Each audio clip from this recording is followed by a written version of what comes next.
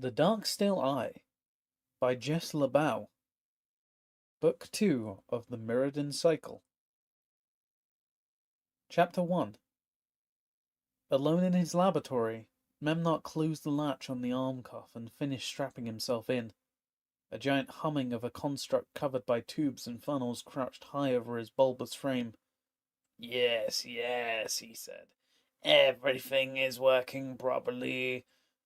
Memnock eyed the straps and the glittering lights covering the artifact. So much effort for something so simple.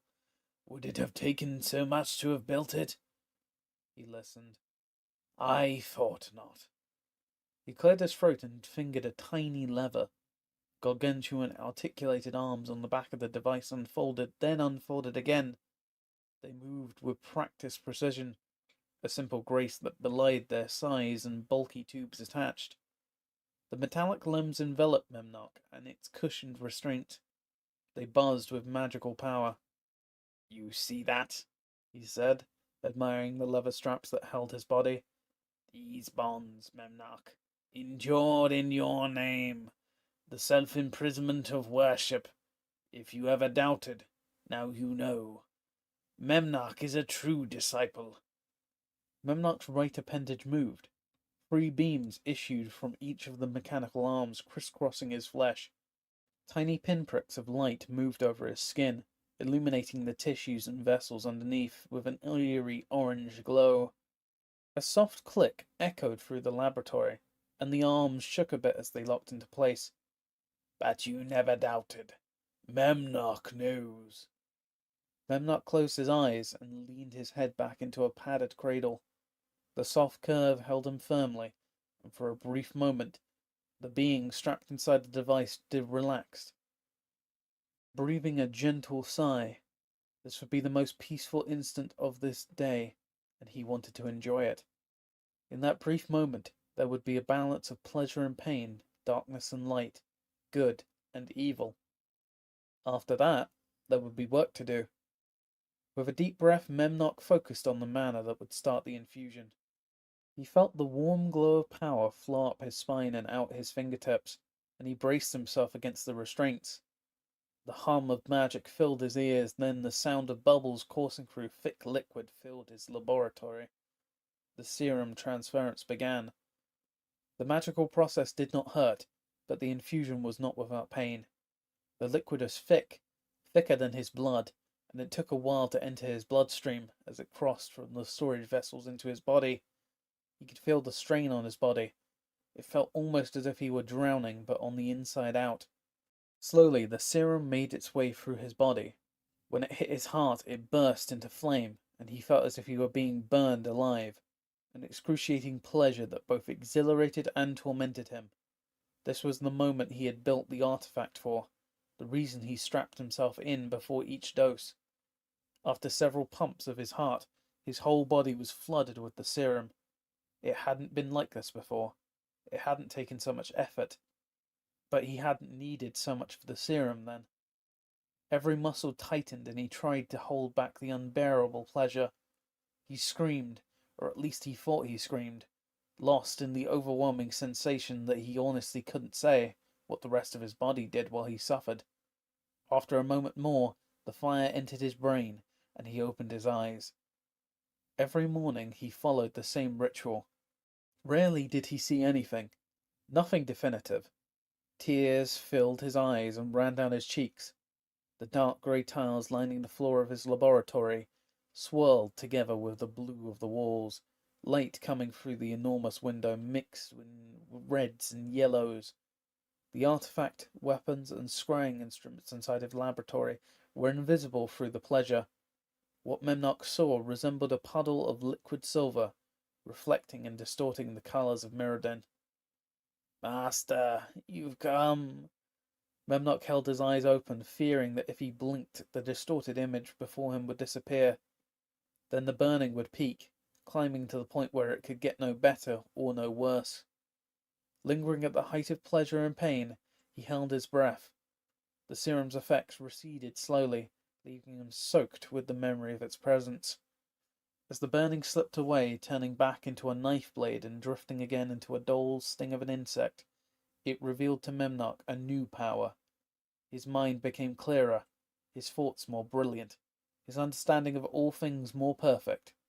His overlarge bulbous felt more nimble, less burdensome, more alive. His 4 hydraulically enhanced limbs felt stronger, and his 6 magically perfected eyes now revealed the true secrets of the world. The tears ran away, clearing his sight, his vision of the Creator, his master, slipping away. The floors and walls took shape. His scrying pedestal rose up from the ground, cradling in its basin a pool of silvery liquid, and the massive window that formed one of the whole walls of his laboratory came back into view. Beyond it, the glowing blue-white ball of pure mana at the center of Mirrodin pulsed, and its rays warmed his face. Memnoch gazed out of the window. Crystal-shaped chrome spires rose up from the curved ground, reaching for the mana core like plants to a sun. Odd how organic life copies artifice. Is it the same on other planes? He listened. Yes, that is what Memnoch thought. The door slid open, and a figure entered the room. It was a metallic bipedal creature, similar in shape to the elves or humans of the outer world, noticeably lacking the enhancements and improvements Memnoch had given himself. Memnoch recognized the creature immediately. Malil, he said. Come in, come in. Is everything all right, Master? I heard screaming. Memnoch maneuvered controls, and the articulated arms withdrew, the straps holding his body inert during the ritual released, and the device let out a long, slow hiss. Yes, everything is just fine, is it not? Memnoch scuttled across the floor towards his servant, the tips of his metallic crab-like leg clicking as they tapped on the stone tiles, the base for his gigantic abdomen dragging along behind him. Thank you for asking us. He could feel the muscles on his back relax, and the sensation of simple calm wash over the last remnants of exhilaration from the infusion. Malil stepped to one side, looking past Memnoch at the huge device. Memnoch watched Malil examine the device. He smiled at the metal man's obvious wonderment. Pride swelled within him, and he looked down on Malil's face, a face nearly identical to his own. He is curious, said Memnoch, looking away from Malil. Shall we tell him what we have created? Malil turned to Memnoch and blinked. Yes, master. He turned back to the device. What does it do? Memnoch smiled. Many things, Malil, many things. What kind of things? Memnoch crossed the laboratory again, looking into the glass funnel full of milky white liquid. He stroked it gently as if it were a favored pet. To begin, he said, not turning away from the device as he spoke, it harvests and stores blinkmoth serum. Is that not right? Malil stood completely still, not making a sound. Memnoch laughed, slowly at first. The problems he had faced only the day before seemed trivial now. Why had he been so concerned over such an insignificant thought? His laughter became hysterical, and his body convulsed. Is it not wonderful? He asked between breaths. Yes, master, replied Malil. Memnoch abruptly stopped laughing. Why must we be surrounded by such puny minds? He said, slamming his fist against the edge of the device. On one side, Memnoch is in the presence of greatness. On the other, the presence of nothing. Lifting himself to his full height, he moved around the control unit, touching one of the arms. Yes, Memnoch knows. You are right. He turned back to his servant, continuing his tour of the device. Here is the delivery system, he explained, rubbing a smear mark from the brightly polished chrome. Delivery system? Memnoch spun on Malil, his legs clicking against the tiles. Yes, the delivery system. He crossed his arms over his chest. You see what Memnoch must deal with, how he lacks the intellect to understand. Malil lowered his eyes to the floor. I see. Memnoch scrutinized his servant. Malil was tall by elf standards, with an ordinary pair of legs and matching arms. He had a wide, strong chin that mimicked that of a human, and narrow, gently sloping shoulders. Except for the fact that he was made entirely of metal, Malil could pass for one of the humans on the surface. Memnock turned away towards the window. At one time he had looked just like Malil. At one time he too had been made entirely of metal. The thought made him sad. He looked down at his hands. A line of red liquid seeped over the edge of his fist where he slammed it against a device. Memnock touched the spot with his finger. He actually bled. Memnock, the guardian of Mirrodin, was bleeding. His sadness turned to anger. Is this what you intended for me? He held up his bleeding fist. When Memnock was made, was this what you imagined? Malil stepped forward a step. Master? Memnock looked back and down at his arm. This is not what the Creator intended, is it? Memnock shook his head. You, who made Mirrodin, then placed it in Memnock's custody, did not want this? He listened but heard nothing. Has Memnock not been faithful? He listened again. Of course, of course. So why have you forsaken Memnock? Memnock paced the lab. He ran from the room, then paced his way back the way he had came, his feet making a high-pitched grinding noise on the tile as he spun. You have not, he continued. Memnock's perfect body, the body you gave Memnock, created for Memnock, is slowly turning to flesh. If this is not your wish, then whose? If you had not wanted this, then why is it happening? Has Memnock failed? Memnock shook his head. No, Memnock could not. Memnock would not. Memnock has been given the task of protecting Mirrodin, or caring for it until the Creator itself returns. Memnock has done that. Memnock has done the very thing you asked of him, and more. Master? Memnock looked up. Malil blinked, watching him. Master, are you all right? Yes, he said. Why would Memnock not be all right? The scrying pedestal in the middle of the laboratory began to change colours, wavering dark blue. Memnock scuttled over to it, lifting his considerable girth off of the floor so as not to drag it along behind him. Setting down before the metal pool, he looked into the silvery liquid. Ripples formed at the centre of the perfect circle, spreading out in rings towards the edge of the basin. Images began to form. Images of gigantic metal tunnel. The blue lacuna. Memnock brought his metal head closer to the basin. Something is coming down the blue lacuna. Something coming to see us. Malil crossed the room beside his master, gazing down into the pool. More images began to form. Fuzzy pictures, and they were moving fast.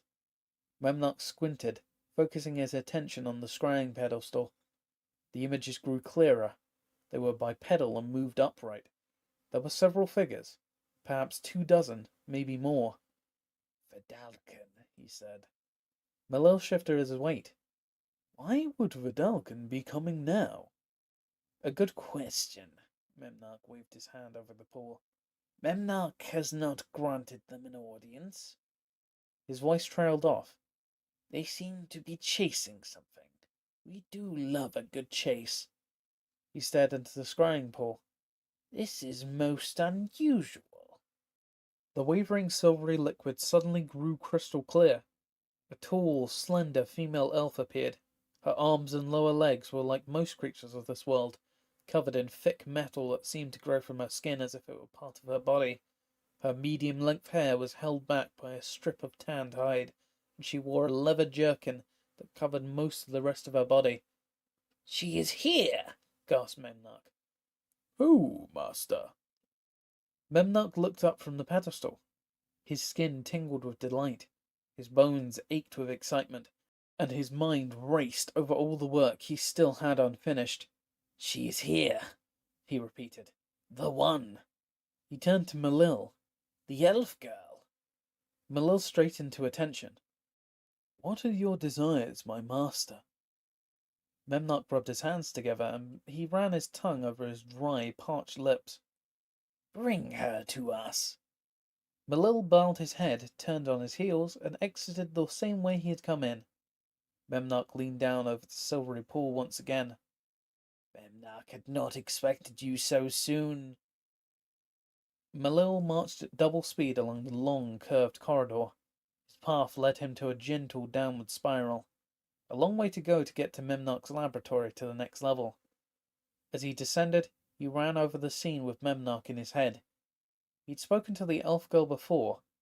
Malil didn't claim to understand everything.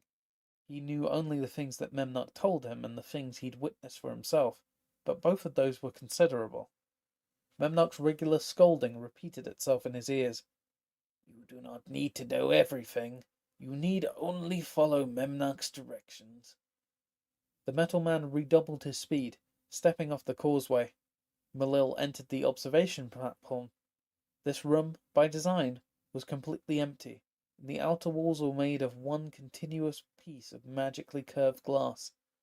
From here, he could see the entire interior of Mirrodin.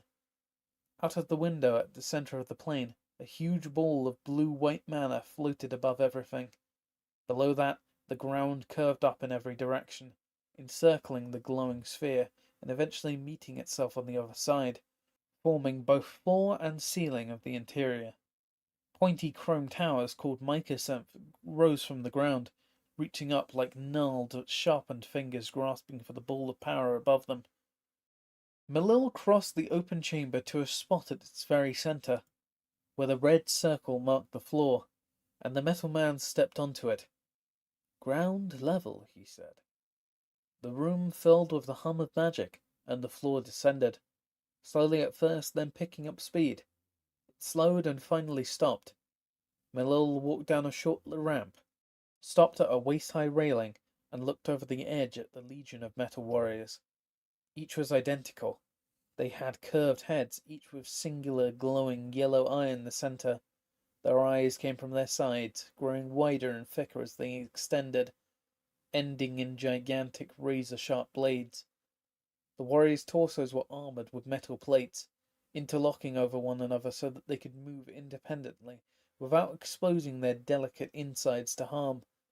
Where a human or elf would have legs, these warriors had two wheels tipped with heavy spikes sharp enough to puncture even the strongest metal.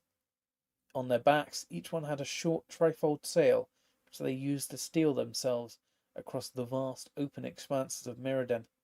The metallic killers crouched, quietly, ready and loyal, prepared to stay where they were used for an eternity, or cut down an army at a moment's notice. Malil smiled. "Open the gates," he shouted. "The Guardian wishes for us to bring back an elf."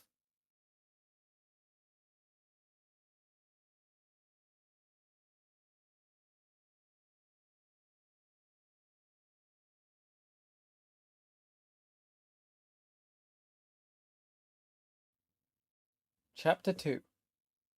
Gussum ran. She ran with all of her might, all of her being, it seemed. The elf before her sank down and down. If she didn't know better, she would have thought this great hole in the ground through which they have descended led right through the middle of Mirrodin and out the other side. Of course, that couldn't be the case. Slabad ran beside her. His wrinkled little goblin body moved surprisingly fast, considering how short his legs were. His tool pouch bounced against his body as he ran. It always did whenever they were running away from something. It seemed as if they had been doing that ever since the day they met. Gissa spared a glance over her shoulder. Bosch, the artifact golem, tromped along behind her. His rusting iron frame seemed to lumber along, but what he lacked in agility he made up for in size and strength. Each one of his footsteps measured more than 3 of Glissa's. It was a good thing, too.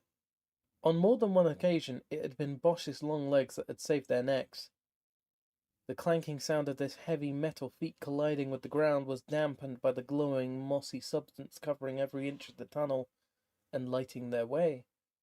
The funny thing about Bosch was that no matter what he did, his face always held the same stoically serious expression. Right now, that look of utter concentration and contemplation seemed appropriate. In the giant construct's outstretched arms, the newest member of the group rode, her face curled up tight in a grimace of pain, her hands gripping her leg. She had been hit by a harpoon while standing beside the knowledge pool. They had already removed the metal shaft, but the leg was still broken. Brenna was a human wizard of considerable power, though none of those powers could heal her broken leg. Gussa turned her attention back to the mossy ground before her. It gripped her feet, making each step more tiring. The lacuna tunnel through which they ran was round and regular, and travelled downward in a curved line. The slight bend in the passage blocked Glissa's view of the warriors pursuing her. That, at least, was comforting. Though she couldn't see the Vidalcans, she knew they were there. She could hear their marching feet squish against the mossy ground as they gave chase. Of course they were going to chase her. She and her friends had broken into their most sacred place, even though it was for a good reason. Gussa didn't think the blue-skinned, four-armed creatures saw it that way. In fact, she felt certain they wanted her dead. Rounding a bend, the lacuna split in two. Gussa coasted to a stop, breathing hard. Were this the tangle, she would know which path to take, but she was a long way from her home now, in a place that until a few minutes ago she never knew existed. Rowena, which way? The wizard looked down through pained interior eyes. How would I know? Left. Bosch's voice boomed over Rowena's. Gussa looked up at her metal companion. Left? Left. How you know? Slowbad asked, now gasping beside the elf. Your memory back now, huh? The goblin's voice rumbled through the tunnel again. Yes, I remember this place. The sound of the marching Vidalcan army grew louder in the curved tunnel. Gussa looked to Bruenna. The human shrugged. We go left, announced the elf. She continued her sprint down the tube. The goblin loped along beside her as the clank of Bosch's massive feet resumed. The tunnel continued on, and the mossy covering grew thicker, more dense. After another long turn, the passage straightened, and a bright blue-white light beamed in. Gussa shielded her face, her eyes painfully adjusting from the dull glow of the moss that lit the tunnel to the blinding light of the now cascading down on her. Slowing down, she asked, where is that light coming from? I don't know, replied the mage. The mana core, answered Bosch. He nudged Glissa forward with his great bulk. It is a long way off. We can travel in safety. The elf shook her head. I hope you're right. Hope it's not levelers, added Slowbad. Slowbad not dismantle a whole army. No, but the Vidalcan army will dismantle us if we don't keep going, said Brenna. Not the most ideal set of options. Gussa took off without another word. Brenna was right. It didn't matter what the light ahead of them was. They couldn't stop. Better to head for the possibility of escape than cower from it and be killed by the Vidalcan. The light grew as her comrades ran. Gussa could make out the end of the great tunnel. Backlit shapes began to form between the light and the thick carpet of moss. At last, elf, goblin, golem, and human burst from the lacuna. Gussa fell to her knees at the sight before her. Her stomach churned and her eyes seemed unable to focus. The world she had known, that had been changing daily for years now, was again turned upside down. It's true, she whispered.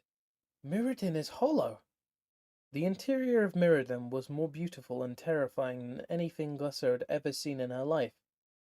It was as if all the world had been turned inside out and stuffed down the lacuna. Since Chump's final words to her, she had tried to imagine it, but imagination fell short of the reality. A whole world rolled out before them. Spires of crystalline chrome rose from the ground, reaching towards the sky like trees and brambles of the tangle. But unlike the great metal forest, these structures were not so close together. At their tops, where branches and leaves should have been, these spires came to jagged points. The towering growths rose from the ground towards a blinding blue-white ball in the sky. A low, electrical buzz issued from the hissing core, made up of mana, Glissa guessed, filling the interior of the plane, settling over all creatures and structures as if it were a blanket. It didn't drown out all other sounds, but it created a barrier that other sounds couldn't escape. If Slowbat and Bruenna were too far away, Glissa felt certain they wouldn't hear her call their names. The sensation from all of this all-encompassing noise was odd, but somehow comforting to the elf, as if in this wide open space, a little piece of it had been reserved just for her use. Above the interior sun, hanging from the ceiling, more of the pointed chrome monoliths jabbed downward. From where Glissa stood, the interior of Mirrodin looked like a rotting, toothy mouth, poised to bite down on the mana core at its center. The mossy carpeting continued from the lacuna, covering the ground and everything in its path. Here and there, the straight patches that had been seemingly stripped away, making lines on the ground like veins of a leaf. In these openings, polished metal shone through, reflecting the light of the mana core overhead. In the far distance, a tall blue tower distinguished itself from the rest of the surroundings. It stood above the other pointed towers and ended in a rounded bulb at the top. Though all the other spires were covered at the base by the mossy ground covering, this one was not, and it shone brightly, reflecting the blue-white glow that touched everything. Looking out over this mystical world, Glissa became dizzy. She felt as if her brain were growing, as if it might burst from her puny skull. There was so much to take in, and none of it seemed to make any sense. The monster her parents had spoken of in the bedtime stories were now all suddenly real. A whole world existed inside her world. But that was possible? What is all of this? She asked, not really expecting an answer. These tall chrome structures are called mycosynth, replied Bosch.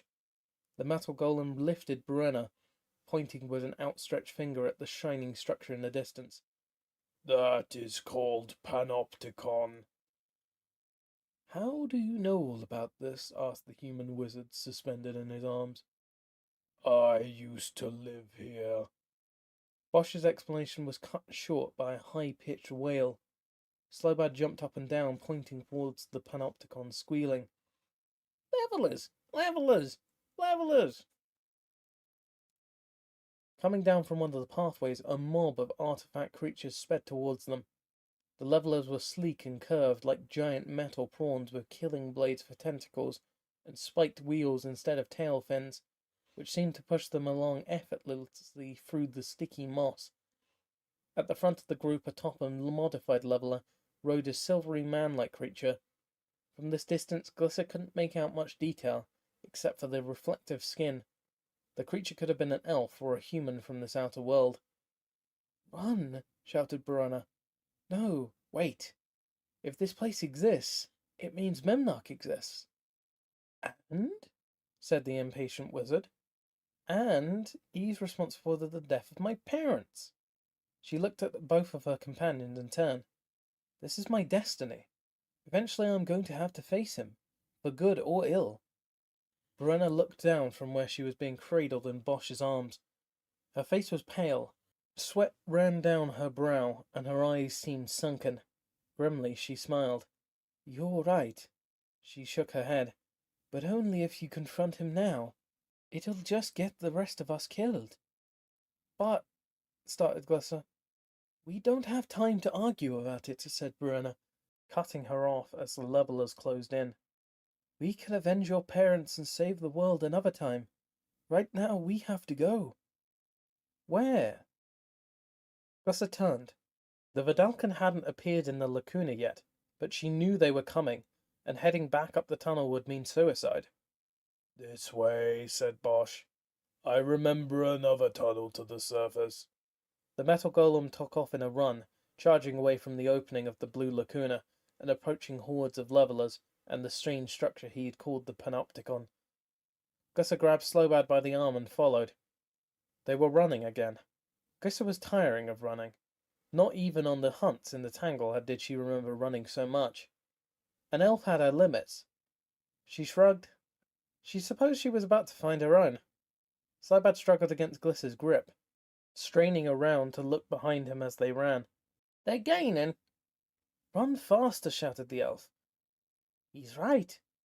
Brenna looked back over Bosch's shoulder as he carried her. Bosch, how far is this other exit? A long way. The human wizard lifted her arms out to her sides and spoke a single word. Her hands flashed with blue light.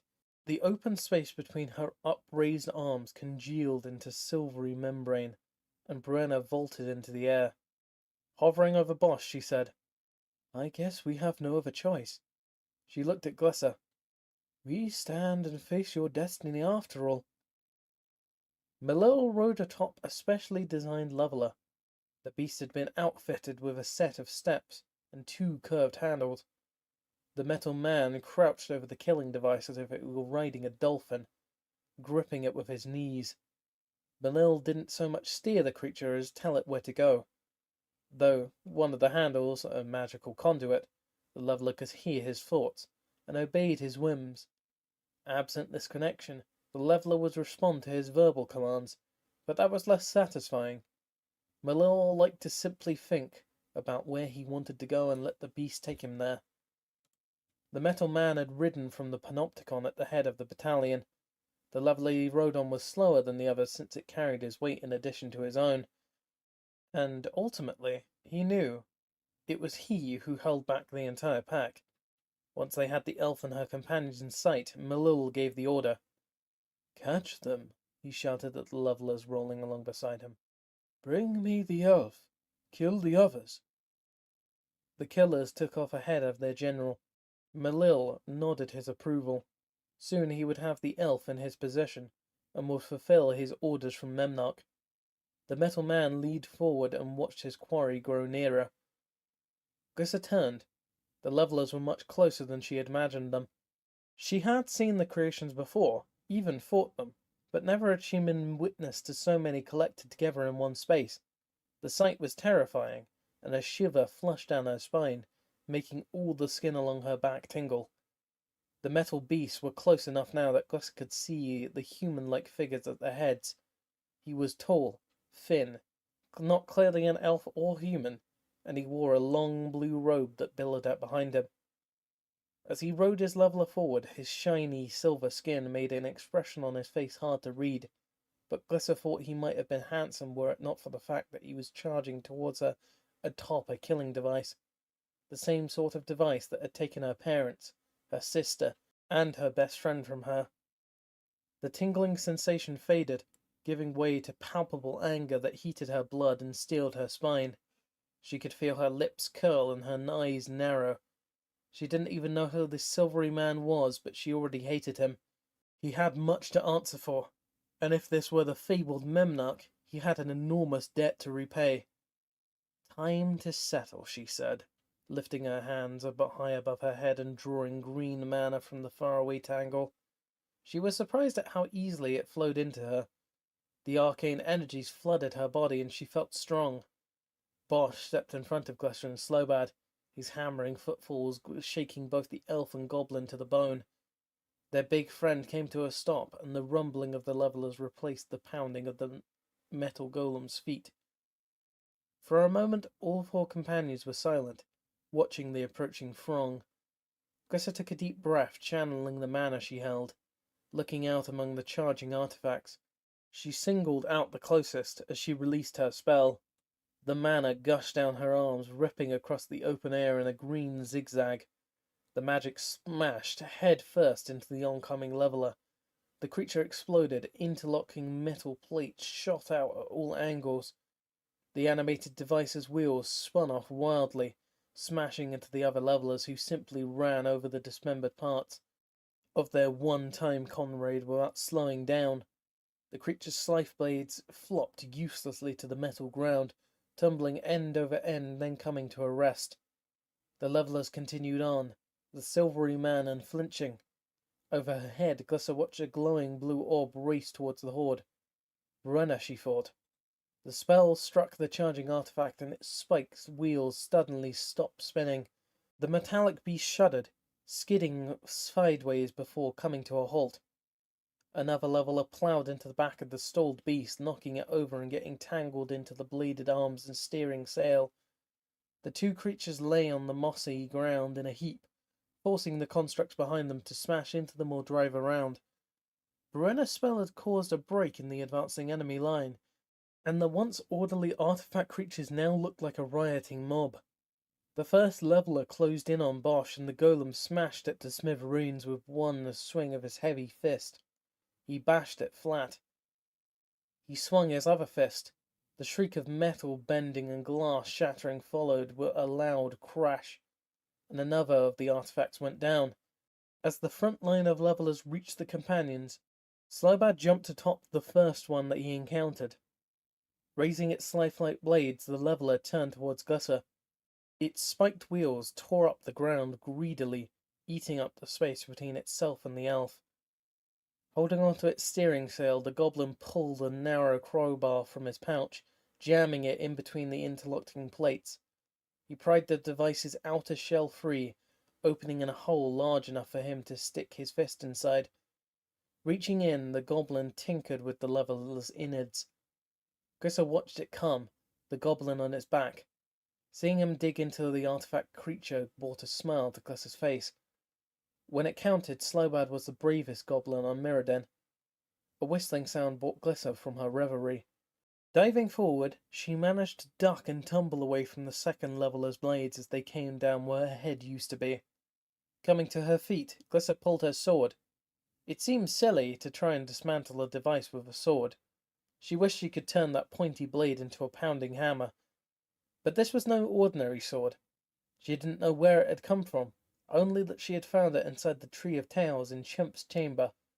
It was more powerful than any weapon she had ever wielded, and for that, at this moment, she was grateful. The blade rang as she bashed back the new leveler's attacks. Sparing a glance to her left, she saw the leveler with Slowbad on it was back and almost on her. Looking back and leaning in, she lunged for the artifact's glowing yellow eye. Her blade struck the seam, lodging between the housing and the lens. Twisting her sword, Glisser popped the creature's eye from its socket, and the device swung side to side, grasping with its arm blades like a blind man trying to catch a thief. Glisser turned to the leveler as Slowbad on its back. The construct brought its arms together, scissoring down on the elf with a razor-sharp grasp. The artifact was close, closer than Glisser had thought. She rolled backwards, falling onto her behind, and ducking away from the blades. The creature missed her, just barely, and it opened its arms, ready for the second deadly embrace. Gusser scooted back with a little more room to move. The leveler behind her still flailed blindly. The one before her leaned down, ready to take her head from her body. The killing device brought its blades together, right down on her. Pushed back against the flailing, blinded leveler, she had no room to move. Gusser cringed, bracing for impact, but it never came. The artifact creature veered to the right, turning away from Gusser and lunging at the flailing leveler behind her. "Kill it!" shouted Slowbad from the creature's back. "Cut it up!" The device followed his orders. Gusser rolled away and got to her feet. The two levelers cut into each other. Sparks flew as Slowbad's fighter slashed through the blinded monster's torso. The goblin leaped onto the back of another device, his crowbar gripped in his three-fingered hand. Bosch smashed devices with both fists. Brenner froze the oncoming monsters in their tracks or blasted them away with gusts of wind. Slowbad turned them against each other, or dismantled them as fast as his little fingers could pry them apart. Gusser battled them back with her sword and her magic. Still, the mass of sharpened creatures came on, endless and unrelenting. The flood of levelers swarmed over Bosch. Their spiked wheels pushed them up his body. Their scythe blades struck him, and his body rang out like a tolling bell. In a matter of seconds, the giant metal man disappeared under a pile of killing devices. A high-pitched squeal filled Glisser's ears. Slowbad had jumped from one device and now rode on the back of another. His arm was buried to the elbow inside the creature's metal frame, and his face was held tight in a pinched, pained expression. With the fist of the other hand, he beat on the leveler's hide, pushing, pulling, and squirming to get his hand free. Something had gone wrong. Slowbad was caught. The leveler he rose reached its arms back and swiped at the goblin. Slowbad ducked, but the tip of the creature's scythe blade caught the side of the goblin's head. A chunk of Slowbad's scalp sliced away, and blood splurted down his neck. Gus's heart sank. Her stomach felt as if she'd swallowed her bottomless pit. and the hairs along her back and neck stood to attention. She watched as the beast took another swipe at Slobad. The goblin disappeared from sight. The creatures swarmed in, climbing in on top of each other to reach the sky and pluck Brenna from where she flew. Gussa heard the human wizard scream as she was brought back down to earth. The horde of metallic monsters closed in on the elf, blocking out the reflected white-blue light of the mana core. Thrashing about with her blade held high, the elf fought off one leveler after another. Scythe blades fell to the ground. Eye sockets went flying. Spiked wheels were cut in two. Still, the circle closed down, and there were too many to fight on her own. Slipping her blade into the crease between two metal plates, Glissa lunged to kill another leveler. As she stretched out, a sharpening claw tore into her side. Then a spiked wheel collided with her leg, and the elf fell backwards onto the ground. In seconds, she could feel her arms pinned and her legs immobilized. Someone pulled the sword from her grip, and the tip of another blade touched her exposed belly. Spread-eagled, limbs held firm, a deadly weapon pressed against her gut. Glissa thought about her family and Kane. She was going to die, and with any luck, she'd see them again in whatever place elves went to after they left the horrors of this world. Even the thought of seeing her parents again couldn't quell the fear inside her. Life on Mirrodin had been no picnic, but she didn't want to die, especially not at the hands of a leveler. Over the past few rotations she had come to believe, really believe, that she had a destiny, a greater purpose, and her quest had become a monumental failure. She had travelled to bring her parents' killer to justice, only to be slaughtered in the same fashion. It seemed tragic. She wasn't the only one here. She had friends now, friends who had followed her to this place.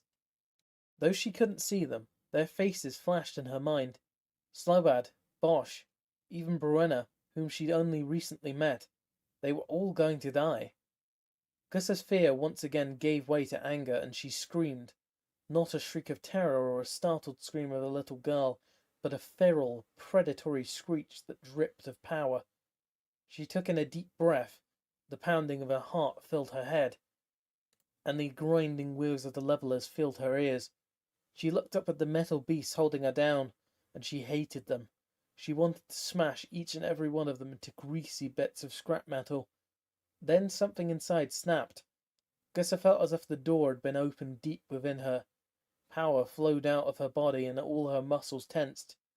A wave of green energy exploded over the battlefield, filling the interior of Mirrodin with a bright flash of light, followed by silence. Nothing could be heard. Not the grinding of the levelers, not the buzzing hum of the mana core. It was all quiet.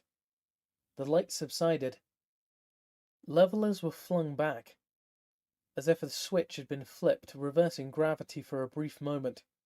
The killing devices were launched into the air. Their blades flailed. Their steering sails flapped side to side without result. Just as suddenly the switch was re-engaged, and the constructs fell back to earth, smashing into other levelers and crashing into a tangled heap. Glissa was free. Beside her, Brenna hovered. The artifact monsters that had pulled her from the sky were thrown away, and the wizard launched herself back into the air, no longer a captive. A pile of killing devices completely covering Bosch were torn off, tossed into the metal ground like discarded children's toys. The heavy carapaces had cracked on impact, sending metallic sinews and glass lenses flying in all directions. Metal torsos collapsed in on themselves, smashing the mechanisms inside. The glowing yellow lights in their eyes went out. All the climbing devices were flung away, and the great metal golem was revealed. Bosch wasted no time. Stepping over a wall of bent and ruined metal, he reached down and picked up the leveler with Slobad on his back. Squeezing his fingers together, he pinched the beast's lower back. Its head popped off and the mechanism inside squirted out. Slobad's arms slipped free of the creature's carapace, escaping from whatever it had held it, and he climbed up on Bosch's chest, crouching on the golem's shoulder. "Thank you," cried the goblin, holding Bosch's neck. "Now run, huh?" Bosch turned, and his feet resumed their heavy drumming on the metal ground. From the distance, more levelers advanced. Before Glissa, a crescent-shaped portion of the ground was clear from the levelers and rubble alike. It was as if the elf's anger had created a giant gust of wind that had blown everything back. But it had been more than that. Where a spell had touched the leveler, it had been destroyed. Bosch reached down and scooped up the young elf where she stood. He continued on, Brenna flying beside him. Slowbad looked at the elf with wild eyes. How you do that, crazy elf? Glissa looked down at her hands. I don't know, I just did. Think you can teach Slowbad that trick? Make taking apart levelers easy, huh? Yes, it would, but I haven't figured out how to do it myself. It just sort of happens. Brenna swooped down closer to Bosch. Where to? Bosch lifted his face, pointing with his chin. Just over that rise, there's another entrance to the Blue Lacuna. Glissa wrinkled her forehead. The Blue Lacuna? The tunnel we came down. It is called the Lacuna. I know that, but you said the Blue Lacuna. Are there different colors? There is a red one and a blue, but no green. How do you remember all this stuff, huh? Asked the goblin. Dross finally leaked from your rusty head? The pool of knowledge, interjected Brenna, nursing her injured leg as she flew. The pond we jumped into that led us down here. I told you my father was right. The Vidalcan have a way of putting all that they know, everything that every single one of them knows, into the serum inside. Our swim through must have revived Bosch's memories. Yes, replied the golem. Wait. Over Bosch's shoulder, Glissa watched the surviving majority of the levelers' battalion start to regain their composure and line up behind the strange metallic man. We can't go back into the tunnel. The Blue Lacuna? The Vidalcan are inside. The entrance should bring us back to where the tube splits into two paths. If we are lucky, we will avoid them. Bosch headed up a slight incline, and Glissa turned. Just ahead, barely visible in the near distance, was an opening to the tunnel that the golem spoke of. She looked back at the levelers. Better hurry, they're gaining again.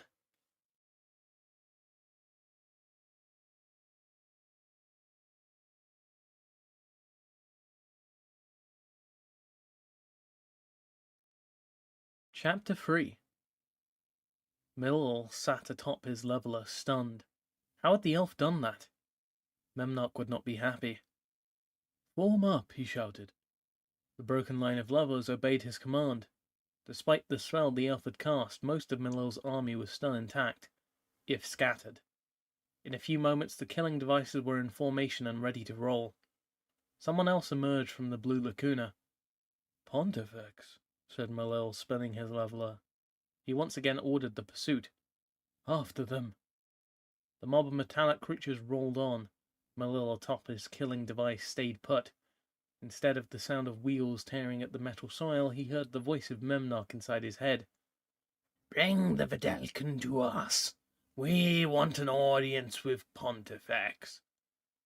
Here, in the interior of Meriden, the Guardian could speak to Millel, no matter where he was. From what the metal man could tell, Memnock could see through his eyes as well. No doubt the Guardian had been watching the entire encounter with the elf. There was no way for Millel to be sure of this, no indication inside him that told them that it was happening. For all he knew, Memnock could be watching constantly. Millel behaved at all times as if this were the case, just to be safe. Millel urged his leveler forward, towards the opening of the Blue Lacuna. Pontifex stepped from the tunnel, with the head of a broad-tipped spear. The tall, slender Vidalcan shielded his eyes from the Manicor's glow. Bright purple spots clouded his vision. A team of warriors filed out behind him. Marek, where is that elf? He shouted. The four-armed bodyguard shrugged. I don't know, my lord. Pontifex had to catch that elf. He needed that elf. The spots began to fade, and for the first time he saw the leveler horde.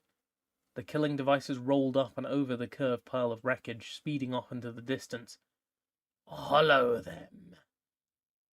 The army of skinny, light-blued, four-armed beings behind him took off double time without a word, the heads of their spears gleaming in the preternatural light. To Pontifex, the interior of Meriden was a wondrous place. He had been there many times on official visits to Memnock, but this time was different. This time he came as the newest leader of the Synod. This time he hadn't been invited. The thoughts of being chided by Memnarch tugged at the back of his thoughts. The freedom he took in coming here with his warriors was exhilarating. As if his thoughts had been broadcast across the interior of the plane, Malil, Memnarch's personal servant, appeared riding his leveler towards the Vidalcan. Malil was new. Memnarch had created him some time between the last 2 blue moon cycles and the current convergence, and Pontifex had only encountered him once before. Still, there was no mistaking whom he served. Atop his live metal body, Malil had a face of the creator. From his shoulders up, every curve, nuance, and gesture was replicated exactly. Talking to Malil produced a mixture of emotions for Pontifex. Malil was a servant, but he looked so much like Memnarch that he was hard to look at right in the eye. Though he was unsure if it were true, Pontifex assumed Memnarch could hear everything Malil could. Certainly, the Guardian of Mirrodin could see everything on the plane from inside the panopticon. Why wouldn't he be able to hear what his servant heard? This annoyed Pontifex. He was the most respected researcher on Mirrodin, and now he was the leader of the Vidalcan Synod. Why should he have to speak to an intermediary? He hadn't before. Now, instead of talking directly to his lord, he had to get past a mere servant. The whole process was humiliating. Malil pulled up and stopped his leveler. "Greetings, Lord Pontifex." "I have no time for pleasantries, Malil," replied the Vidalcan lord. "Where is the elf?" "She is headed for the second entrance of the Blue Lacuna." The metal man, who looked so much like the Guardian of Mirrodin, pointed down towards the receding column of levelers. Pontifex spun towards his army. "Halt!" he shouted. The order worked its way up the line of marching warriors, the words echoing in different voices all the way up to the front. The line stretched out and finally stopped. Marek returned to Pontifex's side at a sprint. "Your orders, my lord?"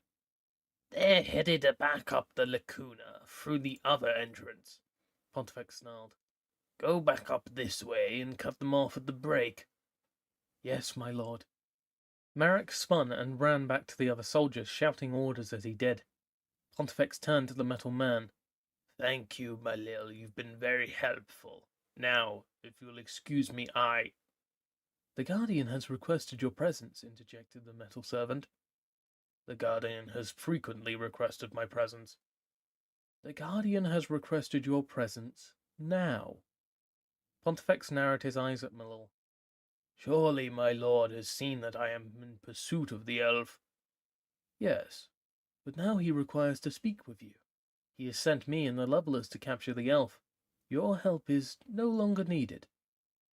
"My help is—" Pontifex cut himself off, gripping his 4 hands into fists. He took a deep breath, then continued. "Of course, I shall report to his lordship at once." "I shall escort you to the panopticon." Through gritted teeth, Pontifex said, "As you wish." Malil led Pontifex up the lift. The two rode in silence. When they reached the observatory, Malil spared a glance out the window. In the distance, he could see his levelers, a column of rust, rising into the air, marking their progress. The metal man and the blue-skinned Vidalcan climbed the curved entranceway to Memnarch's laboratory, and at the top of the panopticon. Beside the door stood a rectangular pedestal, which rose from the floor to the height of Malil's waist. Embedded in the top, a triangular red stone pulsed with a soft internal light. This was the portal to the laboratory, and only Memnarch and Malil could open it. Malil placed his hand on the stone, and the door to the chamber slid open. Turning to the Vidalcan, he indicated the door with a wave of his hand. "You are free to enter." Pontifex glared at him as he brushed past into the laboratory. Inside, Memnarch gazed out over the interior of the plane. From behind, the Guardian of Mirrodin looked like a 4-legged metal crab.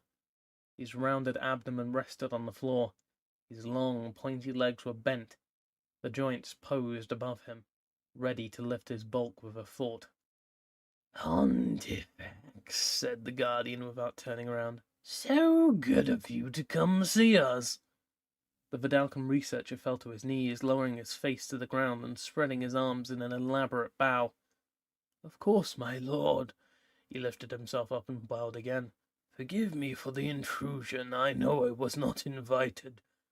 Enough babbling, Pontifex, interrupted the Guardian. Memnarch will forgive you for your insolence and incompetence. The crab-like creature turned away from the window, scuttling around without lifting his midriff from the floor. We forgive your intrusion. Thank you, great lord.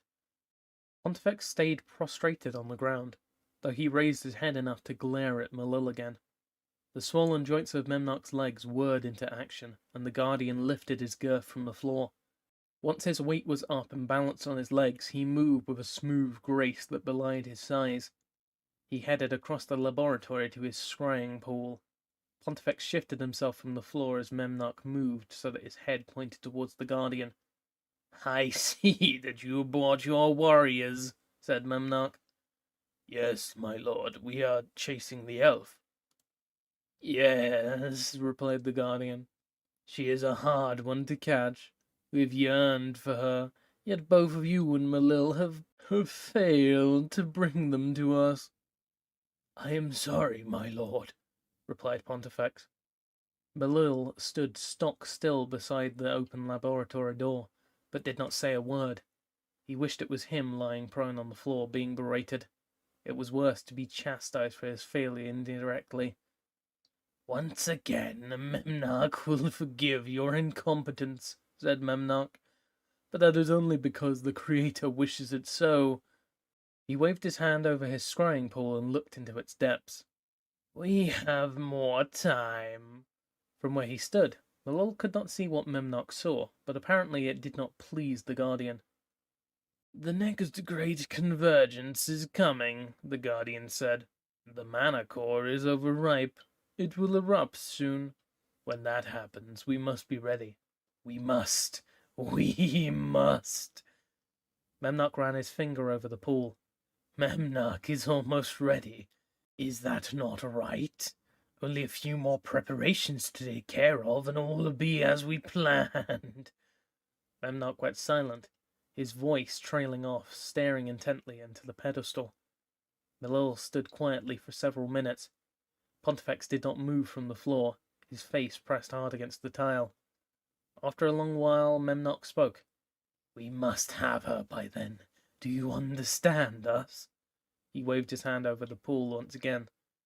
Yes, my lord, replied both men in unison.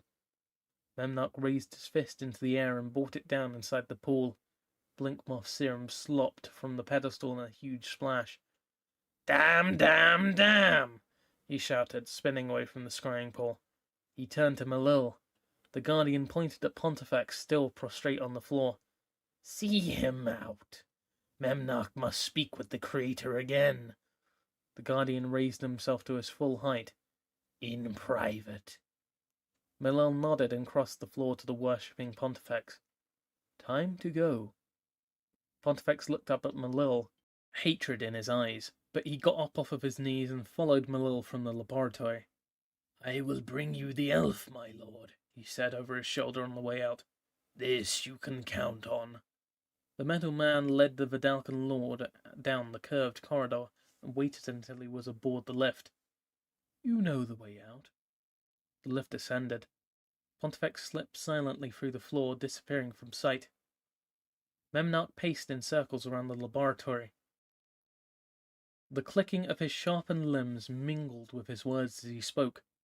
Things were easier when Memnarch and the Creator were the only creatures on the plane. Memnarch laughed. Yes, they were. They were occasional visitors, and sometimes the Creator left for long stretches at a time. Memnarch pointed his finger in the air. Still, he always returned. Now things are different. Memnarch has explored the entire plane. There is no more sense of wonder. There was not much to it, really, at least, not before Memnarch brought in the test subjects. Back then, the only unique things on the plane were the blink moths. He listened. Sure, the towers and chambers you created for us were interesting, but how much can a observer really learn from a tower? The blink moths, though, they could be studied, dissected, and experimented upon. Memnock found the most amazing things, yes he did. He giggled, rubbing his hands together.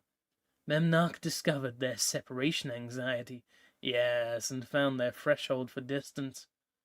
He cocked his head, listening again. Yes, Memnock remembers the first experiment. The solitary moth, taken more than a few meters from the other moths, became frantic, smashing around inside its containment cube. He laughed again, as if it could build up enough momentum to break the glass walls. Memnock lifted an empty containment cube from the desk. He looked at it with all 6 of his enhanced eyes, admiring his own handiwork. It could not, of course. Memnock had seen to that.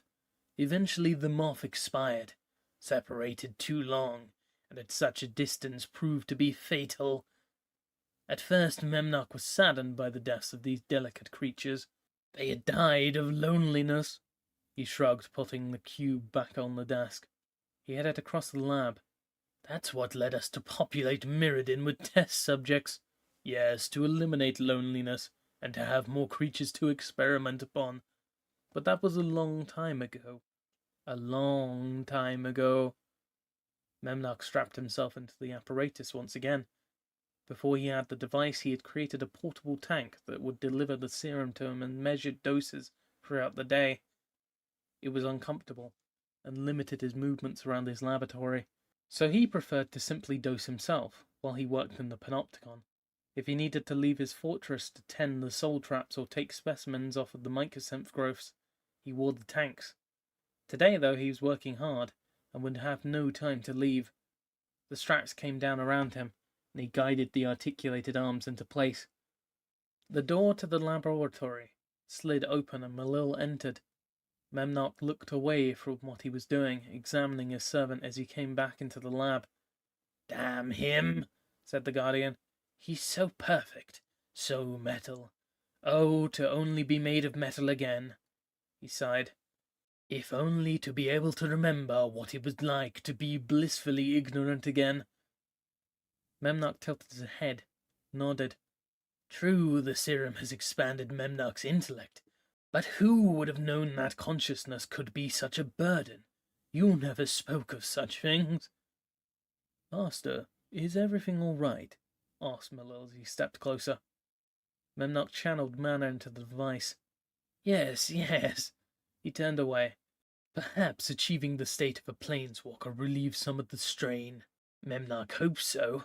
It's a lot of work to struggle with responsibilities of running an entire plane. He pushed his head back into the soft cradle, and the red lights raced over his skin. Memnock looked across the room at Malil. The metal man stood stock still, watching. Do you understand what we are doing? Asked Memnock. Yes. Perhaps soon we will let you have a taste of the serum.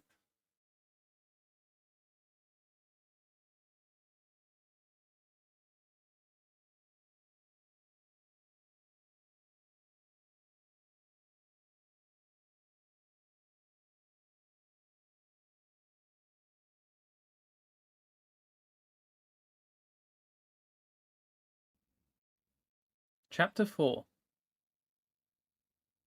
Glissa's eyes adjusted to the dark inside the lacuna. The mossy ground glowed as it had before, but its light was far dimmer than that of the mana core. Can you see where you're going? She asked Bosch as he bounded up the tunnel, carrying her and Slowbad. Yes, came the metal man's reply. Verena hovered along behind, just off Bosch's shoulder. She looked up at the lacuna, and when Glissa looked over the golem's shoulder, they were almost face to face. How's your leg? Asked the elf. It hurts. How long will that spell be able to keep you in the air? Long enough to get us back to the Lumen Grid, if we don't run into any Vidalcan or levelers. Don't look now. Slowbad stuck his scrawny arm out in front of him, pointing down the tunnel. Well, maybe should look, huh? Glissa turned to see the point where the 2 paths at the lacuna joined, heading up to the surface as one tunnel. Coming round the corner, spears held high, was the front of a Vidalcan army. Hurry! If we can get past these few before the rest make it around the corner, we might be able to get by. Glissa could feel Bosch's whole body rumble as he spoke. Good plan. The golem took off at double speed. Hope the crazy elf can do that trick again, said the goblin as they closed in on the slowly growing group of blue-skinned soldiers. Better figure out how to make that happen, huh? Yeah, right, replied the elf. Marek turned to the corner and looked down the other passage of the blue lacuna. Here she is. Sir, we've cut them off, said the soldier beside him. The Lord Pontifex would be pleased. What should we do? We should... Marek looked back over his shoulder. More Vidalcan soldiers filled the tunnel. It would be some time before his entire squad could march up the passage and join the fight. But more than a dozen soldiers already stood by his side, and more were arriving every minute. Sir? Asked the soldier. Give the rest of the squad enough time to catch up with us. Now don't let them get past, and don't let them go back down the lacuna. When more of our soldiers arrive, we'll capture the elf girl and kill the others. Sir, there are more than enough of us to capture an elf, a goblin, a human, and a rusty old metal golem. Perhaps, but we will do things my way, and you're going to follow my orders, right? Yes, sir. We will delay them until the rest of the army arrives. Marek smiled. Good. Make sure the others have their orders. Are you sure we can get through? Asked Gusser as they scrambled up the lacuna. No, but what choice do we have? Replied Brenna. We could go back. The levelers have surely shallowed us into the lacuna. We'll be trapped between two armies. Gusser looked ahead. The Vidalcan had lined up shoulder to shoulder, 10 wide across the tunnel, waiting. A second line had formed, and a third was beginning to form behind them as more soldiers came around the corner. What are they doing? Clogging the tunnel, said Slowbad. They hold us here for levelers, cut us to little bits. Dead goblin, dead crazy elf, huh? He's right, Bruno nodded. What do we do? We can't fight all of them. No, but we can bowl them over, said Bosch. What? Gus's question was cut short. Bosch lifted both she and Slowbad off of his shoulders. A huge section of rusted iron opened on his chest, and the metal golem stuffed the elf and the goblin inside. You might get dizzy. Bosch replaced the metal piece. Gussa sat, knees jammed against her chest, in complete darkness. The heavy thumping of Bosch's footfalls echoed loud inside the chamber. Is this going to work? She asked. Don't ask Slowbad. Slowbad don't know what crazy golem doing. Brenna flew past the stomping golem. What is your plan, Bosch? Stay behind me and stay close. With that, Bosch pulled his arms to his side. To Brenna, it looked as if they were retracting. His head did the same thing, dropping down inside his body and disappearing from view. The metal giant took 3 more bounding steps and leaped into the air. When he came down, he'd retracted his legs, and his whole body had turned into a perfect ball. The metal sphere rolled at the waiting lines of Vidalcan. Good plan, muttered Brenna as she followed the rolling golem as he crashed into the soldiers. Spears, helmets, and other accoutrements went flying, making a terrific noise as they smashed into one another and came down in a heap. Those soldiers who didn't immediately jump from the way were squashed flat under the weight of the rolling metal ball. Brenna slipped in behind, following Bosch as he bowled the Vidalcan down like a patch of razor grass. Marek couldn't believe his eyes. One minute there was a golem charging down the lacuna at him and his men. Next, a giant ball careened into his soldiers. Blue-skinned, four-armed Vidalcan were knocked every which way, many of them maimed, or killed as the ball rolled over them and through their ranks. Marek dived out of the way to avoid being smashed. Getting up from the ground, the Vidalcan lieutenant dusted himself off. He watched the still rolling ball and the flying human wizard as they passed swiftly through his shattered ranks and continued up the lacuna towards Lumengrid. What was that? Moans were all he got in response.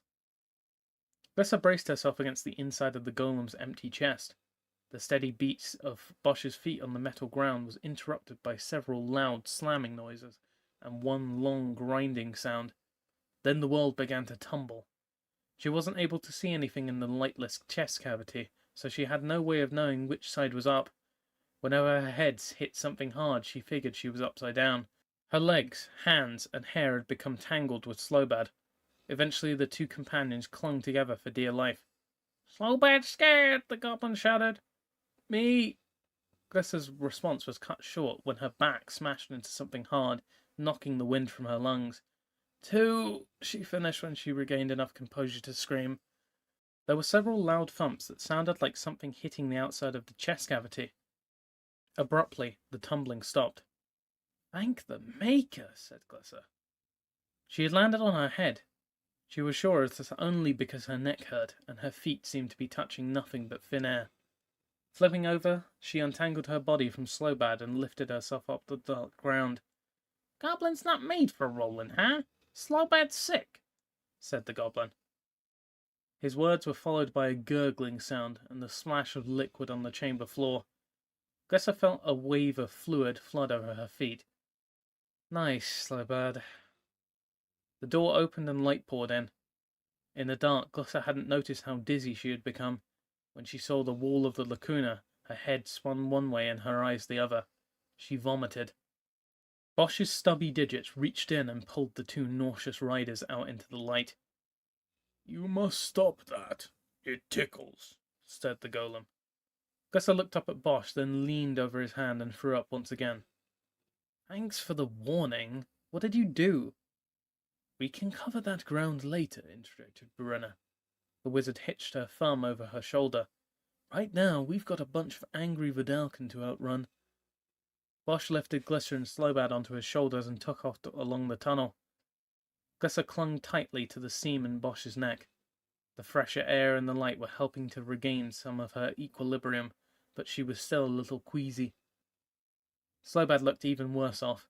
Every few steps his limp little goblin body threatened to fall from the golem's shoulder. He hung on with all his might, his knuckles turning pale against his rumpled flesh. Every time one of Bosch's feet landed on the ground, Slowbad let out a little moan. Brenna hovered behind him. "Are you two going to make it?" Glissa looked up, shrugged, then nodded. "Good, because once we get up to the pool of knowledge, we've still got to get out of the lumen grid." Glissa grabbed her head. "I'd forgotten about that. I'm not sure if I can make it." Slowbad gagged. "Me neither." The company continued up the lacuna. The mossy stuff on the ground began to give way to simple metal, and the tunnel grew darker. The Vidalcan warriors were nowhere in sight, though Glissa knew they wouldn't be too far behind. "We're nearing the top," exclaimed Bosch. The giant metal golem came to a halt. On the floor, the edge of the tunnel rippled.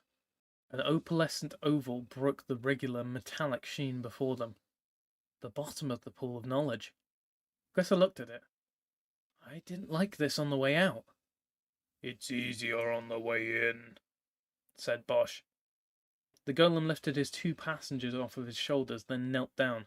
He poked his finger at the floor, and the silvery substance gave way, letting the golem's whole hand pass through.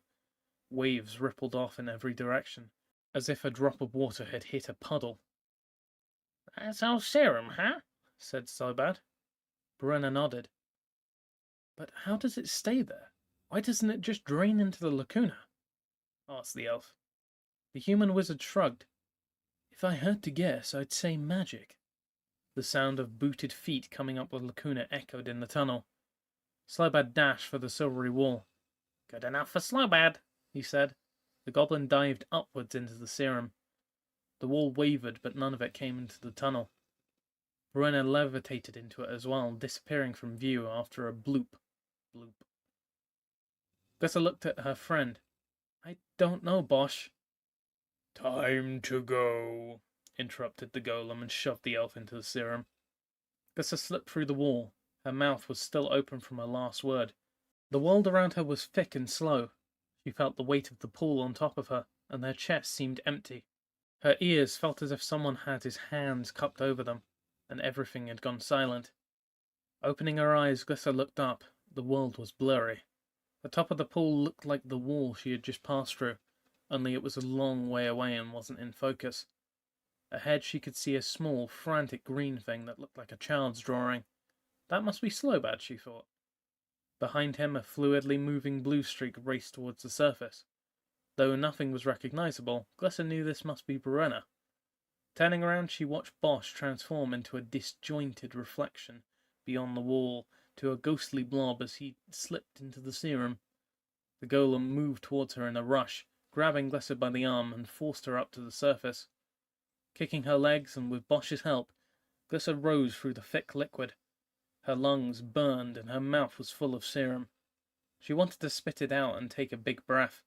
Looking up again, she tried to focus on getting to the surface. It seemed such a long way away. The pool hadn't seemed so deep on the way down. Glissa kicked harder, pulling free of Bosch's grasp. Still, the surface came no closer.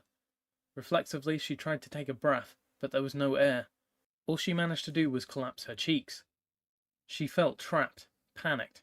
She might drown in this pool. Her heart pounded in her ears and her limbs ached with fatigue. She felt Bosch's hand again, and the top of the pool dropped towards her. She could see the surface clearly now. There were lights, and when they hit the serum, a star formed. There was something else. Dark figures moving around the edge of the pool. She couldn't make out what they were. She squinted, but it was no use. Whatever they were, they slipped from view as her head breached the surface. Glissa spat out the serum and sucked in a huge breath. Blowing it out, she let out another gasp. "I didn't think I'd make it out alive," she shouted, wiping the serum from her eyes. "You won't," said someone in a gurgling voice. The words sounded as if they had come from underwater, far away and muffled. Dragging her hand over her face once again, Glissa looked over the edge of the pool. A dozen Vidalcan guards filled the room.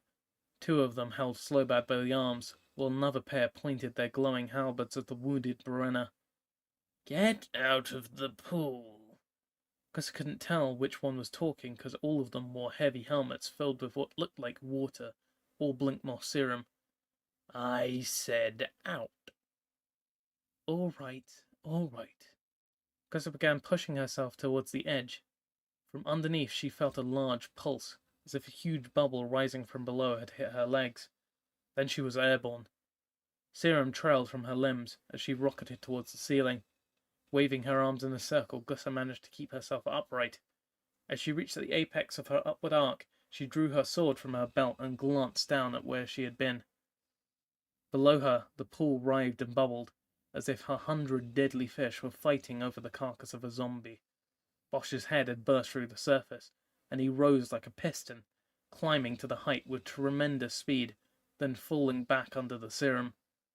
Waves lapped over the golem's shoulders as he slipped back into the pool. The elf came down atop the Vidalcan guard. Her boot heel smashed through the creature's face mask, spilling the liquid underneath. The guard dropped his halberd and clutched his face. Glissa turned on the next Vidalcan guard. This one was already with his halberd.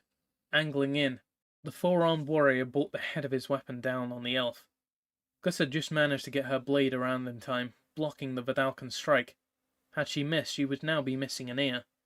Twisting away from the blow, the elf stepped in, pulling her sword free. The guard was defenseless, unable to bring his long weapon in so close, and he backpedaled, but it was too late. Glissa cut a long gash across his belly, opening his robe and abdomen in the same stroke. Pink and purple blobs of flesh poured from the warrior's open stomach. Glissa assumed they were Vidalcan entrails, though she'd never seen the inside of one before. The guard went to his knees, scooping up his guts in both arms and trying to stuff them back in. Glissa turned away, sure that he'd cause her no more trouble, at least for the foreseeable future. 4 halberd blades descended on her at once, blocking each of one of the cardinal directions. "Drop your weapon," came another gurgling voice. Glissa bashed away another one of the great spears, dodging through the hole. As she did so, coming around behind the circle of guards. As she spun, something caught her foot, and the world spun with her. For the dozenth time in how many minutes, the elf landed on her head and saw stars. Not again! Glissa tried to sit up, but her path was blocked by a trio of spearheads. "That's far enough." Glissa looked up into the eyes of the Vidalcan guard. His head swam through a helmet of serum, making his lips and eyes appear stretched and rubbery. He looked like a cross between a fish and a human. No elf could ever look so grotesque. "What do you want?" I want you to drop your sword. Up this close, Glesser could see the creature's lips move as he spoke. Somehow the words seemed to be coming from his neck, or the top of his chest. The Vidalcan jabbed his spear into her belly. All right. Glesser released her blade, and one of the other guards kicked it across the floor, away from her open hand. A great splashing sound echoed over the room, and a wave of serum spilled over the sides of the pool of knowledge. Bosch's head and chest rose into the air.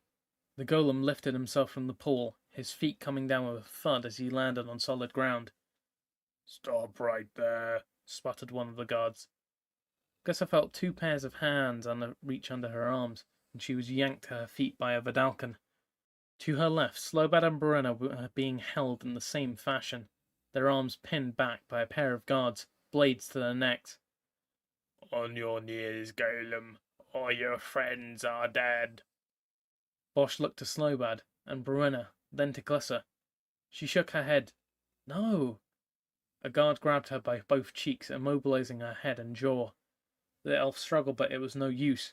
The Vidalcan had a good grip, and all she could do was move her eyes in her sockets. On your knees, repeated the Vidalcan. Slowly, Bosch lowered his head and dropped himself to the ground. A pair of 4-armed warriors rushed over and pried open the metal plate on his back. Flakes of rust fell to the floor. Bosch flinched at the sound. No, don't turn him off. I just turn him back on, huh? A guard shoved the goblin to the floor and knelt on him. Glesser felt a cold chill run down her spine. She'd gone too far.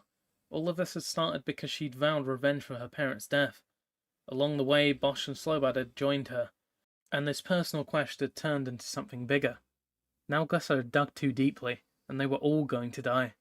She closed her eyes. She couldn't bear to watch. A clank rattled around inside the room, echoing over the pool and the walls. Glesser cringed, remembering how she and Slobad had found the golem, sunk and forgotten lying in pieces of the dross, and a tear ran down her cheek. There was another clank, and another, followed by the sound of footsteps and shouting. Glesser opened her eyes. Humans, wizards, and soldiers alike were flooding into the room. They all wore blue robes, and most carried wicked-looking hook staves, ending in jagged points, covered with glowing jewels. Half of the Vidalcan guards holding Glesser broke off, heading to intercept the humans. The head's elfin jaw were again free. Bosch, get up! The iron golem anticipated her command, standing in a single fluid movement. Bosch brought his hands together behind him. The clap crushed the Vidalcan to pulp and shut the golem's open access port at the same time. Spinning to face the remaining guard, the golem let the Vidalcan's limp body fall to the ground. Glesser didn't see any more. With her arms still held by 2 guards, she kicked her legs into the air, flipping over backwards and coming down behind the Vidalcan. Twisting, she got one arm loose, and that was all she needed. Funneling mana into a spell, the elf willed her body, strong as a bear, her skin tough as bark. Her arms grew thick and muscular, and her once lithe elf frame doubled, then tripled in size. Reveling in her newfound power, Glesser scooped up the guard who still had a hold of her arm, lifted him over her head with a feral grunt, and heaved him against the wall of the chamber. His face mask cracked from the impact, leaving a wet streak down the wall as he slid to the ground. Turning, Glesser reached for the other guard, but he was gone. A human soldier had the crook of his staff wrapped around the Vidalcan's neck, the tip dripping blood as it poked from the throat. The rest of the Vidalcan guards had suffered similar fates, and as quickly as it had started, the fight was over. Bruenna, her arms draped over the shoulders of the 2 soldiers, hobbled up to the elf. They got here just in time, she said. Glesser looked around. These are your soldiers? Bruenna chuckled. You saw the marketplace. Many people from my village worked inside the looming grid. But they seemed so scared before. Everyone scattered when Pontifex came through. What makes them so brave now? There is no love for the Vidalcan in my village, replied Bruenna. When the time comes, we shall take care of our own. Bosch stepped up beside the woman, Slobad on her shoulder. No time to waste. The other Vidalcan warriors will be coming from the pool any minute. He ran his huge, glowing eyes over the floor. I do not think they will be happy to see us.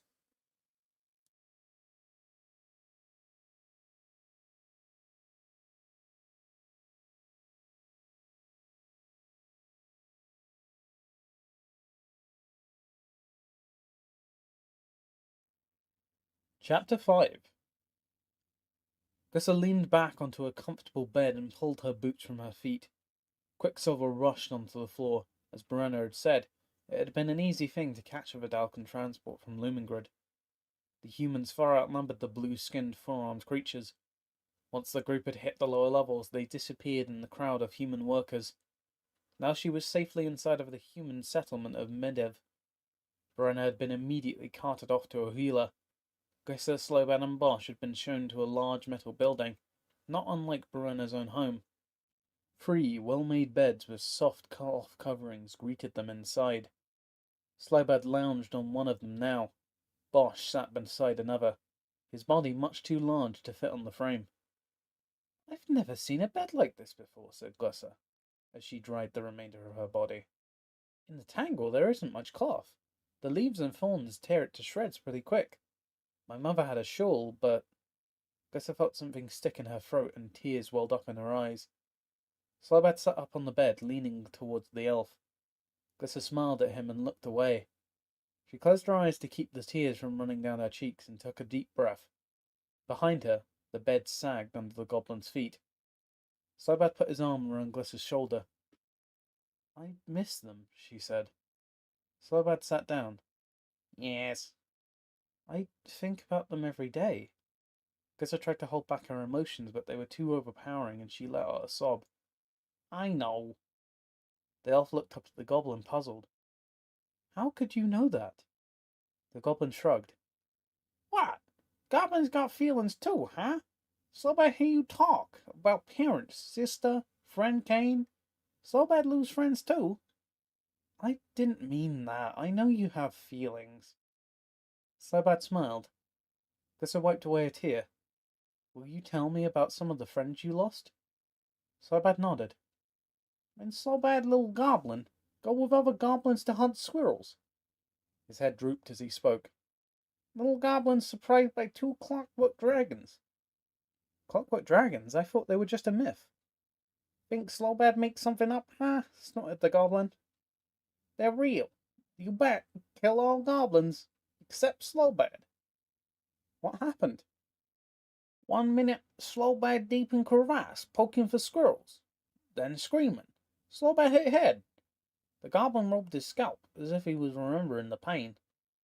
"Someone was holding you?" Glyssa scratched her head. "You mean like with a rope?" "No, crazy elf. By the ankles. Never catch squirrels before, huh?" "What? By the ankles? I've hunted a lot of things, but never that way." "Course," said Slowbad. He held up both arms. "How you think goblin get really good squirrels, huh?" Glyssa laughed. "That's a good question." She settled back into her place on the bed. "I guess I hadn't thought of that.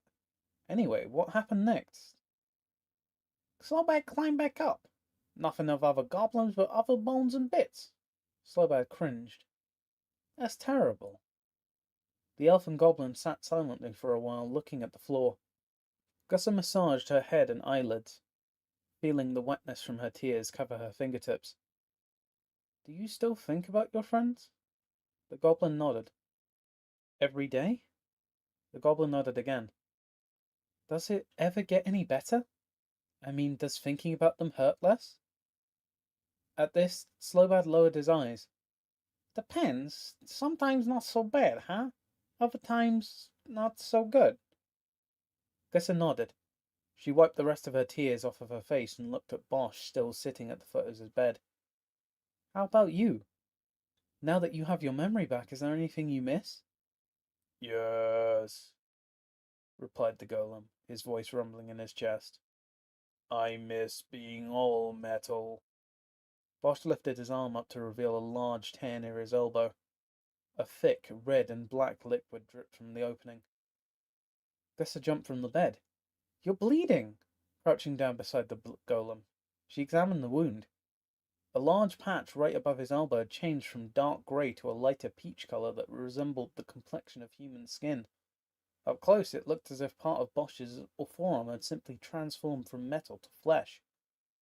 Gussa poked at the wound with her finger. The flesh was primarily just on the surface. She could feel the metal underneath. Only near his elbow did it feel more like the deep, meaty flesh of an elf or goblin. Does it hurt? She asked. Hurt? Can you feel my finger touching you? Yes. Does it feel bad? Yes. She and Slowbad spoke at the same time. It hurts. Gusset examined the golem more extensively. In several other places the dark metal seemed paler. She turned and looked at Slowbad. How could this be happening?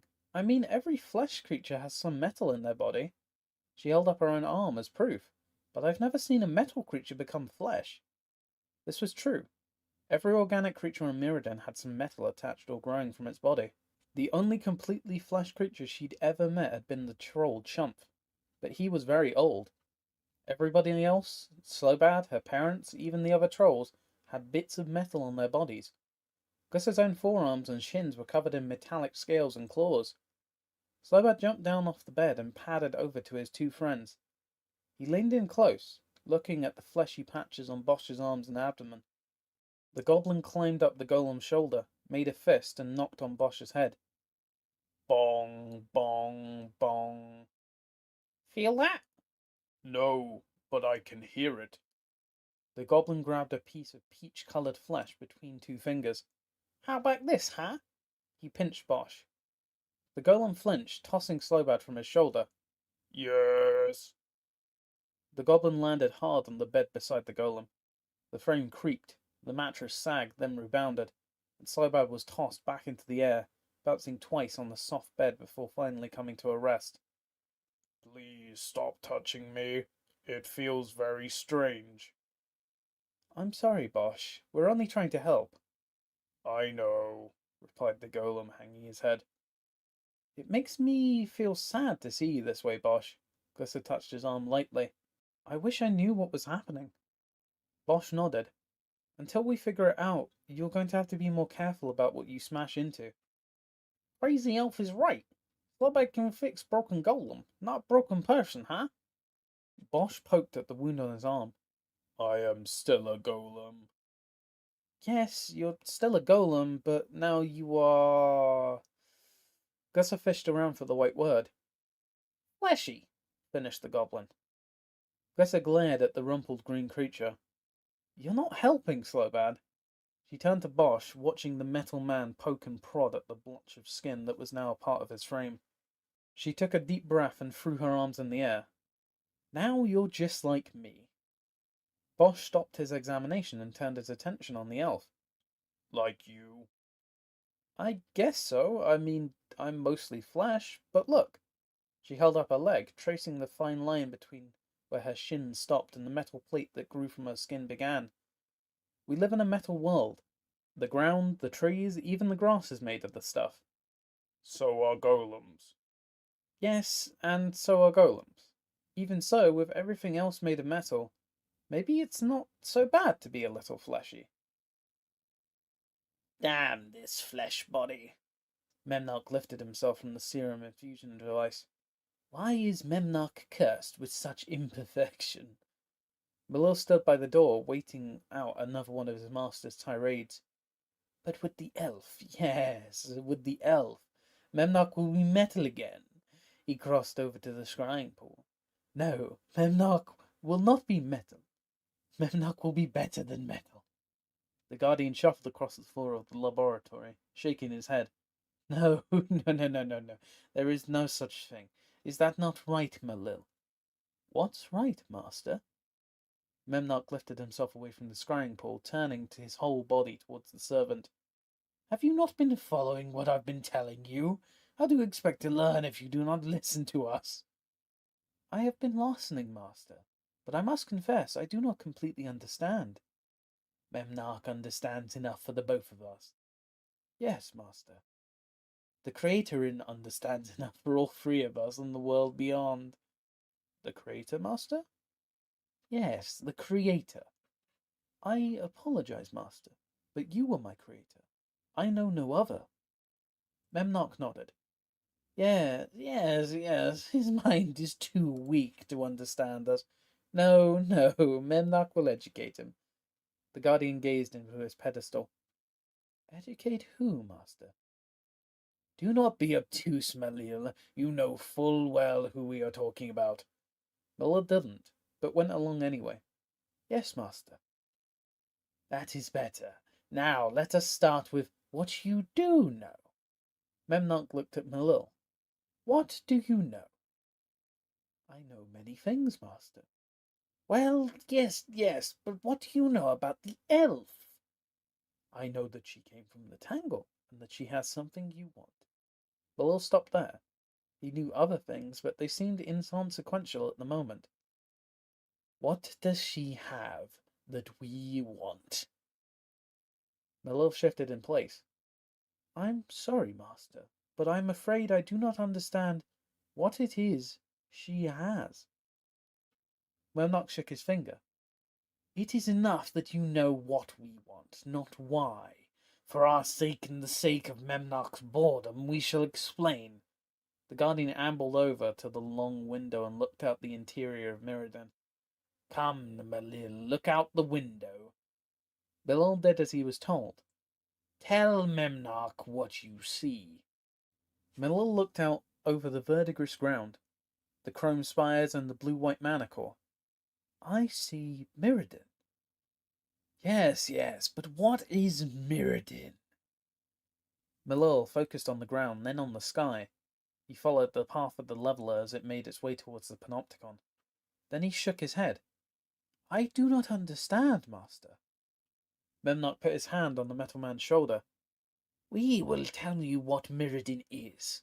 Mirrodin is perfection. Mirrodin is the creation of divinity. It is the work of a god. Malil didn't fully understand, but he felt it was in his best interest to keep that information to herself. What is our job on Mirrodin? To do the master's will, replied Malil. Precisely. The guardian turned away from the window. Memnock is the protector of divinity. We are the keeper of all that you see below and all that is above. Memnock hung his head. Despite that great responsibility, the honor we have been given, Memnock is not satisfied. Why, master? Memnock looked at his arms. Memnock is imperfect. Yes, it is true. We do not understand it. It was always this way. No. It was not always this way. Something happened. Something that changed Mirrodin, made perfection imperfect. Memnock shook his head. Mirrodin was Memnock's responsibility. To guard and care for the Creator's plane. Despite our best efforts, a plague has stolen past Memnock and taken root inside of Mirrodin. The elf girl, master? Is she responsible? No, Malil. The elf girl is not responsible, but she can help us cure the plague. Memnock stroked the hard, scarred skin on his fleshy arms.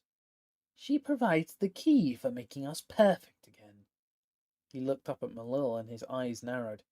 She can make Memnock just like Malil, all metal and perfect, but so much more. Malil was confused. Why would Master wish to be just like Malil? Memnock scuttled across the floor over to his servant. His 4 spindly limbs lifted him high above the ground. He had to bend down to see eye to eye with Malil. Memnock touched the metal man's face. He ran his finger over the metallic arm, then stepped back. We will show you. Memnock lifted a vial of opalescent fluid from his pouch on his belt. He handed it to the metal man. Drink this. Drink the serum, master? Memnock nodded. Yes. Malil lifted the stopper from the vial, swirling it around. He watched the thick substance adhere to the sides of the vessel, clinging as if it were trying to climb to the top and escape over the edge. Instead, it sank back down into the vial, sticking to the edges where it had clung, slowly slipping back down to collect in the pool at the bottom. Go on, urged the Guardian. Millil thought back on all the times he'd seen his master infuse himself with his serum.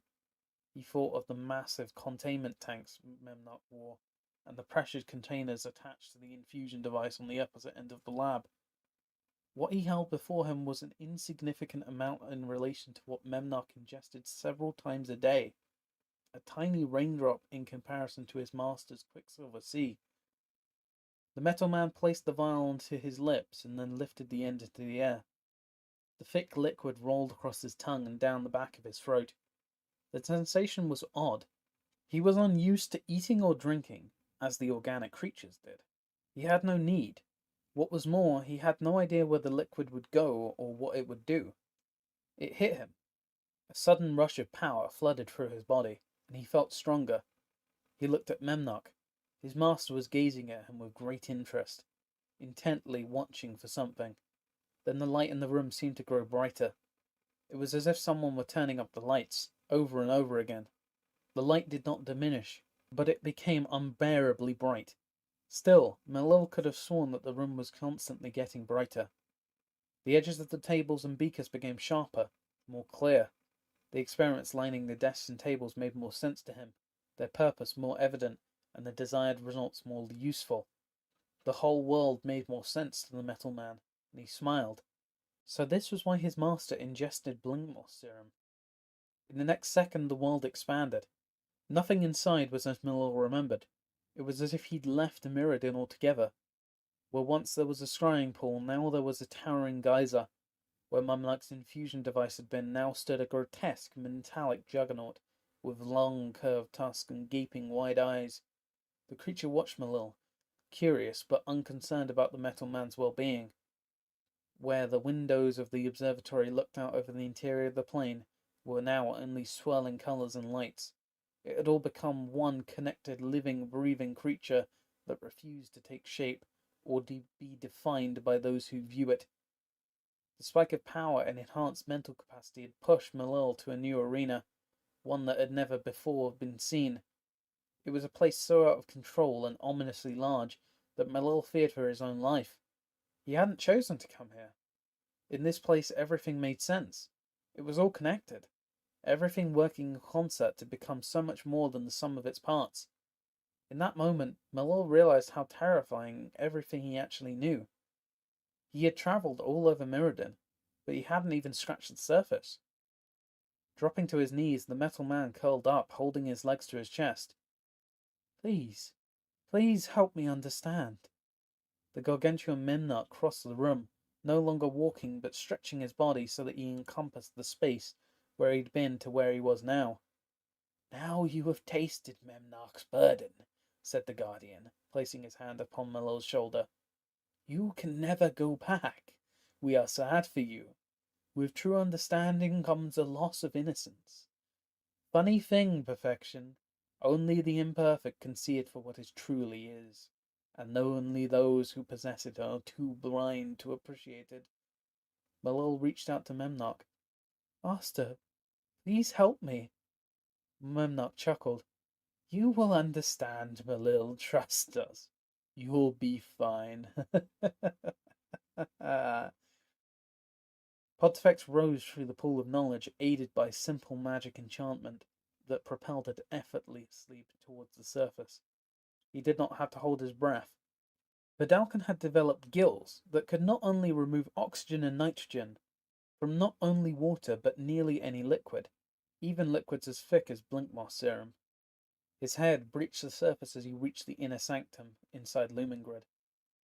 What in the name of the creator happened here? Lieutenant Merrick stepped to the edge of the pool and extended his hand.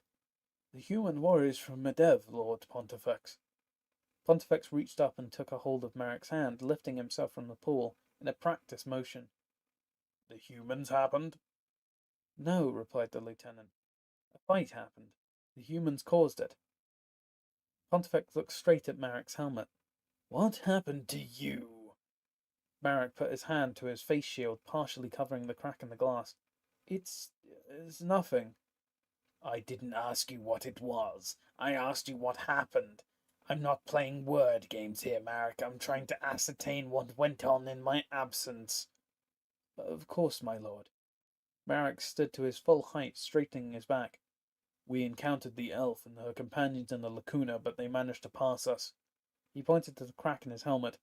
This is the result of that encounter. The halberd in Pontifex's hand glowed a deep blue, and the Vidalcan lord blew out a breath, forming bubbles inside his face mask. After a moment he began pacing, tapping the end of his weapon on the floor as he walked. You can give me the details later, but tell me this. How long ago did they get away, and have you sent someone after them already? When they arrived, we were already gone. That was nearly an hour ago. I formed a skyglider team, and they will be leaving in pursuit shortly. Pontifex tapped his fingers on the glass of his face mask. Call back my gliders.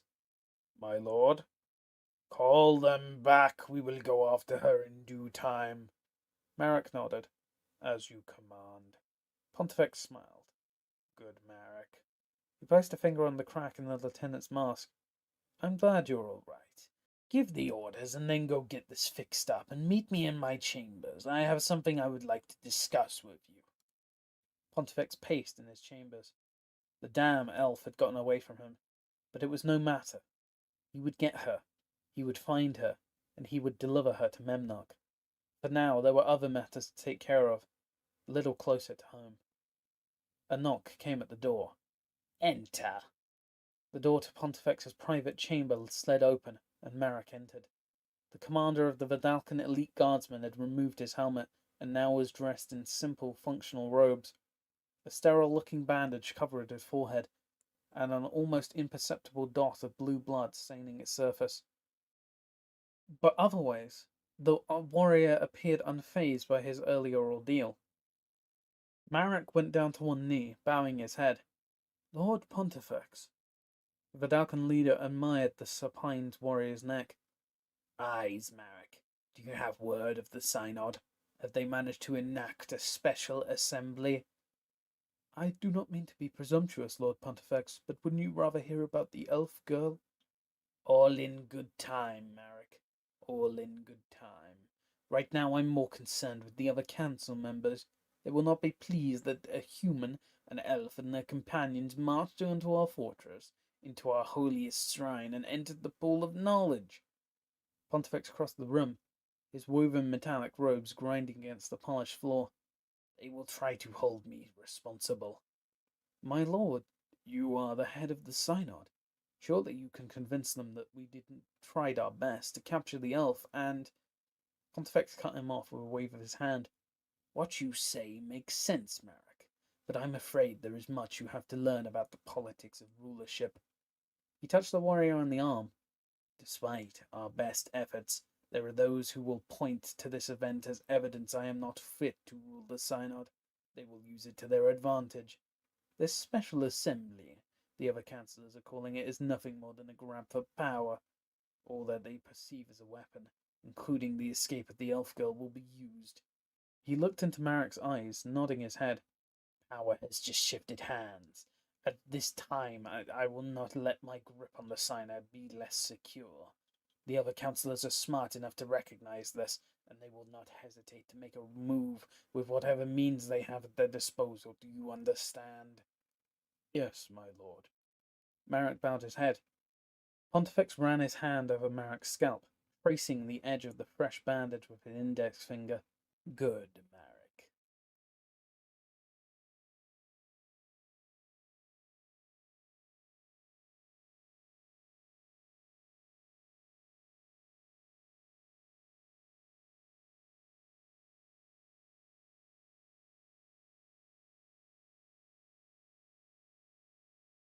Chapter 6. Glissa stood alone outside a large building on the edge of a rushing river. The sky was black. None of Mirrodin's 4 moons shone overhead, a rarity. Glissa had seen times when more than one of the moons seemed to occupy the same place in the sky. One would cover the other, bathing the tangle in an inescapable blinding light. Strange things occurred at these times, and it was always one of these convergences that marked the time before a festival or ritual. Now the times of darkness were fewer and far between. If one side of the plane was in darkness, it meant all the moons were on the other side at the same time. Gutta knew what it meant when two of the moons were in alignment. It was the time for the rebuking ceremony. Time for all elves to give up their memories. It had been this ceremony that had caused her the most trouble while she had been in the tangle. Giving up on all the things she'd experienced in this lifetime seemed like such a waste. It had been her decision to forego the rebuking that had touched off this strange series of events that led her to her present situation. The darkness was deeper than others she'd seen. This was no simple convergence. Numerous rebuking ceremonies had come and gone since she was a child. This time, however, all the moons were lining up, something that had never happened in her lifetime. If the runes on the Tree of Tales could be trusted, it was something that had only happened 4 times in the history of the world. That was why she'd come to see Brenna. Gutta knocked on the door of the wizard's tin home, but there was no answer. Pushing aside the chrome-like curtain, the elf slipped inside the square building. The entry was dark, but she could see a faint blue glow coming from the room deeper in the house. Following the light, she made her way to a place where she had first seen Brenna looking over a series of maps spread out over a large table. The room was still quite dark, lit by magically glowing stone that hovered in the air. It cast a perfect circle of light on the floor, throwing the rest of the room into long, deep shadows. Before the glowing stone, Brenna sat cross-legged, her hands pressed together as if in prayer, and her eyes closed. Glissa stepped in quietly inside the room. "Hello, Glissa," said Brenna, not opening her eyes. "Please, come join me." Glissa crossed to the female wizard, circling around a long table still covered in rolled maps. She sat down facing Brenna. "I didn't mean to disturb you." Brenna smiled but didn't open her eyes. "You're not disturbing me. I'm doing a little meditative exercise my people call Mulla Bonda. It's a practice to still the mind and heal the body." Glissa was a little uncomfortable. She'd never seen anybody sit like that, or that still. It still seemed like a luxury, and boring. "I'll try to be quiet," she said. Brenna's smile widened. "There is no need. Part of my exercise is to focus while confronted with distraction. Please, talk to me. Tell me what you need." Glissa shrugged.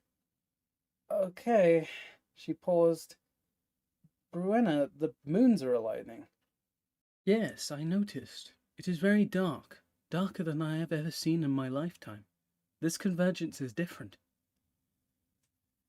In the tangle, when the moons align, it marks the coming of a new phase. It's the time of cleansing and renewal.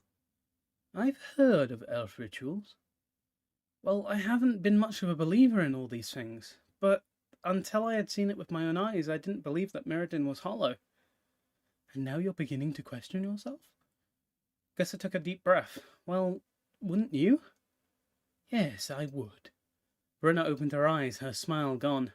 "I am." Glissa felt a sudden rush of relief. "I'm frightened, Brenna." "As am I." Brenna lowered her hands to her lap and nodded. "But that fear is comforting." "I don't understand. I would be more concerned about myself as a human if I felt nothing during a troubling time. It is natural for elves as well as to fear things they don't understand. The question we must ask ourselves is not whether or not that fear is something we should be fearing, but rather how are we going to react to it." "You mean we should be trying to find out how to stop the moon from aligning?" Brenna smiled. "No, there is nothing we can do about the form of nature." Glissa wrinkled her brow. "I don't understand." "We have surprisingly little control over our destinies, yet we still manage to accomplish many things in a lifetime. Changing the course of the moons isn't within our power to control, but how we react to such an event, personally, emotionally, spiritually, we do have some ability to steer. The question we must ask ourselves now is not what we must do, but what are we afraid of in our own shadows?" Brenna leaned forward. "Are you going to let the convergence of the moon stop you in your task? Or will you face your challenges, fearful but unstoppable?" Glissa did not hesitate. "I must go find the trolls again. They're the ones who started me down this path. Maybe they'll be able to answer my questions. Maybe even tell me more about my role in all of this." Brenna nodded. I have heard that the trolls are very old, and that they know many great things. Will you come with me? I could use the help. The wizard shook her head.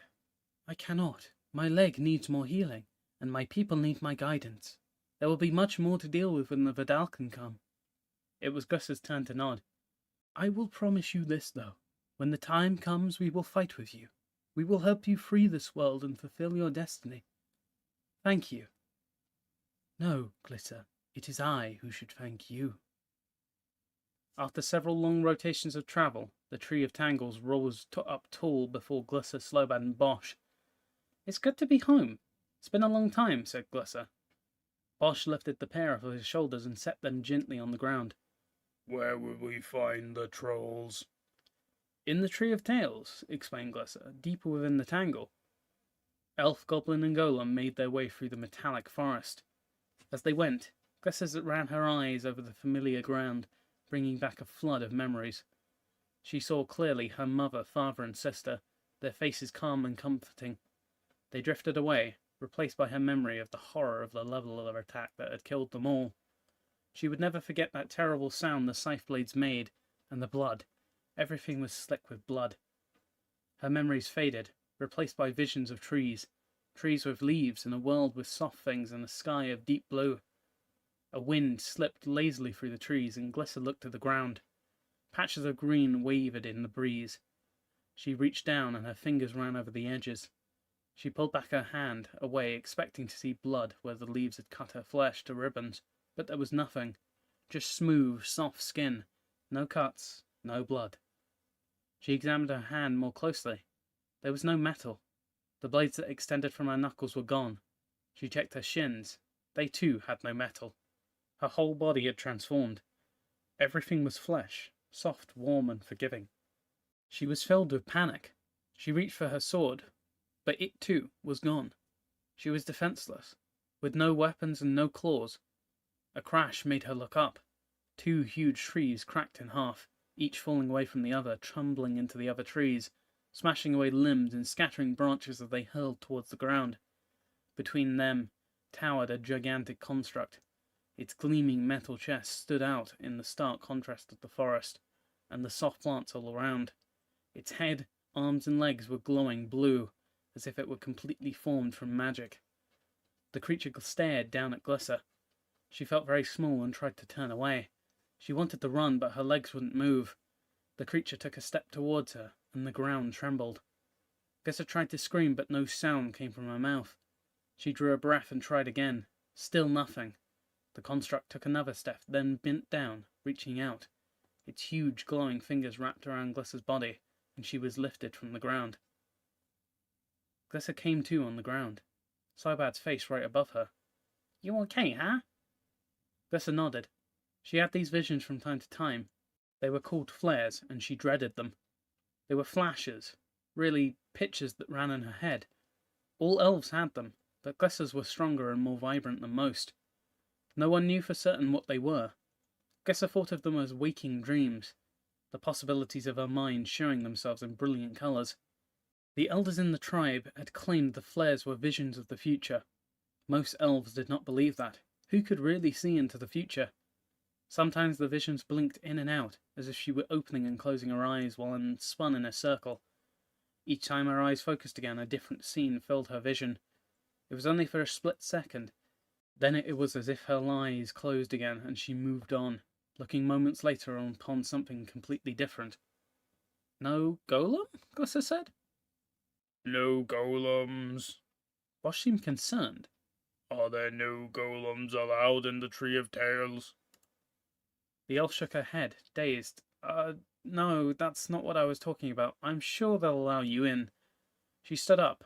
They had better let you in. What are you talking about then, crazy elf? Asked Slowbad. I had another flare. Slowbad stood upright and looked at her with wide eyes. No, it's okay. I'm fine. What did you see? Asked the big golem. I saw a different world again. A world without metal. A world without golems? No, there was a golem, or at least what I thought was a golem. Glisser shook her head, trying to clear it. It meant something, huh? I don't know, but it seemed like a nice place. She looked at Bosch, all except about the golem part. I'm not sure it was a nice golem. She touched Bosch's arm. Like you. She shrugged. There were soft things there, like the blankets and beds we stayed in Bruenna's village. Even the grasses and bushes were soft. The goblin gasped. Soft razor grass?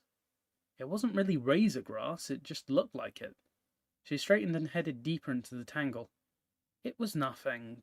Get going. The trio walked in silence for some time. The closer they got to the Tree of Tales, the more memories crept into Glus's mind. She thought of Cain wearing the armor of the Tel-Gelad chosen.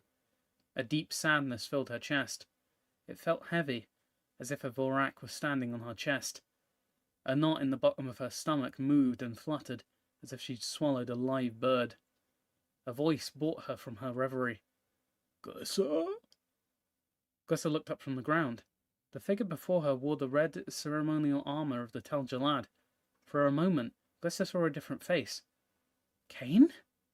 The elf looked at her sideways. No. Glyssa looked around. While she had been thinking of her best friend, she walked up right to the front of Tree of Tales. The guard stepped to one side, indicating to the side of the tree with a sweep of his hand. Glyssa stared at him, confused. What's this? You're just going to let me inside the tree? The Tel-Gelad nodded. Slobad sidled up to her. You sure about this, crazy elf? Last time we were here, they think you killed the old troll, huh? Glyssa nodded. They haven't attacked us yet, she said. Besides, she looked up at Bosch.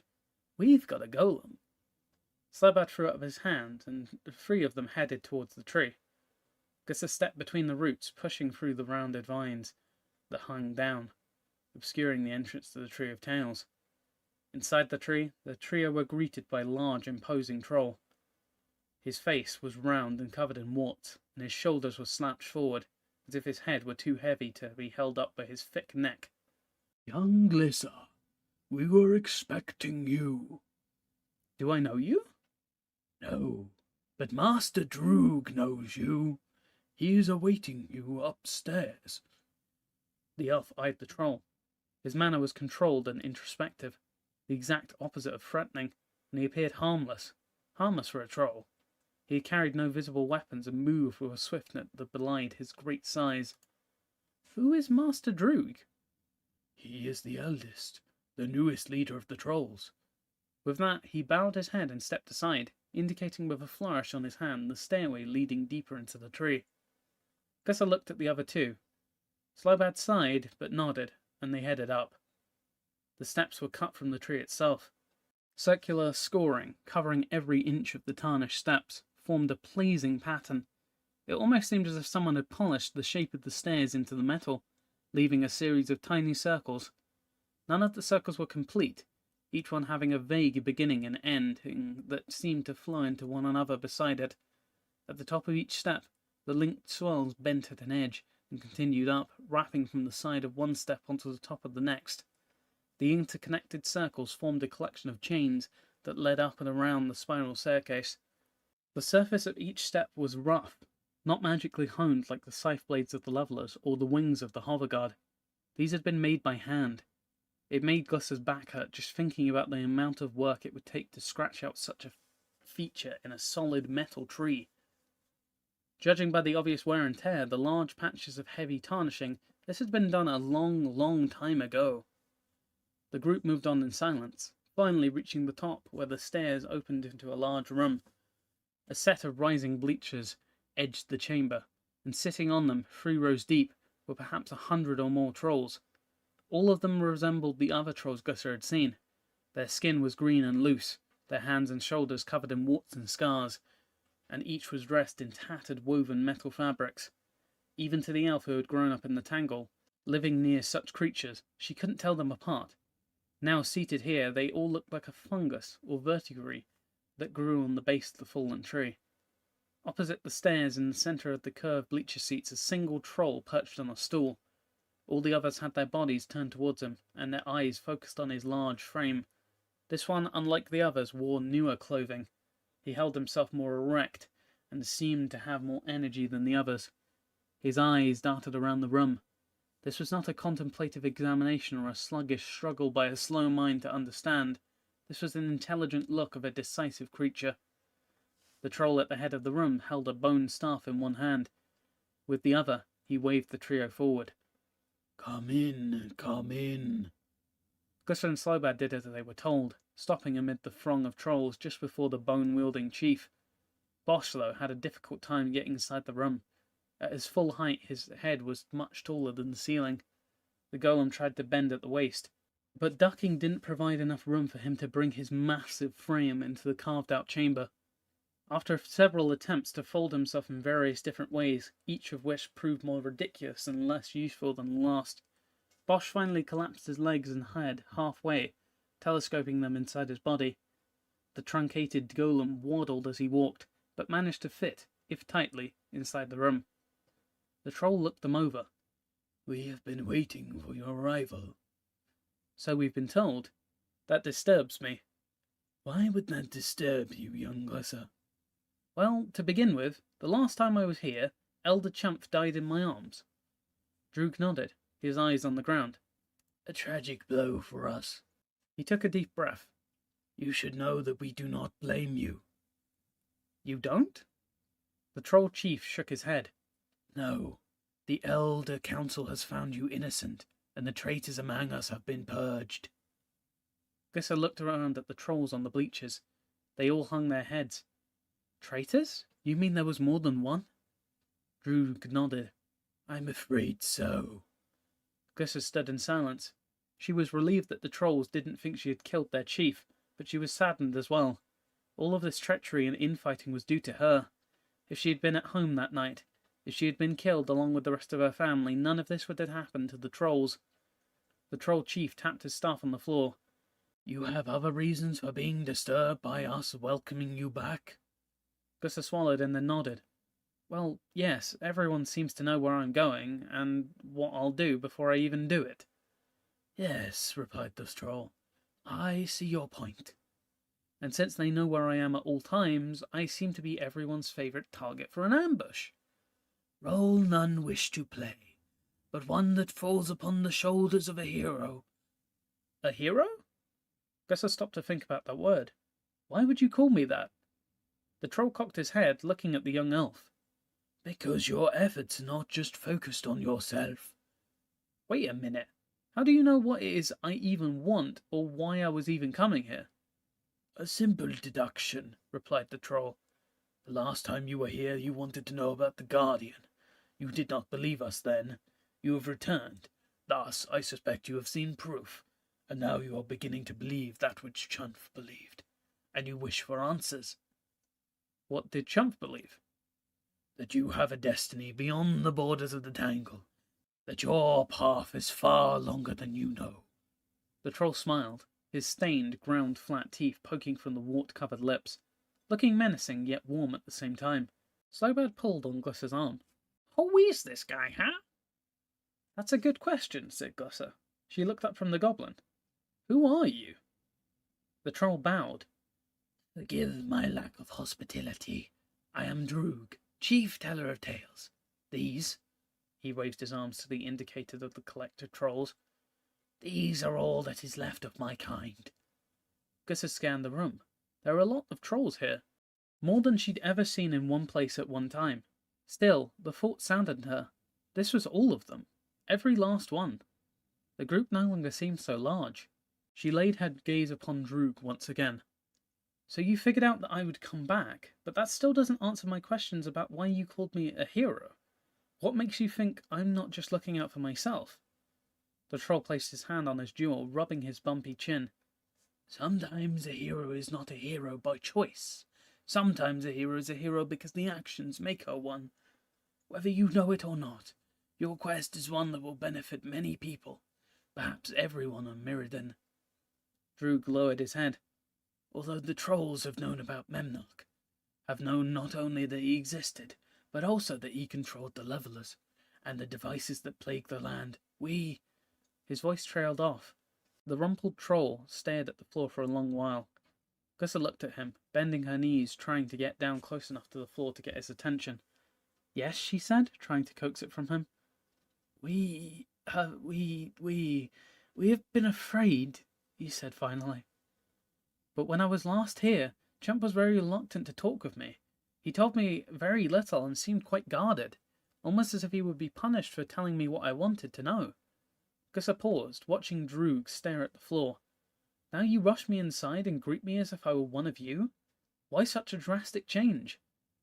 Droog raised his eyes. Champ was the oldest among us and the wisest. Now he is gone, and a new fear has entered the troll tribe. The fear that we will all be gone, taken from this place, as Chump was. As you can see, there are only a few of us left. We cannot face Memnarch and his army of devices alone. We are too few. Droog paused, taking a deep breath.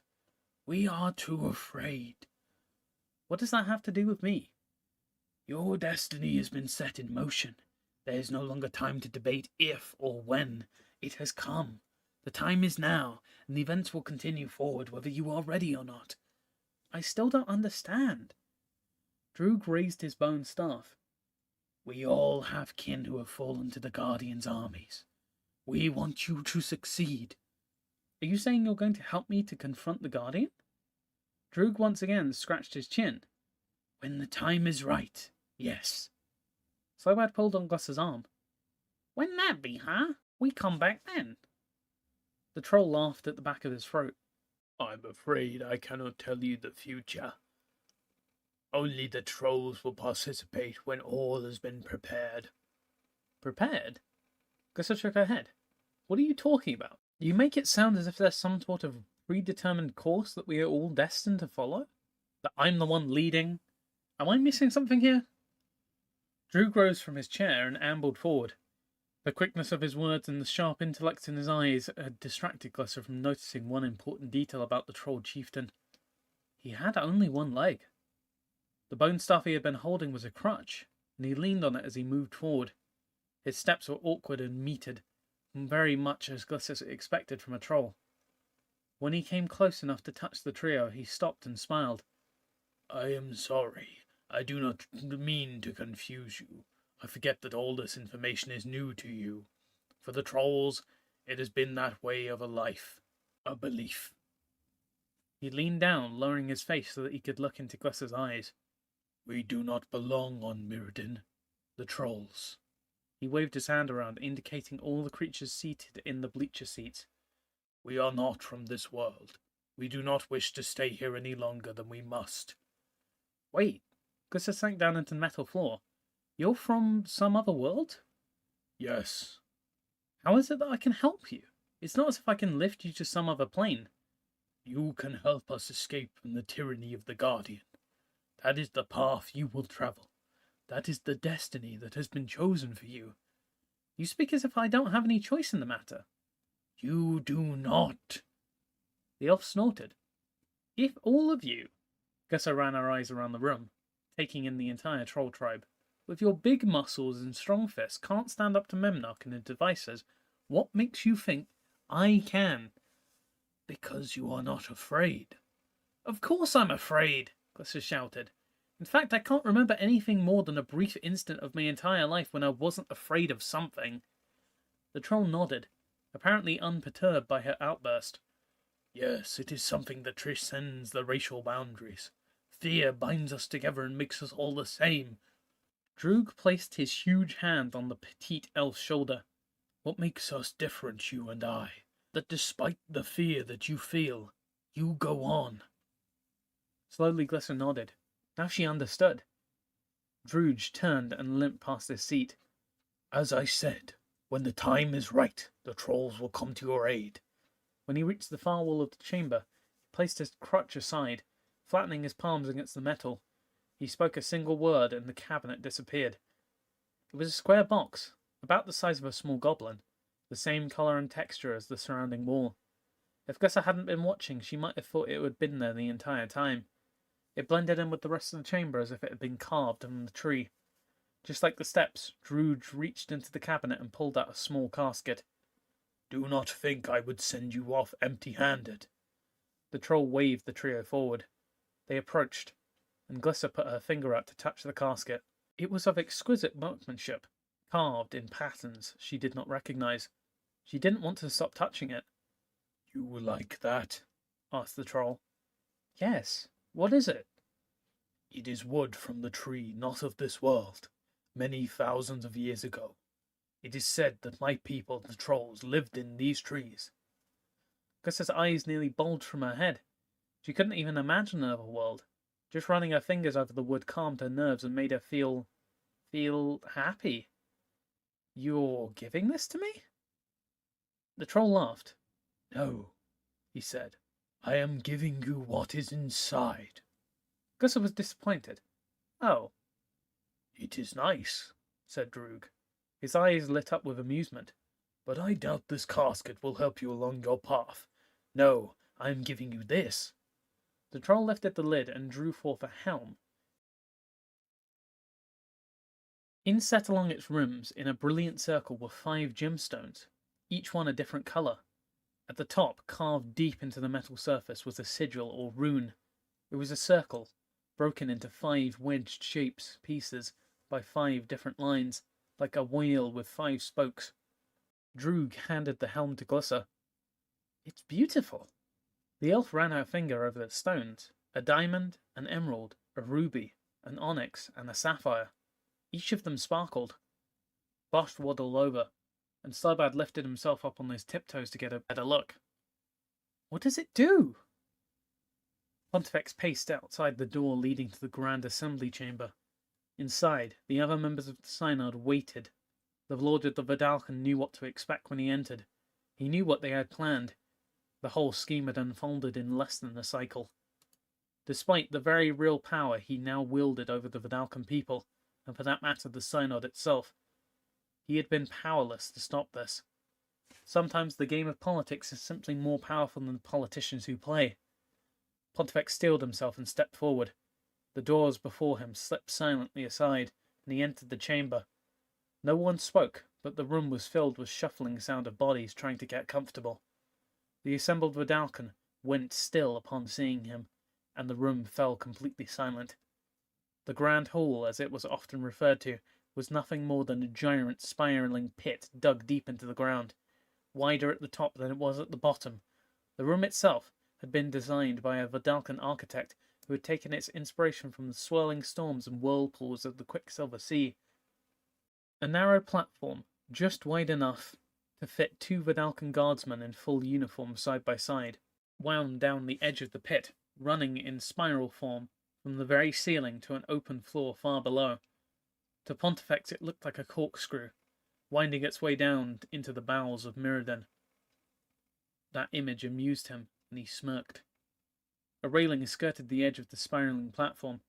The original designer that had wanted the room to feel, and be, dangerous. One false step and a Vidalcan could find himself on the floor in a big hurry. Down lower, that wasn't really much of a problem, but from this height, falling that far he would be smashed to jelly. The room is dangerous, thought Pontifex as he looked down at the collected Vidalcan, even with safety precautions. Gathered on the spiral, the assembled citizens of the Vidalcan Empire stood against the outer wall or leaned up against the railing. Where Pontifex stood at the top of the winding platform, he could see down on everyone, including the other 2 members of the Synod, who awaited him at the bottom. Beside them stood a third figure. Pontifex didn't know this man, but he knew what his presence here represented. Lord Pontifex, said a voice from far below, so nice of you to join us. The round, lifting design of the chamber allowed every word spoken to be heard by all. It mattered not if the speaker were on the floor or along the railing near the ceiling, all had a voice here. However, any citizen that spoke out of turn without being recognized was removed by force and thrown into hard labor for 2 moon cycles.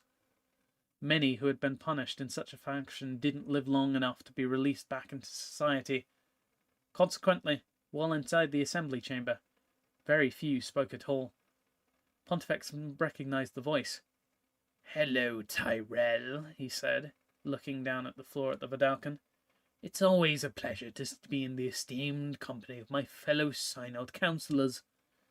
He circled his finger in the air, indicating the collected Vidalcan in the assembly hall.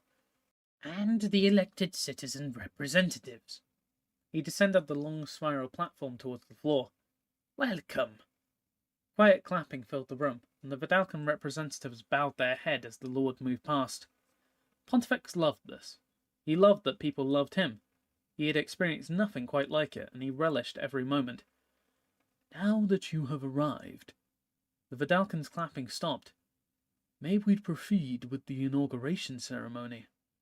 These were not impatient words of Sodador, the younger, more hot-headed of the other two councillors. Sodador walked with an aid of a cane. Yes, thought Pontifex, looking at him with narrowed eyes. You are anxious to lead the synod. But the councillor's overzealous demeanour had won him the political power to challenge the previous leader, Janus. The latter had too many enemies. Ascending to the head of the synod was a nasty business. Assassinating one's predecessor didn't cast one in the most politically flattering light. It would be some time before Pontifex could overcome the negative image his rise to power on the body of Janus could have gained him. Pontifex smiled to himself. They might win this battle, but he'd make them pay. Oh my, this is embarrassing, Councillor Sodador, said the Vidalcan Lord. Don't you think you're forgetting something? Pontifex was nearly halfway to the floor at this point. Sodador's features cleared. I am most certainly not. We have followed every parliamentary procedure in calling this special assembly of the elected representatives. Pontifex stopped his ascent, stepping onto the railing between the two representatives. He raised a finger. Forgive me, Councillor Sodador, but isn't a vote of the council required before we can bring forth a member into the synod? Certainly. Before we have an inauguration, we must have a vote. I do not know about you, but I don't remember voting on the inclusion of this person into our council. Pontifex pointed at the third figure on the floor. In fact, I've never been introduced to this man. There was a slight gasp from several of the collected representatives, and both Sodador and Tyrell seemed to squirm. Pontifex smiled. Their scheme hadn't been covert, but now their motives for arranging the special assembly were called into question. Well, he said, resuming his downward spiral, am I wrong? As you will recall, Lord Pontifex, replied Tyrell, this meeting was called in accordance with the law, which very specifically states that there must be 4 members seated on the synod at the start of each new moon cycle. Tyrell ran his hand over his bald scalp. It is dark outside, my friend. The moon cycle has begun, and we have an empty seat to fill. Fill it we will.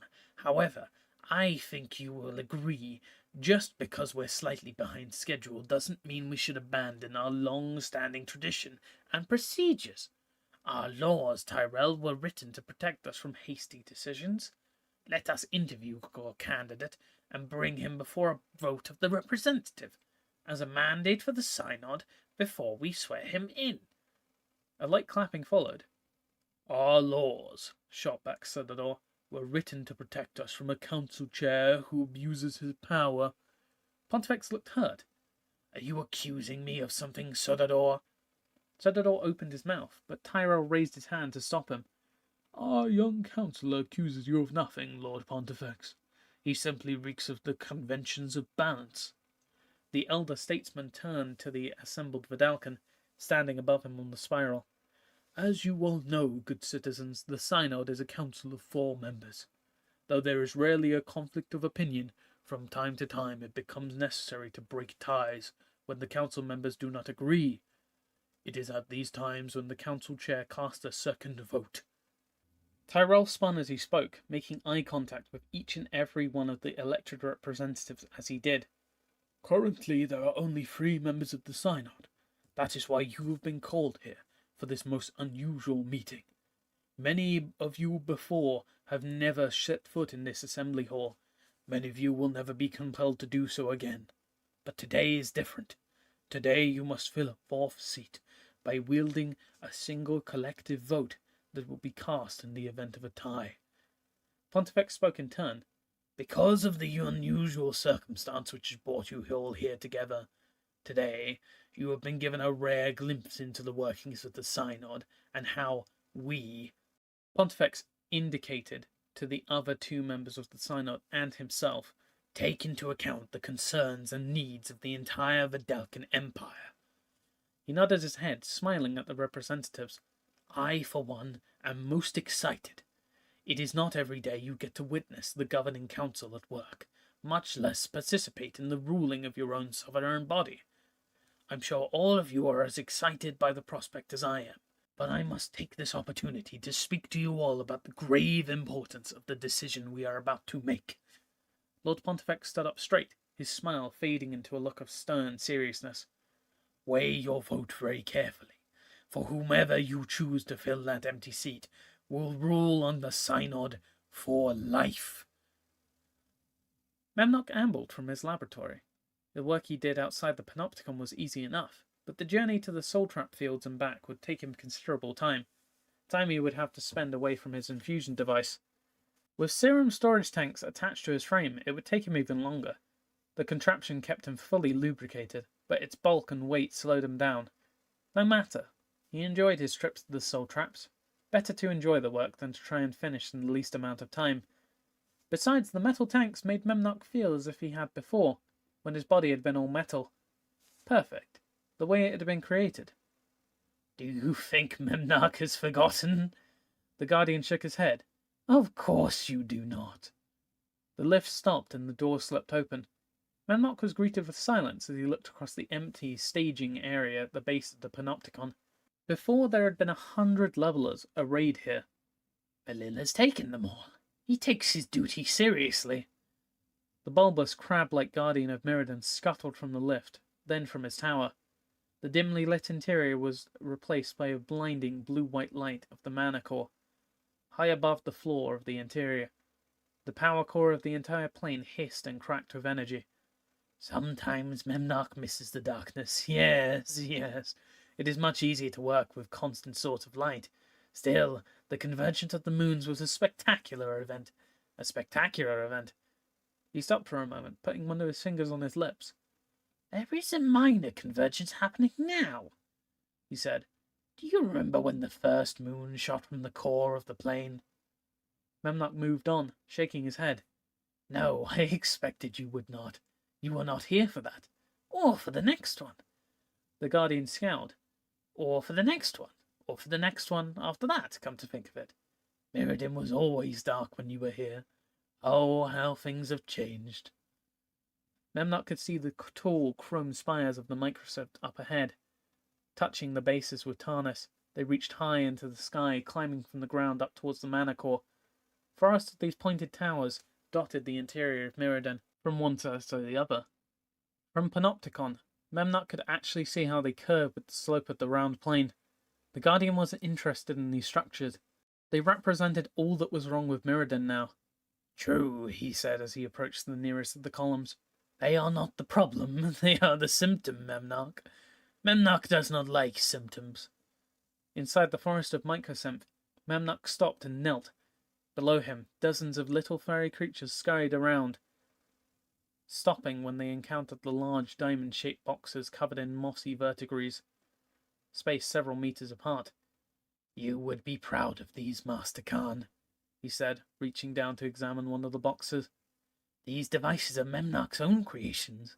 His own creations. We call them soul traps, and they keep Mirrodin populated.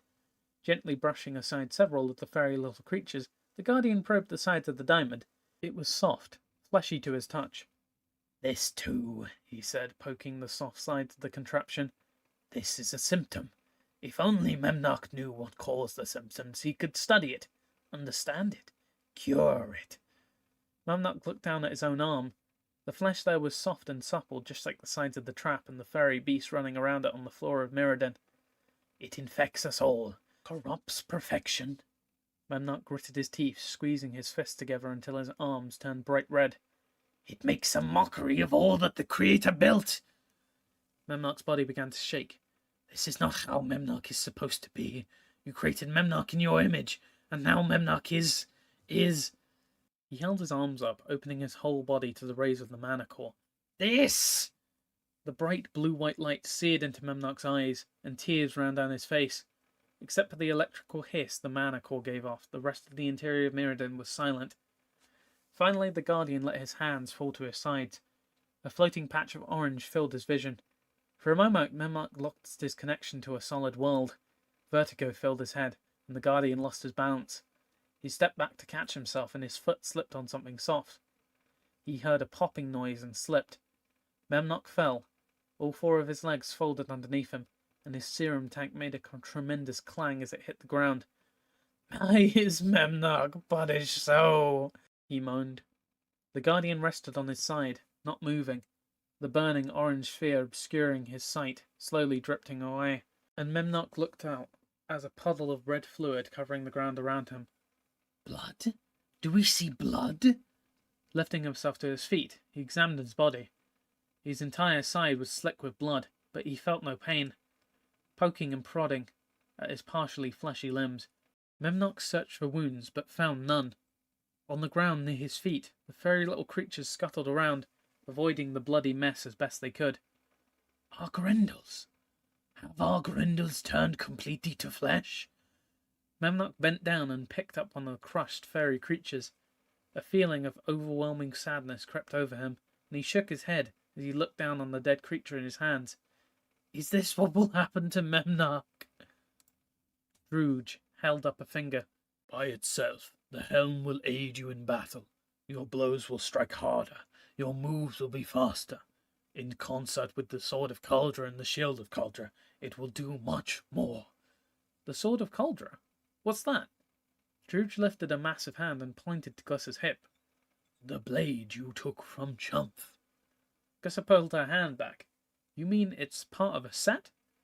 "Yes, more appropriately, it is part of a key." Slobad's ears perked up.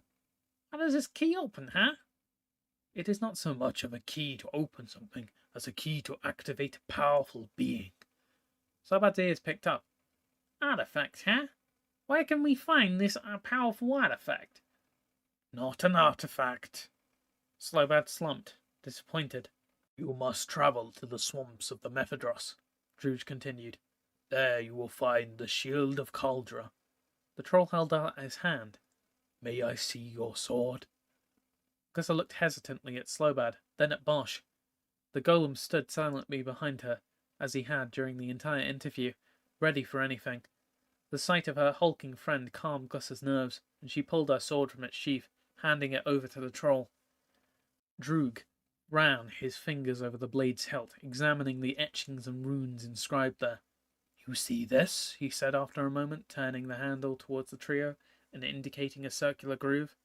At the center of the groove, the same circular rune broke into 5 parts that had been inscribed. "This is where your sword's hilt will attach to the shield when you find the last part of the Cauldra Guardian." "The Cauldra Guardian?"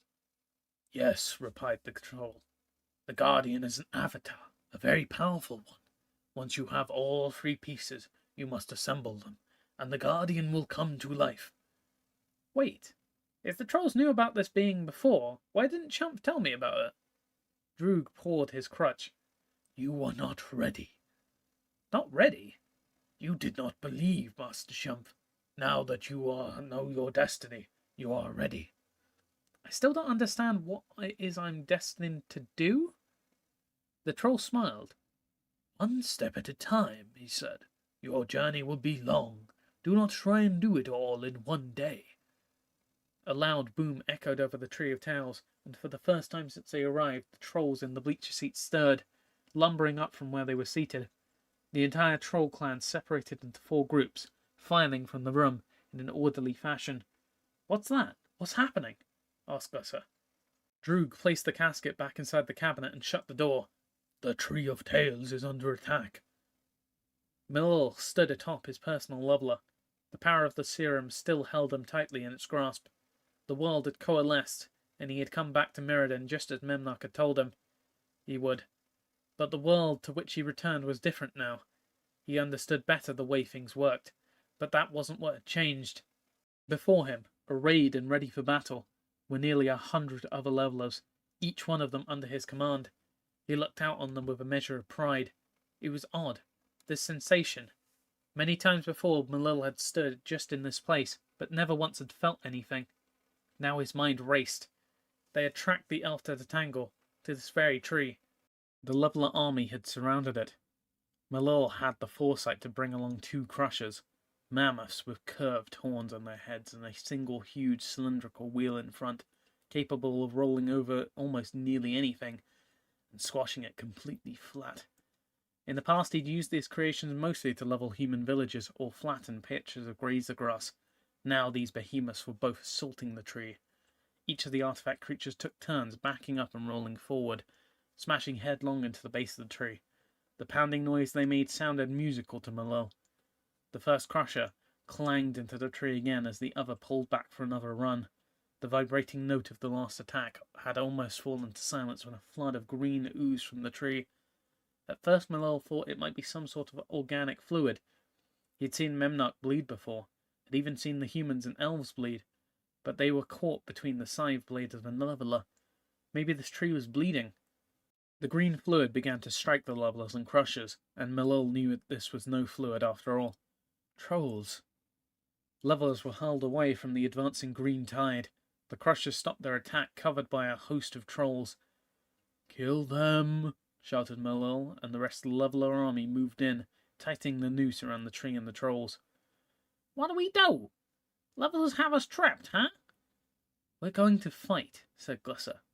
She grabbed the hilt of the sword of Cauldron and took a step forward, but Druga's crutch barred her way. "No path does not lead out this door," said the troll chieftain, indicating the arched front entrance of the tree.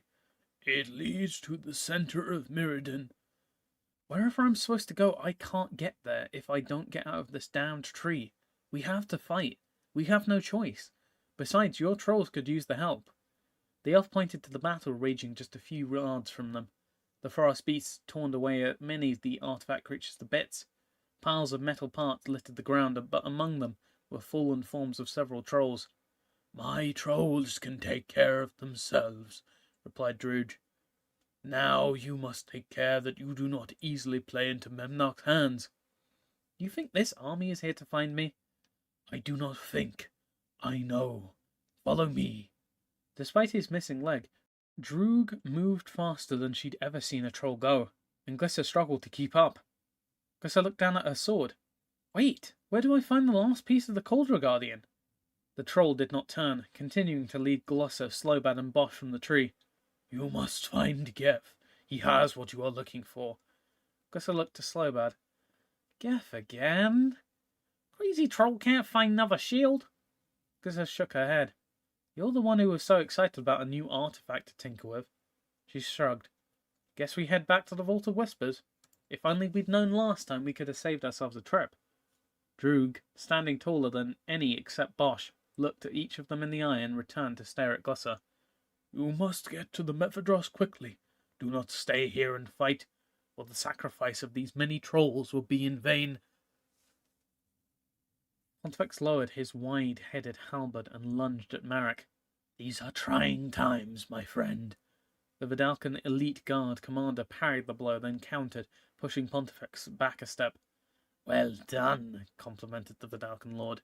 He steadied himself, then began weaving his blade in a series of practice palatines. Marek watched the tip of the halberd as it moved through the air. "I knew the probable outcome, but I hadn't expected such an ununanimous vote." Pontifex continued moving his weapon, attempting to lull his opponent with gentle motion.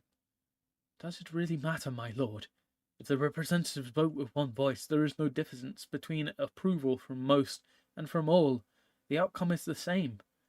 Marek kept his guard up. "True, replied Pontifex. He watched Marek, following the hypnotic pattern of the blade. "Still, this sort of thing could lead to very dangerous changes inside the Empire." The Vidalcan lord struck. His blade moved forward, but instead of moving back, following his patterns, he's lunging further, catching Marek off guard. The blade spanked off of the warrior's shoulder pad, and Pontifex pulled back. Marek went down, trying to dodge too late. "Well done, my lord," said Marek, looking up at Pontifex from the ground. Pontifex placed the butt of his weapon on the ground and extended free hands to Marek. "Thank you," he said, and he helped the warrior back to his feet.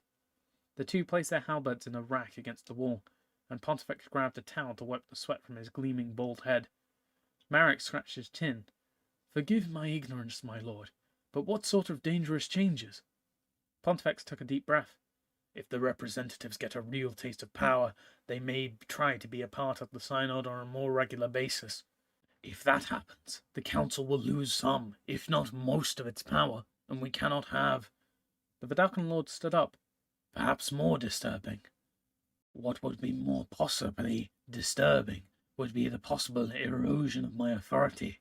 If my representatives think they can challenge everything I do with the vote, I will be forced to take some drastic measures. And if they are successful... Pontifex let out a laugh. Can you imagine the chaos that would ensue in every decision I made had to be voted upon before it could be enacted? Really, the damage caused to the Empire by such a process would be an irrevocable disaster. A knock came from the door, interrupting the Vidalcan Lord. I won't have it, he said to Marek in a whisper. He straightened his robes and turned to the door. Enter. The door slid open. Sodador and Tyrell stepped through, followed by a third Vidalcan, the newest member of the Synod. Orland, what an unexpected surprise! The third member nodded and stepped forward. Pontifex looked him over. This Vidalcan had a slight build, even for his relatively frail race. His forearms were long and skinny, and seemed out of proportion to his short body. Pontifex drew himself up to his full height, noting that he overtopped the man by nearly an entire head. Lord Pontifex, it is my honour and privilege to stand before you as an equal and colleague. Thank you for allowing us an audience. The pleasure is all mine. Please, come sit down. He guided the other three councillors to form-fitting high-backed chairs surrounding the sturdy table. When all of the men were seated, Pontifex cleared his throat. To what do I owe the honour of your visit? Orland opened his mouth to speak, but Sodador cut him off. Forgive us, Lord Pontifex, but this is official Synod business. He looked at Marek. Would you be so as kind to excuse the commander? Pontifex scowled. Might I remind you, Sodador, that you are inside my personal chambers. Marek is an honourable man and my trusted servant. While there are guests, I require a bodyguard. Oh, please, we are no threat to you. This is official business, interjected Tyrell. How can we be expected to speak freely if we have an audience? Orland looked at Marek, then turned to both Sodador and Tyrell. Gentlemen, please, Lord Pontifex has been gracious enough to allow him into his chamber. We should respect his wishes. Pontifex looked at the new councillor. Perhaps this one could be of some use after all. Thank you, Councillor Orland, he smiled. As you were saying? Yes, we have come to you of my urging. I realize the circumstances surrounding my appointment to the Synod were unorthodox.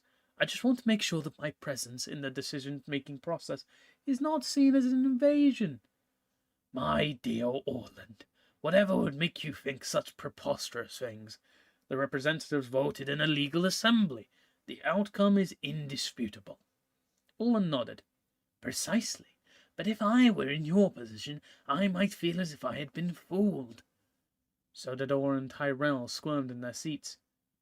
I've come to you on a mission of diplomacy, continued Orland, to make available to you my services, as a token of respect and dedication to the greater good of the Vidalcan people.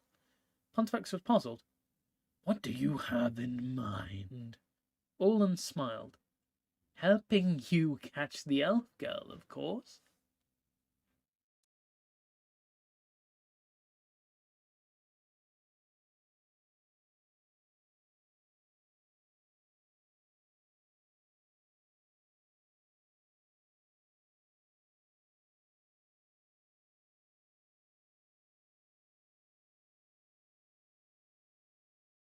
Chapter 7.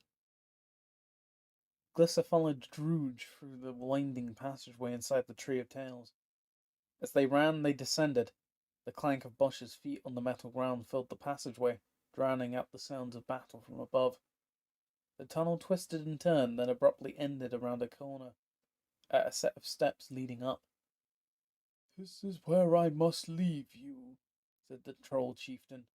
Good luck to you, and good speed. Droog nodded to the three, then ducked back down the passage. So we go up again, huh? Said the goblin. Guess so. Any idea where we are? Both Slybad and Bosch shook their heads. Well, there's only one way to find out. Gussa pulled her sword from her sheath and they climbed the stairs. The goblin and the golem followed. The stairway led up to a dark cavern. At the opposite end, a small opening let in light, and with it the sounds of battle. Come on. Gussa led the others to an opening and looked out. They were near the edge of the tangle, inside a narrow cave at the base of a very large tree. The army of levelers covered the ground before them, but their attention was focused on the other direction, on the Tree of Tales. Near the middle, riding on a leveler, was the metal man Glisser had seen inside Mirrodin. Memnock, she said. Slowbad jumped.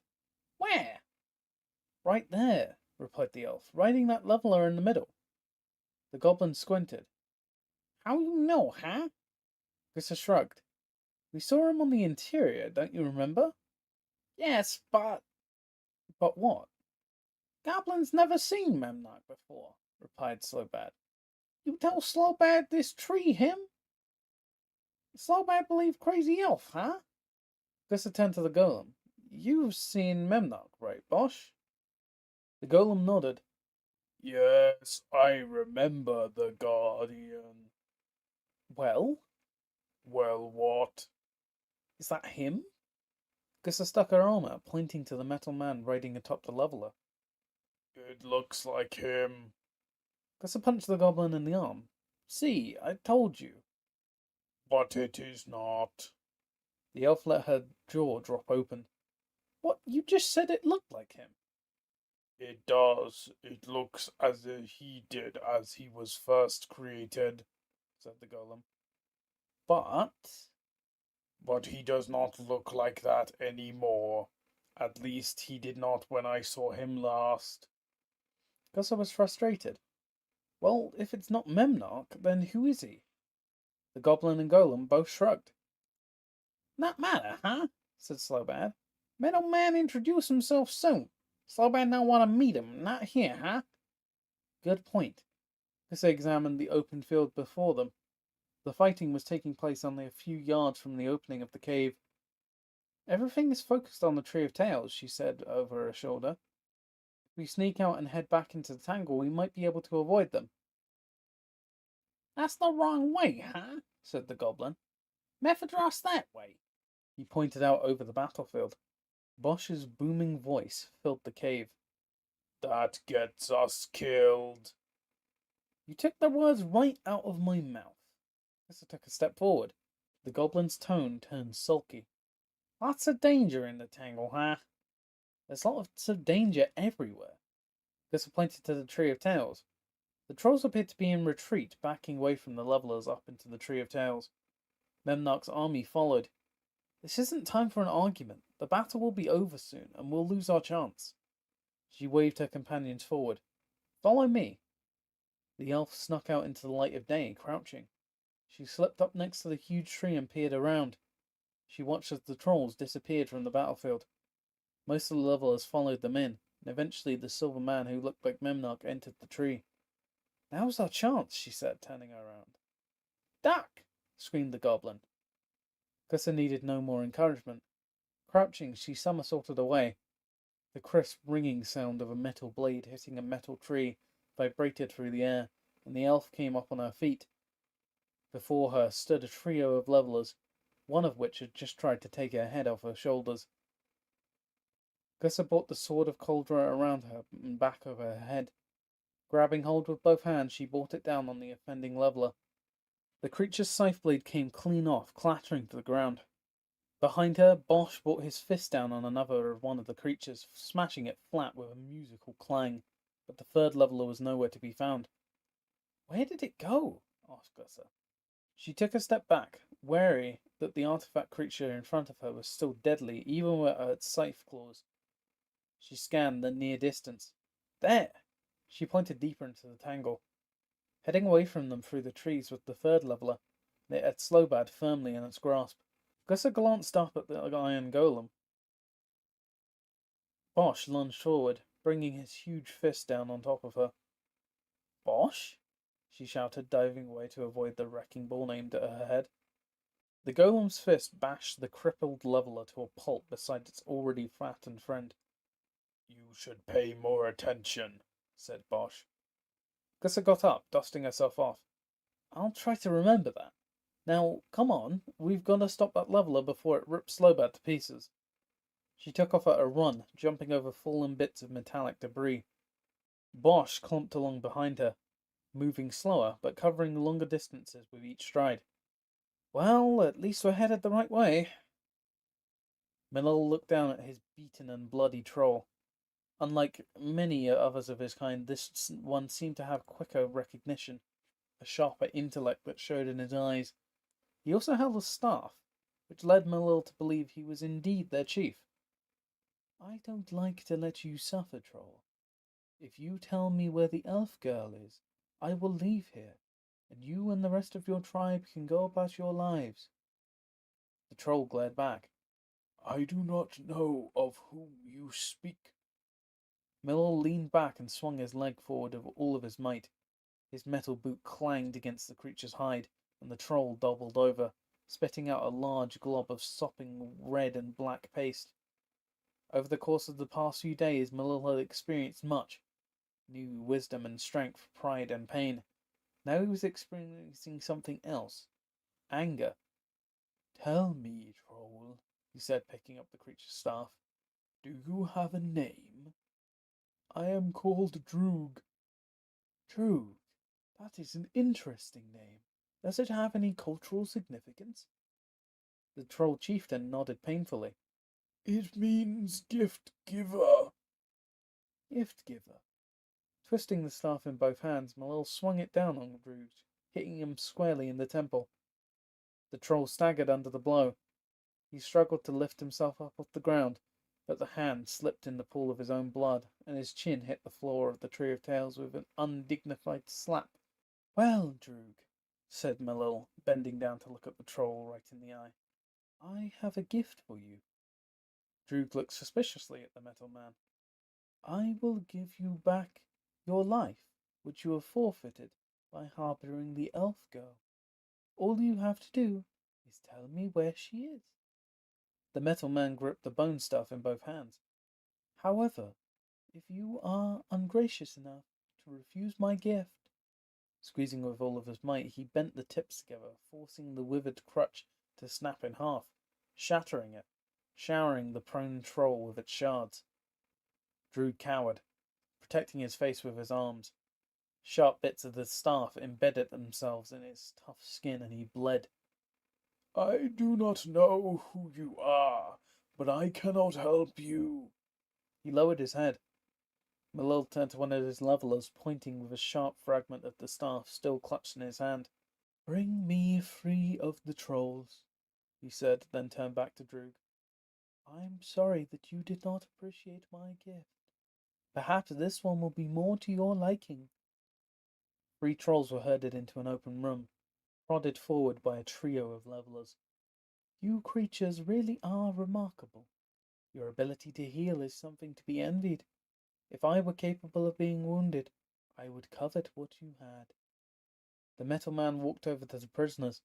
A series of fresh wounds crisscrossed their bodies, but already the dried blood and puckered skin was beginning to heal. They would still have scars from this battle, but they quickly shrugged off wounds that would kill a human or elf. Even though you can heal so very quickly, he said, lifting the remaining bits of Droog's crutch into the air over the first of the 3 prisoners, you can still be killed. He drove the shattered bit of bone into the back of the troll's neck. The creature's eyes opened wide, and it let out a gurgle. Blood poured around the sides of its neck and down its chest. It grasped at its head, trying to pull out the broken staff, but Millel held firm, forcing it deeper in with another shove. The troll looked up at Millel. A light of understanding crossed its face. Then it closed its eyes and fell lifeless to the floor. The metal man released his grip on the bone, and the dying creature fell. If you don't want to bargain with your life, he said, perhaps you will bargain for theirs. Droog lifted one hand from the floor, showing Millel his exposed palm. Enough, he said.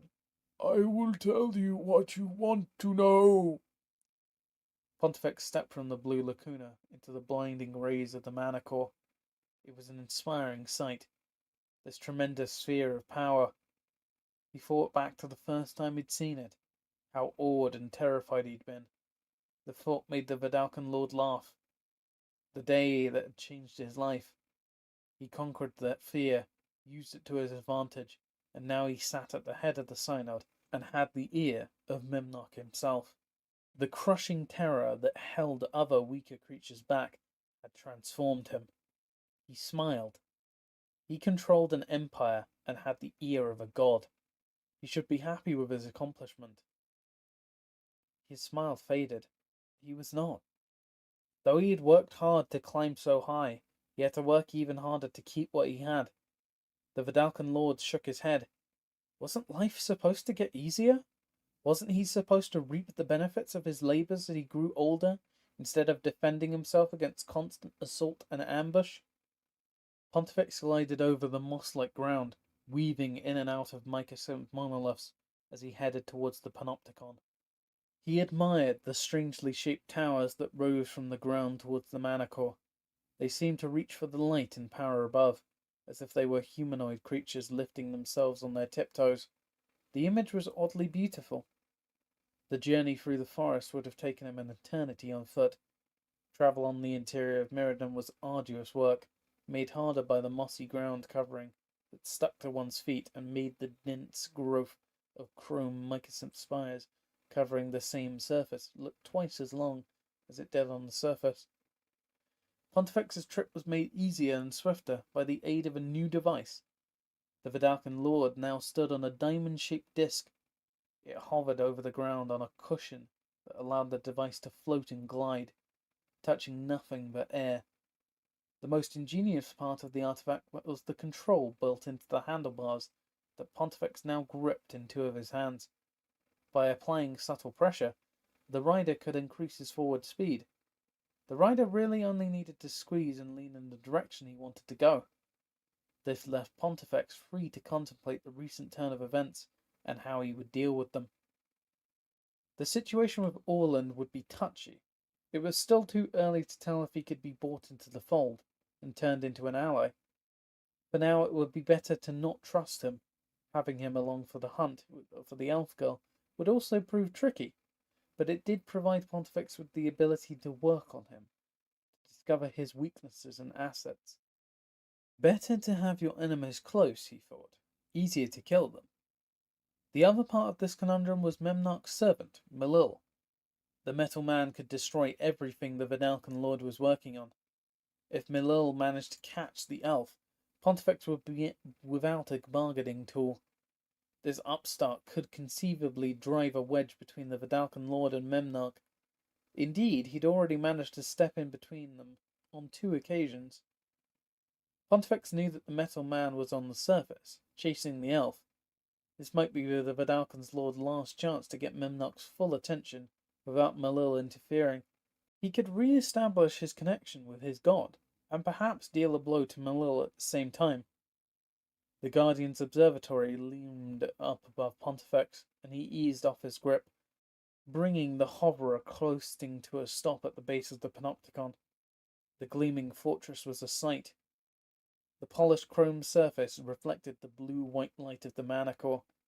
The sharp corners where the walls came together intensified that light, bursting forth of a million tiny stars that were so bright that they were painful to look at.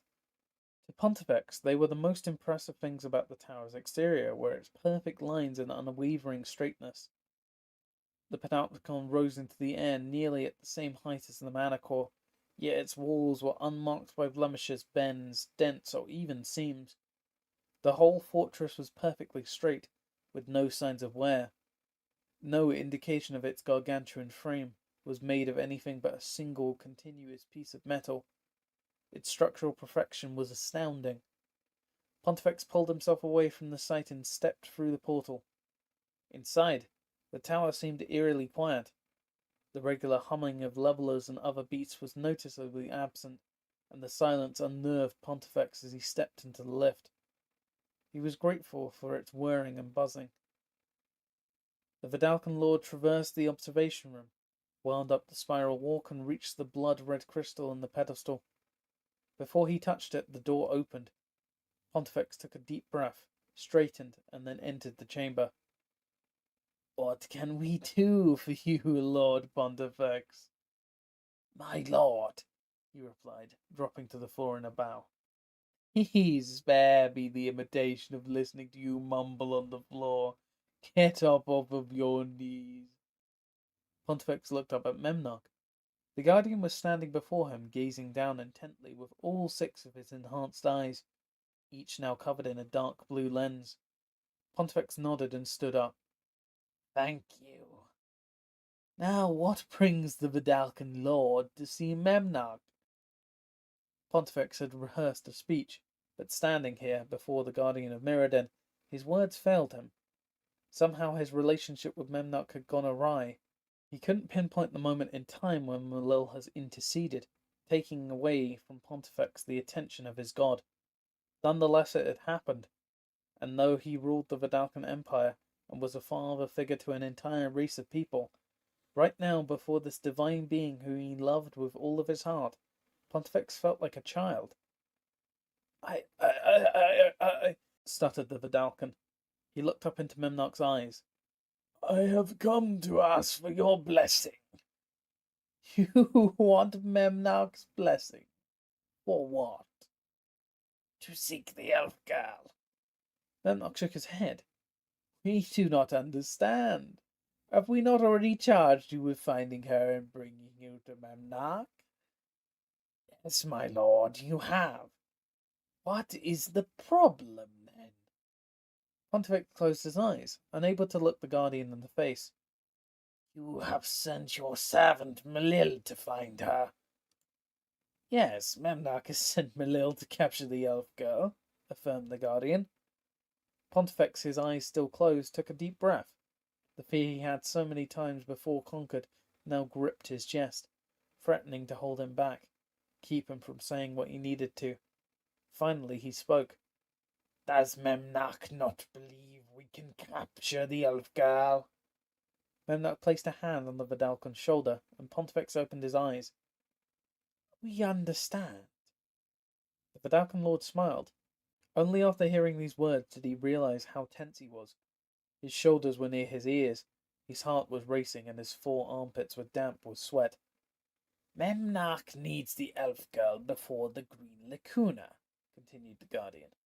You and Malil must look for her at the same time. Pontifex nodded. It is a simple matter of mathematics, explained Memnoch. But the Guardian cut him off. There is no room for your pride here, Pontifex. We must have the elf girl. Why is she so important? Memnoch turned and pointed out the window. Can you see the disease growing within Mirrodin? Disease? Yes, we can see the degradation of perfection. The Guardian sidled over to the window. Come. Pontifex followed. Can you see the mycosynth? Of course. Do you know what causes these blemishes? Pontifex thought for a moment. Why do you call them that? Because that is what they are. They were not here when Mirrodin was created. No? No, indeed.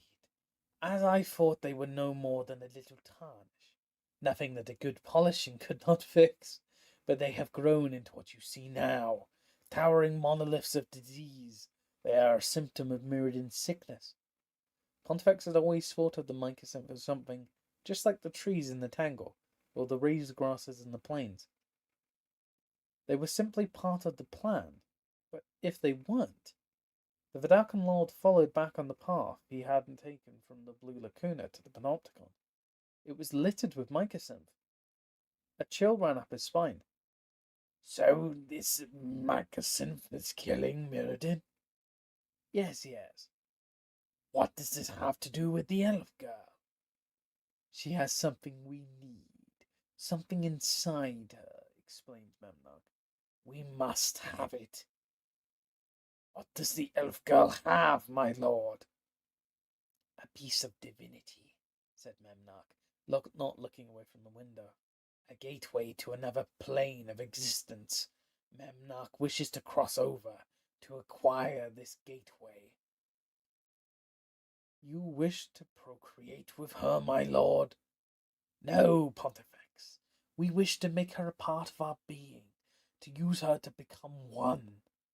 The Vidalcan's jaw dropped. Please, my lord, I beg you, take me.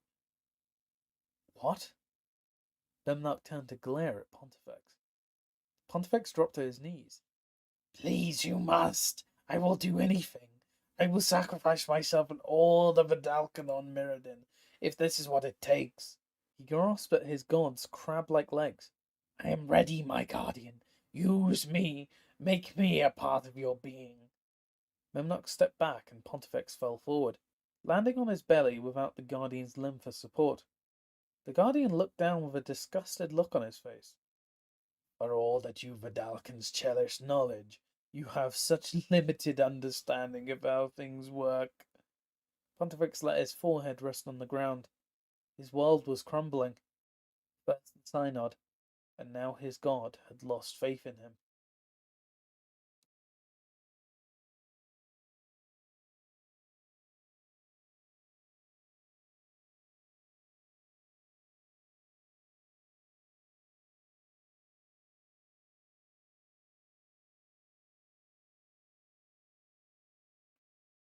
Chapter 8.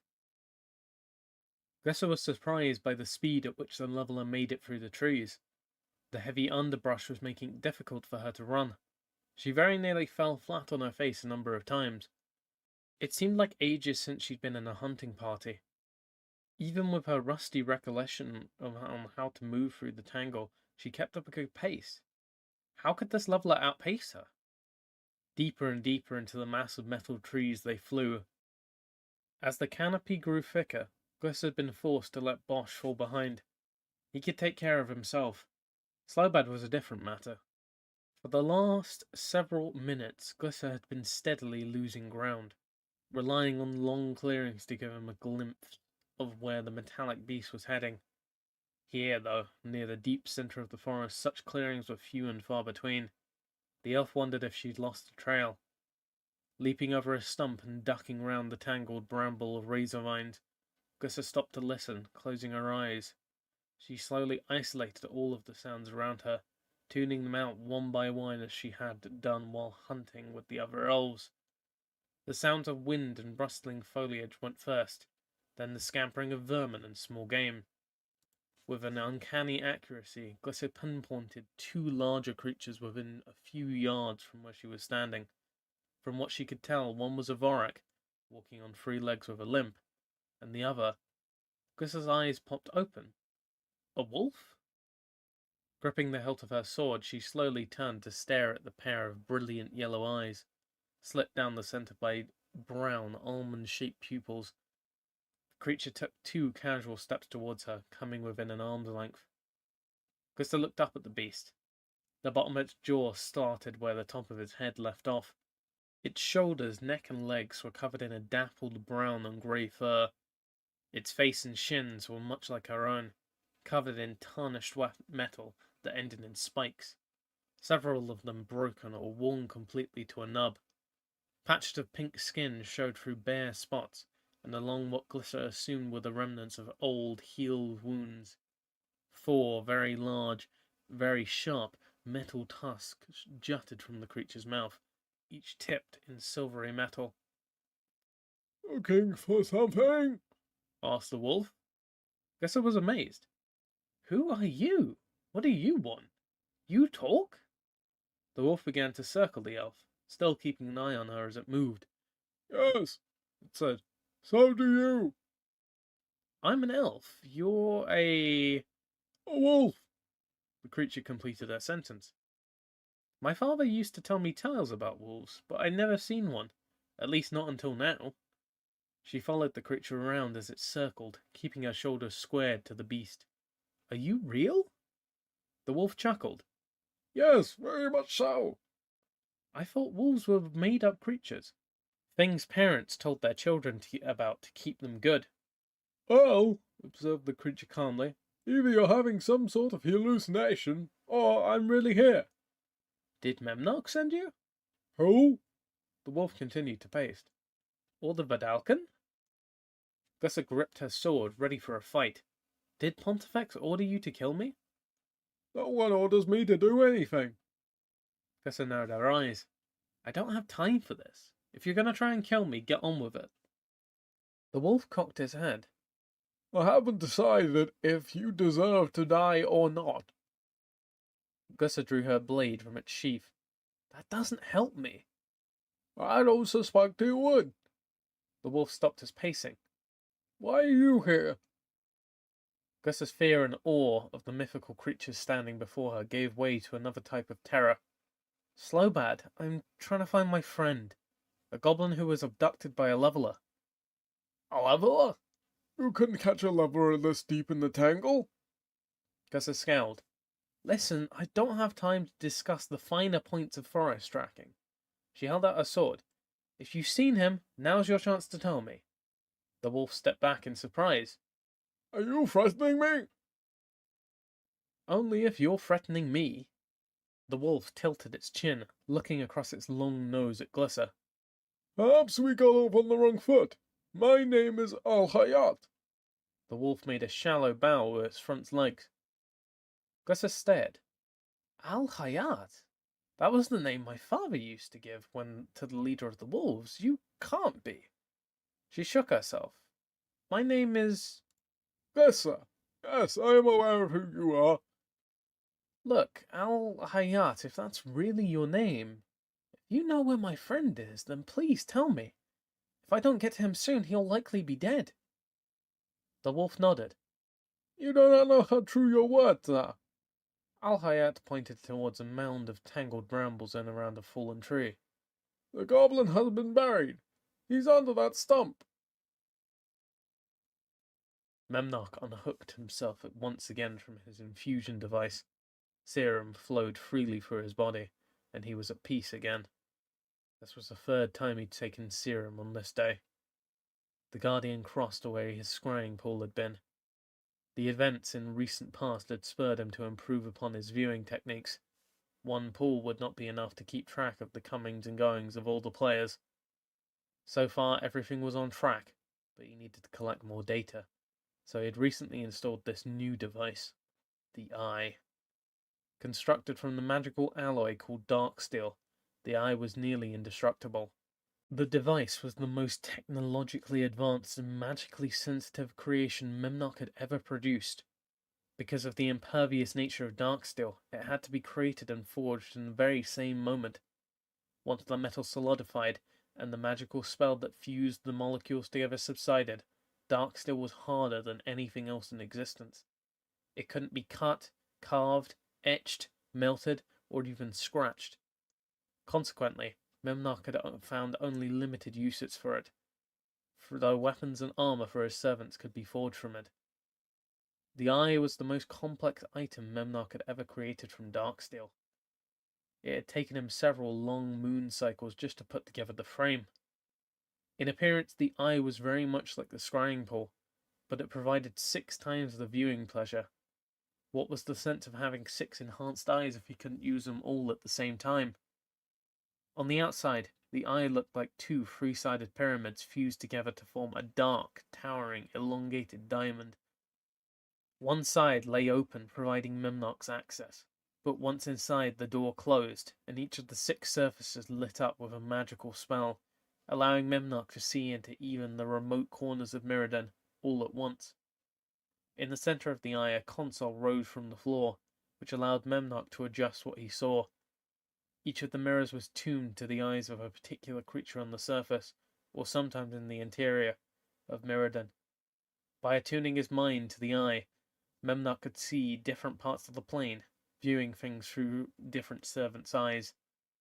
Though he had 6 mirrors, he had many more eyes with which to see.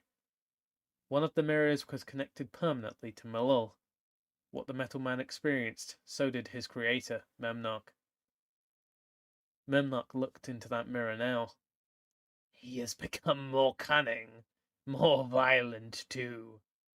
Memnarch thinks he must be fighting the serum, a natural reaction. You remember when he first tried the serum? Yes, you do. Memnarch never fought the new power. Memnarch surrendered. The guardian scanned his attention across the other mirrors. He will learn to embrace the gift, or it will destroy him. We shall see. 4 of the remaining 5 mirrors showed him images of razor-grass plains, the swamps of Mesaverdros, the mountains of the Oxida chain, and the Tangle.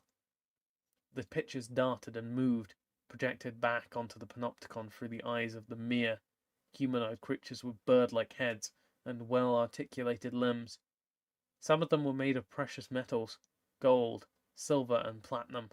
Others were made of iron, lead, or even nickel, but all of them were developed by Memnarch solely for the purpose of providing him with the tools to observe his grand experiment. They were programmed to watch, and they did their jobs well. The last mirror showed the placid quicksilver sea rolling gently around the mushroom-shaped fortress of the Vidalcan, Lumengrid. Memnarch passed over this image. In time, the fortress would play an important role in this plan. For now, though, his attention was focused on the Tangle. What? Gusser ran in a circle around the fallen tree, trying to look for any indication of fresh digging. How could he be buried under that stump? Al-Hayat explained. He wasn't abducted by a leveler, as you thought. He was carried off by a beetle. He plans to use his soft flesh to feed its offspring. Gus's heart leaped. That's why she'd lost sight of him here. He was underground, but how long could he survive down there? Sure enough, as she came around the backside of the bramble, she saw a large pile of freshly disturbed ground. Metal shavings and big chunks of heavy minerals had been discreetly piled behind the stump. The elf dropped to her knees, but razor-sharp vines hung over the pile, making it impossible for her to reach it without cutting herself to ribbons. Standing back up, she lifted her sword and hacked down the vines. Sharpened brambles parted before her blade, but when she pulled back for another swing, they popped back into shape. Her blade could never hold them down or cut off little shreds, but it would never be able to clear them all away. Her weapon was useless. A heavy pounding shook the ground. From around the tall tree stepped the iron golem Bosch. A glimmer of hope entered the elf. "Help, Bosch, quick!" shouted Glusser. "Slowbad's trapped under the stump." Without a word, the golem took hold of the entire pile of debris, lifting free not only the fallen tree, but the brambles as well. Gusser dropped once again to the ground and began digging away at the piled-up earth. The metal shavings cut the fleshy parts of her hands, but she frantically pawed at the ground. Though she pushed and pulled with every ounce of strength she had, the pile remained nearly the same size. She wasn't even making a dent. "Bosch, help! He's going to die if he doesn't get some air." A large fairy paw came from nowhere, knocking Glusser to one side. "What the—" The elf looked up at Al-Hayat. "Leave this to me," he said, and the wolf began to dig. Gusser got to her feet and dusted herself off. The wolf dug swiftly into the mound of loose earth, tossing it away many times faster than the elf ever could have hoped to. Al-Hayat stuck his great snout into the hole and pulled it back out, Slowbad's limp body dangling between his front teeth. The goblin was covered in scrapes and bruises. Once again, Glusser's heart dropped. "Is he—" The wolf lowered the goblin to the ground, and Glusser rushed to his side. Placing her hand along his neck, she felt for a pulse. "He is still breathing," said the wolf. Glusser nodded. "He's alive, but just barely." She turned to Al-Hayat. "Can you help him?" "Me? What makes you think I, your wolf, can cure a dying goblin?" Gusser turned her attention to Slowbad's unconscious body. "Only a minute ago I thought wolves were just stories." She shrugged. "If you're a make-believe creature, who says you can't heal a goblin?" She shook her head. "Now I really am going to sound like a crazy elf." The wolf gave a throaty chuckle. "You're right." Stepping over the kneeling elf and the prone goblin, Al-Hayat pushed his muzzle onto Slowbad's belly. The great beast growled, a deep, resonant sound that shook the ground and goblin. Tiny motes of light coalesced around the wolf's face, growing in size and number as they circled. The twisting mass of magical energy formed a brightly lit ring that circled Hayat's head. The wolf went silent, and the ring dropped from the air, as if it were suddenly pulled to the earth by gravity.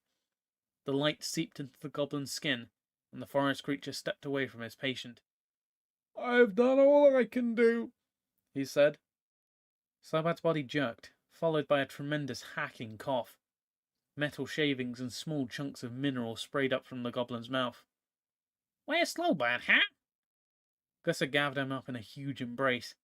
You're in the tangle, running from a band of levelers who just attacked the trio tails. Slowbad nodded. Whew! Good. Goblin dozed off, huh? Dreamed Slowbad was eaten by a giant bug.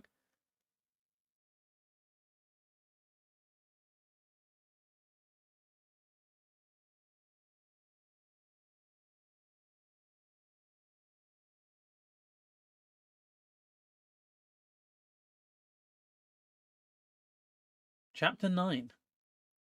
Gusser held Bosch's hand in both of her own. It was so big she could hardly get all 5 fingers around one of his. Carefully, the elf pulled shards of razor vine from the fleshy parts of the golem's farm. It hurts, said the golem. I'm sorry. If I had realized that the fleshy parts of you had spread so far, I wouldn't have been so quick to ask you to move that stump. If you hadn't, Slowbad would have died. Gusser smiled. You're right. You did a brave thing, Bosch, especially knowing that you'd get hurt. She pulled another large chunk of razor vine from his palm. The wound was deep, and Bosch's hand filled with blood. What is that? Blood, said Gusser. What does it do? It keeps people alive. Bosch looked at it intently, tipping his hand from side to side and letting it swish around. Does it keep me alive? Gusser thought about it. She didn't know. In elves, blood coursed through their veins, feeding their body and keeping their insides clean. In a metal golem there were no veins, no need to feed anything. Finally she said, I'm not sure, Bosch, but until we find out, it's best that you keep as much of that, she pointed to the pool of blood in his hand, inside you as possible? She pulled the last bit of metal from his flesh. Let's wrap it in a vine for now, and see if we can't get it to stop. Gusser went to a nearby tree and pulled down several rope-like vines with wide leaves attached to them. As she turned, she saw a glimpse of Al-Hayat and Slowbad. The wolf had curled up on the ground, and the goblin had climbed onto the forest creature's fur. Both seemed to be sleeping peacefully. After tying a quick bandage around Bosch's hand with the vine, Gusser walked over to the napping pair. She watched them. This wolf, a fantasy creature she had thought all of her life to be something of fantasy, had appeared and saved the day. Had that taken place only a few months before, she might have been surprised. Now nothing seemed impossible. Al-Hayat's ears twitched, and the 4-legged beast lifted its head. You're awake, said Gusser. I never really sleep, replied the wolf. It's not a luxury I can afford. The elf knelt down in front of Al-Hayat's muzzle. Can I ask you a question? You just did. The elf smiled. No, I mean I grew up in the tangle, hunting and ranging all around the forest. How come I never ran into one of your kind? We have become very good at hiding, he said, with a sigh. As well, I am one of only a few. Why aren't there more? There were, replied the wolf. The pack has dwindled every moon cycle since I was but a pup. Many have been killed by hunters or levelers. Now the remaining few are scattered around the forest. For our own protection, it's harder to kill us all if we don't stay bunched up. The wolf looked down at the sleeping goblin, then back at Gusser.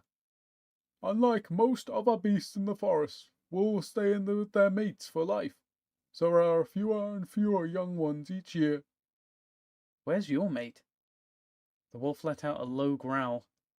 She was taken from me last moon cycle. The words were obviously painful for Al-Hayat. I'm sorry, replied Gusser. Her curiosity was piqued, but she didn't want to push the subject any further. May I ask you another question? Ask as many as you like.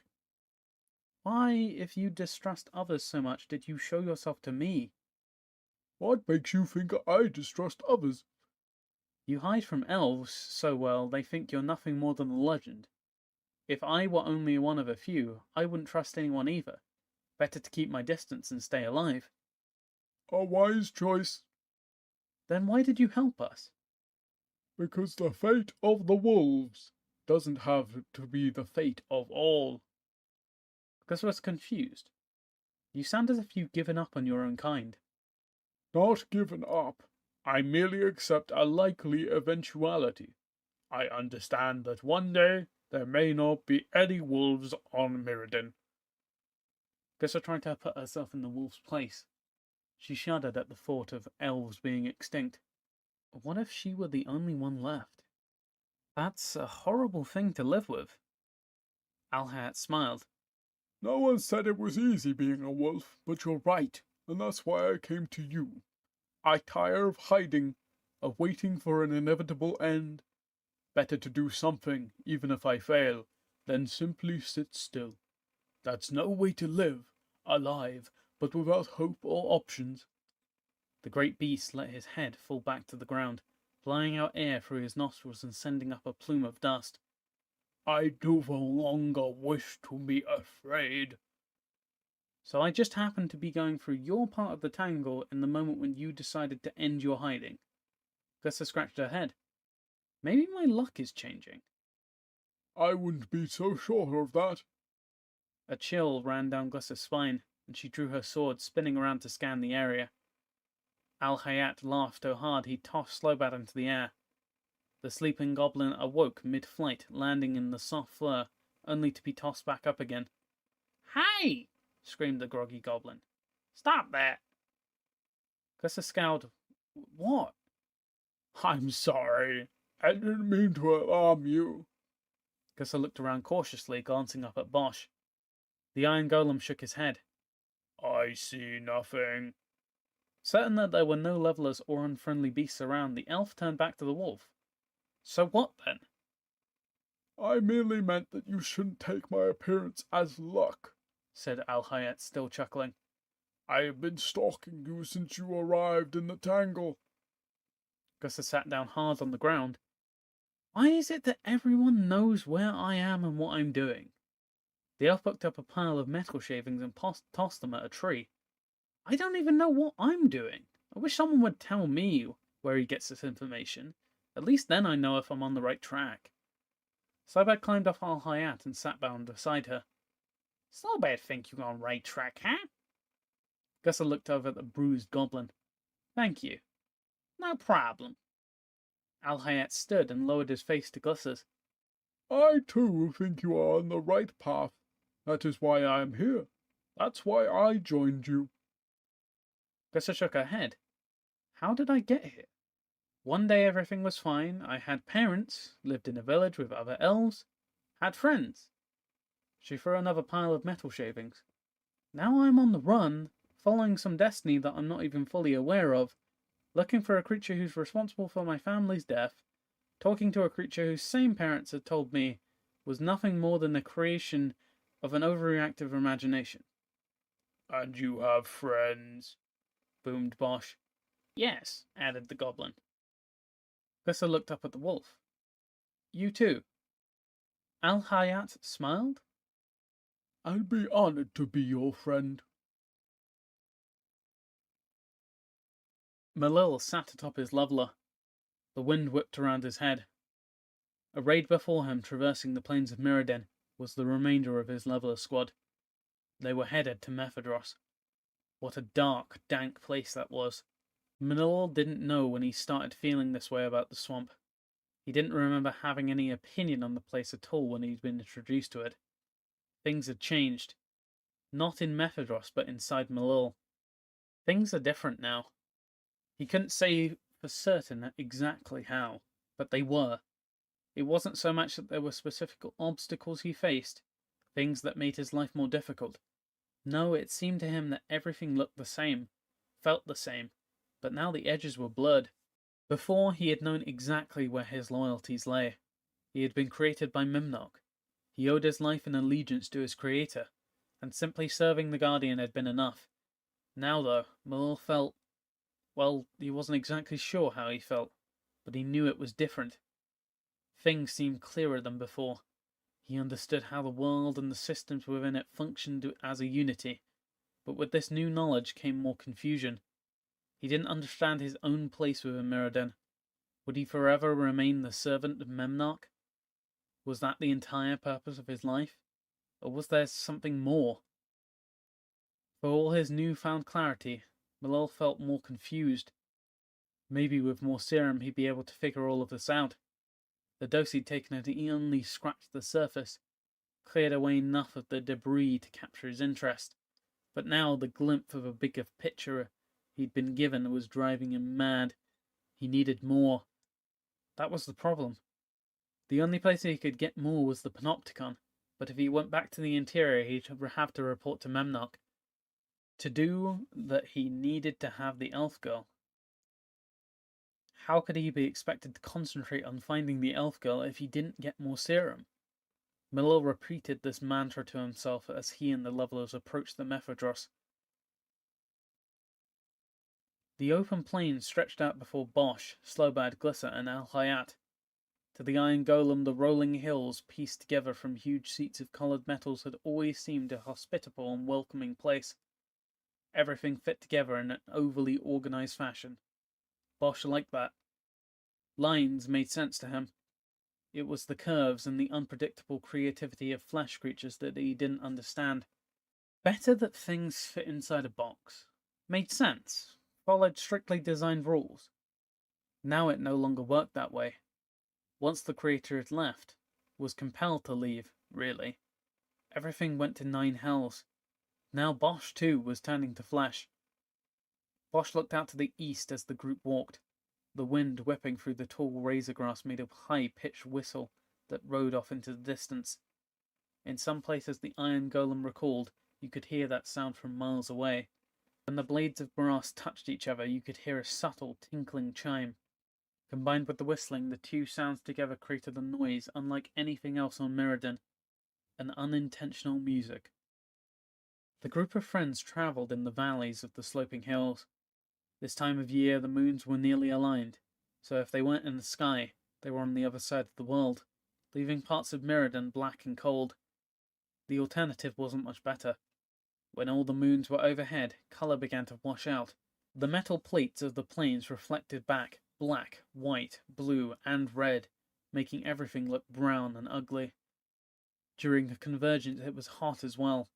All those moons or suns, as the Leonin persisted on calling them, pouring light down onto the open ground, made the metal golem uncomfortable, especially those parts of him that had become flesh. Now was one of those times. The exposed fleshy bits in Bosch's arms and torso were turning bright red as they tingled. Is flesh always so bothersome? He asked, scratching a patch of skin. You get used to it, huh?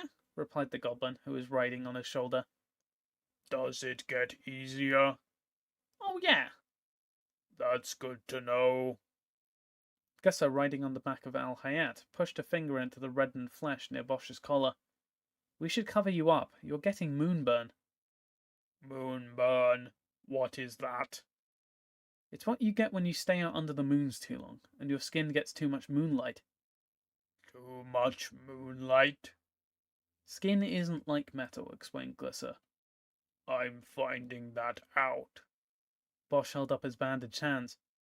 Yeah, well, razor vines aren't the only thing that can damage flesh. Moonlight can too. How? Asked the golem. Yes, how? The wolf sounded curious as well. Glisser looked up at Slobad. Don't look here, crazy elf. You said it, huh? Well, the elf grabbed her chin, thinking hard. You know how, when the moons are in convergence, the plates of the plane get hot? Bosch nodded. Yes, my frame can get hot too. The elf lifted her finger in the air. Right, why is that? Bosch shrugged, nearly tossing Slobad from his shoulders. I do not know. Gusser frowned. Well, I don't know either, but it happens, right? Everyone nodded. Well, skin gets hot too. Only when it gets hot, it expands. I understand. It is just like metal, interjected Bosch. Not exactly, said the elf. Bosch looked out over a barren patch of plain where there was no razor grass. The hexagonal plates that formed the ground were bowing up, like bubbles in a swamp. The iron golem pointed to them. See, he said, just like that. Everyone looked. What's happening there? Asked Al-Hayat. You not know? Asked Slobad. Slobad think magical beasts know everything, huh? The wolf looked up at the goblin. Guess I thought she detected a sneer on his lips. I have never been out of the tangle. I've never seen anything like that before. Oh, Grunted the goblin. you just like crazy elf when Slobad find her, huh? Don't worry. He hitched his thumb towards his chest. Goblin treats you everything, huh? It is caused by the convergence, Explained Bosch, ignoring Slobad. the metal plates expand when they are hot. Since they are joined so tightly, they have no room to move. They bend. He nodded to a section of plane he had pointed to earlier. Like that. Oh, said the wolf. Yes, but that's not what happens to skin. Gussa seemed frustrated. It gets hot, Said Bosch. Yes, and when it gets hot, it burns. Like fire roast meat. Bosch nodded slowly. so the moonlight cooks flesh. Gussa shrugged. Well, yes, I do not want to be cooked. said the golem. Golem probably not taste good anyway, huh? Chirped Slobad. Al-Hayat let out a low growl.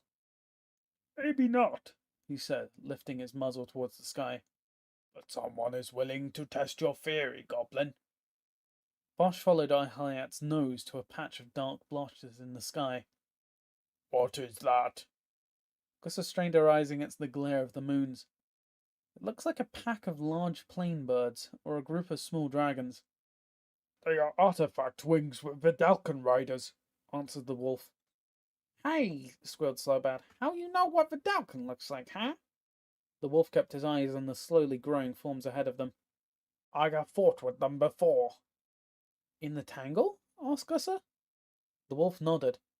But out here, we have no trees for cover. Bosch stopped moving and lifted Slobad from his shoulders. No, he said, but they do not have the sea or their fortress, He turned to look at the wolf. and they do not know about you.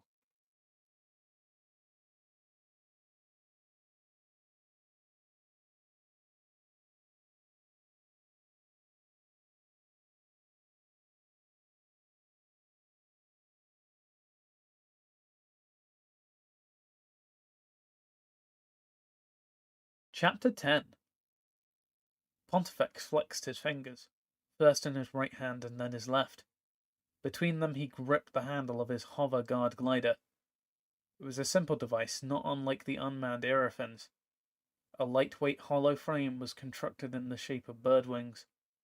Between this frame stretched a fine woven metal fabric that billowed slightly in the wind. The whole thing was attached to the rider's back with a set of straps and a buckle. To Pontifex's left rode Marek, on his right, Orland. Behind the three followed 4 dozen of Marek's finest elite guardsmen. Pontifex looked to his left. Do you see them? Marek nodded. The human woman doesn't appear to be with them. That doesn't matter now. We are after the elf girl. The Guardian will be very pleased that we brought her in. The Vidalcan people will be well rewarded for our service. Pontifex smiled. Yes, yes, indeed. My lord, said Marek, pointing down at a group of foot travellers. They have some sort of beast with them. Pontifex narrowed his eyes. The reflection of the moon's light off the metallic plane made it hard to pick up shapes and impossible to distinguish colours. It did, however, appear as if the elf rode atop some large creature. If she thinks she can outrun us with her mount, She is mistaken. Marek pointed. What should you have us do? Pontifex glanced back up at his troops and looked back down at the elf girl and her party. we split up. Marek, you take 2 dozen warriors and swoop around behind them. He hitched his thumb over his shoulder towards Orland. The councillor and I will keep the rest of the men and hold here. When we see you're in position, we'll swoop down from both sides, surrounding them. As you wish. Marek placed his fingers to the front of his mast as a salute to Pontifex. My lord. He did the same to Orland. Chancellor. Then he was off. Pontifex looked at the warrior with resentment. When he saw the smile on Orland's face, he changed his mind. Marek was smart. He had learned from Pontifex, and his gesture of recognition to the new councillor would set the man at ease, making him easier to manipulate, or kill when the time came. A feeling of tremendous pride filled the Vidalcan lord, and he smiled. Without even a word, his trusted bodyguard had picked up the plan and played along perfectly. Lifting the handle on his glider towards the clouds, Pontifex rose higher and made a gentle curving turn. Where are we going? Asked Orland beside his leader. Nowhere, replied Pontifex, steering around. We're circling our prey. What they doing, huh? Asked Slobad. Looks like they're splitting up. All four intently watched the flying figures as they broke up into two smaller groups. One appeared to be retreating. Slobad tugged on Gus's arm. They leaving? Scared of Slobad and his golem, huh? No, they're trying to surround us, said the wolf. Gussa felt panic fill her chest. They were out in the open. The only thing they could possibly use for cover was a large patch of razor grass that looked as if it had been recently mowed down by a gang of hungry thrashers. If they ran hard, they could reach the fuller patch of grass, but even if they made it, they'd have to fight both the Vidalcan and the sharp-edged foliage. What do we do? She asked, more to the heavens than anyone in particular. We run, huh? Gussa looked up at the flyers. Already the splinter group was nearly overhead. The other group had completed a full circle and was beginning a second. No, they move too fast. We'll never outrun them. Bosch's voice rumbled in the light breeze. We might be able to get out from in between them. That might give us a better chance. If only we had to fight half of them at a time. That's a good idea. Under the glare of the moons, it'll be hard for them to see us. If we know a patch of razor grass and stick close together, that could buy us some time. Let's go then, shouted Gussa. Bosch grabbed Slobad and deposited once again on his shoulders, and then the group was off. Gussa rode Al-Hayat, and Slobad held onto the iron golem's collar for dear life. They skirted the edge of a razor grass field, galloping at full speed. Bosch's huge metal feet pounded out a drumbeat as they ran. Al-Hayat moved silently, with fluid grace of an organic creature. Gussa squeezed the great forest beast with her knees and clutched handfuls of fur, trying to stay on his back. They narrowly outpaced the metal golem, running along beside the small patch of razor grass. Looking up into the sky, Gussa's heart plunged into her stomach. They're coming right for us! The first few strides had moved them past the splinter group of gliders, but the other half had seen them try to run. They dived now to intercept. A deep, hollow whistle followed, louder the closer they came. They're going to ram us, she shouted. Al-Hayat planted his front feet and came to a sudden, abrupt halt. Gussa couldn't squeeze hard enough with her knees, and her rear end lifted off the creature's back. If not for the solid grip she had on his hair, she would have been tossed right over. Bosch came stomping up right beside. Why are we stopping? Gussa watched the gliders getting closer. They were almost on top of the foursome, but there was nowhere to go. In seconds they would be smashed into the ground, or pushed into the razor grass and cut to bits. For this? Said the wolf. Al-Hayat closed his eyes and then muttered something under his breath. To Glessa, it felt as if the wolf was vibrating. She couldn't hear what he said, but she could feel every syllable. Looking into the sky, she could see the gliders, make out the construction, recognize every detail on the warriors' faces. She drew her sword. I won't die like this, she shouted and lifted her blade into the air. Al-Hayat stopped his rumbling and opened his eyes. A swirling green ball of energy shot out from the wolf, striking the razor grass field. Like the magic he used to cure the goblin, the spell settled onto the metal foliage in a puddle, nearly as large as the creature who cast it, soaking into the ground as if it were water. The whistling noise the gliders put off grew to a horrific screech, and the Vidalcan guiding them pulled back, bringing forward charged lances and glowing blue heads. The glider cast their shadow over the group, blotting out the converging moons.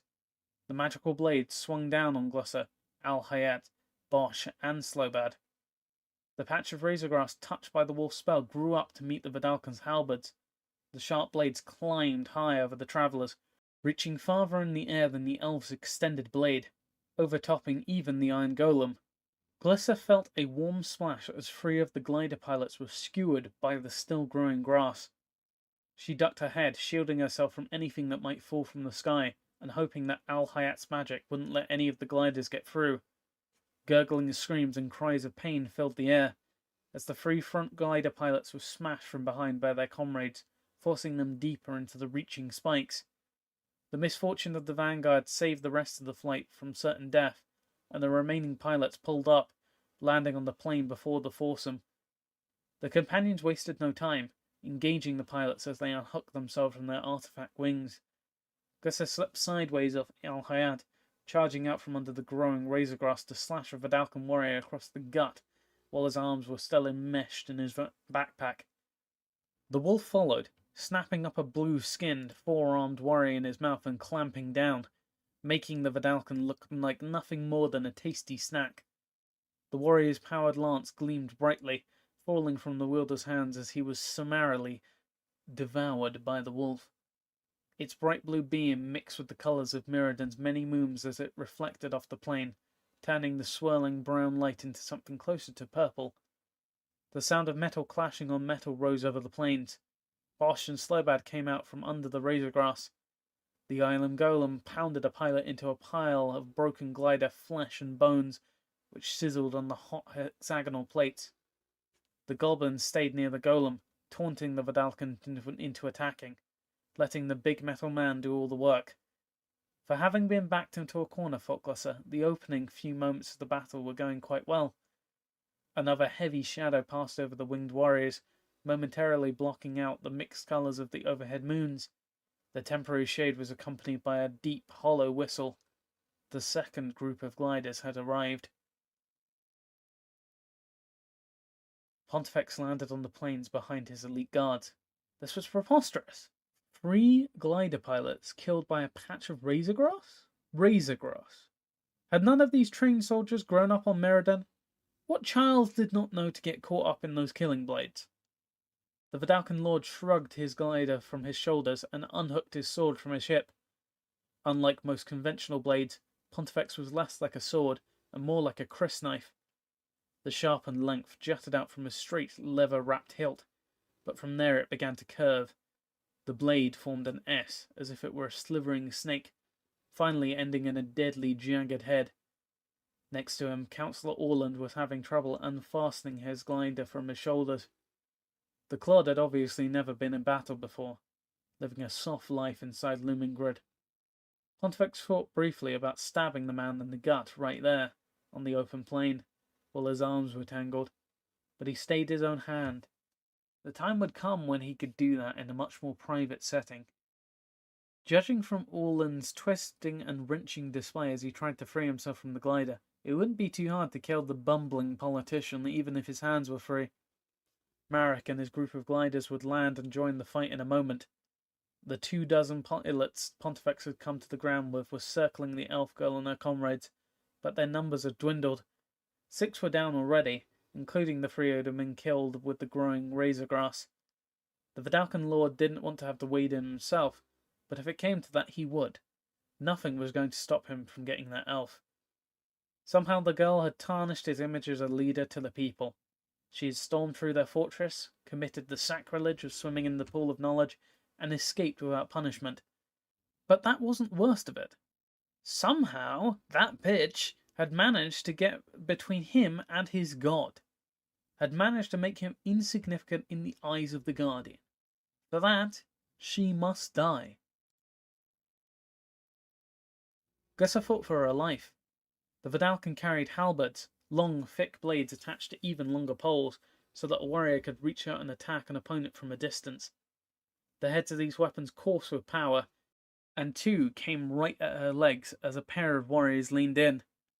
Her back up against the razor grass field, all she could do was bat them away. Again and again, the sharp, glowing blue points came at her, and each time she knocked them away. Bosch leaned out with his long arms, able to match the Vidalcan warriors with his reach. Gusser felt the impact as his hand hit the ground. A smash fell underneath. He swung down with his other fist, punching a guardsman in the face. The warrior was thrown, loosing his grip on his weapon and falling on his back. Despite the heavy impact, the soldier got to his feet, dazed and shaking his head, but alive. Bosch lifted his hand for another strike. Large droplets of blood dripped from between his clenched fingers, splashing on the hot metal ground. The liquid sent up a short wisp of smoke, as it quickly dried. In the strange mixed light, Gusser couldn't tell if it was blue blood of the Vidalcan warrior or the red blood of the now fleshy golem. The thought of Bosch bleeding to death brought a sudden chill to the elf's spine. 2 more halberds came from nowhere, forcing Gusser to spine to one side. Unlike the other weapons the Vidalcan had been using, these did not have sharp heads. Instead, they sprouted loops of heavy wire, meant to ensnare rather than wound. One of these loops lunged for Gusser, and she narrowly managed to duck under it. The warrior who carried it had the handle near the end of the shaft, and pulled on it now. The loop tightened just as the elf pulled away. "What am I? A wild boar?" she shouted. The Vidalcan answered by lunging in with another thrust of their pointy weapons. These too Gusser pounded away, but this time she managed to counterattack. Not bothering to aim for any one warrior in particular, the elf jabbed the tip of her powerful blade into the throng of blue-skinned guardsmen. The tip momentarily caught one of the warrior's robes, then tore free, sending her tripping forward. Losing her balance, the elf lifted up onto her tiptoes on her right foot. She could feel her weight dragging her forward. The thought of landing prone before 4 warriors, all of whom wanted her dead, had absolutely no appeal to the young elf, and she struggled to stay upright. With her left leg held up in front of her, she toppled forward. Skipping once and then reaching out, she jabbed her sword point into the nearest warrior, hoping to push herself back and regain her balance. But the head of the sharp weapon punctured the Vidalcan's armor and slipped through into soft flesh. The creature screamed, turned sideways, and pulled away. The hole in the warrior's armor now twisted to one side, clamped down on the tip of Gusser's blade, trapping it and dragging the elf further forward. Gusser was extended as far as she could go, and she held onto her sword with all of her might. Reaching over, she grabbed the pommel with both hands, letting her toes slide across the hot metallic ground as the Vidalcan pulled back. Warrior and elf moved as a pair, the tip of Gusser's sword still lodged in the Vidalcan's chest. The injured fighters struggled to free themselves, flailing in all 4 of his spindly arms. Blood now covered the blue ornamental robes he wore over his armor, looking like a dark brown stain on light brown robes in the mixed light of the converging moons. Then his struggle slowed, and he looked at the elf through his visor. His eyes were sad, even frightened, and Gusser felt a pang of pity. The warrior collapsed, dropping to his knees. Gusser was yanked forward, and she watched the ground come up towards her face. This is it, she thought. Something grabbed hold of her left foot, still lifted high into the air, and she was tugged back. She watched 2 halberd blades and a heavy wire loop strike the ground. The enchanted weapon cut into the metal plates of the plane, leaving huge gouges beside the dying Vidalcan, right where she would have been lying face down. Coming to the ground on both feet, Gusser turned back to see her saviour, Slowbird. His bony hands were wrapped around her ankle, but he lost his grip and fell backwards from the force of his tugging her free of the dying Vidalcan. She wanted to thank him, but there wasn't any time. More warriors pressed in. Marek trained to the ground right beside Pontifex. His 24 glider pilots landed closer to the melee. His elite guard commander shucked his glider wings and crossed over to the 2 Vidalcan synod members. Counselor, He said to Orlan, bowing his head slightly. He turned to Pontifex. my lord, we were trying to pin them between the 2 groups. I fear I have failed you. Pontifex shook the comment off. Nonsense, you flushed them right into our hands. Marek nodded. Pontifex looked over at his bodyguard's shoulder at the fighting. The elf and her companions were still backed up against the razorgrass field, but the Vidalcan warriors had made little progress in capturing Gusser. Pontifex gripped his sword tightly. Marek took another shallow bow. I bid you farewell. I will capture the elf and bring her to you. The warrior turned on his heels and marched towards the battle. Kill her, said Pontifex, his teeth clenched. Marek stopped in his tracks. Orland turned to the Vidalcan lord, and a look of utter astonishment on his face. Kill her? You can't be serious. Pontifex grabbed Orland by the collar of his robes, forcing the gangly politician's visor up against his own. Quite. Marek stepped closer. Are we not to return the elf girl to Memnarch? My lord? He added late. Pontifex glared into Orland's eyes, not letting the councillor loose. He spoke to Marek. Plans have changed. The Guardian no longer wants her. Orland shifted his eyes. Pontifex followed his gaze to Marek. He's not going to help you, he shouted at his captive. I am not your enemy, Lord Pontifex, claimed the councillor. Please let me go. Marek stood watching the scene. Pontifex could see him in the corner of his eye. What are you waiting for, Marek? Go kill the elf girl. Marek nodded. As you wish, my lord. This time he was more forthwith with the title. But I would not be doing my duty to you if I did not ask you to reconsider. Orland squirmed in Pontifex's grip. The Vidalcan lord, using his superior height, lifted the councillor up off of his footing, forcing the politician to stand on his toes or be strangled by his own robe, now bunching around his neck. Thank you, Marek, but no little elf girl is going to get between me and the Guardian of Mirrodin. Neither is the elected Synod councillor. He finally took his eyes off Orland, loosening his grip on the man's robe and letting him get back onto his feet under him. Kill her. Marek didn't even blink before he turned and sprinted towards the melee. Pontifex watched him as he rallied his men and headed off, following his orders to the letter. He's good, Marek is, he said to Orland, who was now trying to soothe his damaged throat. Very good.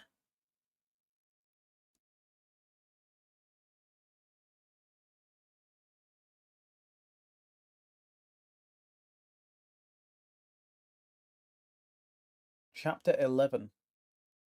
Blood covered the plain. Nearly a dozen Vidalcan lay dead or dying on the ground. Half the number had swooped in from the sky to press Glissa, Slobad, Bosch, and Al Hayat back against the razor grass field. Glissa herself had received nasty cuts on her cheeks and one across her breast. They stung and bled, but they weren't as painful enough to distract her, so she ignored them. Slobad was the same. He'd taken a thump to the head, but that was about it, as the small goblin did his best to stay away from the sharp ends.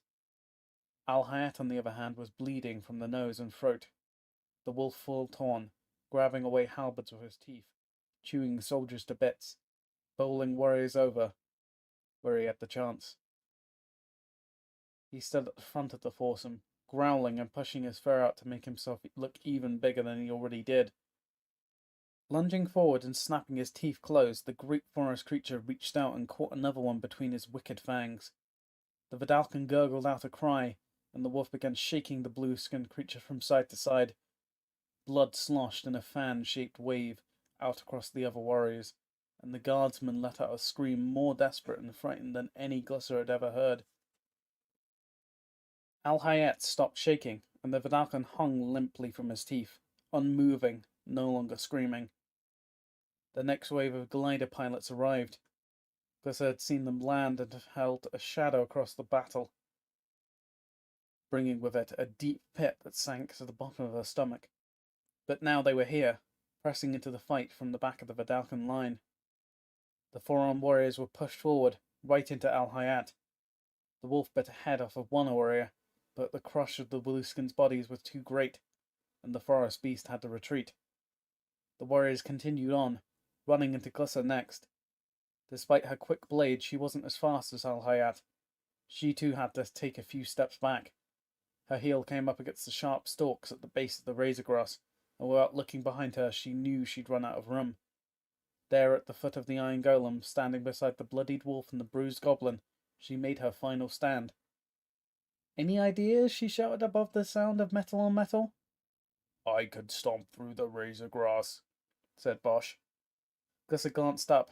The golem was covered in blood, which blended into the colour of his partially rusted hide in the strange light.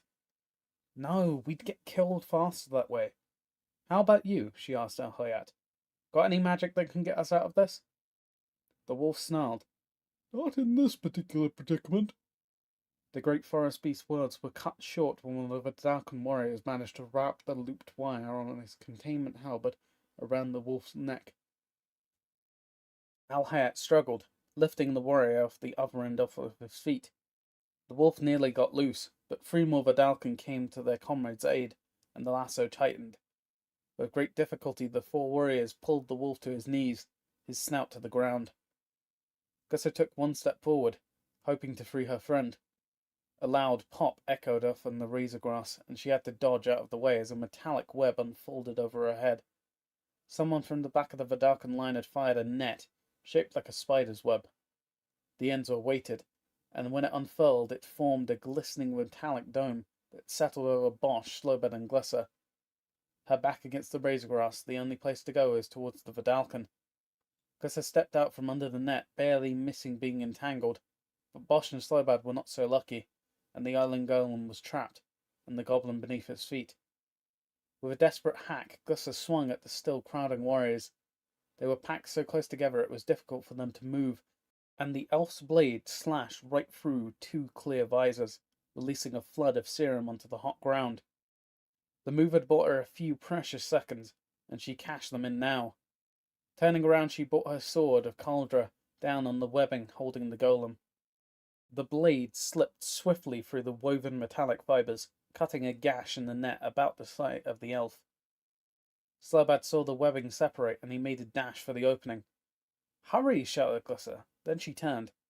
A thick wire dropped down over her shoulders, and Glisser felt her arms get pinned to her sides. The force of the lasso closing in around her knocked the wind from her lungs. She let out a scream and dropped her sword. Another lasso closed round her neck, and Glisser was pulled forward onto her belly, face down on the hot plain. Twisting to her side, she looked up at her friends. Al-Hayat was pinned to the ground by a gang of Vidalcan warriors. Boss struggled with the net, but it too was controlled by glider pilots, and despite his great strength and obvious size advantage, the iron golem had nowhere to move. Worse, Glisser could see that the Vidalcan had pulled the net so tightly around Bosch, it was digging into his fleshy shoulders, cutting large gashes and causing him to bleed. Slobad had managed to make it out of the hole. Glisser had put in the net, but it had been caught and was held face down on the ground by two warriors, the pointy ends of their halberds firmly against his back. "What do you want from me?" Glisser shouted. Held to the ground as she was, she couldn't see her captors. No one replied. Marek watched his troops capture the elf girl. In the face of heavy losses, they had done a fine job showing restraint. It would have been much easier to kill them all. Before the mission had begun, they had been given strict orders to keep her alive. Only Marek knew of Pontifex's change of plans. It would be up to him to carry out the new orders. As he pushed his way through the troops to where the captives were being held, Marek ran through his options. If he had done what he had been told, gave the order and executed the elf girl, he'd be acting in direct opposition to the wishes of the Guardian. True, he'd never met the being Pontifex referred to as his god, but he had seen the Panopticon, and he felt certain there was someone powerful inside. He had seen enough evidence, and he didn't doubt the consequences of crossing such a creature. To make matters worse, Marek had a healthy suspicion the Guardian would see almost everything that took place on Meriden, and though Pontifex had given the order to terminate the elf girl's life, it would be Marek who would do the dirty work. Something the captain of the elite's guardmen felt certain would not go unnoticed. On the other hand, Pontifex would certainly punish him for disobeying his orders. His life would be forfeit, and the best he could hope for would be to desert and try and find some other place to live. This thought almost made the warrior laugh. Who would have him? The human wizards? Not likely. He'd been responsible for enslaving and oppressing too many of them. He doubted they would greet him with open arms. No, that way led to death too. He stood now over the prone elf girl. Marek had seen her before, but never up so close. She seemed so frail now. held helplessly to the ground. He leaned down and looked her in the eye. Despite her disadvantage, she looked defiantly back at him, a fire in her eyes. Her determination and conviction in the face of certain death unnerved the warrior.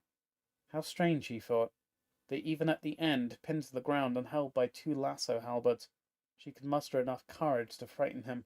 Would he go the same way? "Who are you?" asked the elf.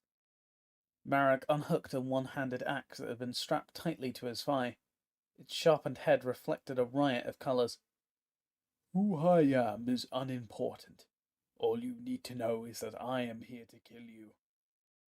"Rather unsporting of you," the elf spat. "Killing an unarmed elf held to the ground by a pair of your henchmen?" Marek nodded. "I agree, but you were hard to catch. I've had enough of sport." The Vidalcan captain of the elite guard lifted his axe in the air. "Goodbye," he said, and he brought the axe down with all of his might. Even as the blade whistled towards the ground, the elf maintained eye contact with him. The closer her death came, the more determined and confident she looked. Finally, Marek couldn't take it, and he closed his eyes. His axe connected, and a heavy ringing sound echoed out, followed by the general cacophony of battle and the telltale clang of weapons crashing. That wasn't right. Marek opened his eyes. Standing before him, her sword hooked under the blade of his axe, stood a human wizard woman. Bruenna. "Hello, Marek," she said. Gussa stared up at the Vidalcan warrior with the axe. She hated this man. She had never before met him, but right now he represented everything that was wrong in the whole world, and she wanted him dead. His blade descended on her. She was defenseless. All she could do was watch and hope that her hatred was enough to strike him down. The air before her face began to waver, and something materialized, blocking her view of the Vidalcan. The axe crashed into the object and was turned aside. Gussa twisted to see Bruenna standing over her. A sudden rush of relief filled her whole body, and the elf laughed nervously. She might live to strike down the Vidalcan after all. Then the brief euphoria over being saved suddenly gave way to fear. Watching her friend be captured and held down by animals had so infuriated her that she hadn't had time to be scared. Now, however, she was terrified. The sounds of battle filled her ears, and Gussa felt the Vidalcan holding her to the ground release their grip. Rolling up to her feet, she wriggled free of the 2 lassos. All around they were surrounded by human wizards. Bruenna's tribe had appeared, as if from nowhere, and they fought now with the Vidalcan warriors. Gussa scrambled to her sword, still lying to the ground where she dropped it, and she crossed to Al-Hayat. With 2 quick slashes, the wolf was free. Turning, Gussa narrowly missed being decapitated by a flying halberd. Blocking the attack with some difficulty, the elf managed to scramble in under the reach of the long weapon. The shaft struck her shoulder, and it stung, but the blade waved harmlessly in the air behind her. Bringing the point of her sword up before her, she jammed it home, puncturing the Vidalcan's gut. The blade slid cleanly through, popping out the other side, and the warrior went slack. Gussa had to place her boot on the Vidalcan's chest to get enough leverage to pull her blade free. The sword of Caldra came out with a sloshing sound, and the elf whipped it sideways, tossing the blood from the steel. Then she turned to free the goblin and the golem. She was too late. The Vidalcan were outnumbered 2-1 by the humans, and they fled towards their gliders. Bosch was now pushing the remnants of the net off of his head. As he bent down to pick up Slowbad, who, though the warriors were holding him prisoner, had fled, he was lying flat on his stomach. The first of the gliders launched into the air, accompanied by the same hollow whistling sound they had made on their way down, only now the whistle grew higher in pitch, rising to an ear-piercing hiss as it rose out of reach. One by one the Vidalcan jumped into the air, flying off in defeat, only half as many as they were when they arrived. The humans let out a collected whoop, giving up pursuit and circling back to tend to the wounded. Marek saw the humans materialize, and he was grateful. He could back out gracefully, claim defeat, and still keep his life.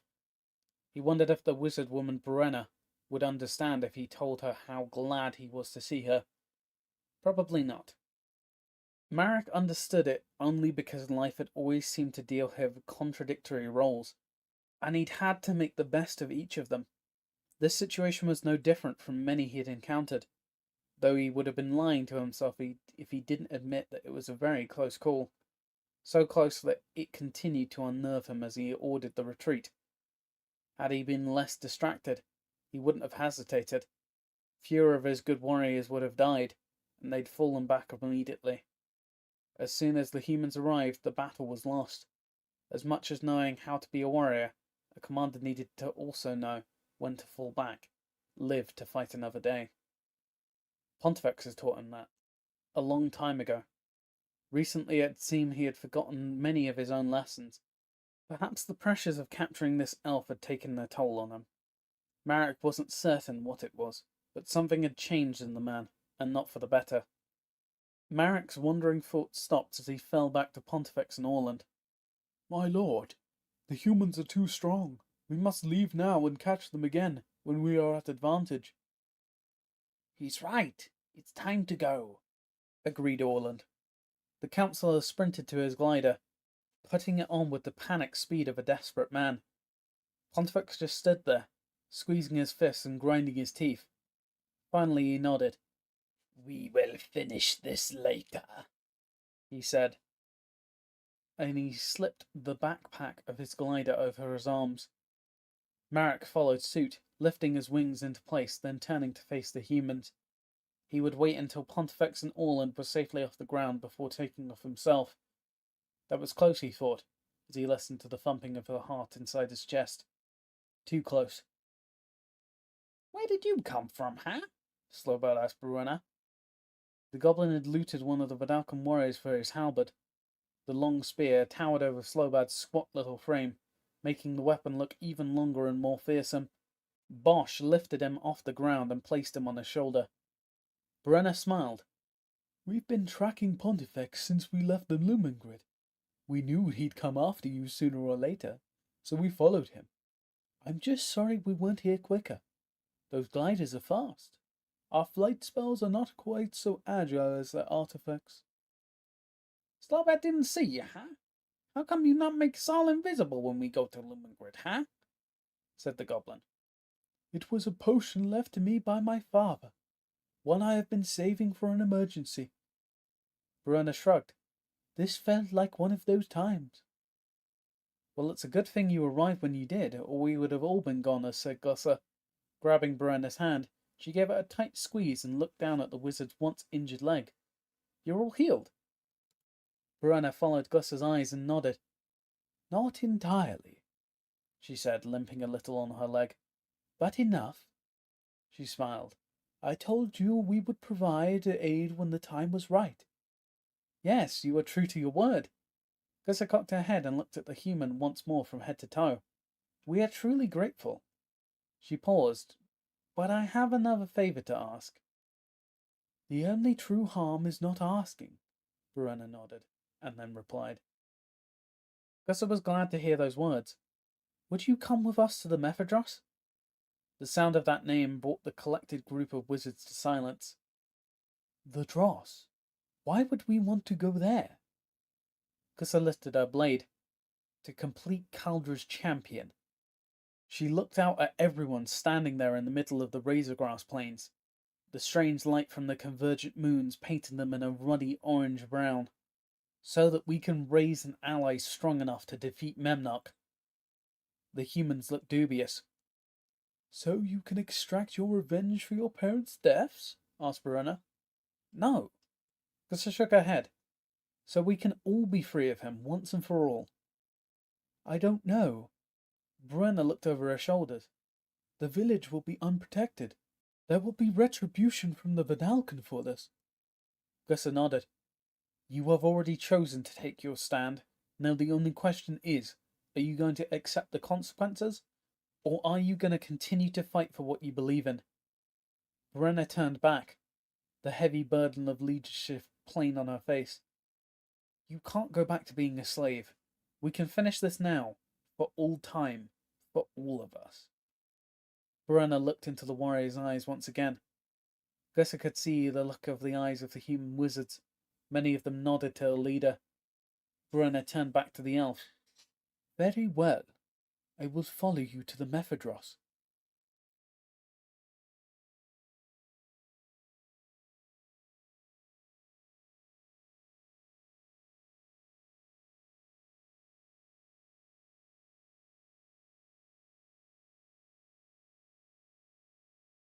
Chapter 12. Memnock strapped himself into his infusion device and watched the red pinpricks of light float over his body. Funneling the mana, the magical process commenced. His skin flushed and he felt a familiar fire as the serum burned away the ignorance from his body. The fires he felt would purify him, make him stronger, so that he may be a better servant to his master. His head buzzed with the pain, and his eyes filled with tears. The light pulsing in from the mana core coalesced as it always did with the first infusion of the morning. And there, arrayed before the Guardian of Mirrodin, was a vision of the Creator himself, Khan. Master, you have come! The vision did not say a word. It wavered in the middle of Memnock's laboratory, drifting above the floor as if it were a ghost of a liquid metal planeswalker. Memnock has been so lonely and afraid. It has been so long since your last visit. Memnock fears you will never return.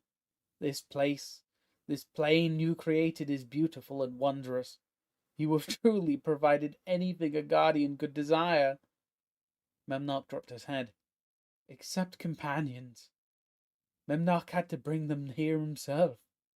All the creatures except Memnock himself, of course. Every one of them was brought here by my soul traps. At first, Memnock only wanted subjects to experiment with. He wanted to see what made them tick. But now, Memnock knows why they work. He has observed their habits, catalogued them all. And he cannot say that the work has been unrewarding. Those who seek knowledge find solace in discovery. Memnock stared at the vision. Though the experiments continue, Memnock still lacks a companion. He continued his conversation with Khan. Memnock has even tried to make the creatures here understand him. The one he calls Pontifex has been here to see Memnock many times. Many times. If Memnock wished it, this one would stay here in the Panopticon, would stay with Memnock forever. But that is not what Memnock wants. These creatures they do not understand. They do not have the capacity for emotion. Memnock looked up at where the eyes should be in the ghostly image before him. They are instinctual and predatory, but that is all. They tear each other apart so that they may simply survive another day. Oh, they fooled Memnock for some time. The systems and rituals they have created seem sophisticated, very sophisticated indeed, but upon further study, these complex systems that Memnock has watched had hoped would show an understanding, a level of higher intelligence and emotion, have proven just the opposite. These creatures, the poor, pathetic vermin who populate this plane, your plane, they are nothing to Memnock. There is no hope of finding a companion among them. They are incapable of love, incapable of providing Memnock with what he needs. The Guardian sighed. Memnock has even tried to build a companion. You have seen Malil. Memnock chuckled. Yes. He does look like Memnock once did. A tribute to you, Lord Khan, and a hope that Memnock could get what he lacked from a creature just like himself. But it did not work. Though Malil looks like Memnock, Malil is not Memnock. No. He's a good servant, but he does not suit Memnock. True, he will do whatever I say without argument. Perhaps that is the problem. Perhaps Memnock needs conflict in his life. The Guardian shook his head. No, there is plenty of conflict in Mirrodin. Memnock has seen to that. It is something else. Something lacking. Memnock stopped talking as the serum hit the inside of his brain. The fire spread through his skull, and all capacity to speak was taken from him. Then the burning turned to a throb, and he resumed his conversation. Forgive, Memnarch, he said, feeling a wave of exhilaration run up his spine, making him stronger, smarter, more confident. But your creation needs you.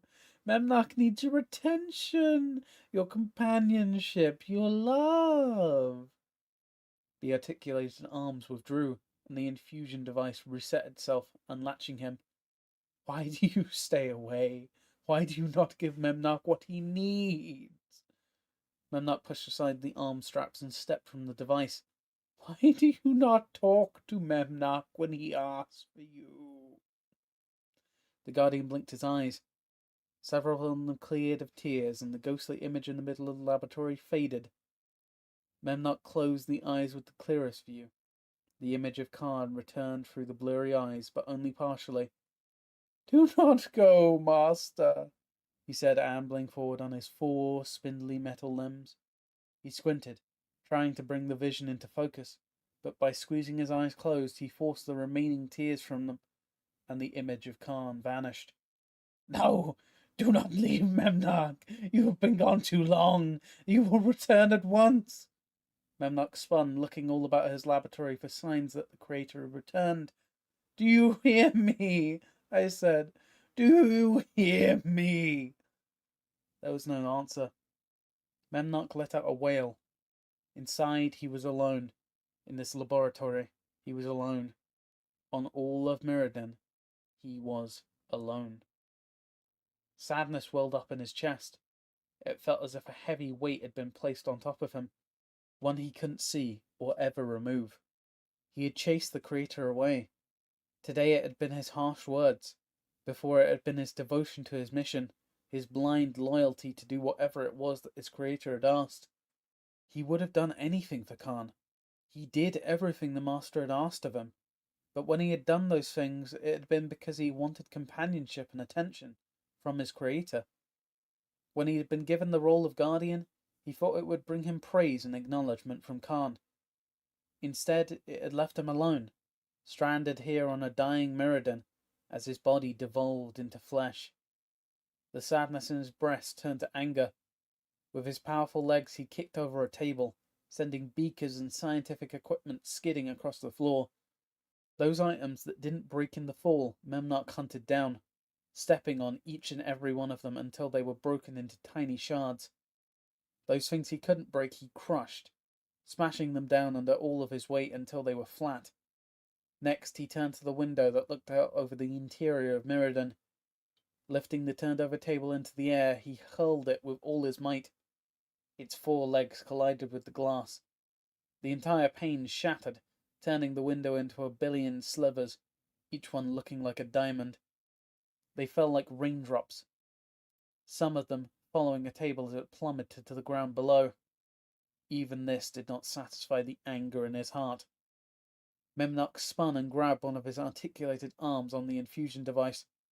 His own arms were small and scrawny in comparison to his enhanced legs, but they held much strength, and he reeled back, ripping the appendage from this device. Sparks cascaded from the broken limb. Bits of broken metal dropped down to the ground with a metallic ring. Without hesitation, Memnarch lifted the shorn arm over his head. It bent at the joint, no longer held in place by hydraulics. The Guardian whipped it forward, thrashing it at the control unit of his infusion device. The arm's tip whipped over as the arm came down. The point connected with the controls, burying itself deep within the panel. Memnarch pulled it back for another strike, but the sharp edge stuck inside the device held firm. The Guardian let out a roar as he yanked again, and the arm snapped, half staying lodged in the controls, the other half coming away in Memnarch's hand. Again, the broken limb came up over Memnarch's shoulder, and again it came down on the device. The Guardian wailed as he pummeled and pummeled some more. Metal bent, sparks flew, and the machinery withered and died under the assault. With another strike, the serum tanks exploded, flooding the floor of the laboratory with viscous, milky white liquid. With the next, the power supply was torn out, and the device went dark. Still, Memnarch didn't stop his attacks. Wielding the arm like a flail, He beat this creation until it was nothing more than a smoking pile of rubble.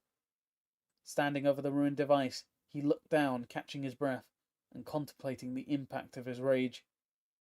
After a moment he closed his eyes and let the arm drop to the floor. What have I done? Pontifex entered the synod chamber. Far below, Sodador and Tyrell paced the empty floor. Orland, by contrast, reclined on a padded lounger, a new addition to the council hall.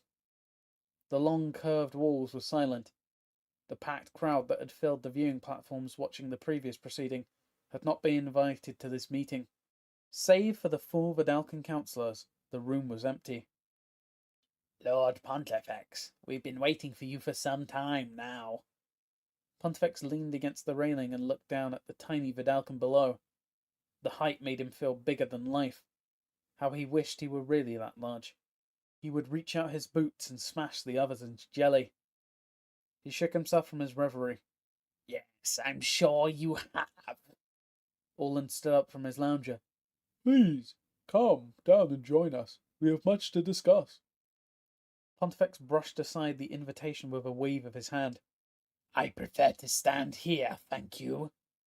Tyrell tossed something to the floor in disgust. Really, Pontifex, your disrespect for this assembly. Orland put his hand on the councillor's shoulder, silencing him. Lord Pontifex has every right to stand where he wishes.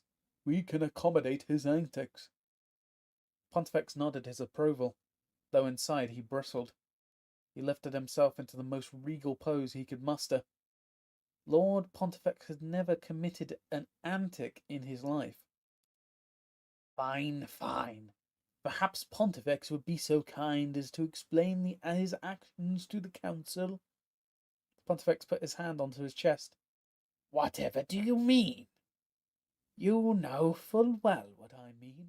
You threatened a member of the council. Orland looked away. I did no such thing, said Pontifex. Sodador slammed his cane into the hard floor. What sort of fools do you take us for, Pontifex? Pontifex chuckled. Are there different sorts of fools? I was under the impression that there was only one. Sodador. This may be all very amusing for you, Pontifex, Tyrell shouted. The chamber amplified the sound, making it boom off the walls and echo off the hall. But we take the rulership of the Vidalcan people very seriously. As do I, said Pontifex in a calm voice. I think not. You've always been focused on your own personal gain, impetuously ignoring the will and well-being of the Vidalcan people, said Sodador. The will of the Vidalcan people, replied Pontifex. Since when have the Vidalcan people had a will? Might I remind you, councillors, that the Vidalcan Empire is not... Pontifex paused as the words he was about to say tasted bad in his mouth. Ruled by the people. Ah, but it could be, interjected Orland.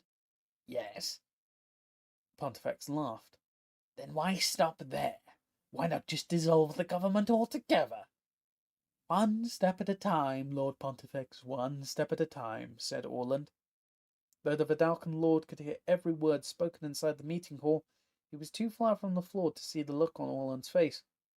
Pontifex felt certain that the newest councillor to the Cylon was smiling from ear to ear.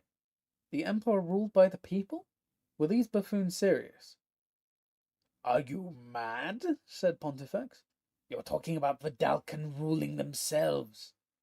Precisely, said Orland. Do you have any idea what sort of mayhem would ensue? Orland went back to his lounger. What you call mayhem, Lord Pontifex, others call freedom. Pontifex was flabbergasted. Freedom? Aside from the members of this synod, there are few creatures on this plane who could even handle such a responsibility. Frankly, I have my doubts about you, Free. Your objections have been noted, said Tyrell, but we are departing from the topic here. Oh! Pontifex rolled his neck, trying to relieve the frustration he felt from having to deal with such imbeciles. And what is the topic of today's meeting? Sodador slammed his cane into the ground once again. Your inexcusable behaviour towards another council member. Pontifex again feigned surprise. My behaviour? I have done nothing even approaching inexcusable. Then perhaps you'll explain your actions towards Councillor Orland.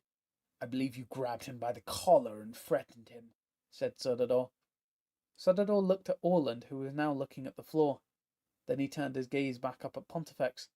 What do you have to say for yourself? Pontifex looked down at Orland. The young idealist had run to Tyrell and Sodador as soon as they had arrived home. The newest councillor talked tough, but had no temperament for real violence. This was a good thing to know. Why, Orland, he said, if the fighting out on the plains was going to make you so uncomfortable, I never would have agreed to bring you along. He rolled his fingers over the railing, gripping it tight. The battlefield is no place for a soft politician. Sodador and Tyrell looked at Orland. He shrugged. Lord Pontifex, said Tyrell, turning away from the other two, are you denying that you threatened Councillor Orland? Threaten Orland? Pontifex put both hands on his chest, appearing to be affronted by the notion. Why, Orland? Is that what you've been saying? That I threatened you? And to think, all I was trying to do was keep you safe from harm's way. Don't you play your games with us, Pontifex, shouted Sodador. You've been opposed to having a fourth member for the synod since you were disposed of Janus. This council has always been ruled by fear and deception, but we're not having that anymore. The days of backstabbing and corruption are over. It's time we did things a new way. How very admirable, replied the Vidalcan lord. Things are going to change, Pontifex, whether you like it or not. Lord Pontifex lifted his cape, wrapping it up around his shoulder. We shall see. He turned and exited the assembly hall. The rolling hills that had seemed to go on and on as they would never end finally began to flatten out. The interconnected hexagonal metal plates of Mirrodin's plains gave way to a mass of corrupted and tarnished tubes, pipes, and vines. To Glisser it looked much like a maligned and twisted version of the Tangle. Chimneys rose from the ground, belching smoke, like trees. They had branches and spikes reaching for the sky, but where these same sorts of gropes would be whole and green in the Tangle, those of the dross were riddled with holes and black with decay. Here, too, everything was shorter. The first time she had been here, Glisser had felt very tall, but she and her companions entered the darkened area. She realized the viscous mucus covering the ground, gobbling up the first few feet of everything growing from the earth. Nothing here was shorter than in the Tangle. It just appeared that way because everything was partially covered by the swampy liquid. The convergent moons of Mirrodin had gone down long ago, leaving the Glimmer Void in complete darkness. Brenna and the few wizards who hadn't returned to Medev had cast several small light spells to guide the way into the Mephedros, but when they arrived, the magic was no longer necessary. Inside the oily swamp, hundreds of tiny green lights flickered. The resulting ghastly glow didn't light up the night sky, but it did illuminate the outline of the trees and bush. Eerie shadows played over the surface of the thick liquid as the pinpricks of light moved around, covering the dross in a squirming veil of motion. If it was the ghosts of all who had lived and passed on were haunting this place, and it set the small hairs on the back of Glisser's neck on edge. "What makes those lights?" asked the elf. Brenna shrugged. "I do not know. Until now I've made it a point in my life to stay out of this place." "Good thinking," said Slowbad. "Slowbad don't like dross, huh? Give goblins creeps." The gentle wind blew out of the swamp, bringing with it the rancid smell of rotting flesh and the light rustling sound. Glisser stopped just at the edge of the goopy liquid. "I think we should stop for the night. Who knows if we'll find a dry place to camp once we enter." "Good," said the goblin. "Longer we stay out, better, huh?" Glisser bent down next to the goblin. "In the Tangle there are bugs that give off a glow like that. We call them fire beetles." Slowbad narrowed his eyes, looking deeper into the green-lit swamp. "Crazy, you think those lights are bugs?" Glisser shrugged. Could be. Slowbad grabbed his chin, then, after a moment of thought, shook his head. Nah, he said.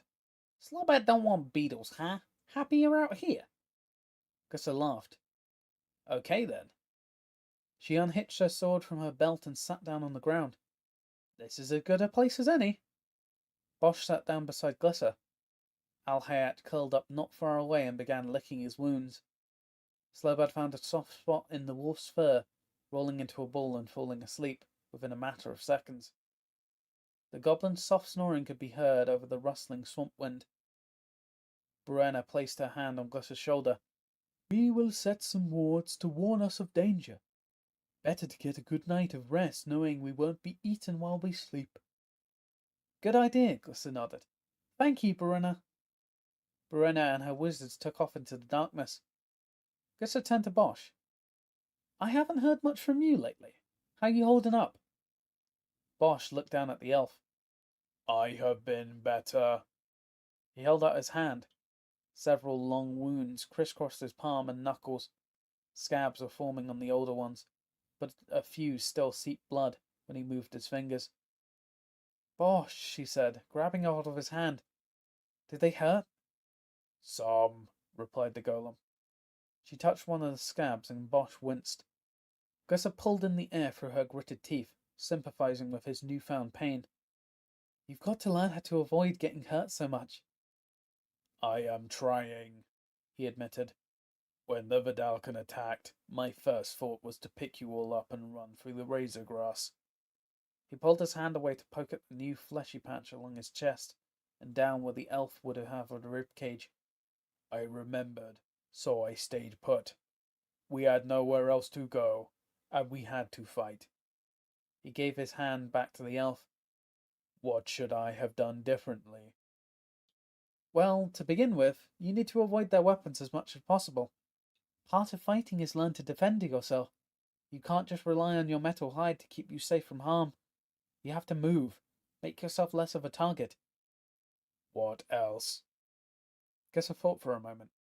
She had to put herself in his place. Think like a metal golem. Then she could tell him how to think differently. Okay, she said, having thought of something. Smashing stuff. I like smashing stuff, said Bosch. I know, but that's a problem. But I like smashing stuff. Glyssa laughed. Yes, I know, you don't have to stop altogether, but you need to make sure that what you smash isn't going to hurt you. Nothing hurt me before. That's the difference. The Vidalcan who are carrying weapons will hurt you when you smash them. Bosch shook his head. I do not like being fleshy.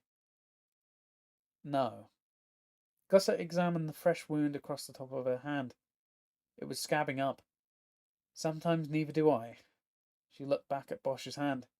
But there is one good thing. What? Glyssa pointed to the scabs on the golem's hand. Now you heal. Bosch lifted his palms to his face. He examined the dried blood for a long time. What does that mean? Well, before, when something got broken, Slowbad had to find new parts or repair the old ones in order to fix you up. Yes, I remember. Bosch slumped. But he cannot do that now. No, said the elf, but now he doesn't need to. You can fix yourself. Bosch looked puzzled. Glyssa pointed to the scabs again. That dried blood is your flesh repairing itself. Bosch looked again and fingered the oldest scar. That was from several days ago. This healing takes a long time. Glyssa nodded. Yes, it does. That's why you've got to be more careful about what you hit and what you let hit you. Bosch shook his head. I do not think I will ever get used to flesh.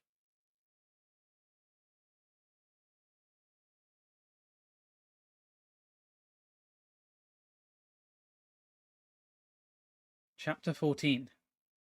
Nim's flesh splashed from the end of Glyssa's sword. The levelers were closing in and she was trapped. On one side, she and her companions fought with the unending mob of undying monstrosities. On the other, the artifact creatures that had so efficiently killed Glyssa's family and best friends were coming on, Should we make a run for it? Shouted Glissa. She brought her sword around again, smashing a Nim in the face and taking the top half of its head off. The creature lost its balance momentarily, then continued up the hill, swinging its bony claws. Not enough time, replied Bruenna. She too fought the Nim. She used the reach of her wickedly sharp halberd to great advantage, cutting down the undead before they were within reach. The wizard looked over her shoulder. Even if we had seen them an hour ago, we wouldn't have outrun them. They're just too fast. Couldn't you fly us from here? Asked the elf, between decapitating blows. Bruenna shook her head. I'm afraid we didn't bring along enough of the might and magic for this situation. Glissa looked to Bruenna. The blue wizard shrugged. Light just isn't in the cards for us today. Bosch stepped into Glissa's field of view, kicking out. He docked a dozen of Nim backwards, sending them tumbling down the slope. But behind them were more shambling monsters, and these ones packed in so tightly that after the falling undead were caught before them, they fell too far, landing on their brethren. The kicked Nim returned. Bruenna is right, said the golem. We can't outrun the levelers, and even if we could, where would we go? Glissa shrugged. Someplace where they're not? Good plan, huh? Interjected Slowbad. Bosch shook his head. We came here to get inside the Mephedros. He lifted his heavy arm and pointed out over the swamp. The moons were still rising in the sky, but there was plenty of light to see what Bosch was looking at. There, in the middle of the swamp, surrounded on all sides by a foul liquid, stood the corrupted and pock-marked facade of the Vault of Whispers. It seemed like a long time since Glissa had been inside the fortress in the middle of the swamp, but it couldn't have been more than a couple of moon cycles. Glissa thought about the girl she had been when she first entered that foul place. She was angry, she wanted revenge for the death of her parents, and she wanted to set things right, set herself free from the pain of her loss by seeing that justice was served. She was different now. Discovering that the plane she had lived on was hollow had changed her. Discovering that the force pursuing her had a name, Memnarch, had changed her even more. Standing here on the threshold to the swamp once again, she realized that she still wanted the same things she did when she had been here last.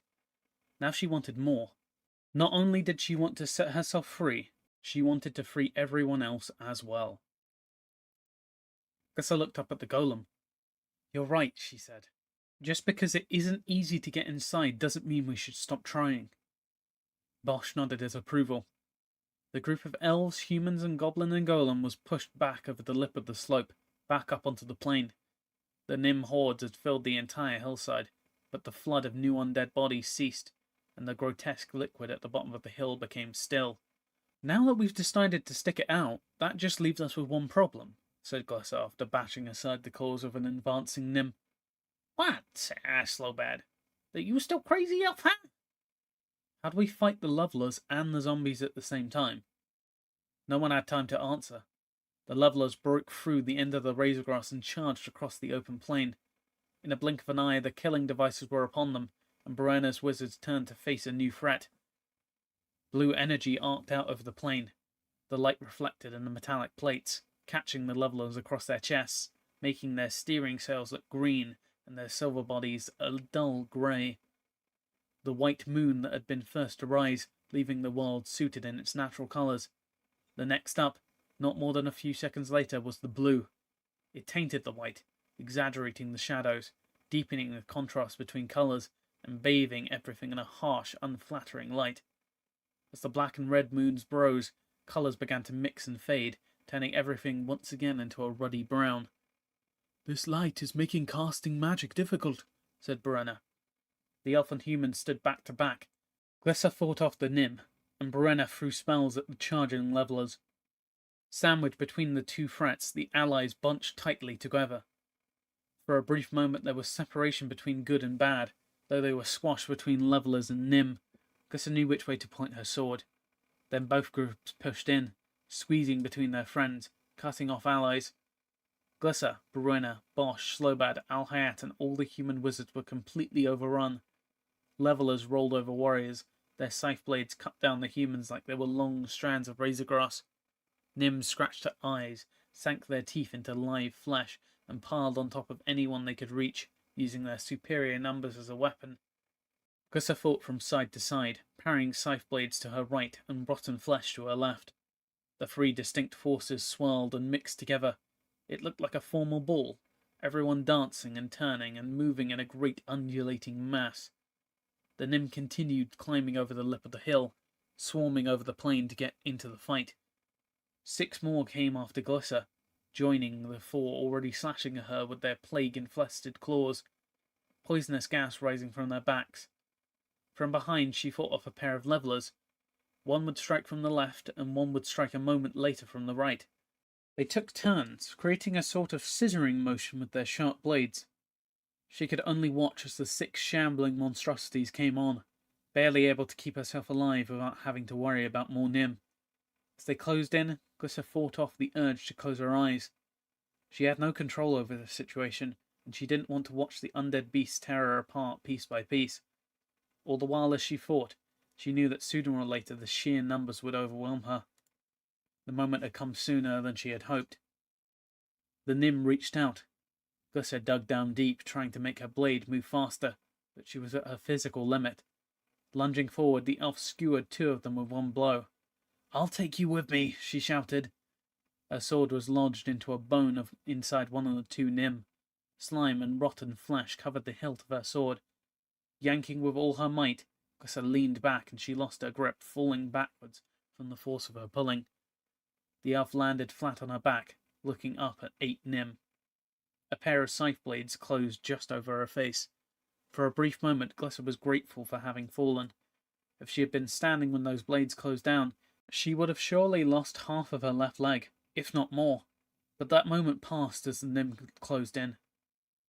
The first of the undead creatures stepped on her stomach, and Glyssa tightened her abdomen to avoid being crushed. Then another stepped on her, and another. The Nym were surprisingly light. Their bodies made up of little more than desiccated bone and rotten flesh, but they were heavy when all 8 of them climbed on top of her. Pulling her arms to her sides and twisting away, Glyssa curled up into a ball. 3 of the Nym lost their footing, slipping off and landing easily on the ground, but the others continued to trample her. She was pinned, trapped under the onslaught. What a funny way to go, she thought, crushed to death by a mob of undead. The crushing footsteps continued. The weight kept her lungs pinned down. She had a difficult time breathing. The hard ground underneath was unforgiving, and it pushed back where the Nym's feet pushed her down. With each successive attempt, her breath became shallower, and her vision began to narrow.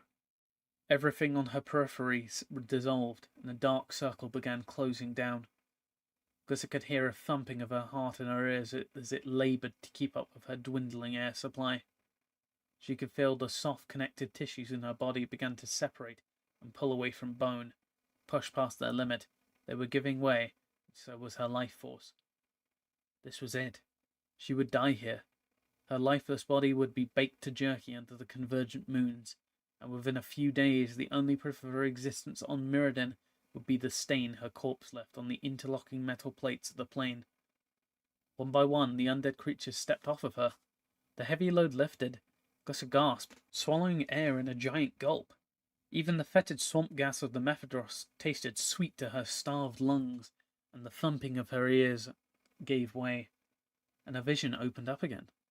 Lifting herself up, one elbow at a time, Glyssa looked up at the still raging fight. The Nym who had trampled over her were now locked in combat with the levelers. Their bony claws did little to the armoured hide of the killing beasts.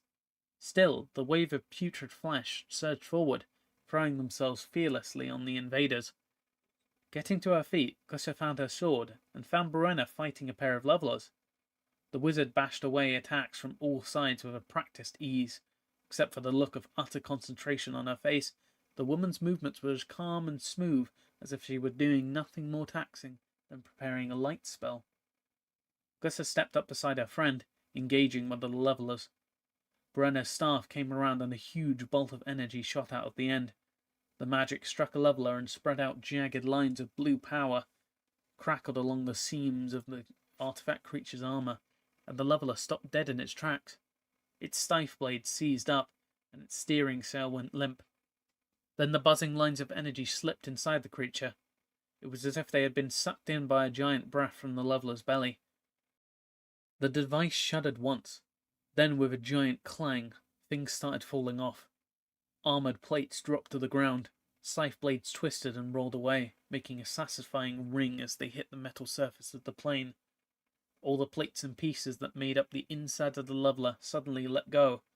With what seemed to be a final coughing gasp, the artifact creature splashed to the ground, completely dismantled, now nothing more than a collection of spare parts.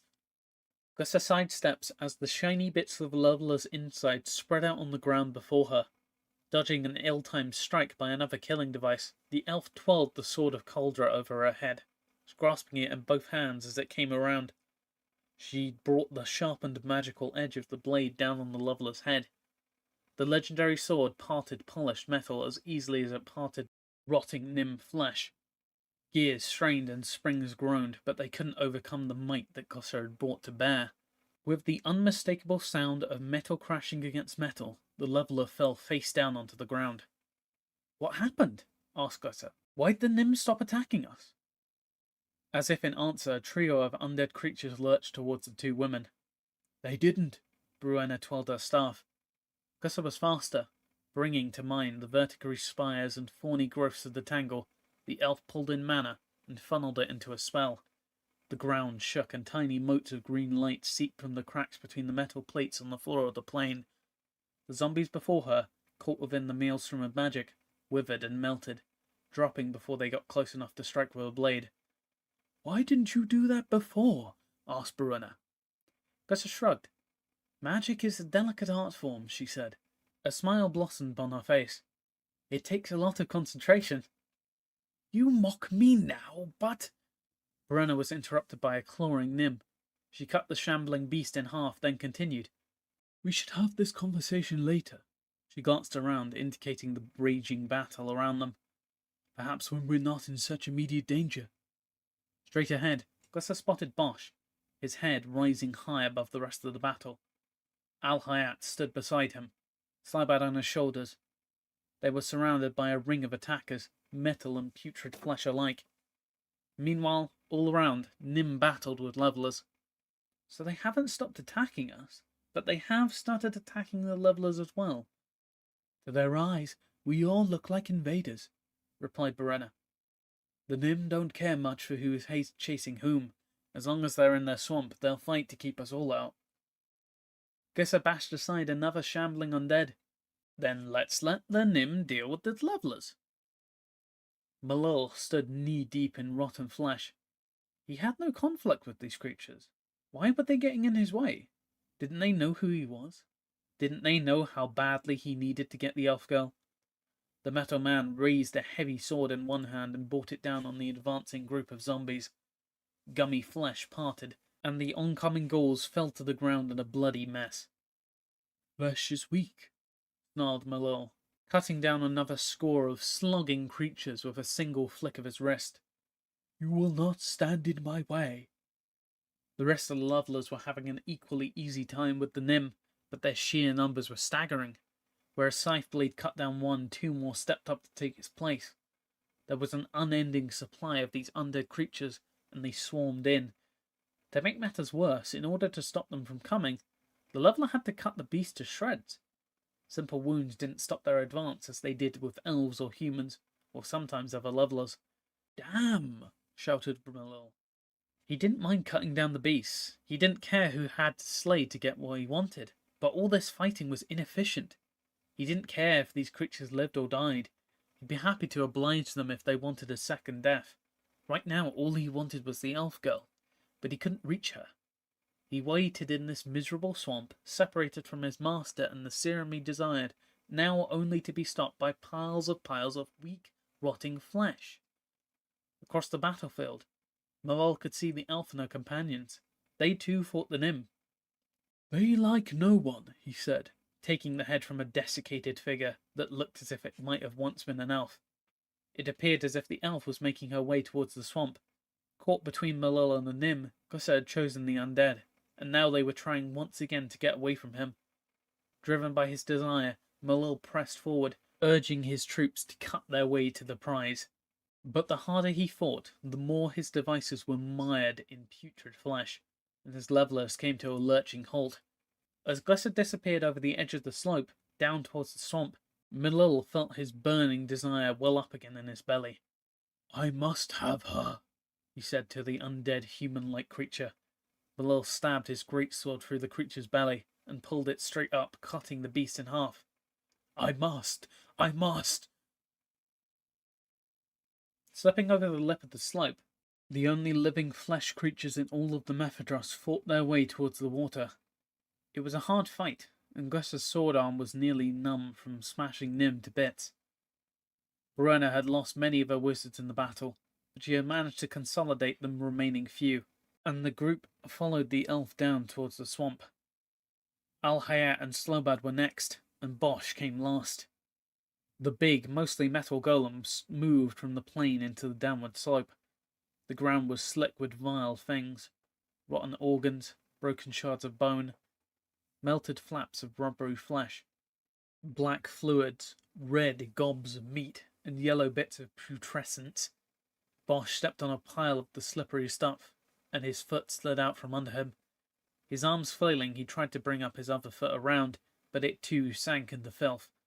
With a tremendous clank, the iron golem hit the ground on his back. "Look out!" shouted Slobad. The goblin pointed to the falling golem. His arms waving and his legs kicking in the air, Bosch slid down the steep slope, hydroplaning on a layer of filth. Ruined zombies worked better than grease at lubricating metal, and the big guy picked up speed as he skidded towards the swamp. 10 paces down, Bosch crashed into a line of advancing undead. Even with 8 legs, the creatures weren't nimble enough to get away from the sliding golem. With a crunch and a splat, Bosch ran over them, squashing the nymph flat against the hill and adding more lubrication to his descent. Glisser watched this out-of-control slide. Where he slid, he cut a swath, and in his wake, Bosch left a wide corridor in the middle of the marching, gas-belching Nim. "Come on," shouted the elf, waving her hand over her shoulder to indicate the way. Glisser jumped into the air, kicking her legs out in front of her. She landed on her rear and slid after the golem. The filthy swamp smell was nothing compared to the odour coming off of the flattened Nim. Glisser tried to hold her breath, but it was hard enough to stay upright. Using her sword as a rudder, she sat up, moving around the larger chunks as she slid towards the swamp. Down and down she went, picking up speed. Ahead, Bosch tumbled over once, crushing more undead into paste. The slow-moving swamp creatures couldn't get out of the way fast enough, and the mound of ruined bodies piled up before him as he approached the bottom. With a splash, the giant golem slipped into the briny liquid at the edge of the swamp. A wave of black swill shot into the air. Tendrils of the stuff separated, reaching all over Bosch like a skeletal hand. The splashed swamp water peaked. The top curled over, making the hand look like a gaping, hungry mouth. Then it fell back down to the earth with a tremendous clap. The black, viscous slime completely devoured Bosch, and he disappeared from view. Glisser didn't even have time to blink after that. Scratching, clawing, and digging into the ground with her sword, she still couldn't slow her descent. "Here I go," she thought. Then her feet hit the slime, and all went black as her head slipped under.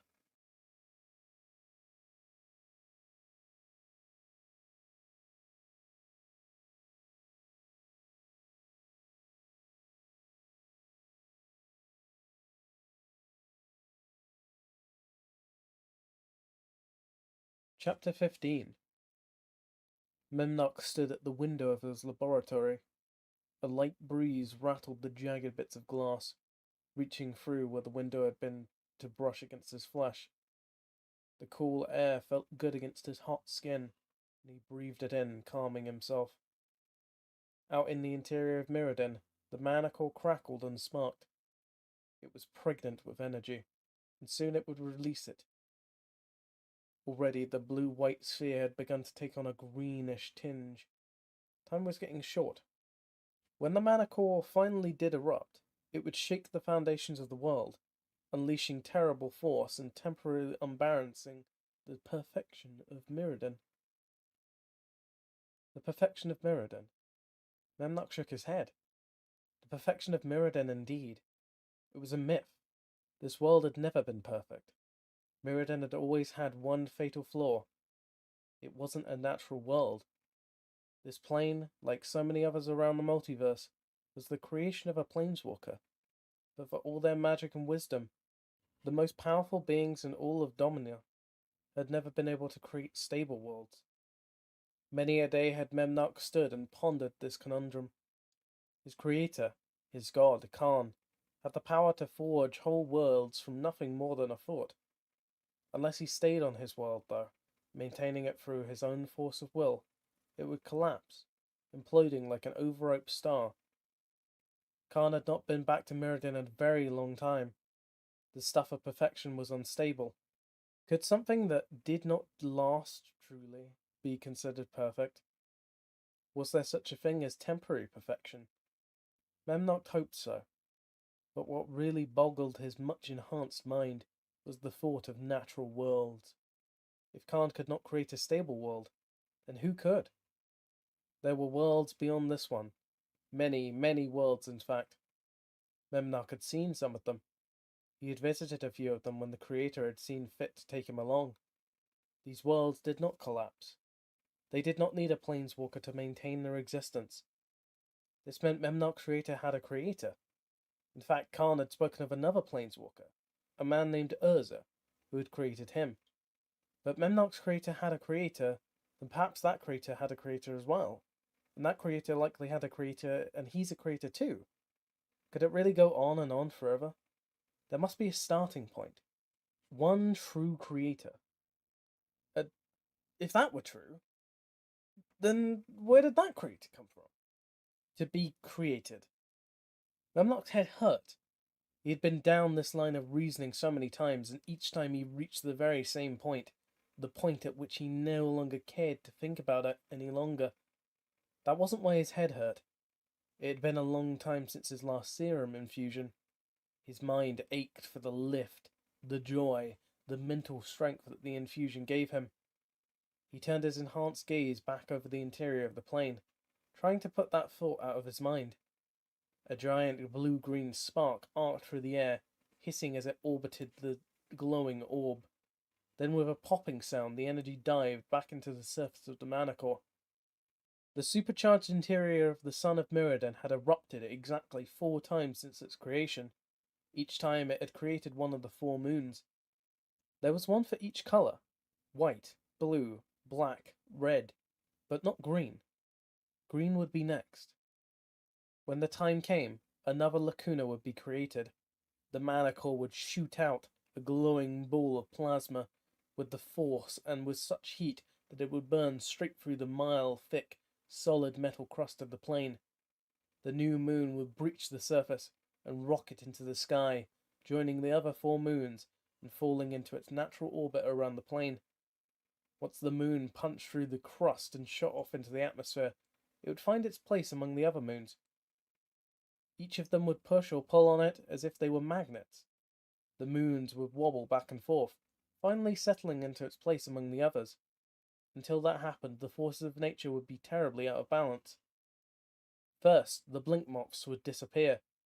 There was nothing about the plane of Mirrodin that Memnock did not understand, except where the blink moths went during the first moon cycle. He couldn't explain it.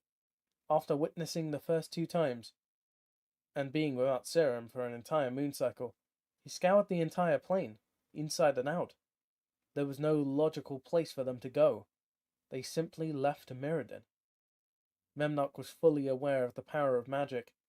He considered himself an accomplished spellcaster, but there were no spells to his knowledge that could move a creature from one plane to another. Only planeswalkers could do that. He doubted very much that the blink moths were planeswalkers. Wherever they went, it was a mystery to Memnock. The next noticeable change after the new lacuna would be the irregular moon orbits. As the green moon worked its way into natural rotation, the others would be pushed and pulled in and out of their own orbits. Days and nights would blend together. At first there would be 2 short periods of light, followed by 2 equally short periods of darkness. It would be a relief to the surface dwellers, after having endured the long, hot days and the pitch-black nights of the convergence. Still, the constant rising and setting of the moons would make sleep hard to come by, and it would put all of the wild animals in a frenzy. Their mating, hibernating, and hunting habits would be confused. That would all pass. Eventually, though, things would settle back into their normal rhythms. It always amused Memnock to see how regular and predictable the organic creatures were. They loved their patterns and rituals. Everything needed to be just the way it always had been for the past generations. Of course, it never really was exactly the same. Things changed, slowly, imperceptibly to the mortal folk. That was the beauty of evolution. Things improved, much like Memnock had improved himself. There was devolution as well. Whatever had caused the microsynth growths had also caused what Memnock referred to as the spore. The spore was a virus. It attacked metal, got into places it shouldn't be, and broke things down. The spore tarnished what little perfection Memnock had to hold on to. It caused flesh to evolve into metal. It caused metal to devolve into flesh. Memnock suspected that the spore existed for a very long time, but he couldn't be sure. He assumed that it had appeared after Master Khan had left Mirrodin. A planeswalker would have noticed such a virus in his own plane and eradicated it. He also knew that the spore either originated in the mana core or was fed by the waves of energy it gave off. The microsynth only grew on the interior of the plane, and each of the towering chrome spires reached towards the glowing blue-white orb, grabbing for it like greedy fingers. After time passed, Memnock ever so slowly had become more fleshy. He could only hope that when he ascended, found a spark and became a planeswalker, that he would then be able to overcome the effects of the spore and destroy them before they destroyed the plane. That was where the elf girl came in. She had the spark, the vital piece of a person's soul, the 1 in a million difference that made her capable of becoming a planeswalker. Given the right circumstances, she could ascend herself. Master Khan had once spoken of ascending. He had told Memnock of how it had happened during a terrible fight on another world. Before the creator had become a god, he had been a metal golem, a creation just like Memnock. In the story, Master Khan spoke of an invasion of his homeworld by a sickness. He called it the Phyrexian Plague. Memnock knew nothing more about it, but he imagined it was much like the Mycosynth and the resulting spore here on Mirrodin. The plague had taken hold of the world to such an extent that Khan and his master had been forced to build a last-ditch weapon, one that required them to sacrifice themselves in order to use it. Both creator and creation willingly sacrificed themselves for the good of those left on the plane. While the blast of the weapon vaporized the planeswalker creator, it did something different to the metal golem Khan. Maybe it was the trauma of being seared by a beam of holy light so powerful it could cleanse an entire planet of a virulent plague in one blast, or maybe it was the heroic action the metal golem had taken. Whatever the cause, Master Khan ascended. His metal golem body was destroyed in the blast, but a new body was formed. One of quicksilver. One that, with just a thought, could walk among the stars. Memnock smiled at the thought.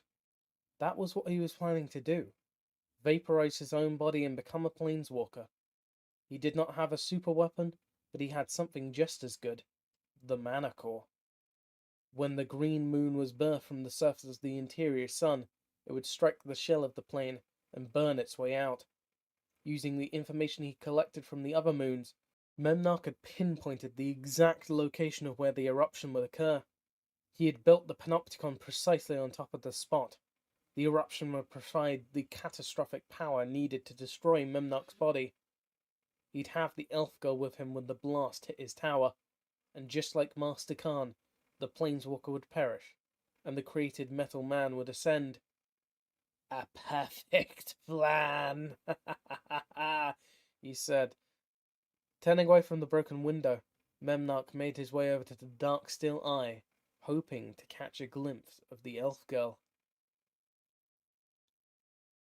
Marek walked through the curved interiors of Lumengrid, on his way to finalize his preparations to leave with Pontifex.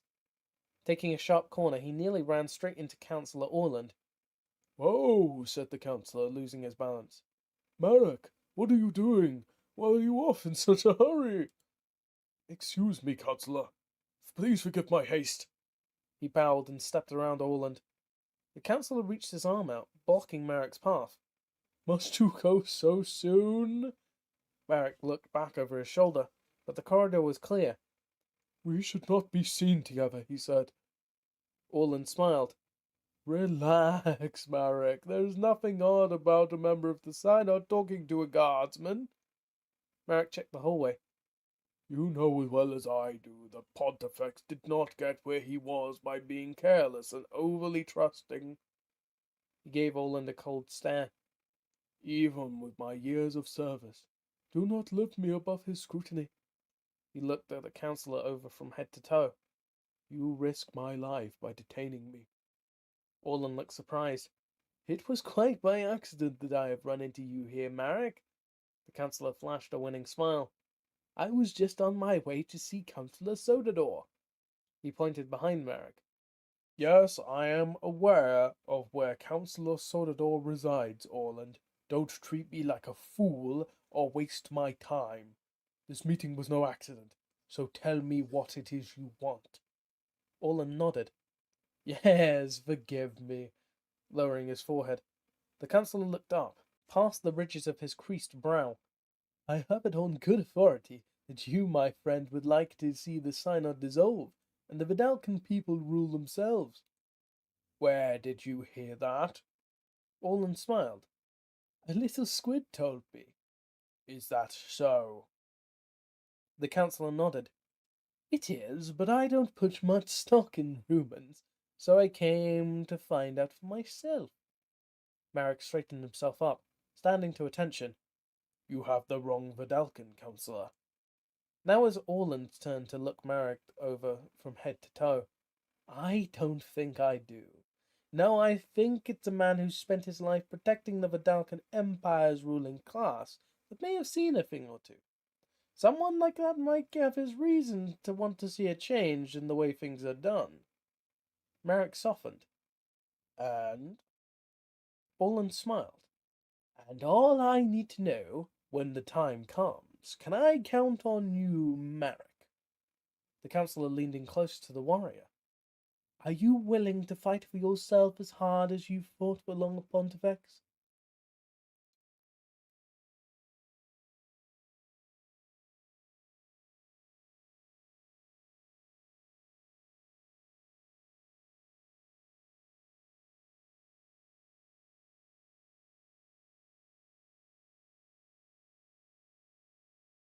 Chapter 16. Slowbad looked down the slope at the black swamp that had just swallowed Glisser. What crazy elf do now? She think we follow her? Alhayat nodded. Yes. With his muzzle, the great forest creature gave the goblin a shove. Slowbad slipped down the slope. Flipping over on his stomach, he scrambled over broken bones, treading the ruined flesh as if it were water. Climbing back to the top of the slope, the goblin scowled at the wolf. Slowbad not like it so much. Alhayat shook his head, grabbing Slowbad by the back of the neck. The wolf lifted an arm up into the air and turned him towards the battle taking place behind them. Nim swarmed over levelers. Brenna and the few remaining wizards had all left the field and were making their way through the remaining undead towards the swamp, following the elf into the filth. Behind all that awaits us is death, explained Alhayat through closed teeth. Ahead only filth and rot, huh? replied Slowbad, dangling from the wolf's fangs. Alhayat set the goblin back down on his own feet. But in that filth lies potential. We shall yet live to see another day, or even a world free of Memnock. Isn't that worth getting dirty for? Slowbad looked back over the battlefield. The Nim had the levelers bogged down, but this wouldn't take them long for them to cut their way through. Turning around, he looked down at the swamp. The swath Bosch had cut through the horde of undead was beginning to narrow, and the shambling beast closed rank. Since you put it that way, the goblin threw up his hands and jumped into the air. Landing on his rump, the rumpled green creature slid down the slope. Beside him, Brenna's wizards charged down the hill. One hovered as he descended, using magic to slow his descent. 2 more took the same way as Slobad, using the sloshing pool of liquefied flesh as a quick route to the bottom. The other 3 fought and died as they tangled with too many Nim. Their bodies were slowly ripped to shreds, and their remains were devoured by the hungry undead. Slobad swallowed hard, trying to keep the contents of his stomach from coming up. He'd seen many unsettling things in his life, but this was by far the worst. Below him, the swamp came up fast. Looking over his shoulder, he caught a glimpse of Al-Hayat, slipping down the slope in the most awkward, uncontrolled fashion imaginable. Each of the wolf's 4 legs went in a different direction, and his whole body spun as he picked up speed. Scrambling with his front legs, he managed to keep his head above the layer of rotten flesh, but only for a moment. Then his feet hit a slip patch, and they parted, each going an opposite way of the other. Al-Hayat's proud muzzle slapped into the ground, sending a wave of black filth into the air. His rear end slipped sideways, and the wolf careened backwards down the hill towards Slobad. The goblin laughed, seeing the majestic forest creature in such a undignified position.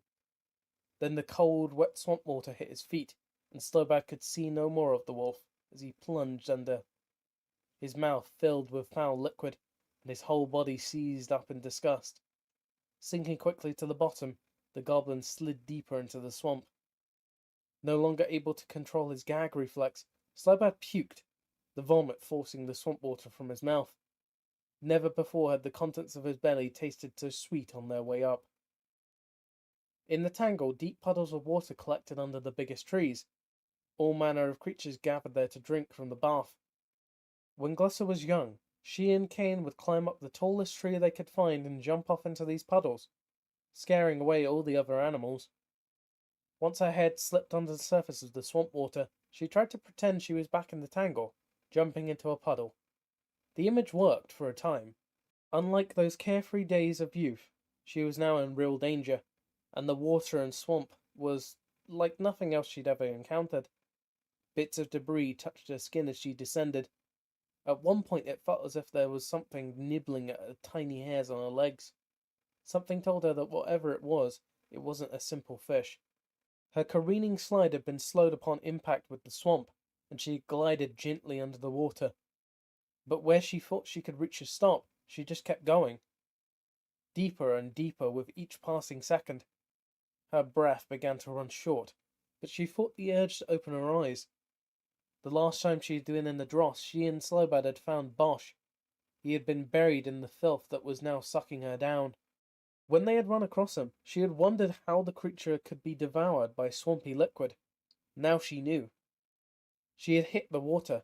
She had felt her body twist, stuck somewhere between the bottom and the surface, not sure of which way she was facing, and she had no idea how deep she was, nor which way she was up. She'd hoped, like she had in the tangle, that once she fell still, she'd start to float back up to the surface. Without stopping, she wouldn't be able to know which direction to swim. Why wasn't she stopping? Realization came to her in a flash, and fear gripped her chest. A current. The swamp, like the Quicksilver Sea, had underwater currents, and this one was pulling her down. Throwing her arms out wide, she reached in all directions, hoping to find the bottom or breach the surface, anything that could tell her which way was up. Her left hand struck something, but when she reached, it slipped away. All she could find was more of the viscous liquid that surrounded her and held her tight. The deeper she slid, the colder the water grew. The current picked up, and she felt her body pick up speed as she sank even deeper into the swamp. The air in her lungs burned, and the pressure of the water in her ears increased. She felt as if there was a giant squeezing her head between 2 mighty palms, and sharp pains blossomed in the spots all over inside of her skull. The pain grew, and Glyssa flailed. Panic filled her from head to toe. Visions flashed in front of her eyes in rapid succession, and Glyssa temporarily left this world as the flare consumed her. She saw her mother standing in a tree in the tangle. Then she saw Slobad tinkering with a leveler, his hands and face covered in grease. Bruenna, Al-Hayat, and Chump the troll appeared to her, and then quickly slipped away. Bosch edged all the other images from her mind. He stood before her, his hands bleeding, He looked sad.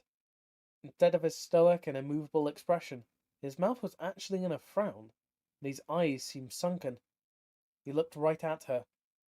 Behind him, Gus could see the interior of Mirrodin. The bright manacle was high overhead, and the tower Bosch had called the Panopticon was in the near distance. In the vision, the half-flesh, half-iron golem's lips turned up, and he smiled at her. Though his eyes remained sad, he turned and walked off towards Panopticon. Gussa felt the back of her head hit something, and she came out of the flare. She was moving at tremendous clip now, and her fingers and toes were touching the edge of something. She was still underwater, now surrounded on all sides by curved metal. The rushing current carried her through a series of twists and turns. Each time the direction changed, her head hit the surrounding wall. The crashing impacts threatened to knock the air from her lungs, but she held tight, despite every urge to let go and just pass out. She felt her feet skid along the bottom, then slip free. Then she was falling through air. Her head broke from the swamp water, and reflexively she gasped in a breath. Flecks of the fetid swamp water sprinkled over her tongue, but she didn't care. The air exhilarated her, forcing the panic away, and now she could feel the wild beating of her heart. Dragging her hand across her face, Gussa opened her eyes in time to see a huge lake of swamp water coming up fast below her. Gasping, she gathered in one more precious breath before splashing again into darkness. Down and down she sank. From what she could tell, she'd fallen a long way. Bubbling, frothing air accompanied her as she plunged, slowing. The bubbles peeled off one at a time, rising again towards the surface. Gussa could feel herself come to a stop, the way she'd hoped she would feel when she started into the swamp in the first place. The air in her lungs buoyed her, and she rose. Her legs felt weak from the cold water and lack of air, but she kicked with all the energy she had left. It seemed an eternity, stuck in the syrupy swamp water. Then her head breached the surface, and once again she drew in breath. The edge of the lake wasn't far off, and Gussa swam to it, lifting herself gracefully from the water and resting her body on the firm metal ground. Lying there on her back, she breathed in huge gulps of air. There was water in her lungs, and she sucked in. She could hear thick rattling in her chest. She turned her head and coughed, trying to force out the liquid. Her hacking dislodged a big piece of phlegmy goo, and she spit it out on the ground. Rolling again to her back, she looked up to see how far she'd fallen. High above, a series of intertwined grimy pipes covered the walls. They wound around each other, shooting off in all directions and crossing over one another to cover the ceiling, obscuring it all from view. Black water and bits of refuse dripped from each pipe, but there was no doubt where Gussa had entered this room. One of the pipes had a huge gaping hole in the bottom. From it issued a heavy waterfall of putrid flesh. Beads of black liquid burst apart, separating from the rest of the flood of the fall, finally coming down to splash in the underground lake that had caught Gussa on our plunge. Pallid yellow-green light filled the chamber. Gussa couldn't see where it was coming from, but the room was bright. Slipping over onto her belly, the elf lifted her head. The lake took up most of the chamber.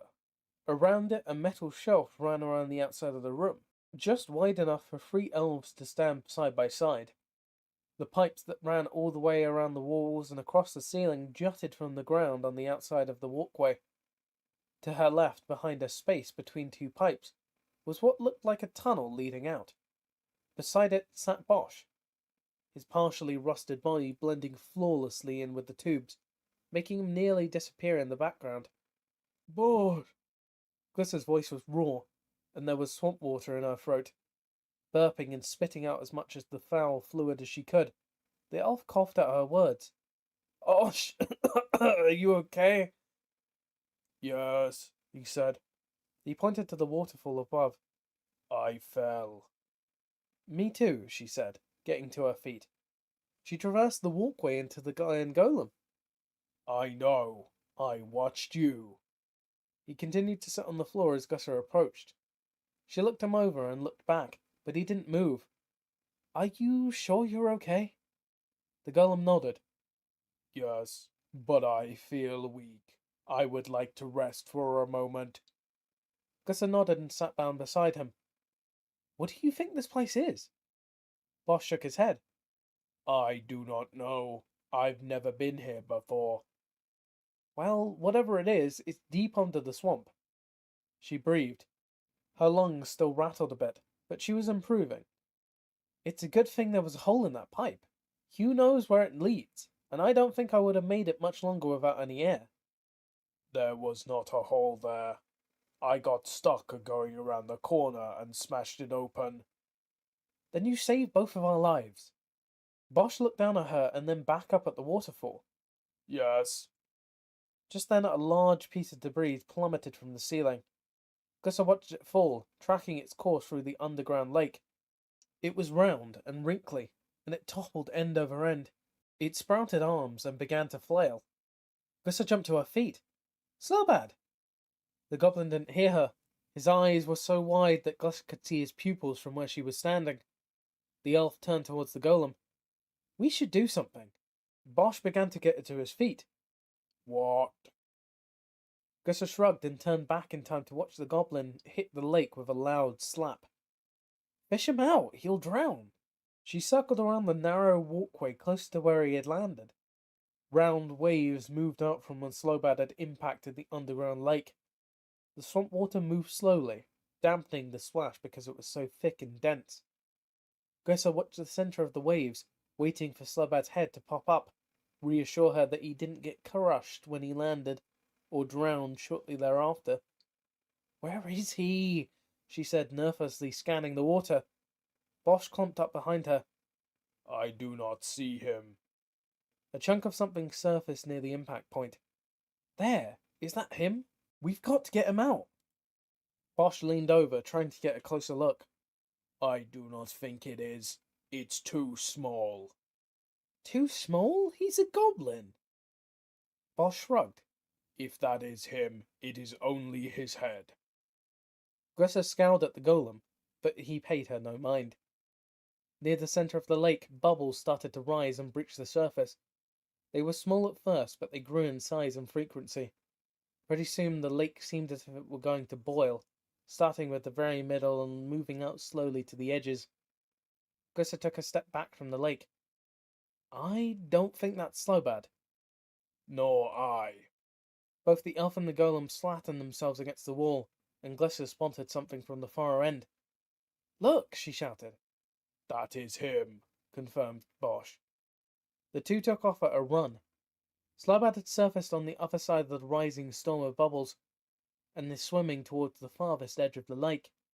On the opposite side, his little arms didn't carry him very fast, and the burbling dome threatened to overtake him in only a few strokes. Gusser bunched her fists as she ran, whipping around the edge of the lake. She and Bosch closed in on their friend. Slowbad reached the edge and grabbed hold of the walkway. Behind him, the bubbles peaked and then stopped altogether as the swamp water shot into the air. A column of tarnished metal rose from the lake. Putrid, black water steamed from its sides, clinging to every crease and seam, uselessly trying to pull it back to the depths, something that could not be contained. The metal monstrosity climbed into the air, nearly 4 times the height of Bosch. It looked like the trunk of a tree or the mycosynth in the interior of Mirrodin, only this thing was pitch black and completely cylindrical. Then it opened up a front, seeming to uncross hundreds of folded arms, each one a razor-sharp blade. A giant centipede? Gusser whispered out the words, fearing that saying them any louder would make the creature more menacingly real than it already was. As it unfolded, the creature's face and head came into view. On top, long, thick antennae sprouted, twitching this way and that. Under those, 2 beady, red, pulsing eyes scanned the room. It had no nose or mouth to speak of, at least not on its face. With the grinding sound of metal on metal, the centipede scissored its arms closed and back open. Like a zipper, undulating from the top to the bottom, a wave raced down the creature's body. With each passing curve, hundreds of blades slid closed and then open again, ready to cut to shreds anything that came close. The creature swung its head around, two beady little eyes scanning the chamber. When they crossed over Slobad, Bosch, and Glusser, the centipede reeled back. Then it came flying forward, its scissor arms moving at double speed. "Grab Slobad!" shouted Glusser, bolting for the goblin. Bosch beat her to him. At a full run, the golem reached his huge down into the muck, scooping a handful of water from the lake. He ran on at top speed. Blank swamp muck drained from his palm, leaving Slobad in a heap against the golem's closed fingers. Seeing that Bosch had the goblin, Gusser skidded to a halt. The centipede's head was high in the air, but it came down on the trio in a blink. Backpedaling, the elf fell away, letting Bosch and Slobad go off in one direction while she turned around and ran in the other. The centipede's head whipped down, slamming into the edge of the lake, right where Slobad had been only moments before. The impact shook the chamber, and Gusser was thrown to the ground. Looking back, she could see the centipede's head buried deep in the dented walkway. On the other side were Bosch and Slobad. They had escaped, but they were separated from her by a monstrous bug. That would be a fitting way to die for a goblin, thought Gusser, as she scrambled to get away from the centipede. Once again on her feet, she shouted over her shoulder, "Run to the passage, I'll meet you there!"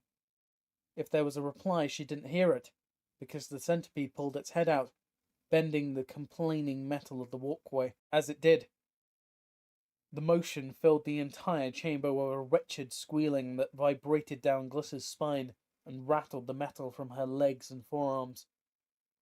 Freed from the dented walkway, the centipede reeled back again, shaking its head side to side. It looked at Glusser, then Bosch, and then finally turned its attentions back to the elf. Gusser's lungs were starting to hurt again. She could feel the water she inhaled on the way down the tube. With every breath, it felt as if someone was stabbing a sharp fingernail into her chest. Worse, she could feel a bit of liquid flying around in there, bubbling away with each inhale. With a quick flick of its long body, part of which was concealed under the black water, the centipede closed in on Glusser. Tilting its head, it coiled back up on top of his chest like a snake about to strike. Gusser watched it do this, and her heart skipped a beat. It was so big, she didn't see how it could miss her. Watching the monster instead of the walkway, Gusser tripped and went sprawling into her face.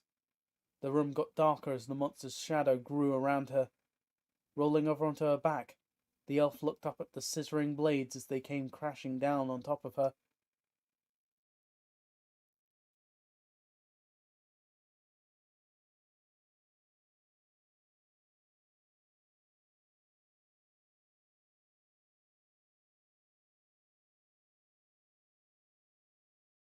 Chapter 17. The centipede was huge and so very fast. The creature's razor-sharp arms opened wide, and Gusser closed her eyes, not wanting to watch them as they tore into her flesh. Metal screeched. A whoosh of air rushed over the elf's hair, followed by a shower of foul-smelling swamp water that stung her face. Gusser opened her eyes. She was still alive? The centipede's open arms had crashed into the walkway, burying themselves up to the elbow. The floor had kept the blades from scissoring on top of her, but now the bulk of the creature's body was on top of her, squeezing her life away. The centipede's great bulk threatened to pop Glusser like a grape. Her chest was restricted, and her arms were pinned to the ground. She couldn't breathe, except in quick, short breaths, and she could feel all the blood in her body being pressed into her head. The giant bug twisted and pulled, shaking the platform as it did. Metal complained, and its arms lifted a few centimeters. Relief flooded through the elf's body. She took in a deeper breath, and the pressure in her head subsided. Then that relief gave way to the reality of her situation. The centipede was struggling. It was only a matter of time before the blades were free, and then they would close, catching her in between.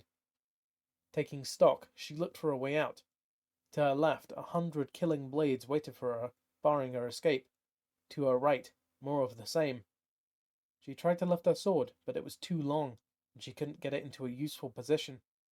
And even if she could, what good would it do against such a creature? The floor heaved again, and the centipede lifted another 6 inches. releasing her enough to pull her arms to her chest. Still, she was trapped. One more good heave, and the centipede and its scissoring arms would be free of the platform, ready to cut her into little bite-sized chunks. A rhythmic tinkling sound like the set of wind chimes rang through the confined space between the centipede's chest and the floor. The shards of metal cascaded over Glisser, and a huge hand reached in and grabbed her by the shoulder. "Time to go," said Bosch. Though part of him was becoming fleshy, his feet were still metal, and he'd kicked through 24 of the centipede's razor-sharp arms. "I couldn't agree more," replied Glisser. With Bosch's help, she pushed the ground, sliding out from under the big bug. Free of her prison, Glisser got to her feet and ran. Bosch right beside her. Behind them, Glisser could hear the walkway complain as the centipede heaved again. Metal shrieked, and the creature let out a high-pitched squeal. The elf didn't know what it meant, but she was pretty sure it wasn't good. Up ahead, Slowbad was waiting in the opening between the pipes, but he was distracted by something. His eyes were glued to the ceiling, and he was wringing his hands. Glisser followed his gaze. Oh no. There, seemingly stuck in the hole Bosch had punched through the pipe in the ceiling, hung Al Hayat. His back legs were tangled up, his front paws flailed, and his whole body swung with each swing. The wolf lifted his head to bite at something near his tangled back feet. Back and forth he went, and Glisser watched, unable to do anything for her friend. Al Hayat caught whatever it was that he'd been trying to reach, and the wolf slipped free, plunging towards the underground lake. "Bosch!" shouted Glisser. "We've got to keep that centipede busy long enough for Al Hayat to get out of the lake." "How?" She stopped running and turned to face the golem. "We keep its attention focused on us." Over Bosch's shoulder, Glisser could see the centipede had retreated a bit. It followed her and the golem with its beady eyes, but it hadn't given immediate chase. Perhaps Bosch's attack had been more damaging than it appeared. Glisser could clearly see the blank spot on the creature's left side, where it was now missing several of its limbs. Still, in the grand scheme, the damaged blades were only a tiny fraction of the centipede's legs. It still had hundreds, if not thousands, more. Its attention wholly on the elf and the golem, the big bug clearly hadn't seen the falling wolf, and this gave Glisser a small amount of confidence. "Hey, Bugface!" she shouted, waving her hands over her head. "We're over here, a tasty meal, just the way you like it." Bosch stopped beside her and turned. "Do you really think it's a good idea to taunt such a creature?" "It's not chasing us." The centipede stared at her, unmoving. No, it was moving. As she looked at it again, Glisser realized that the creature was rising higher from the water. Its head rose farther into the air, and its body just kept coming and coming, no end in sight. "No wonder it's not chasing us. It doesn't have to," she said, gripping the hilt of her sword tight in her hand. "It can reach us from anywhere." As if the centipede heard the elf's words, it reared its head back and flung itself at the pair. "Jump!" shouted the elf. Both she and the golem leaped into the lake. Gus's head dropped below the surface, and she could feel the dull thud of the centipede's head impacting the walkway. Blindly, she swam back towards the edge of the lake, staying underwater the whole way. The trick was going to be surfacing without coming up underneath the bug's scissoring arms. There was very little more she could do other than guess. When her hand reached the edge, she slid 2 full arm lengths to her right, then poked the tip of her sword from the water. It hit nothing, and she lifted her head. She'd guessed right. The creature had impacted the walkway just to the left. Its giant head lay in an indentation its smashing attack had made, and it struggled again to free itself. Tossing her sword up to the shore, Gussa took the opportunity to pull herself from the water. It was a struggle. She was tired now, and even breathing seemed like a tremendous effort. Finally, she got out and onto her feet. Picking up her sword, she scooted along the wall, keeping her back to the pipes. The centipede, so busy pulling its head out, didn't immediately notice her, and she rested against the wall, scanning the water for Al Hayat. The last time she looked, he'd been falling. She hadn't seen him land, but she knew it would be near where she saw Slowbad land. And sure enough, she spotted the wolf in the middle of the lake, dog paddling towards her. At least he was headed in the right direction, she thought. She turned her attention back to the centipede. The creature had lifted its head again and was scanning the walkway. It hadn't spotted her yet, but it would. Both she and Bosch needed to... Where was Bosch? Glissa scanned the walkway and the edge of the lake. He was nowhere. She'd lost them when they jumped into the lake. She was pretty sure that they made it out from under the centipede. His flattened body wasn't smashed to the bottom of the indentation the big bug had left with its last slam. Where could he be? Just then the bodies began to rain from the sky, falling from the holes in the pipes. 4 human-shaped creatures flailed. Each of them was covered in the same oily sludge that Glissa was. They plummeted towards the lake, right in front of the centipede. This time the big bug saw the fallen creatures and it turned to watch them fall. As it spun its head, Glissa caught a glimpse of something shiny on its back. Her jaw dropped. Bosch? The iron golem hadn't jumped into the water. He had jumped onto the centipede's back, and were now climbing towards the creature's head. Slowbad was suddenly at her side. Crazy golem gonna get killed, huh? Let's hope not. Halfway to the lake, the falling figures slowed their descent and began to float in midair.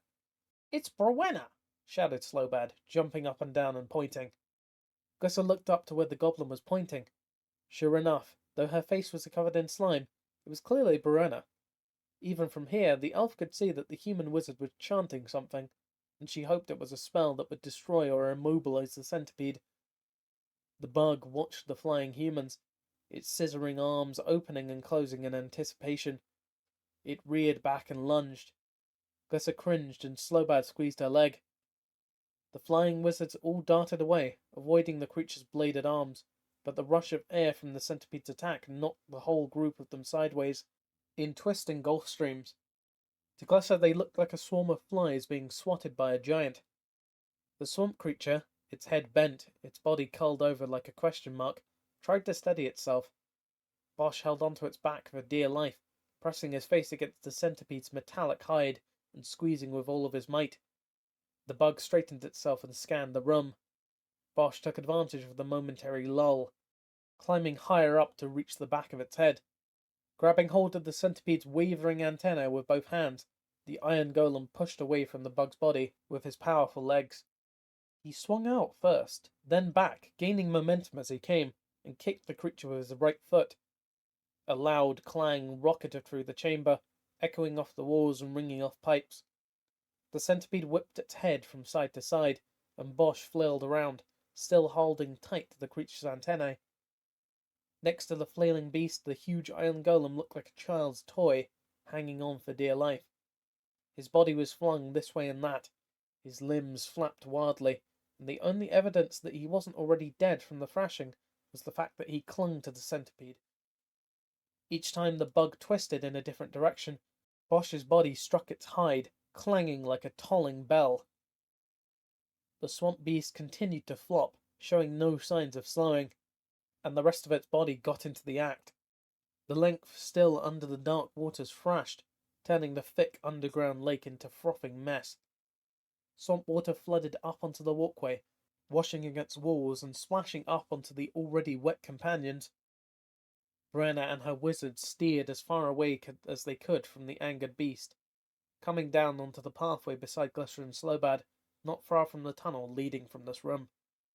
We must flee, said the human wizard as she came into earshot of Glissa. Glissa nodded. Not without Bosch. Brenna put her hand onto the elf's shoulder. What he does as a gift. Don't let his bravery be lost. She guided Glissa towards the tunnel. The human wizards filed into the passage. One scouted down a ways, disappearing from view. Glissa reluctantly let herself be pulled towards the opening, glancing up at Bosch with every step.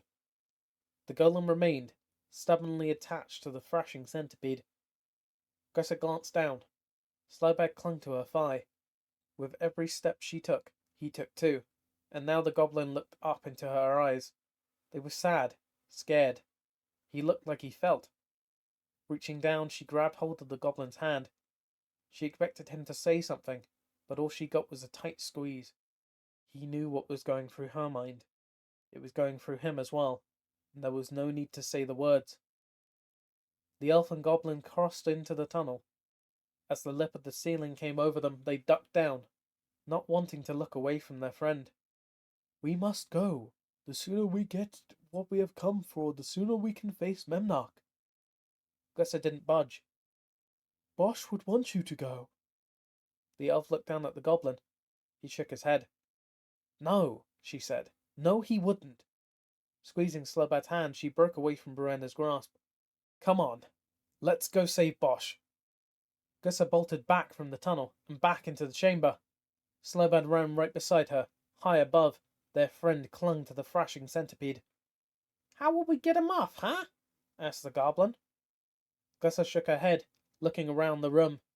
She searched for something, anything that she could use to help her. Halfway up the wall, near the side of the lake closest to Bosch and the centipede, she found what she was searching for. Grabbing Slobad's shoulder, she pointed. "You see that?" Slobad narrowed his eyes. "What?" "The joint. The big round thing with the seam in it." She shook her hand as she pointed. "No." "There, halfway up. The silvery bend. Can't you see it?" She got down on her knees so that she was closer to his level and pointed with both hands. Realization blossomed on Slobad's face. Yes, Slobad see now." Glissa smiled. "If I can get you up there, can you take it apart?" Now it was the goblin's turn to smile. "Slobad can take anything apart, huh?" She grabbed him by the cheek and kissed his little face. "That's why I love you." She then stood up, lifting Slobad under her arms. "Hey," he said. "Goblins not toys, huh? Right up here." He climbed under her armpit and onto her back, wrapping his arms around her shoulders. Glissa nodded and began reciting the words to a spell. Relaxing the muscles along her spine, she opened herself up to the powers of green mana. Here, deep in the dross, there was little of the arcane energies that she sought. But the spell she was about to cast needed very little, and she could improvise with what was abundant here, in the stronghold of darkness. Gathering to her the powers she needed, Glissa began to form the framework of her spell. It was an incantation many of the forest elves were taught when they were very, very young.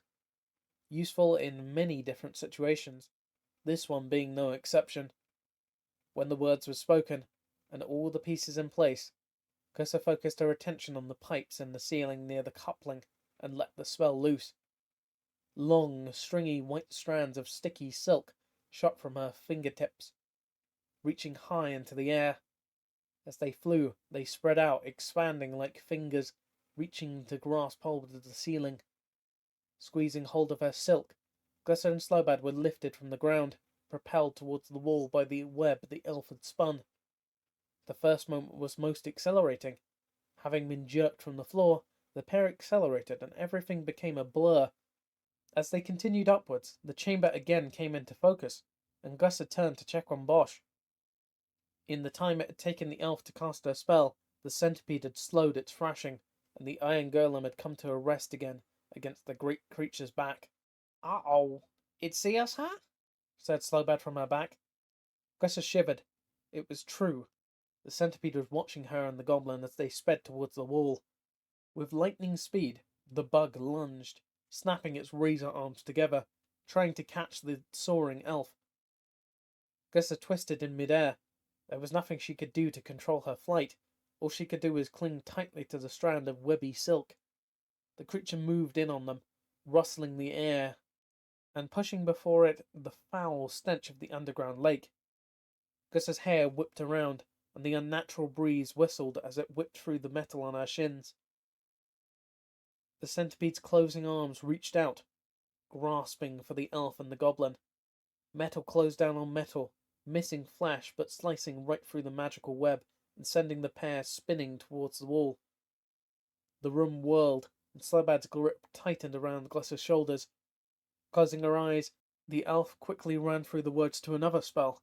It was all she had, and she wasn't even sure it would work, but she forced as much power into it as she could. The final word spoken, Glissa let loose. Strands of wire that looked like leafy green vines sprouted from her hands and feet. Slobad gasped and giggled. "Hey," he said, letting go of with one hand. "Stop! Tickles, huh?" Glissa ignored him.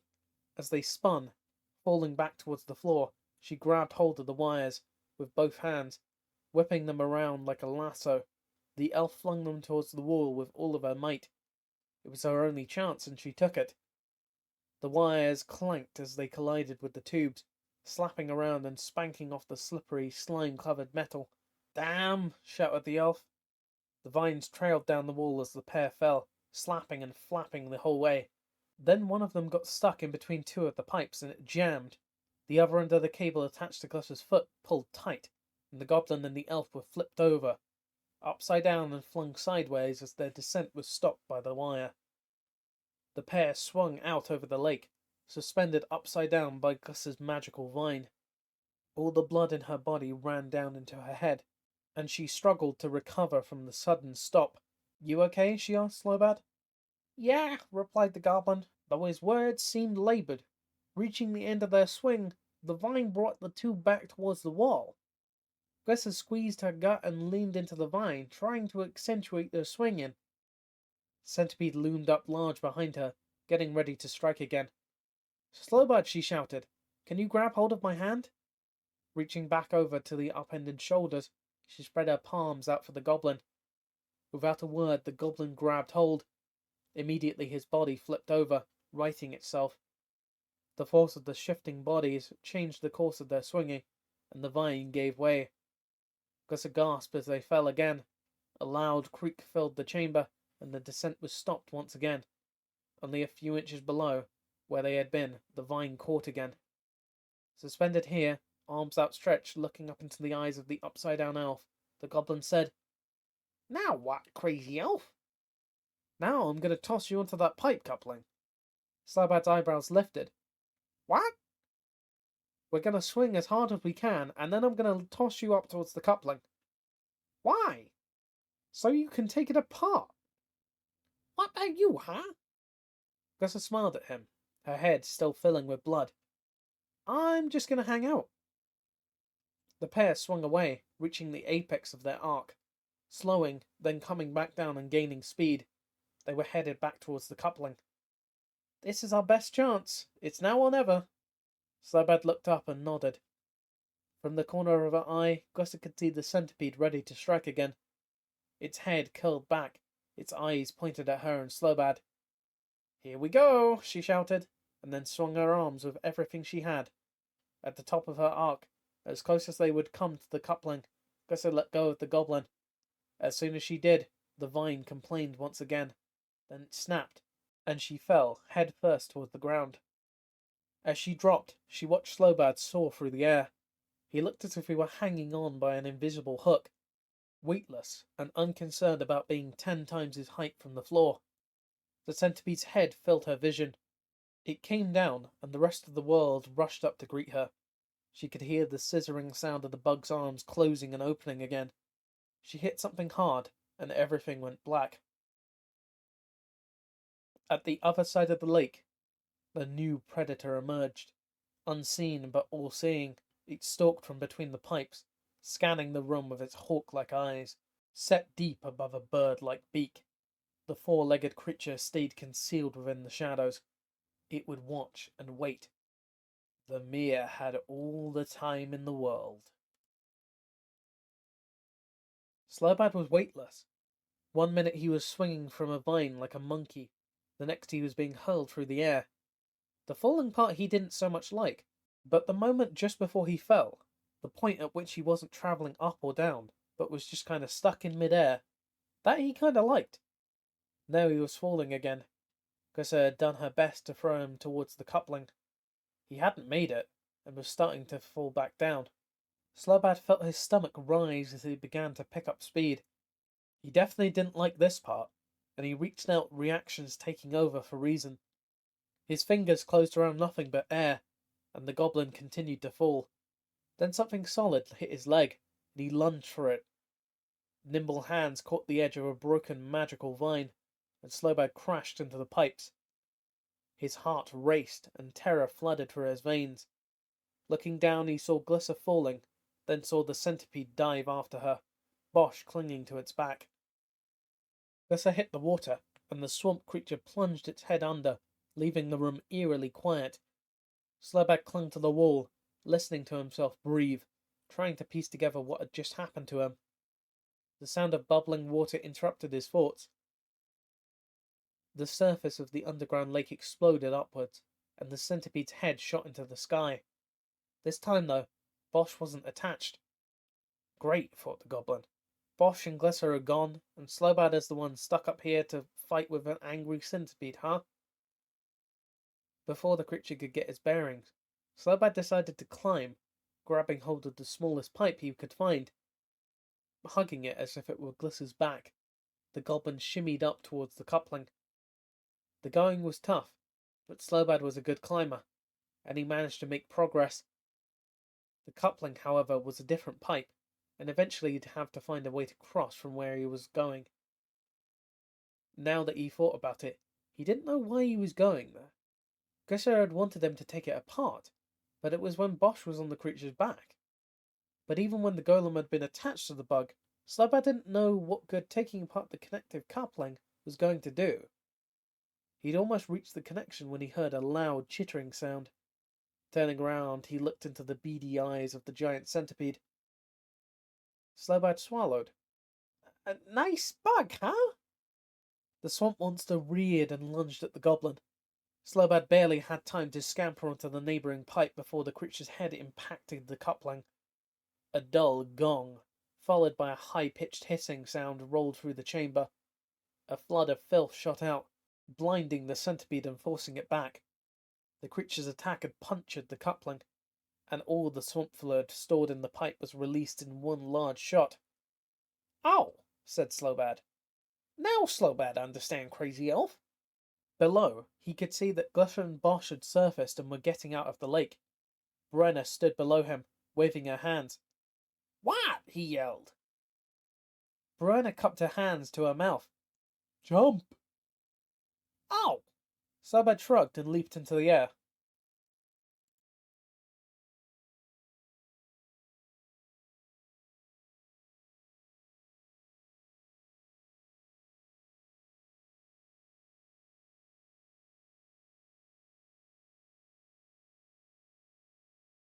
Chapter 18. Nemmark's body hummed in anticipation. Every cell, every molecule of metal and flesh combined wanted more serum. No, they needed more serum. Drinking in giant quaffs from a large mug, the Guardian of Mirrodin leaned over the controls of the Darksteel eye. When he had built the eye, he assumed he would always have his infusion device. Consequently, the viewing chamber was too small for him to fit inside while wearing his serum tanks. It had been a miscalculation. Images buzzed around him. Each of the 8 different screens showed him a view through the eyes of his mirror. Right now, he was unconcerned with all of it, except for the unfolding events in the Mephidros. Capturing the elf was his priority. The rest of the plane could wait, just as he had waited. Through the eyes of his spy, he watched the elf girl and her friends evade the centipede and scurry into the tunnel. Memnarch had watched that interaction, barely taking a breath. There would be no end to the torture he would unleash on the denizens of the Dross if she were killed in the swamp. Damn this frustration. If only he could lay his hands on her. If only it were in his original body he created. The perfect body. Then he would be able to chase her himself. But alas, he was not. He was cursed to have this saggy, fleshing monstrosity that served no other purpose except as a vessel for his greatness. With it, there was only one thing he could do in the search for the elf. Watch and wait. Each time his servants had her cornered, the elf had managed to escape. That would not be the case this time. Now, as his mirror stalked behind its quarry, Memnarch was much relieved. She only needed to step through the end of the passage, and he would have her in his grasp. Glisser and Bosch fished Slowbad from the underground lake. His body was mostly limp, but he was coughing up swamp water, so the elf figured he was still alive. Looking up one last time at the disorientated centipede, Glisser dodged into the passage with the rest of the group, the goblin in tow. An eerie yellow glow from the large chamber behind them didn't seep too far into the tunnel. About 100 yards in, everything was dark. "Anybody have a dry torch?" said Glessa. Suddenly the passage lit up with a cool blue glow.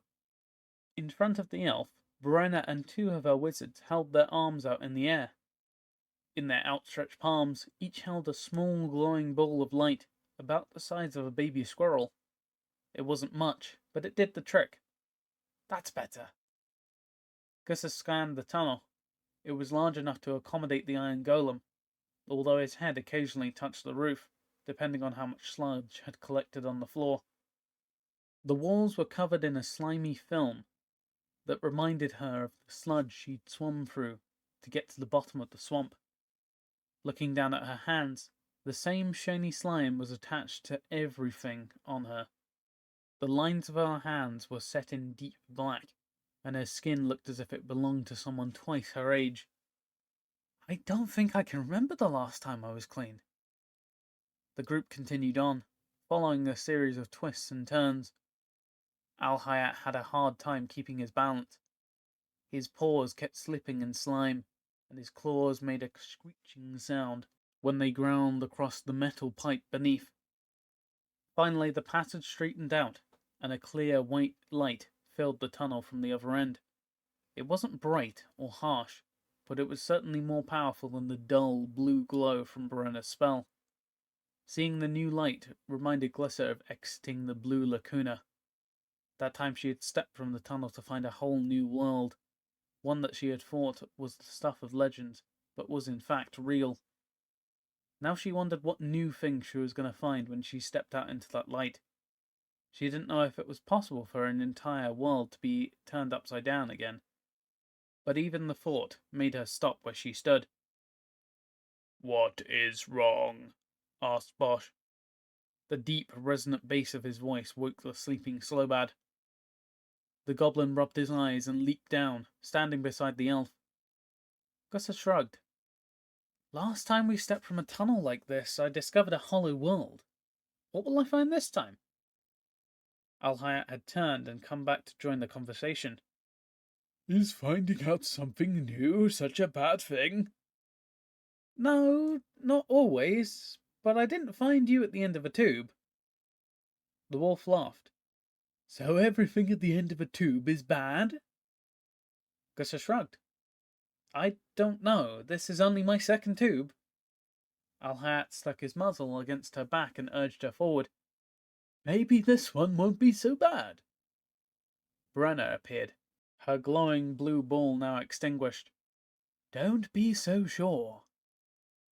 Glissa looked up at each of her friends in turn. She'd come this far. No reason to stop now. Steeling herself, she stepped forward and out of the tunnel. She was greeted by the back of a tall, bright metal throne, sitting on a multi-tiered dais.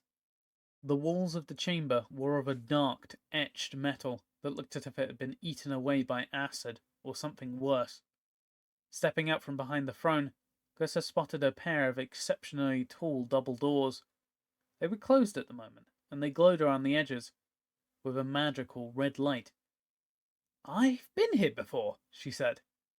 The others filed from the tunnel. Slabad stepped up beside the elf, sticking close. Glissa walked up to the dais and touched the cushion on the seat of the throne.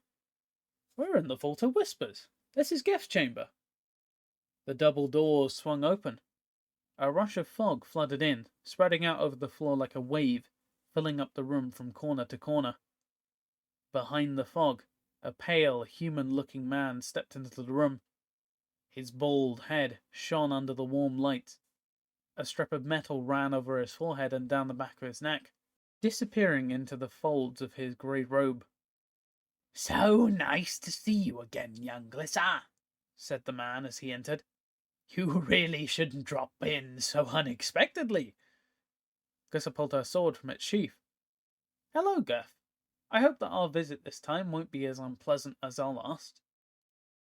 "Don't be so hard on yourself," moving around the wall, getting deeper into the chamber without getting any closer to Glissa. "I quite enjoyed our last visit." Glissa watched the strange, gaunt man as he circled in the room. Yeah, I'll bet. So, tell me, how's your vampire? Geth visibly bristled. Fine, fine. Bran and her wizards entered the room. They stood against the wall opposite to Geth. And yet? Geth frowned. I'm afraid Yurt is no longer with us. Gussa stepped down from the dais.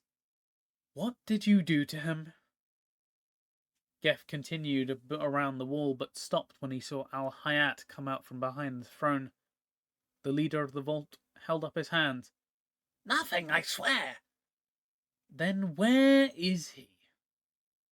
Geth eyed Al-Hayat one more time. Then Bosch stepped up beside the wolf. He glanced from the pair back to the human wizard, then panned over to Glyssa.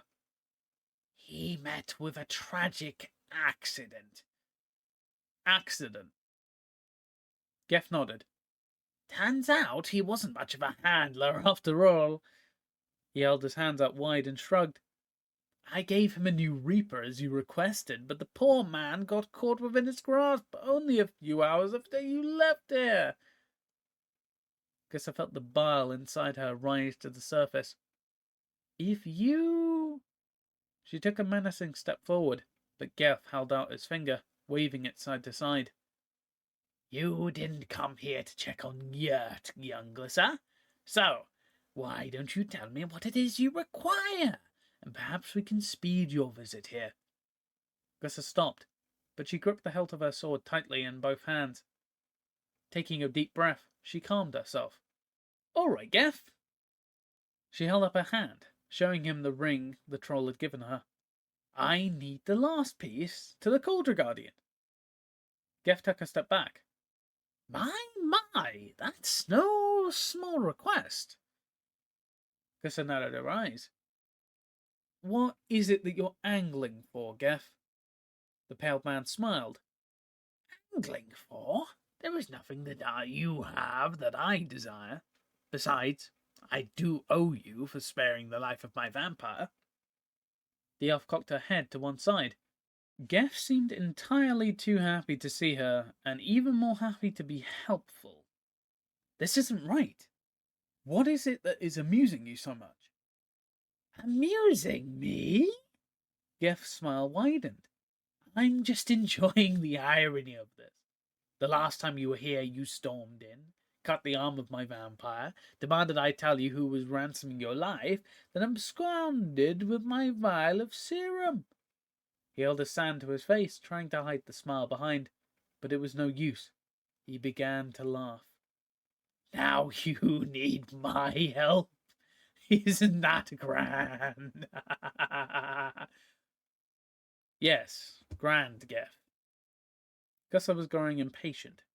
So tell me where the last piece is, or this time it won't be a vampire who loses a limb. Geth tried to swallow his laughter, but he couldn't. He held his finger in the air and began taking deep breaths in an effort to calm himself. Don't you see the beauty in all of this? It's like a cycle of life. First you are nothing, then you are born. You live your life and then you die. Geth rubbed his hands together.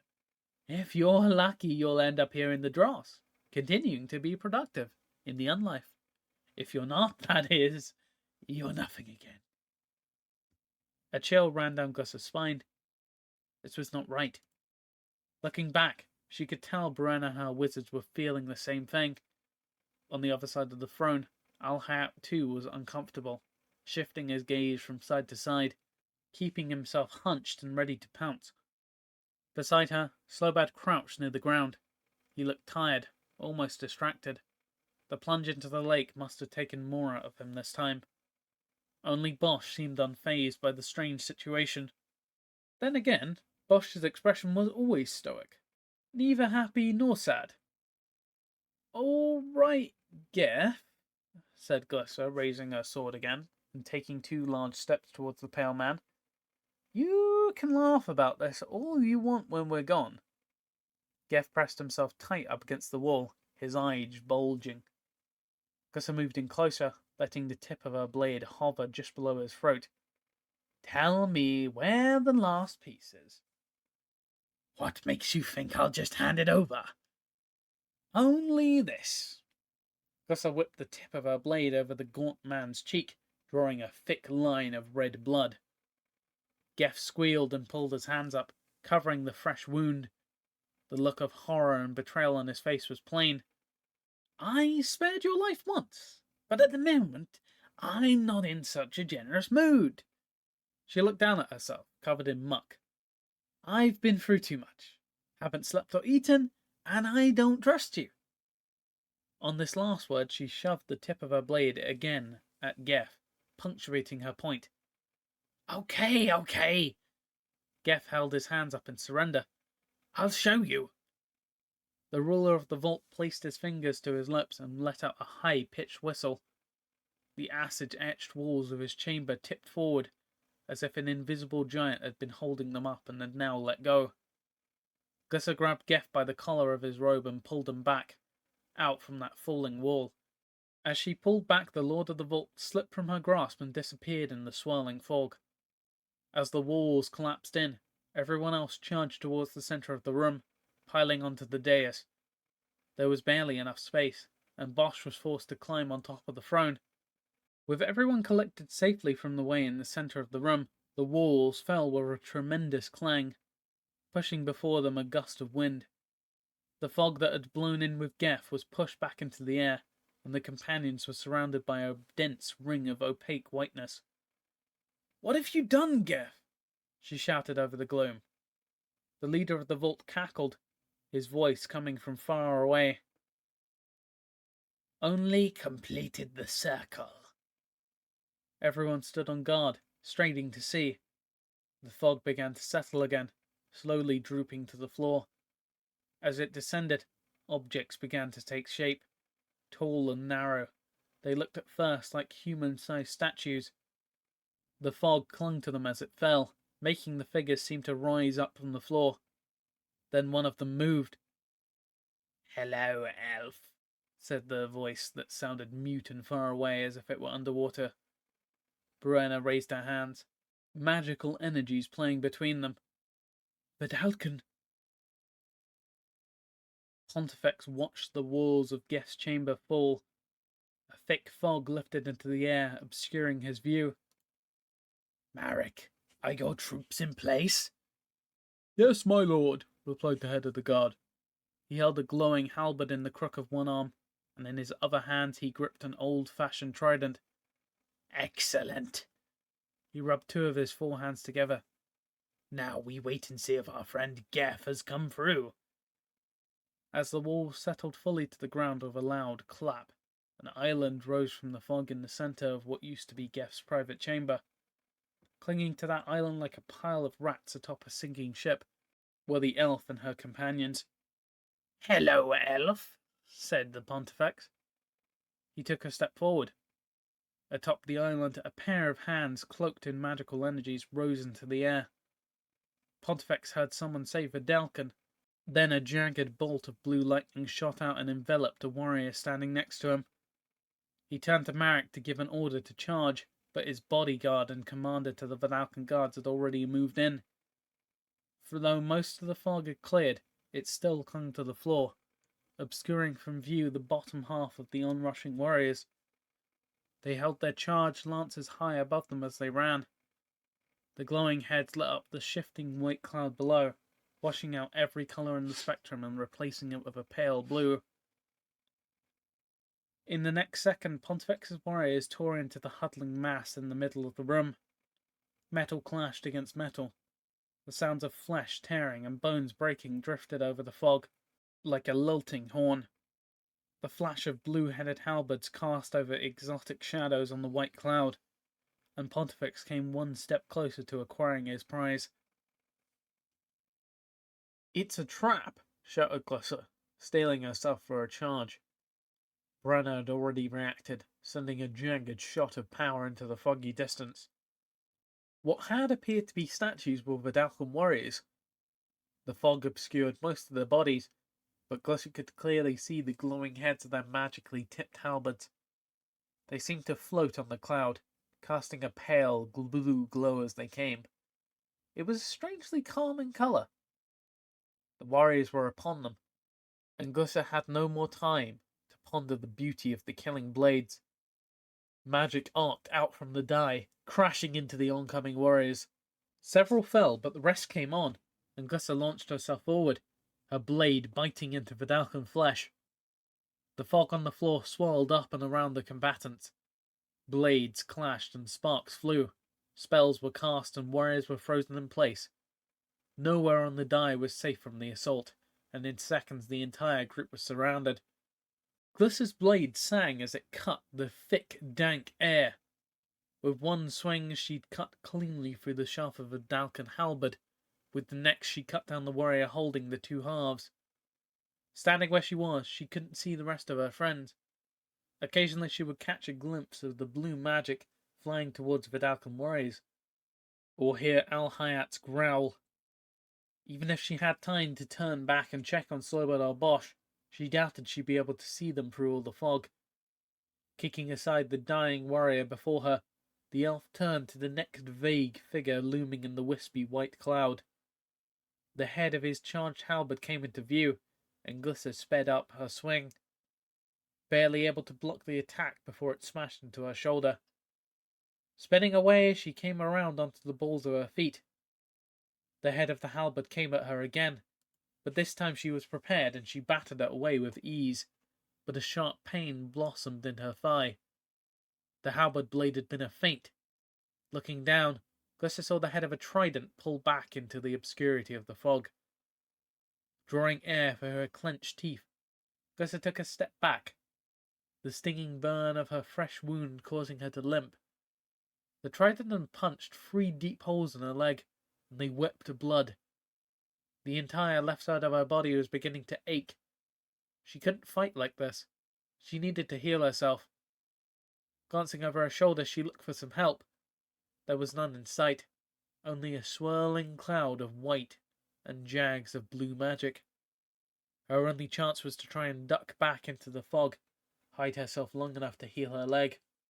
Just as this thought flashed through her head, the warrior she had been fighting stepped out of the fog. The Vidalcan Brenner had called Marek. He held a glowing halberd in one hand and a short, sharp trident in the other. The tips of the trident were shiny, and though the blue glow of the Vidalcan's lance was washing out the colour, Glissa knew it was her blood tipping the tines. Marek wasted no time, bringing his halberd down in a chopping blow. Glissa battered it away, but her injured leg slowed her.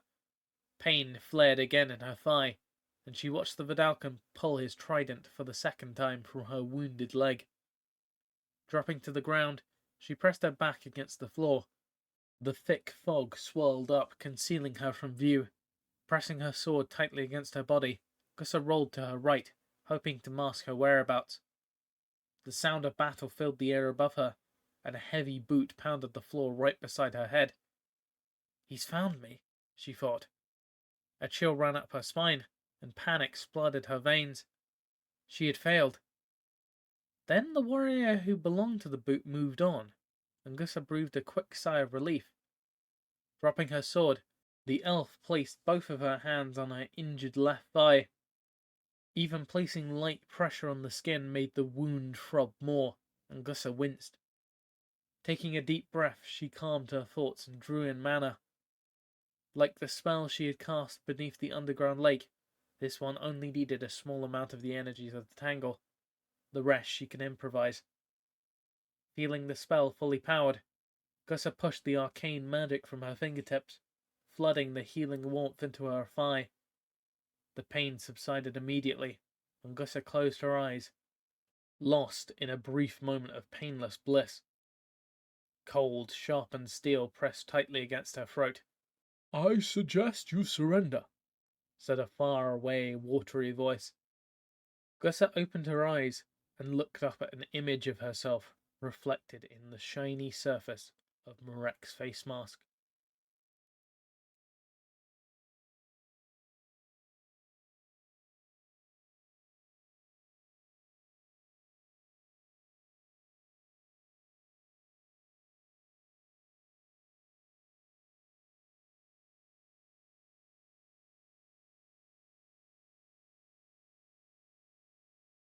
Chapter 19. Marek lifted Glyssa from the ground and held the elf's hands behind her back with two of his own. With the other two, he pointed the tip of his halberd at Bruenna. The Dalcom warriors had captured or killed everyone else on the dais. Behind Marek, a dozen of his guardsmen held their weapons against the giant wolf, pressing the points to its hide. Another 24 held the big golem, who stood atop the throne. The goblin and the sole remaining wizard had been disarmed, but were under guard as well. Pontifex strode up to the dais, Geth in tow, and looked down at the defiant elf girl. We meet again.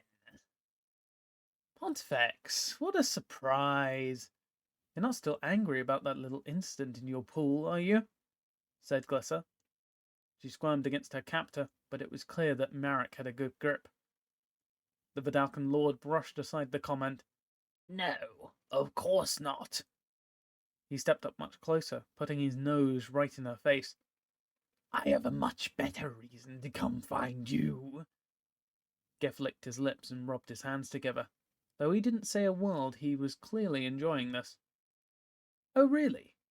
What would that be? There are creatures on this plane, forces that you still don't understand, my young elf friend. You have attracted their attention. And you've come to do their bidding? The ruler of the Vidalcan has become a petty thug? Pontifex smiled. No, Glyssa. On the contrary, I'm here to make sure those forces never succeed. He lifted his sword, testing the edge with the tip of his thumb. I'm here to kill you. Geth giggled. Marek turned his attention from the elf girl and the human wizard to stare at his lord. He meant to kill the elf? He'd been trying to do that for some time. The real question was, what would happen after that? A huge crash and hum interrupted Marek's reverie. Let her go, Pontifex, boomed a voice. From the fog rolled a squad of levelers. Lord Pontifex turned away from the elf girl. Go away, Melil, this doesn't concern you. Melil rode up astride his leveler, his great sword already out of its scabbard. Something looked different about the metal man. Marek had only seen him a couple of times before, but this time he seemed more human, tired even, as if he suffered from the same ailments that inflicted organic creatures of Mirrodin. Melil rode up to the foot of the dais, only a few feet from Pontifex. The other levelers formed up behind him, 2 rows deep. Yes, it does now. Now let the elf girl go and turn her over to me. Pontifex shook his head. After all I've done to track her down, do you think I'm going to let you have her and take all the credit? Memnarch wants her alive, Pontifex. From the corner of his eye, Marek spotted a 4-legged creature dart through the shadows. He didn't so much see the creature clearly, only its movement and its outline as it crept from one spot of the darkness to the other. Pontifex zigzagged the head of his halberd through the air, making a whipping sound. You'll have to come and take her from me. If that's what it takes. Melil didn't even blink. The levelers lurched forward, cutting into the Dalcan guards standing on the first step of the dais. Her hands held tight behind her back by Marek, Glyssa fished up off the floor with her foot. She dropped her sword when she cast her last spell, and since she'd been taken captive, she'd been searching for it. She shifted her feet and stepped on something hard. It skidded a bit, making a grinding metallic sound, dampened by the dense fog. I found it, she thought. The notion filled her with a brief glimmer of hope. Then the levelers attacked, and Marek's grip on her hands loosened. Glyssa lurched away from her captor, diving to the ground. Her hand closed around the hilt of her sword, and she climbed back to her feet. More than half of the Vidalcan had turned to take on the levelers. Marek was nowhere to be seen, and already Al-Hayat has 4 armed warriors pinned to the ground with each paw, and another nearly eviscerated between his teeth. Bosch reached down to grab a couple of Vidalcan, but when he shifted his weight, the throne he stood upon tipped backwards, and he lost his balance. The island golem disappeared as the chair toppled. Fog and dust shot into the air, and Gussa bounded over to the top of the dais, trying to get her fallen friend. A few of the remaining Vidalcan guards tried to bar her way, but they were overwhelmed by an icy magical blast from Berena, and the elf managed to skirt past. With her next step, the floor seemed to disappear and she fell. She shouted as she dropped, caught off guard. Her rump landed on something hard, and she rolled sideways, throwing her hands up to catch herself and stop her fall. The floor she landed on was seemingly lumpy and uneven. It moved under her and gave off a jingling sound. Gussa tumbled once, and then came to rest on her feet. The room around her was dark, illuminated by only a beam of light coming from a hole she had just fallen through. She could see that the ceiling was only 3 or 4 times her height, not far in comparison to the fall she had taken into the underground lake. The hole she had fallen through was perfectly round, as if it had been put there intentionally and made by magic. Above it, Gussa could see the toppled legs of the throne Bosch had been standing on. The hole was on the throne, she said? That thought made her feel a little bit better. It seemed as if in the past days she had managed to fall into nearly anything an elf could fall into in Mirrodin. At least there was a reason I didn't see it when I walked in, she thought. Climbing to the point closest to the hole, Gussa tried jumping. She thought she could reach the edge of the hole. She could pull herself out. But her leap wasn't nearly high enough to reach, and each time she tried, the ground shifted below her, making the same jingling sound it had when she landed. Above, she could hear the sounds of battle.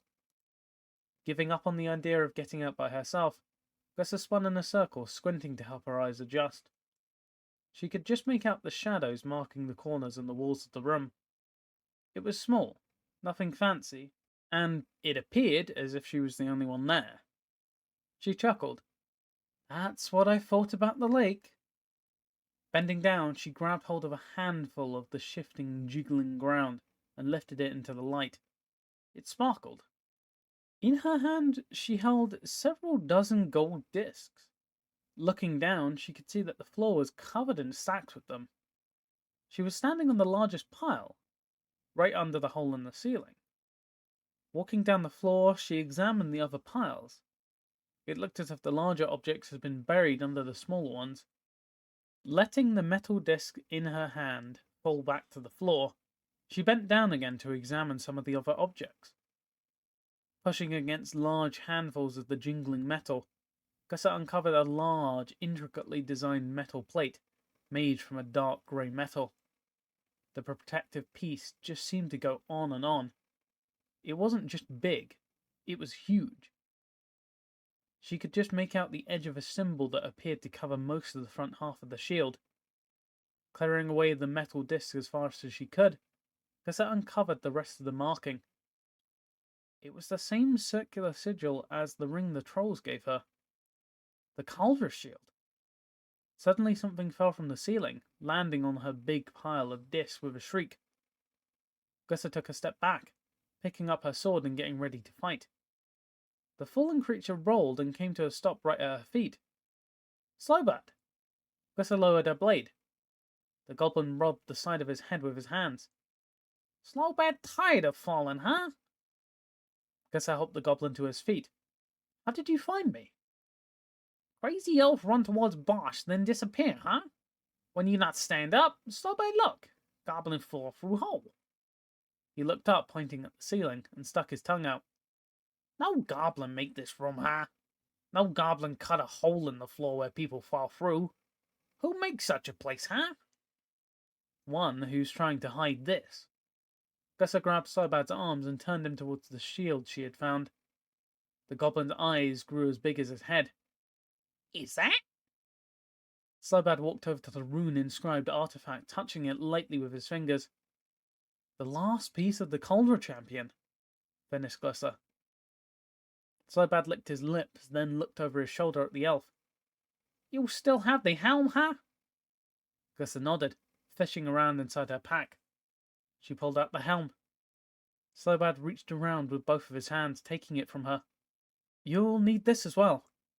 The elf lifted her sword, admiring the sharpened edge.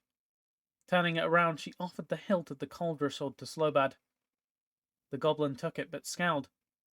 If Slowbat take your blade, what crazy elf fight with, huh? Gussa bent down and picked up a dark, bladed sword stuck in piles of metal discs. I'll find something. The goblin nodded, then turned and began digging out the rest of the Caldra shield.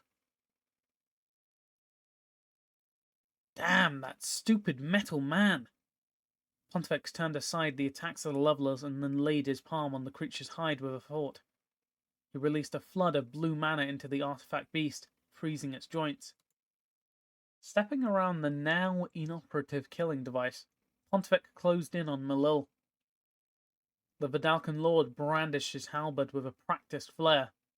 I've been waiting for this for a very long time. Malil stood motionless, his greatsword in his hand by his side. You fail to see the bigger picture, Pontifex.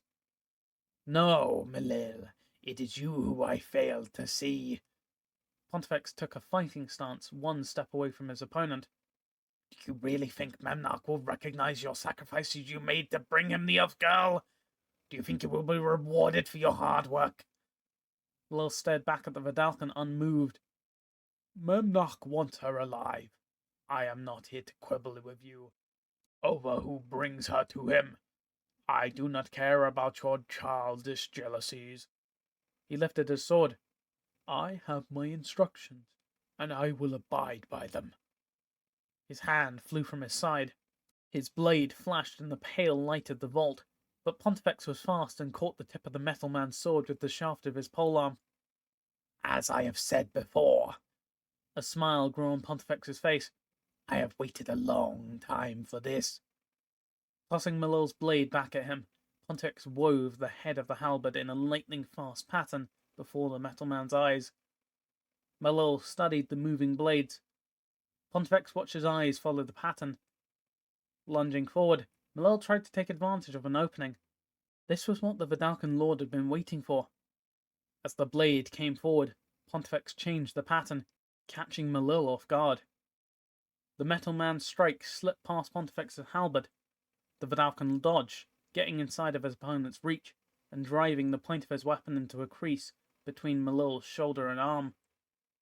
Malil pulled back, Pontifex's polearm still stuck in his joint. His left arm had been immobilized by the strike. Pontifex released his halberd and retrieved a small short sword from inside his robe. You only have 4 limbs, he said, showing off his own 6-limb body. I have 3 more blades. Verona was in the fight of her life. Levelers swirled all around. She fought off a Vidalcan with each hand. Over the course of the past day, these odds had been common. Though she used every trick and skill at her disposal, the assault was overpowering, and all she could do to keep herself alive. Never having the opportunity to counterattack without the chance to strike back, all would be lost. It was only a matter of time. The only remaining wizard fared the same. He fought only to keep himself alive. She traded blows with the 2 warriors, wielding a sword in each hand, moving back and forth, as if she and her opponents were involved in some intricate dance. Her foot caught on something in the fog-covered ground and she nearly tripped. Checking the floor, she took a step sideways, trying to avoid whatever it was she stepped on.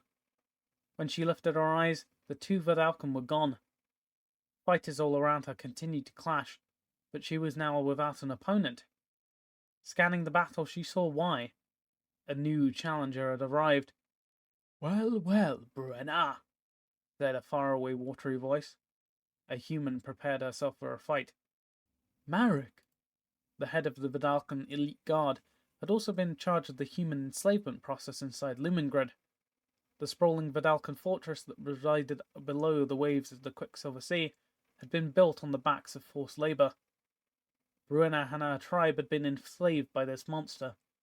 It had been Marek who had overseen the beatings and punishments meted out to those who didn't work hard enough. I should have known I'd meet you here, in the bowels of Mirrodin. The Vidalcan took a step towards the wizard. What is that supposed to mean? Bruenna began gathering mana. Only that a creature like you deserves to die in a place like this. And what exactly is a creature like me? Bruenna narrowed her eyes. One who does not understand the value of human life. Lunging forward, she jabbed at the Vidalcan's midsection. Marek dodged away, easily turning aside her attack with the shaft of his halberd. This was what the wizard was hoping for, and she reached up, touching the warrior's face mask with her open palm and casting her spell. Icicles formed on the metal frame of Marek's helmet, and the serum inside turned bitter cold, then froze solid. As the liquid turned to ice, the glass plates, which enabled Marek to see out, shattered. Marek thrashed around, dropping his halberd and grabbing hold of his head, now trapped inside a block of frozen serum. Bruenna took advantage of the blinded, frantic slaver and drove the tip of her sword deep into his body. Marek fell back and disappeared into the fog. Malil pulled the head of Pontifex's halberd from his arm. The Vidalcan's petty jealousies were getting in the way. For the love of Memnarch, all he wanted was another dose of serum, another burst of enlightenment. Surely that wasn't too much to ask for. Malil's life on the plane had been relatively short in comparison to Pontifex's. He'd had the opportunity to see many strange and interesting things. He'd also had the occasion to fight. Most of that time it was doing Memnarch's bidding, and it had never been against a skilled opponent, so he'd never really had the opportunity to fully test his own capabilities as a warrior. Until now. Tossing Pontifex's blade to the ground, Malil took 3 quick steps. His metal body had been made to react to emergency situations by making him thrice as strong and thrice as fast, but only for a short distance. This had been Memnarch's way of making Malil capable of getting himself out of trouble, should the situation arise. Malil had never needed this function before, but it seemed like as good a time as any to try it out. His body moved in a blur. In 3 steps, the metal man managed to get around and in behind Pontifex. The Vidalcan lord tried to spin, but he wasn't nearly fast enough. Malil punched the 4-armed lord squarely in the back, sending Pontifex to his knees. Raising his greatsword into the air, the metal man looked down at the back of the Vidalcan's bent neck. He could cut through it and be rid of this childish fool. The Vault of Whispers rumbled, and dust cascaded from the ceiling. "Stop this fighting, and bring me the elf girl!" The words filled the cavernous chamber, seeming to come from everywhere at once. Malil lowered his sword. Yes, my lord. Pontifex, too, seemed unnerved by the command. He stood up, his eyes darting this way and that. Then he looked at Malil, and the metal man looked back. Both men stared into each other's eyes for a long, tense moment. Pontifex broke the silence. "We'll finish this later." Malil nodded. "After the elf girl is captured and returned to Memnarch." He squeezed the hilt of his sword. The Vidalcan looked away. "Agreed."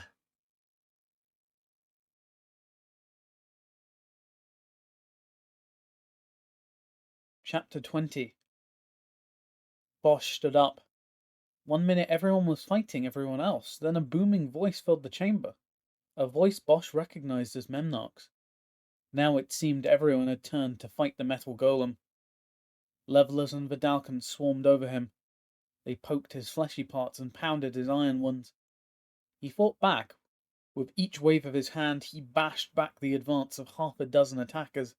Still more came on. They climbed up his arms, swung at his head, made him bleed. Again, he crashed to the floor. Blue blood dripped from Alhayat's muzzle. Tossing his latest victim aside, he lashed out, trying to catch another. His teeth closed around the scythe blades of a leveler beast, and the razor-sharp edge cut him through his lip. Yelling in pain, his own red blood mixing with that of his foes, the wolf retreated a step. The leveler charged in, and it wasn't alone. 6 other levelers were right beside it, and a dozen Vidalcan added their halberds as well. Their blades cut into him, tearing off fur and reaching straight down into flesh. He swatted at them, growling and baring his teeth, but something made the combined foes more aggressive, less afraid, and in moments they swarmed him. Alhayat backed off the dais. His rump bumped into the back wall of the chamber. Looking around, all he could see were four-armed warriors and scythe-bladed levelers. Not a single one of his friends was in sight. Cornered, trapped like a common animal at the end of a hunt, the great forest beast crouched down and bared his fangs. If he was going to die here, then so were they. Bruenna turned away from Marek. He might live, but she didn't have time to finish him off just now.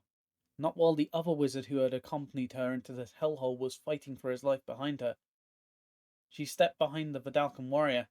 With all of her strength, she jammed the tip of her blade into the small of his back. The four-armed guard squirmed like a bug on a pin and dropped his sword. Something hit Bruenna in the back of the head, and she fell forward. The force of the fall pushed her blade deeper into the Vidalcan's back, and he let out a gurgling cry. She was hit again and let go of her sword, her arms flying out in front of her to stop her fall. Turning over onto her back, she looked up just as the level's scythe blade descended through the fog and bit into her shoulder. "Do you have those damn things working together yet?" screamed Glisser. Slowbad, kneeling on the ground near the big pile of discs, waved his hand at her, not bothering to turn. The sounds of battle were getting louder. Glisser's nerves were shot. Who knew how many of her friends were dead or dying up there right now?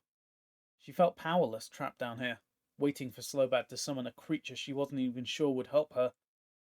"If you don't hurry, they're all going to be dead," she said, pacing around to one of the smaller piles. The goblin stood up and brushed himself off. "Finished." The heavy shield Glisser had uncovered lifted itself up.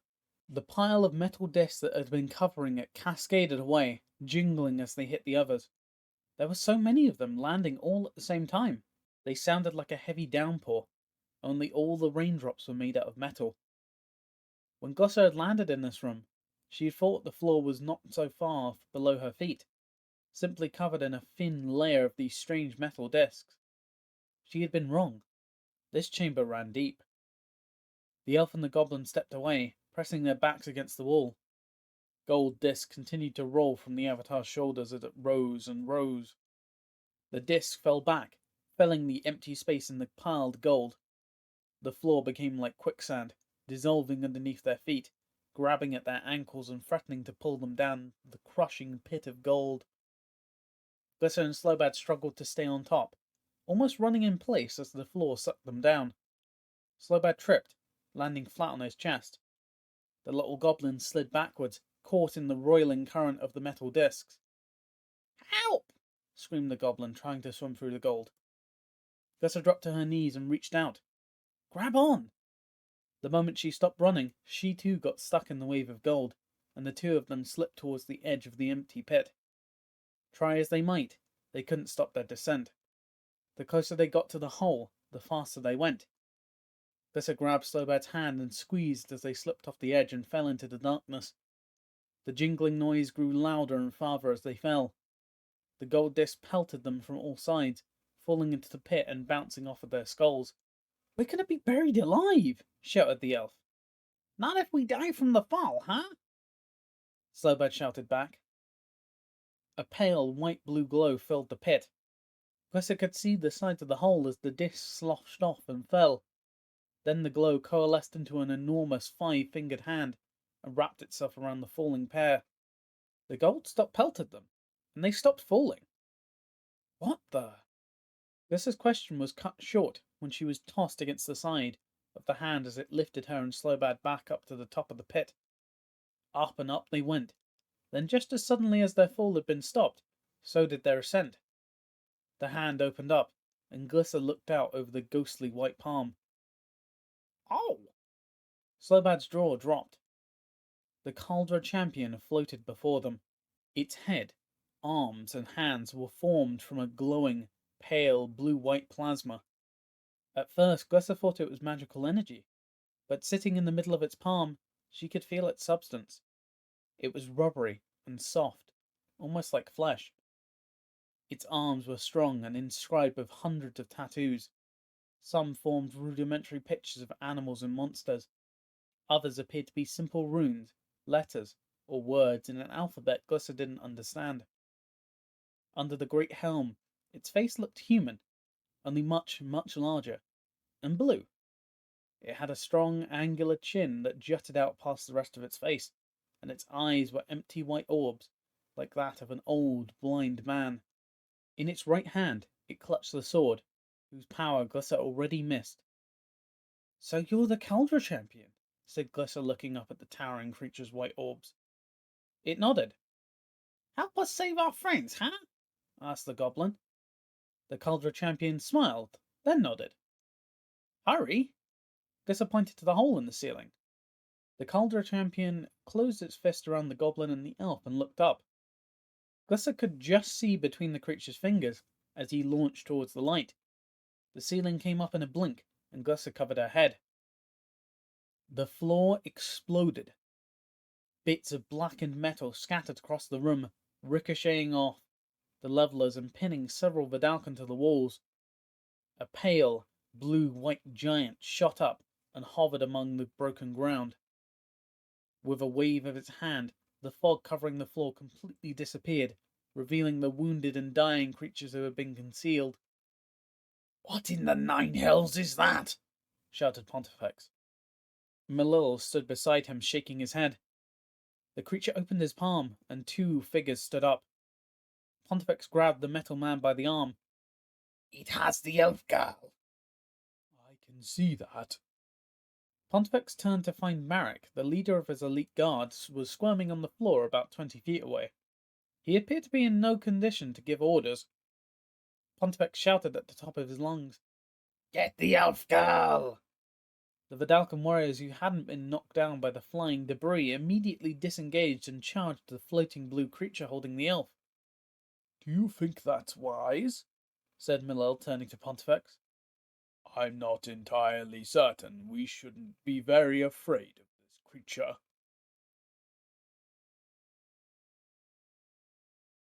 Levelers covered Bosch from head to toe.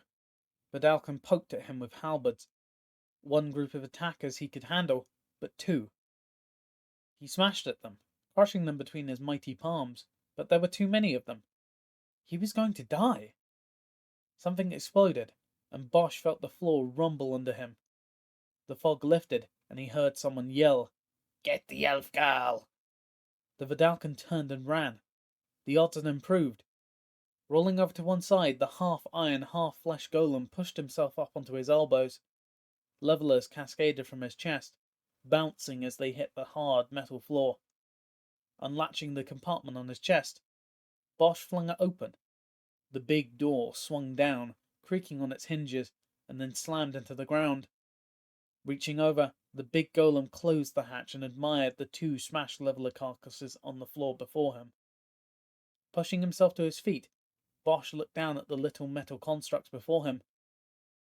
With no fog, he could see them all clearly. "Time to smash!" His deep voice rumbled, and he brought his fist down upon the nearest foe. Bits of broken metal spun off in all directions. A leveler pinned Bruenna's shoulder to the ground. The metal burned inside her skin, and she couldn't move. Worse, she couldn't even see where the thing was. Lying on the ground, the fog blocked her view of everything apart from the first few inches of the scythe blade that jutted out of her shoulder. The artifact creature pulled back, yanking the blade from her flesh and disappearing into the fog. A wave of relief rolled over her, only to be replaced by a dull throb and panic. It's preparing to hit me again, she thought. If only she could see it. The fog swept away from the floor, revealing the entire room, and the level was about to strike. The killing device's blade came whistling through the air, but Bruenna kicked and rolled, throwing herself just barely out of harm's way. The blade crashed into the ground, sticking into the metal floor, and the human wizard placed her hand onto the leveler's hide. Bruenna flooded the device with a combination of blue and black mana. Gears ground to a stop, and the beast shook. Smoke seeped from its seams, and the light in its eye sockets grew blindingly bright. "This one is for my shoulder," she said, and she placed her other hand on the creature as well. Another spell flooded into the leveler. Metal plates collapsed, crushing the creature's insides. The artifact shook more violently, shuddered once, then came to rest as the light inside of it went out. The great fierce wolf looked out at more than 24 levelers and a Vidalcan combined. They closed in, fearless but cautious all the same. Alhayat waited, growling at them, watching each inch their way closer. A Vidalcan was the first to step too close. In a flash, Alhayat bounded forward, closed his powerful jaws around the blue-skinned warrior's head, then stepped back against the wall. The Vidalcan's body stood upright for a moment longer, its hands still gripped tightly around its halberd. From the stump of its neck, blue blood rushed over its shoulders, flooding to the ground in pulsing bursts. The wolf spat out his mouthful. His bite had been so big that he didn't even break the seal on the Vidalcan's helmet, taking the head clean off the neck in a single piece. The warrior's body toppled to the floor, and everyone else charged. Alhayat slapped the first leveler away with the flat of his paw. His claw made a grinding sound as they scratched across the creature's metallic hide. And the artifact creature went flying. The rest piled up on top of the wolf. Levelers and Vidalcan alike slashed and stabbed at the forest beast, flailing and growling. Alhayat tried to beat them back, but it was no use. They were on him, and they cut his flesh from his bones. With each slash he howled. With each stab he growled. Finally, covered in his own blood, Alhayat's legs gave out, and he collapsed to the floor. Lying on his side, he snapped at all he could reach with his sharp fangs. Many died, but many more were out of his reach. Something exploded from the floor. A creature, the likes of which he'd never seen, rose towards the ceiling as if it were a blue moon coming over the plain. Alhayat had lived many long years on Mirrodin. He had seen the birth of the blue moon, and the black and red ones after that. One day he had hoped to see the green moon shoot from the tangle, and make its place in the heavens, as the others had. The time for that was nearing. He felt the tip of something sharp pierce his gut, and his whole body shuddered. His energy waned, and his vision narrowed. Looking up at the rising blue column, he saw Glissa standing on the creature's palm. She looked down on him, caught his eye, and tried to smile. "You have done well, Glissa," he whispered, knowing she could not hear him. He felt more blades enter his flesh, but oddly they did not hurt. It is my time, he thought, and closed his eyes. Glissa turned, standing on the Caldra champion's palm. There, behind where the throne had been, lay Alhayat. He was surrounded by Vidalcan and levelers. His lip curled, exposing his great fangs covered in blue blood. A leveler jabbed its scythe blade into the wolf's gut. "No!" shouted the elf. Alhayat lurched once, looking up at her, then closed his eyes and laid his head to the ground. Glissa pulled her new sword from its scabbard and leaped into the air. The ground was a long way down, but she tucked into a roll as she landed, breaking her fall. The levelers and Vidalcan turned away from the fallen beast, converging on the elf. "You want some?" she shouted as they came on. "Come and get it!" Behind them, Alhayat jerked once, and a puddle of blood began to form under his limp mouth. Rage bubbled up inside the elf, mixed with grief. From now on, the wolf would only be a memory. She let the rage fill her. Every cell in her body tingled with hatred, and her eyes were half blind with tears. Finally she could hold it in no more, and she screamed at the top of her lungs.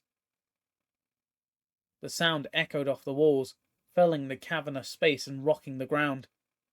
Those levelers who were charging towards her exploded. Bits of silver housing and sinew flew in all directions. What had once been a dozen killing machines was reduced to a pile of spare parts in the blink of an eye. It wasn't just the levelers. The Vidalcan's halberds disintegrated as well. Blades glowing with magical power fell to dust, leaving the four-armed warriors with nothing. They stopped in their tracks, their eyes wide with terror. Sword in front of her, Glissa sneered. "Who's next?" A huge, pale blue hand came crashing to the ground on top of the stunned Vidalcan.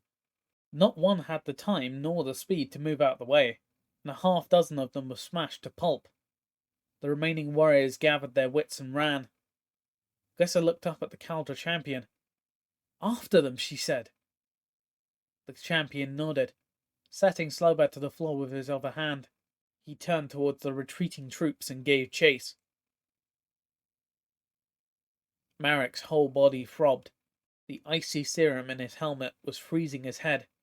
Fortunately, the glass of his face mask was less resilient than his flesh, and it burst out, releasing some of the pressure and sparing him from having his skull crushed like a melon.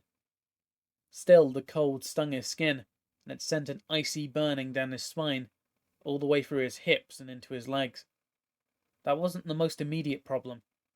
With a block of ice surrounding his head, he couldn't see or breathe. Groping around, he tried to find something he could chip away at the ice with. He found nothing, and in desperation smashed his head against the floor. Each time he made contact, the impact raced through the solid ice and vibrated through his skull. At first it hurt, but his head became numb from the cold, and after a few attempts he couldn't feel it anymore. His lungs began to burn, and his oxygen-starved body grew weary. Panic raced through his veins, and he smashed his face harder against the ground. Blackness filled his head, and he became dizzy. Lifting himself to his feet, Marek jumped into the air and kicked his legs over his head. The commander of the Vidalcan elite guard threw all he had into the last attempt to free himself, and the top of his head crashed down, the rest of his body behind it. The impact of the blow was enough to put a crack down the middle of the ice, and the block began to give way. Wheeling back, he felt himself drifting off into unconsciousness as he smashed his head one more time against the ground. The ice broke away, clearing his face, and the dank air of the dross filled his lungs. The cloudy blackness in his head receded, and the rest of the world came back to him. The skin on his face felt burnt, and his legs were still numb from the cold running down his spine. But he could breathe, and at the moment that was all he cared about. He lay face down on the floor for a long while, only vaguely aware of the goings-on around him. Finally someone rolled him over, and he looked up into the face of Lord Pontifex. "Marek, you're alive?" Marek could only blink and grunt. Malil came into view. He tapped Pontifex on the shoulder. "We should go," he said. The Vidalcan lord looked up at something Marek couldn't see, then nodded. "Damn it! All right." Bending down, Pontifex wrapped his arms under Marek's shoulders and lifted the stunned warrior to his feet. The chamber spun, and Marek flopped his arms over Lord Pontifex's shoulder. Looking up, he saw now what had forced the retreat. A huge, ghostly blue-white creature was pounding Vidalcan warriors and levelers alike into a pulp. Marek rolled his head towards Pontifex. "How will we—" His voice was scratchy and hollow. It hurt to speak. He cleared his throat. "Find her again?" Without looking at Marek, Malil answered his question. "Memnarch will know where she is." Pontifex shouldered most of Marek's weight, and the two of them hobbled from the Vault of Whispers. Malil was close behind.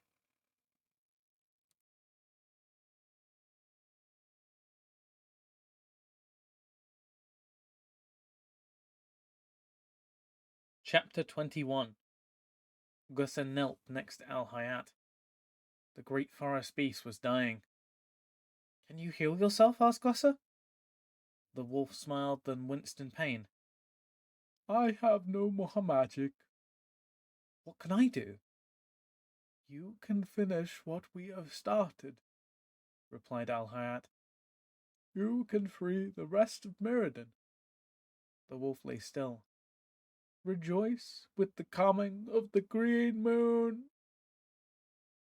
Al-Hayat closed his eyes, and his breath slipped away.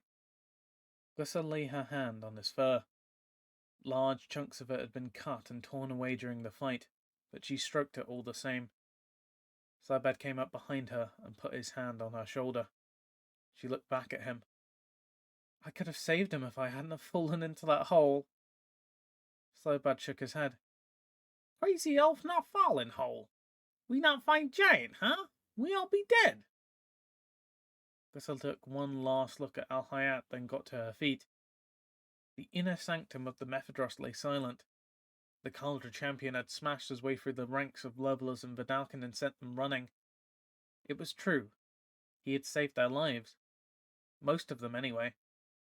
They had won this battle, but it felt more like a defeat than anything else. Brenna came over to the pair. "Where to now?" Without hesitation, Glissa replied, "We have all the pieces. It's time to meet Memnock." "How do you intend to get there?" asked the wizard. The elf shrugged. "I don't. The only way I know how is through the Blue Lacuna. Marching back out through the swamp and then back into the Vidalcan fortress again doesn't sound like such a good idea. I don't think we're in much shape to fight our way back in again. Anybody have any other ideas?" She looked at both Bruenna and Slowbad. "I do," said Bosch in his rumbling voice. His hands had been bandaged by the last of Bruenna's wizards, and he stood now looking down at the other three. "Well, let's hear it," said Glissa. "The Black Lacuna is somewhere inside Method-Ross. It leads to the interior as well." "Golem know where it is, huh?" asked the goblin. "No, but he does," replied the golem. Bosch pointed at the far end of the room. There, pinned under a smashed, smoking leveler, was Geth. "Grab him," shouted Glissa. The pale man squealed and struggled harder to free himself, but the Cauldron Champion lifted him up from under the broken construct and off the ground by the back of his robes. "Where is the entrance to the Black Lacuna?" demanded the elf. With the walls to Geth's personal chamber gone and the fog blown away, her voice echoed in the large chamber. Geth hung silently, dangling from the fingertips of the Cauldron Champion. Glissa walked over to stand just beneath him. She crossed her arms over her chest and looked up at the gaunt ruler of the vault. "You can tell us, or I'll have my friend here squeeze your head until it pops. The choice is yours," she shrugged. The Cauldron Champion grabbed the sides of Geth's head with 2 fingers. Geth batted at the champion's fingers with his balled-up fists. All right, he shouted. The leader of the vault began sobbing. "I'll tell you anything. Just please put me down and leave me my head. I'm fond of my head." Unseen by any inside the Vault of Whispers, Memnock's mirror waited patiently in the shadows. In Panopticon, deep inside the plane, the Guardian stood inside the eye, one of his 6 scrying mirrors tuned to the eyes of the mirror. "Yes, Glissa Sun Zika," he said as he watched. "Come find Memnock, you and your champion. Come find Memnock." The journey down the Black Lacuna was much like the journey down the Blue one, only this time there wasn't an army on Glissa's tail. Like the Blue Lacuna, it followed the slight curvature of the plane on its way from the surface to the interior. The first few thousand feet of their descent, the walls of the tunnel looked like burned steel. Bits of shiny silver metal shone through the patina of black charring. Down further, the surface was covered in the same glowing mossy substance, which lit the way down the end of the tube. Down and down they went, resting for a time along the way. As they got close to the end, Glissa could feel her power growing. Mana became easier to tap in the closer they came to the interior, and her healing spells became more potent. She hoped her battle magic would prove more powerful as well. The lacuna ended, and Glissa stepped into the interior of Mirrodin. It was only the 2nd time she'd been there, but now it didn't seem so mysterious. It was familiar to her now, and somehow it almost felt like home. Above, the mana core cast blinding blue-white light on everything. Nothing was shaded. Nothing was safe from the penetrating gaze of the hovering internal sun. But though it had only been a full moon cycle since she'd been here, the mana core looked different. Glissa hadn't really taken the opportunity to examine the last time she was here. There hadn't been time for that. Now she could see arcs of green energy leaping off the mana core's surface. They appeared as if from nowhere, circled the core once, then dived back into its surface as if it were fish in a quicksilver sea. She didn't remember seeing any such thing last time. and even as distracted as she was, she felt certain she would have remembered a jagged bolt of green mana circling the sphere. The rest of the interior looked different too. There was the same spindly towers that Bosch had called mycosynth, and the same mossy substance on the ground. But the landscape was more jagged, less open, and the tower in the distance was nowhere to be seen. Everyone else piled out the tunnel behind Glisser, shielding their eyes from the bright light. Slowbro put his hand up on his forehead and peered around as if he were a sea captain. Where are we, huh? Look different. It's a different lacuna. We're in a different place. She turned to Bosch. Where do we find Memnock? Bosch raised his still bandaged hand and pointed through the mycosynth forest of chrome structures. Through there. A long walk from here. Gusser started walking towards the microsynth. Then we better get moving. Marek rested on the plains outside the swamps of the Dross. Fewer than half the warriors who had come on his mission had survived, and most who had were badly wounded. Millel's force of levelers fared just as poorly. The head of the Vidalcan elite guards had heard the metal man say he had left the interior with over 100 of the killing machines. Now there were barely more than 24. Despite the fact that Millel had lost more soldiers, he had a decided advantage over the beaten Vidalcan. The devices didn't feel the emotional impact of defeat. The remaining levelers stood ready, prepared to fight to the death, even in the face of such tremendous losses. Marek's troops, however, were dispirited and broken. They had lost, and now they were tired, frustrated and ready to go home. Sitting here on the plain, Marek hoped that they didn't spot the elf girl and her retinue leaving the swamp. He and his men couldn't take another battle right now. Pontifex paced beside the field of razor grass, watching the edge of the swamp for any signs of Glisser. Whatever the thing that had come out of the floor and wiped out half of his elite guard was going to pose a problem. For that matter, Millel, too, was going to be a handful, but the metal man would be easy enough to manipulate. Pontifex chuckled. That was the best part about constructs. They didn't understand the subtleties of a simple lie.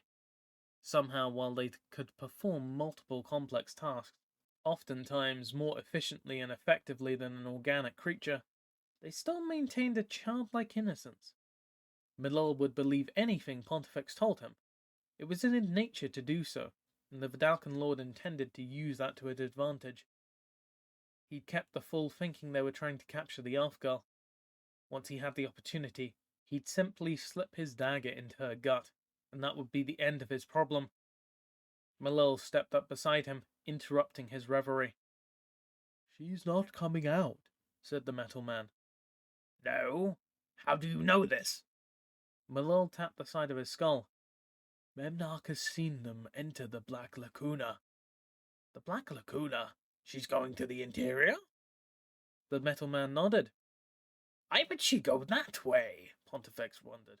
Certainly the swamp and his own force weren't a factor, after seeing what their protector did. Had he overestimated the power of the swirling blue monstrosity? Was it just a temporary spell? Pontifex shook his head. Well, if she's going through the center of the plain to try to escape, she's taken the long way out. Millel nodded in agreement. Pontifex turned his head away from the razor grass field. The question is, where is she headed? It does not matter. If we chase her down to the Black Lacuna, we will be perpetually in pursuit. We must travel north to the knowledge pool. We can move much faster on the surface than she can on the interior, and we will cut her off. Pontifex nodded. Yes, but what if she heads south to the Red Lacuna? We'll lose her in the mountains of the Uxida chain. Millel once again tapped his head. If she does, Memnock will tell me so, and I will be waiting for her when she surfaces. Pontifex smiled. Then we're off to Lumengrid. Orlan stood on the floor of the People's Grand Assembly Chamber. He looked up at the expectant faces of over 100 representatives of the soon-to-be Republic of Vidalcan. My fellow Vidalcan, he said, just above a whisper. His words were lifted up to even the highest perched citizen in the hall. "Until today, the name of this chamber has been a farce." He paced the room, exhilarated by each and every set of eyes that silently followed his footsteps. The People's Assembly Chamber, indeed. With noticeably few exceptions, only the members of the Synod were allowed to debate within its walls. Orland stopped and spun on his heels. "It wasn't always like this. There was a time in our Republic's history when decisions were made by the people, when we were not ruled, but we ruled ourselves." The Vidalcan councillor nodded, smiling. "A pleasant notion, don't you think?" The assembled representatives nodded silently. "It is time that we took back what rightfully belongs to us. It is time that we once again ruled ourselves." Now he was nearly shouting, "It is time that we decide once and for all that no Vidalcan has the right to go on making poor decisions in the public's interest, while the elected representatives sit powerlessly on the sidelines." He paused, quieting himself. "No avenue of recourse available to them." There was a rustle of robes as the representatives nodded their approval. Sodador and Tyrell sat on a bench on the floor of the chamber. They nodded their approval as well, even lightly clapping, a gesture which had been all but outlawed in the People's Assembly Hall. Orland continued, "My friends, those days are soon to be over." He pulled a rolled-up red scroll from a pocket on his robe, lifting it high in the air for all to see. "The measure before us today, good representatives, will create a free society for all of Vidalcan residing in the fortress of Lumengrid.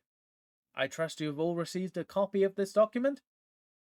The rustling of robes again filled the chamber as each of the Vidalcan in attendance pulled from his or her garment a scroll, the exact size, shape, and colour of the one Orland held. Councillor Orland smiled. "Excellent." He looked to the two other representatives, who urged him on with a wave of their hands. "As you may know, age-old Vidalcan bylaws require that in order to change the voting structure of our government, a unanimous vote by all members of the Synod is required. In the absence of Lord Pontifex, you have been summoned here to vote in his stead." He turned slowly around the room, taking in each and every face. "Much as you voted to accept me into the Synod only a moon cycle ago," he stopped and looked down at the parchment in his hand. "This time, there is no tie that needs to be broken. It matters not the weight of each vote, for any vote against the measure will be the end of it." Orland took a deep breath. This was the moment he had been waiting for since the day he had become a councillor. "So I ask you now, good representatives," he looked up at Sodador and Tyrell, "and councillors, how do you vote? Up or down?" Orland held two of his four arms out before him, his thumbs pointing towards the ceiling. Sodador and Tyrell stood up from their bench. They too held their hands out and their thumbs stretched to the sky. Orland smiled. His insides jittered in anticipation. Scanning his eyes up the long spiral, he took note of each representative's vote. Every thumb in the chamber pointed up. "Congratulations, my friends," he said, lifting all four of his arms in the air in celebration. "Welcome to the new Free Republic of Vidalcan." The trip to the Quicksilver Sea had taken no time at all. Pontifex and his soldiers had climbed aboard Millel's levelers. The Vidalcan's four hands made it easy for them to hold onto the killing devices, steering tails and hides. The remains of the elite guard had ridden the whole way atop the swift metallic beasts. Crossing over the rippling ocean with the aid of Pontifex magic, they entered Lumengrid. Inside, the halls were quiet, save for the handful of low-level functionaries carrying on mundane business. When the Vidalcan citizens saw Pontifex and his retinue, they disappeared into doors or around corners. "What is going on here?" demanded Pontifex. "The people are afraid of the levelers," replied Merrick. Pontifex was irritated. "I am their lord. They should not cower from me." Just then another Vidalcan stepped out of an alley. His attention focused on a memo in his hands. When he looked up and saw the group, his eyes opened wide, and he tried to dart away, but Pontifex grabbed him by the front of his robes. Why do you run, citizen? I... Where's everyone gone? Shouted the Vidalcan lord. The Vidalcan swallowed hard. They're in the People's Assembly Hall. Pontifex released him, and the Vidalcan citizen stumbled backwards, dashing away as fast as he could. The Assembly Hall, said Pontifex. A cold chill ran over his skin. Orland. He took off, dashing down the corridor, running straight to the inverted cone-shaped hall near his own chambers. There can only be one reason. Turning the corner, Pontifex burst through the doors to the People's Assembly Hall. Pontifex! What a surprise! Orland stood on the floor at the bottom of the chamber, Cedador and Tyrell near him, a look of contentment on their faces. Don't you mean Lord Pontifex, Councillor Orland? Around the outside of the room, arrayed on the viewing platform, all the Vidalcan elected representatives were in attendance. They stared at him, their expressions ranging from shock to amused silence. No, Pontifex, there are no more lords among the Vidalcan. What are you talking about, Councillor? We have taken a vote. Orland waved his hands in the air, indicating all the Vidalcan in the room. The Vidalcan Empire is no more.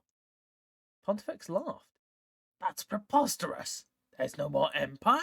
Then why are you all still here? The people and the empire are one and the same. Orland nodded. How right you are, Pontifex. Only we prefer to call it a republic. Oh, please, spat the former Vidalcan lord. Who will lead the people? Who will make the laws and instill order in the masses? Surely you don't think the representatives can rule? A loud rustling sound filled the chamber as the assembled citizens shifted and scowled, reacting to Pontifex's words. Actually, that's exactly what we think, replied Orland. Pontifex beat his hands against the railing. This cannot happen. I will not allow it. I am still the leader of the Synod. Nothing happens in Lumengrid without my approval. No, Pontifex, the Synod no longer exists. We've formed a parliament. The elected representatives now have all the power. He took a step, leaning heavily on his cane and limping. In fact, you're the only one here without a vote.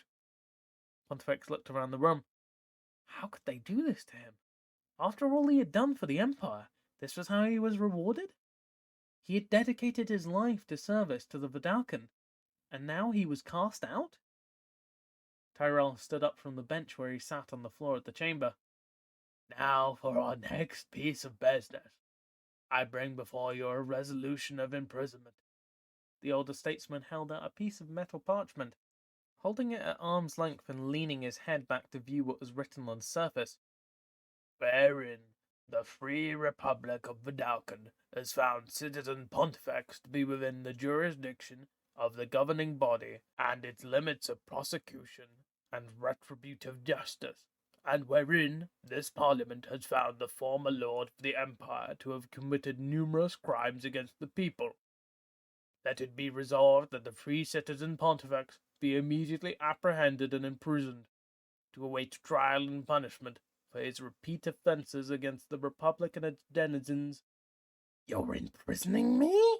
Shouted Pontifex. Orland nodded. Yes. The door behind him opened, and a pair of armed guards burst in. One levelled his halberd at him, the other produced a set of 4 manacles. Pontifex narrowed his eyes, glaring down on the 3 former councillors standing on the floor. You will not get away with this. Mark my words. I will make you all pay for this treachery. Turning around, he lowered his eyes to the ground and stuck his arms out straight, presenting his wrists for the shackles. As the guard moved to take him into custody, Pontifex lifted his head.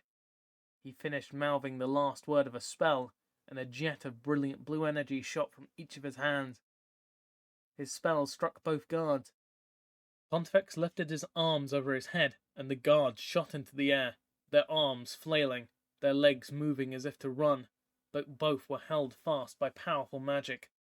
A gasp escaped the lips of the collected representatives, filling the assembly hall with the booming noise of a million whispers. Spinning around, Pontifex lifted the two suspended guards over his head and then looked down at Orland. Their eyes met. The former Vidalcan lord hurled his fist towards the floor. Both the guards shrieked. Magnified by the chamber, it bounced off the walls, overtopping the collective gasp. Both Vidalcan fell. Orland jumped away, but the older Tyrell and the lame Sudador were not so quick. The fallen guards landed atop the two councillors, and the crunching sound of bones breaking replaced all other noise in the hall, amplified by 100-fold. Pontifex smiled as he looked over the rail. Only Orland remained moving. The other four lay on the ground in a broken pile, their blue blood mixing as it seeped out onto the floor in a large puddle. Pontifex pointed at Orland. "You're next, councillor," he said. "If it's the last thing I do, you will be next." He turned and darted from the People's Assembly Hall. Glisser and the others marched through the forest of Mycosynth. The going was slow, and the mossy ground grabbed at their feet. The tall spires made travel difficult as well. It was like navigating through a dense tangle, only here the growths were less predictable. Several times the entire group marched through the maze-like Mycosynth, only to find a dead end and be forced to retrace their steps. Pushing deeper into the forest, Glisser nearly lost her balance as she tried to avoid stepping on a squirming critter beneath her feet. "What the?" Glisser stepped back, but Bosch managed to catch her in his meaty palm. She looked over her shoulders at the golem. "Thanks." Bosch nodded, and the corners of his mouth turned up in a grin. "Bosch!" she shouted, spinning around and grabbing hold of one of his fingers. "You smiled." "I did." "Aha! Here, kneel down." Glisser reached up and the golem bent down. Her hand touched his face. It was soft and squishy, though it had retained its metallic look. There was no doubt. The golem's face had turned to flesh. "When did this happen?" Bosch shrugged. "Just now." Glisser ran her hand along his cheek. "Your face is almost all flesh." The golem sighed. "Yes." "Well," said the elf, "at least now you won't always look so dour and serious." "Is that good?" The elf smiled at him. "Yes, very." At this, the corners of Bosch's mouth bent up again. Another of the creatures that had tripped Glisser brushed against her leg. The animal was rectangular with very angular edges. No curves or organic irregularities at all. It had two skinny arms with 3 opposable digits attached to each, and its movements were smooth and swift, as if it travelled on wheels. The creature moved back and forth between diamond-shaped objects embedded in, or perhaps overgrown by, the glowing mossy ground cover. Each time it reached one of the things, it fondled with its fingers, then moved to another, as if it were adjusting something or tending a plant. Glisser reached down and grabbed the beast off the ground. It was the same metallic colour as Bosch, but it too was soft and pliable. On the underside, Glisser had guessed, there were 3 little wheels, and they spun now, trying to get free of the elf's grip. Its arms, too, reached out and began pinching at her skin. "Ow!" Glisser put the creature down. "What is that thing?" "It is a Grendel," replied Bosch. "A Grendel?" The golem nodded. "What do they do?" Bosch shook his head. "I do not know. I have only vague memories of them." He looked down on the little creature. "They were made by Memnarch." From all around, more Grendels came out from behind the towering Mycosynth monolith. They moved in a pack, touching and prodding the diamond-shaped boxes on the ground, then moving on. They didn't seem to mind Glisser or the others simply moving around the obstructions where they stood. If Memnarch made them, how did they become fleshy? Can he create organic creatures? Bosch shook his head. "No, they began as metal constructs. He pushed a finger into his own skin. They are like me, made from metal, turned to flesh." Sybat knelt down to get a closer look. He poked at one, pulling his finger out the way when it snapped its little hands at him. "These aren't flesh, huh? You only part flesh." Gussa scratched her head. Then she looked up at the mana core. Maybe something here in the interior causes metal to turn to flesh. She scanned the mycosynth. If this is the source, then it would make sense that the creatures would transform faster. She shrugged. Maybe they've been like this for a long time. Look at this. Bruenna was several steps away, standing at the base of the monolith. She poked at something on the ground with her toe. Gussa walked over. Bruenna was looking at a Grendel. Only this one was unmoving. It looked pale and stiff. It's dead. From what? Bruenna looked up into Gus's eyes, then glanced up at Bosch. Old age, presumably. Gussa understood immediately. We need to go. She grabbed Bosch by the hand. We need to get you out of here as fast as we can before you end up like them.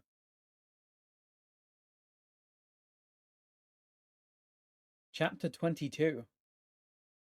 Malol had never experienced desire such as he felt just now.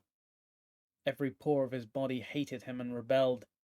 His vision blurred, his arms were weak, his thoughts were scattered and incoherent, punctuated periodically by lucid movements of understanding and hatred. This was one of those moments.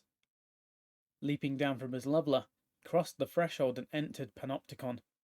He had not waited even a moment for Pontifex. Who knew what that fool was after? Right now, Malil didn't care. All he could focus on was getting to the top of the tower and acquiring some serum. Once inside the staging area at the base of the Panopticon, the metal man hurried up the stairs and into the lift. He had failed in his task, but he could go no further. Certainly Memmark would understand this.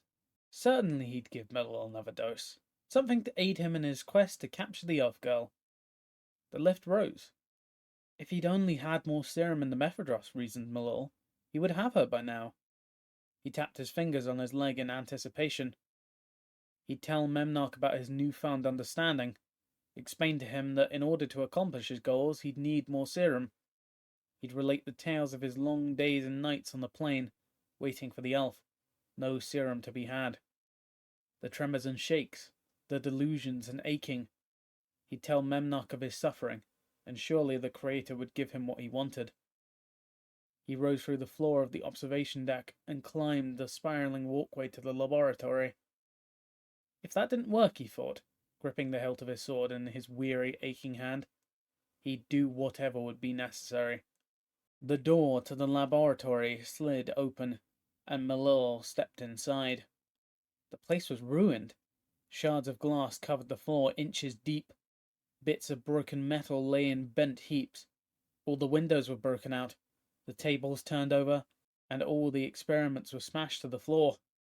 Their liquids mixing with each other, their results lost. Memnarch lay on the floor near his ruined serum infusion device. His body heaved and shook, and he did not look up at the sound of the door opening then closing again. Scanning the room, Malil looked for serum. The opalescent liquid was impossible to mistake. There was nothing else like it in the entire planet. The whole lab had been full of it. Big tanks and tubes were constantly pumping the stuff from one place to another, or into Memnarch. Certainly there would be some left. Malil dropped to his knees. He pushed the shards of glass away, uncovering what lay beneath. The more he looked, the less he found. Getting back to his feet, he began kicking aside the debris on the floor, shuffling through the piles faster and faster. Where is it? Enlightenment! I must have it! He shouted. Metal bent, and a still whole beaker, apparently safe from whatever had hit this room, spun across the floor. Malil's eyes lit up. The bottle came to a stop, rotating in place. Its sides were painted with an opalescent colour of serum. The viscous liquid clung to the edges, slowly falling back to the bottom of the beaker, but only reluctantly. The metal man lifted the vial to his lips. The sticky liquid rolled over his tongue and down his throat. It was as if his eyes had been covered over with grease. His vision cleared, and he could see the world now for what it really was. Suddenly, everything was right in Mirrodin. It did not matter that he hadn't caught the elf. He had time, and now he had increased mental and physical capacity. "She's mine," he said. Standing up, Miller wiped the last of his serum from his lips with the back of his hand.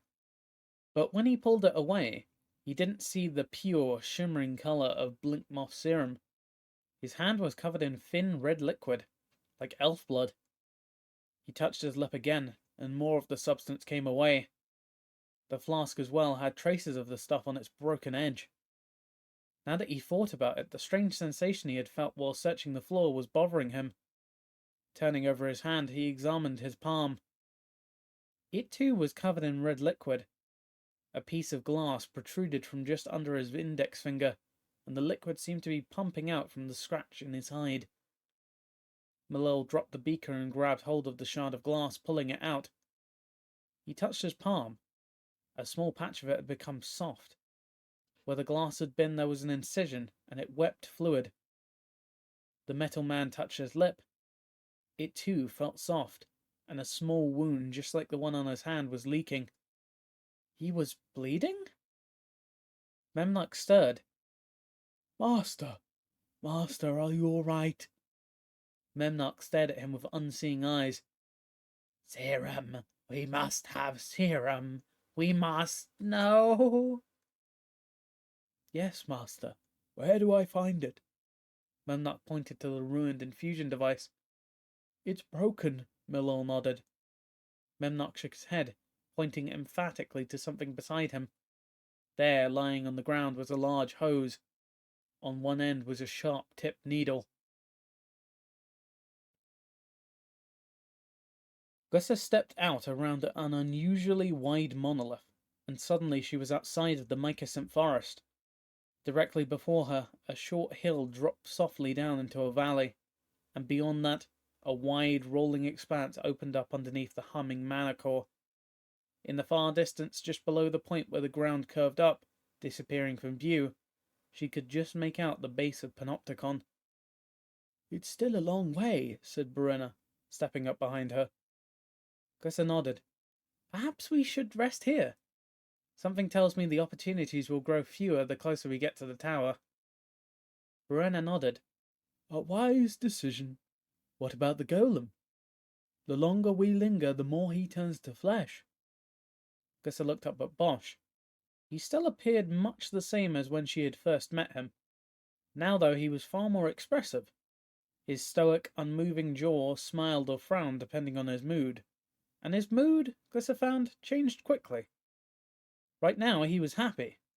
The edges of his lip curled up, and his eyes seemed more open. Maybe all the things they'd been telling him about flesh were true. Perhaps it wasn't so bad after all to become like her. Live a life that was more frail, but more enjoyable because of that vulnerability. "You're right," replied Glissa finally. "We should keep moving." The elf headed down the hill, moving slowly closer to the far distant Panopticon.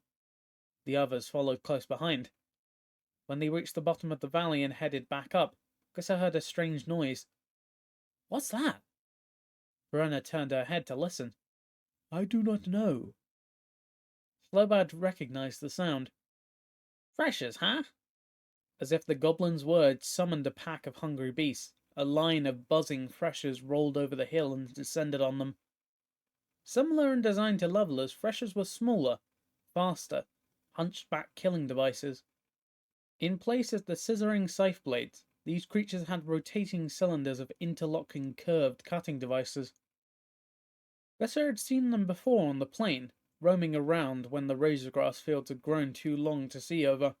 They dug deep, maze-like pathways into the growing blades. What purpose their ritual served, Glissa was uncertain, but she'd seen the Leonin use the cut grass to build weapons. But they were not responsible for these killing devices. Memnock was. The freshers rolled down the hill, their spinning blades chewing up mossy ground covering. Glissa drew her sword. The wizards had already drawn mana, and their spells flew. The long blue traces of their arcane magics lit up the sky.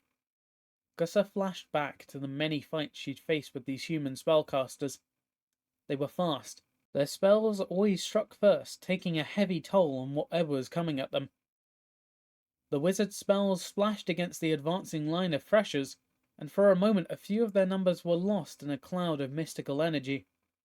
Brenna let out a whoop, but she fell silent when the same devices rolled out of the cloud unharmed. "What happened?" asked Glissa. Brenna shook her head. "They are either immune to magic, or—" She turned to look Glissa in the eye. "They are no longer made of metal." That was all the conversation they had time for as the rolling devices crashed into them. Bosch was the first to encounter the foe.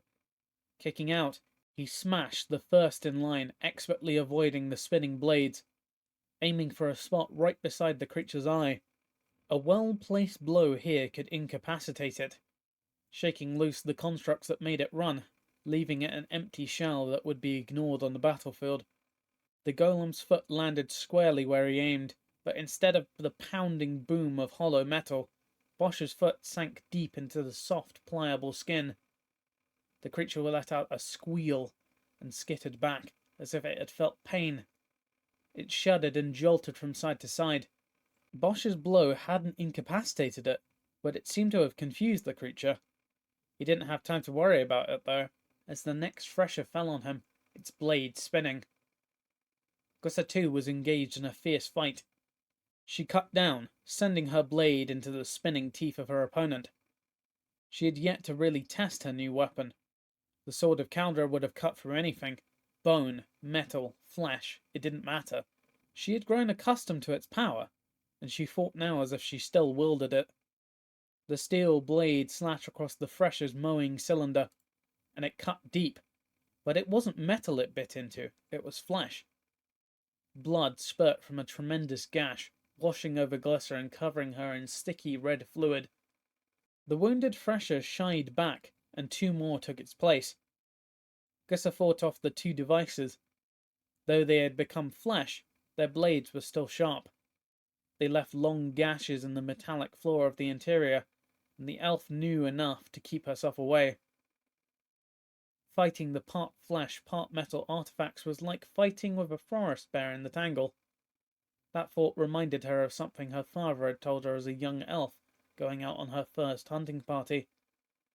"Some bits are metal, other bits are flesh, but you always want to stay back from the teeth." Glissa pulled her blade back, coming across with both hands and swiping at a fresher with a flat slice.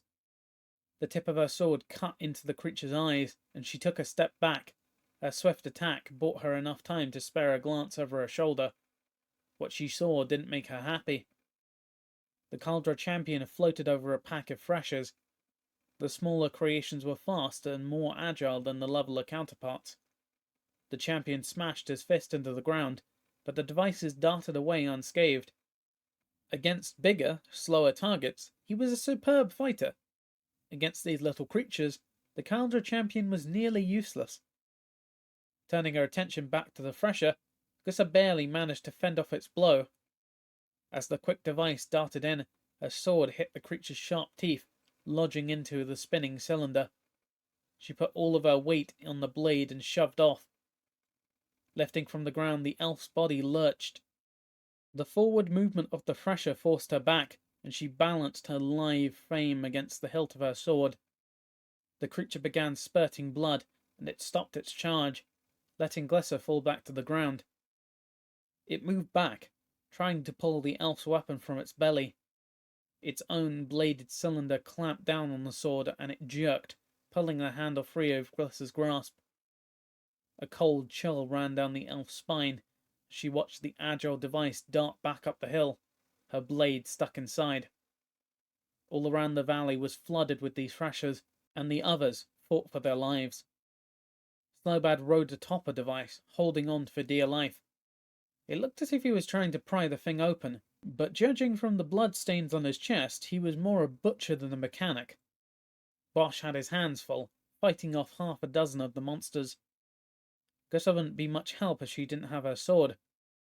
Sidestepping a charging fresher, she went after the wounded device that had stolen her blade. As she turned, she clearly saw Brenna battling with a pair of devices. Her shins bled. She was isolated and she was losing. The other wizard from her tribe had fallen into hand-to-hand combat with the freshers as well. He was tied up, unable to get to her. Parrying the attacks of one device, Brenna turned too late to catch the attack of another, and the creature gave her a nasty slash across the back. The human wizard fell to the ground, clutching at her wound. Gussa jolted at the sight. Forgetting her sword in a flurry of battle, she ran towards her downed friend as fast as she could. A fresher jumped out in front of her, its spinning blades turned to tear her apart. Pushing the ground with her back leg, the elf leaped into the air, her front leg outstretched. The fresher reared back, but it was too slow. Gussa had already cleared its teeth, and she landed on top of its head. Its top was soft, and it caved in under her weight. She slipped and her knee gave way, tilting to the side. Gussa then pushed off again. Her off-center jump sent her flying to the ground. She tucked into a ball, curling her shoulder under as she hit. The world spun once, and Gussa popped up back to her feet. Before her, the freshers closed in on Brenna. One of them seemed to open, lifting its head and cutting blades up off the ground. Behind those spinning teeth, the creature revealed a hollow chamber. Brenna looked up, her eyes wide, and she lifted her hands in the air, hopelessly trying to hold off the advancing creature. Darting forward, it scooped up the injured mage and closed down, swallowing her whole. Gussie couldn't believe her eyes. Brenna was gone. Freshers weren't supposed to be able to do that. Anger and grief welled up inside her, the same feelings that had driven her powerful spell in the past. She thought of Al-Hayat, the trolls, and all the wizards who had died on this quest. Then she thought of Brenna, trapped inside the gut of that fresher, and her blood began to boil. She could feel power course through her, as it had many times before. Her control was getting greater, and she focused her rage on the freshers, willing them to disintegrate into tiny piles of dust. Nothing happened. Gussie felt the same release she had each time before the spell had worked. For some reason, the creatures she had focused on were unaffected. It hit her. They're no longer metal. Each time before, when she had used this mysterious power, she had only ever been able to destroy levelers or weapons, never flesh.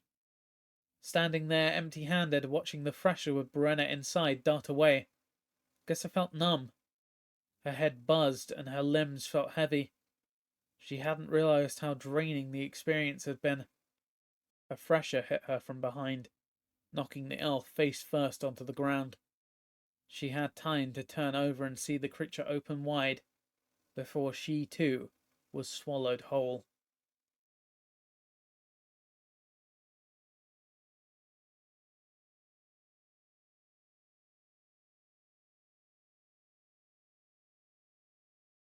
Chapter 23. Memnock opened the door to the eye and waved Millil over. Come, Memnock wishes to see the elf girl. Millil crossed the laboratory and climbed into the eye with Memnock. The Guardian touched the appropriate controls and all the screens lit up. Each of them showed a different scene, each giving a different view of Mirrodin. The plains, swamp, mountains, oceans, and forest of the metal planets were all represented.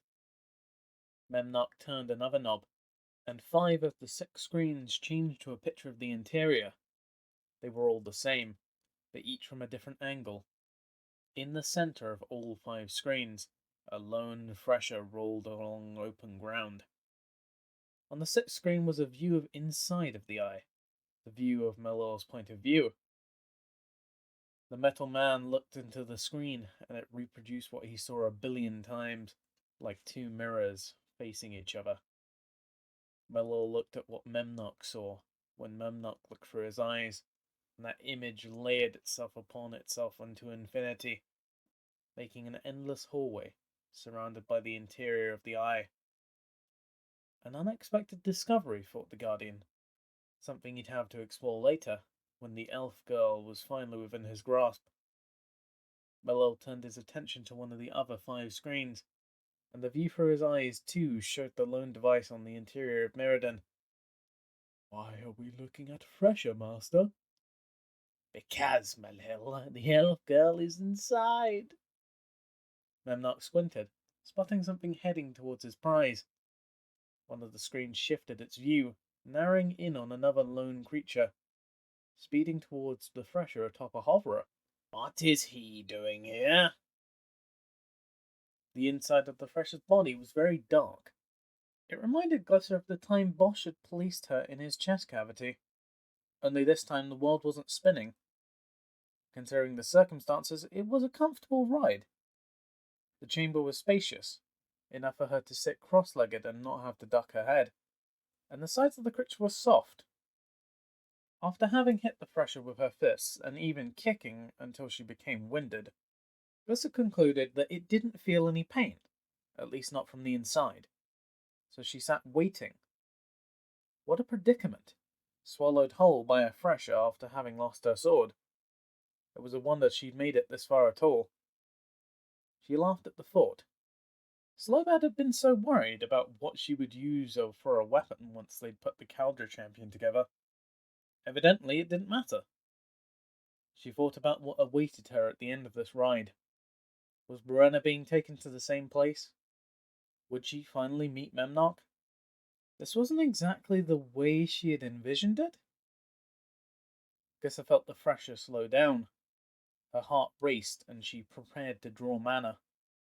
The creature came to an abrupt stop.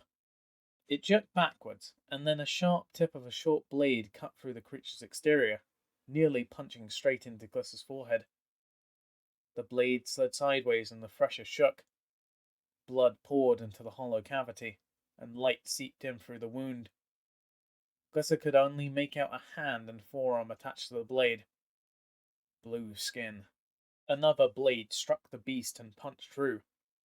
Glisser pushed herself back in the chamber, staying as far from the weapons as possible. Then she drew as much mana as she could. The arcane energies flowed to her, and she cast a spell, growing nearly twice her size in a blink of an eye. Her body quickly filled the confined space, and her arms were pinned to her sides by the Thresher's flesh. She had known this would happen, and avoided just this situation earlier in the ride. Kicking with all her might, her engorged legs connected with the front of the Thresher, right beneath where the blade had cut into its hide. Flesh tore and light flooded in. Glisser was free. Getting to her feet, the giant elf pulled the remaining bits of the Thresher's corpse from her head and looked down on the Vidalcan. Pontifex? The four-armed lord glared back at her. You have taken me from my god. You have taken me from my kingdom. He lifted a bloody sword in each hand. Now I am going to take your life. The Vidalcan lunged at the elf, cutting 2 long gashes in her thigh before she could react. The wounds would have been much worse if Glisser had not been so big, but they were still painful, and the elf gave ground. Lifting off into the air on his hoverer, the Vidalcan brandished a pair of matched short swords. Pontifex shot forward, swooping around the giant elf, charging right at her head. Glisser ducked, shuffling forward and putting her hand to the ground to keep from falling. The hoverer just missed her, tousling her hair as it shot past. Catching her balance, Glisser stood up and turned, keeping the Vidalcan where she could see him. Pontifex stopped dead, and with a thought, twisted the hoverer in mid-air. Its nose pointed at Glisser. He rode at her again. This time Glisser sidestepped to her right, swatting the Vidalcan as if he were a buzzing fly. Pontifex anticipated her move and swung the hoverer to the left, bringing the sharp edge of the blade across her shoulder. The elf hissed at the wound and jerked away from the attack, bringing her other hand up in defense. Pontifex's mind urged his vehicle away, but he was too close. The elf's hand swung by him, swirling the air around his hoverer. Pontifex bounced through the windstream, then the hoverer flipped over and spun, tossing the rider from his mount. The Vidalcan dropped to the ground. Glisser lifted a foot in the air, prepared to step on her foe. I'm going to squash you like a bug. She lowered her foot, casting a great shadow. Pontifex got to his knees. One of his left arms had been wounded in the fall, and he held it tight against his body. I have nothing left to live for, he said. He shouted a 1-syllable spell, extending his 2 good arms out for the big elf. A whirlwind of swirling blue energies enwrapped Glyssa, whipping her hair about her head and draining from her the magics that had enlarged her to giant size. The elf shrank. The world around her grew larger, and the powers that made her bigger and stronger were sucked away. When she reached normal size, the whipping wind released her. The swirling storm glided over the ground, pushing the mossy covering this way and that, headed straight for the wounded Vidalcan. Once again, the storm enclosed its victim. Pontifex disappeared from view, surrounded entirely in swirling energy.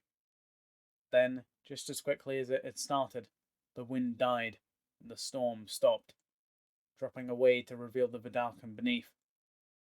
Pontifex was fully healed, and he began to grow. His arms stretched and his legs lifted him high into the air. His head, already big for a Vidalcan, became larger than a troll's. The blue-skinned Vidalcan grew to titanic proportions, towering over the elf. Glyssa put her foot down. "Can we talk about this?" Pontifex took a giant step forward, and Glyssa had to jump to one side to avoid being squashed. The elf darted away, spotting a cluster of 4 or 5 small mycosynth monoliths. She made for the cover they provided. When she reached the growth, she fell behind them, putting her back up against a monolith, trying to catch her breath. At least they were sharp, so Pontifex would have to think twice before trying to step on her. "You cannot hide forever," shouted the giant Vidalcan. "Don't count on it," said Glyssa under her breath. Pontifex began pacing around the cluster. "Come out and face me." Glyssa slid behind a different monolith, staying hidden and quiet. The Vidalcan got down on his hands and knees and peered into the middle of the mycosynth. Pontifex's huge eye glared down on Glyssa. Though she tried to scoot down, hiding between 2 of the metal formations, she couldn't escape his gaze. Reaching in with his enlarged finger, Pontifex poked around inside the cluster. He sneered, keeping his eye on her as he dug around for his prize. But the formation was too tightly packed, and he was too big. The sharp edges of the mycosynth cut his skin and frustrated his attempts to get Glyssa. Finally, Pontifex stood up. "Fine, we shall do this a hard way." Waving his arms in the air, a wisp of blue mana flared from each of his 4 hands. The Vidalcan disappeared from sight. Glyssa stood up. She peered around the edge of the monolith. No Pontifex. Craning her neck, she looked the other way. No Pontifex? Grabbing a handful of the mossy ground cover, she tapped into the flying mana here in the interior and forced some of it into her hands. The sticky substance bent to her will, elongating and weaving itself into a long, thin fibre.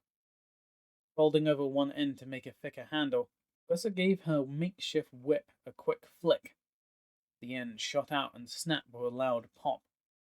She nodded. It would do. She took a deep breath and burst into the open, guessing at where Pontifex must be. Coming out from behind the cluster of monoliths, the elf lifted her whip for a quick surprise strike. Only there was no Pontifex. Spinning around, she scanned the area. Still no Pontifex. "Looking for me?" came a voice. Gus's head darted. She looked up, down, side to side, but she couldn't see anything. Dropping into a crouch, the elf spun a slow circle, trying to be prepared for anything. Behind her, she heard the mossy ground shuffle, and she turned. Too late.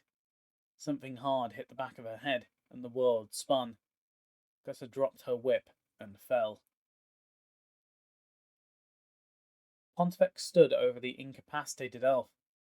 She rolled around on the ground, holding the back of her head. Finally, turning over on her back and looking up at him. "That wasn't nearly as hard as I thought it would be." Gus's eyes were nearly crossed from the pain. He'd hit her hard. It was a wonder the blow hadn't killed her outright.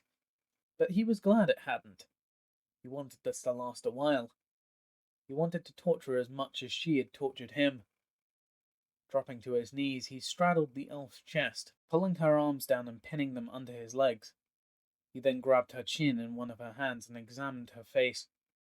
holding his matched short swords near her throat with two others. What is it that Memnock sees in you? Pontifex roughly shoved her head from side to side. What is it that you have that I do not? Gussa remained silent, her eyes mostly closed, her lips curled in a grimace of pain. Pontifex shook his head. How is it that such an insignificant creature can take my place at its side? Look at you. Your body is yet to evolve past only having two arms. What use is a creature such as this? Gussa's eyes were beginning to clear. Though she was hardly lucid, it was evident that the pain in the back of her head was beginning to subside. It's no matter, really. Once I've killed you, Memnock will have no choice but to take me back. You'll see that I was the only choice, and understand the folly of his thinking. The Vidalcan nodded, decidedly convinced by his own words. The only question is how swiftly your death will come. The glowing blue blade of the Vidalcan halberd slipped under his chin. It will not come at all, said a voice. A cold chill ran down his spine, and Pontifex lifted his chin as far as it would go, touching the top of his head to his back. Another Vidalcan came into view. Marek, he said, you startled me. He reached up and put his fingers on the halberd blade, pushing it away. Marek pressed back, and the blade sliced into Pontifex's fingers. What is this? I won't let you kill her, Pontifex, said Marek, his eyes narrow. Pontifex tried to lean forward. Marek held his halberd tight against Pontifex's throat, unmoving. After all I did for you, to do this to me now, said Pontifex. Yes, I owe you my life, said Marek. Then why are you doing this? Because I have a duty to the Vidalcan Republic. Vidalcan Republic? Don't tell me you buy all of that nonsense Orland is spouting about representation for the people. Marek nodded. Yes, Pontifex, that's exactly what I'm telling you. Please, Marek, we were friends, partners. Pontifex swallowed. You helped me hunt this very elf. You, as much as anyone, wanted to see her head on top of that pike, and now you can have it. All that work, all that time we spent chasing this prize, and now she is within reach. He looked back into Marek's eyes, the back of his head still touching his shoulder blades. Please, please release this blade and let us talk about this as friends. Marek's eyes focused in the distance, his mind somewhere else. Pontifex watched, hoping that his words had gotten through. His neck hurt from craning back so far, and the skin on his throat was so tight against his Adam apple, making it hard to breathe. If he got out of this, he would kill the elf, and then he would kill Marek for his betrayal. Marek's glassy gaze came back to Pontifex. As he shook his head, I owe you so much. If I let you go through with this, let you betray Memnock in the name of the Vidalcan Empire, you will doom us all. Your actions will cast a shadow on all that you have accomplished. Your greed and petty jealousies could be the downfall of the greatest revolution in Vidalcan history. Marek's eyes grew soft, sad. I'm not about to let you do that. Pontifex rolled backwards, away from Marek's halberd, bringing his twin swords up and thrusting at his attacker as he tumbled. Each blade bit deep, puncturing skin, bone, and lung. Completing his somersault, the one-time Vidalcan lord came up to his feet, the front of his robes drenched in blue blood. Marek stood for a moment longer, then dropped to his knees. The lengths of Pontifex's matched blades were buried to the hilt in his chest. Arr! Pontifex tried to speak, but his voice wouldn't work, and a sharp pain ran down his spine as he tried. Touching his throat, he felt a long gash where Marek's halberd had been. Looking down at himself, he realized that the blood in his robes was not Marek's, but his own. His head felt light, and the mana core seemed to grow brighter, nearly washing out all color, turning everything to a hazy white. Marek toppled forward. Pontifex could see the ends of his blades protruding from his back. The head of the Vidalcan elite guard shuddered once, then fell still. Pontifex slumped down beside his one-time friend, his vision narrowing, his thoughts drifting away before he could finish them. A warm, soft buzz filled his whole body. It seemed to brush away the pain in his throat and the anguish in his heart. What have I done? Slowly, the last leader of the Vidalcan Synod lowered his head to rest on his friend's shoulders and closed his eyes. Chapter 24. Glissa awoke to someone poking at her head. The elf sprang to her feet, spinning on her attacker, mana already drawn. Wow, crazy elf! Shouted Slowbad. Take it easy, huh? He waved his hand over the front of her face. Slowbad! The goblin flashed her a toothy grin. Glissa relaxed, funneling the mana into a rejuvenating spell that immediately found the throbbing pain in the back of her head. On the ground beside her lay Pontifex and Marek, their blood mixed and pulled together below them. What happened? How did Marek get here? We were hoping you could tell us, said Bosch. They were both dead when we arrived. Glissa shrugged, feeling the back of her head. Her spell had significantly reduced the bump, but it hurt when she pressed on it. I had a fight with Pontifex. The last thing I remember was getting hit on the head. Maybe Marek saved you? Glissa smiled. Not likely. She looked around. The Cauldron champion stood behind them, towering over the other three. Where is the other wizard? He went after Bruenna. In the chaos, Glissa had forgotten. Immediately she felt the urge to give chase. Go find her friend and rescue her from whatever fate awaited her when the thresher stopped and let her free. But Bruenna's image arose in her mind. Glissa could see her shaking her head, saying, "Finish what you have started, for the good of all." Bosch handed Glissa her new blade. You might need this. She took it gratefully. Thank you. Grabbing hold of Pontifex's hoverer, she hopped on. It's time we paid Memnarch a visit.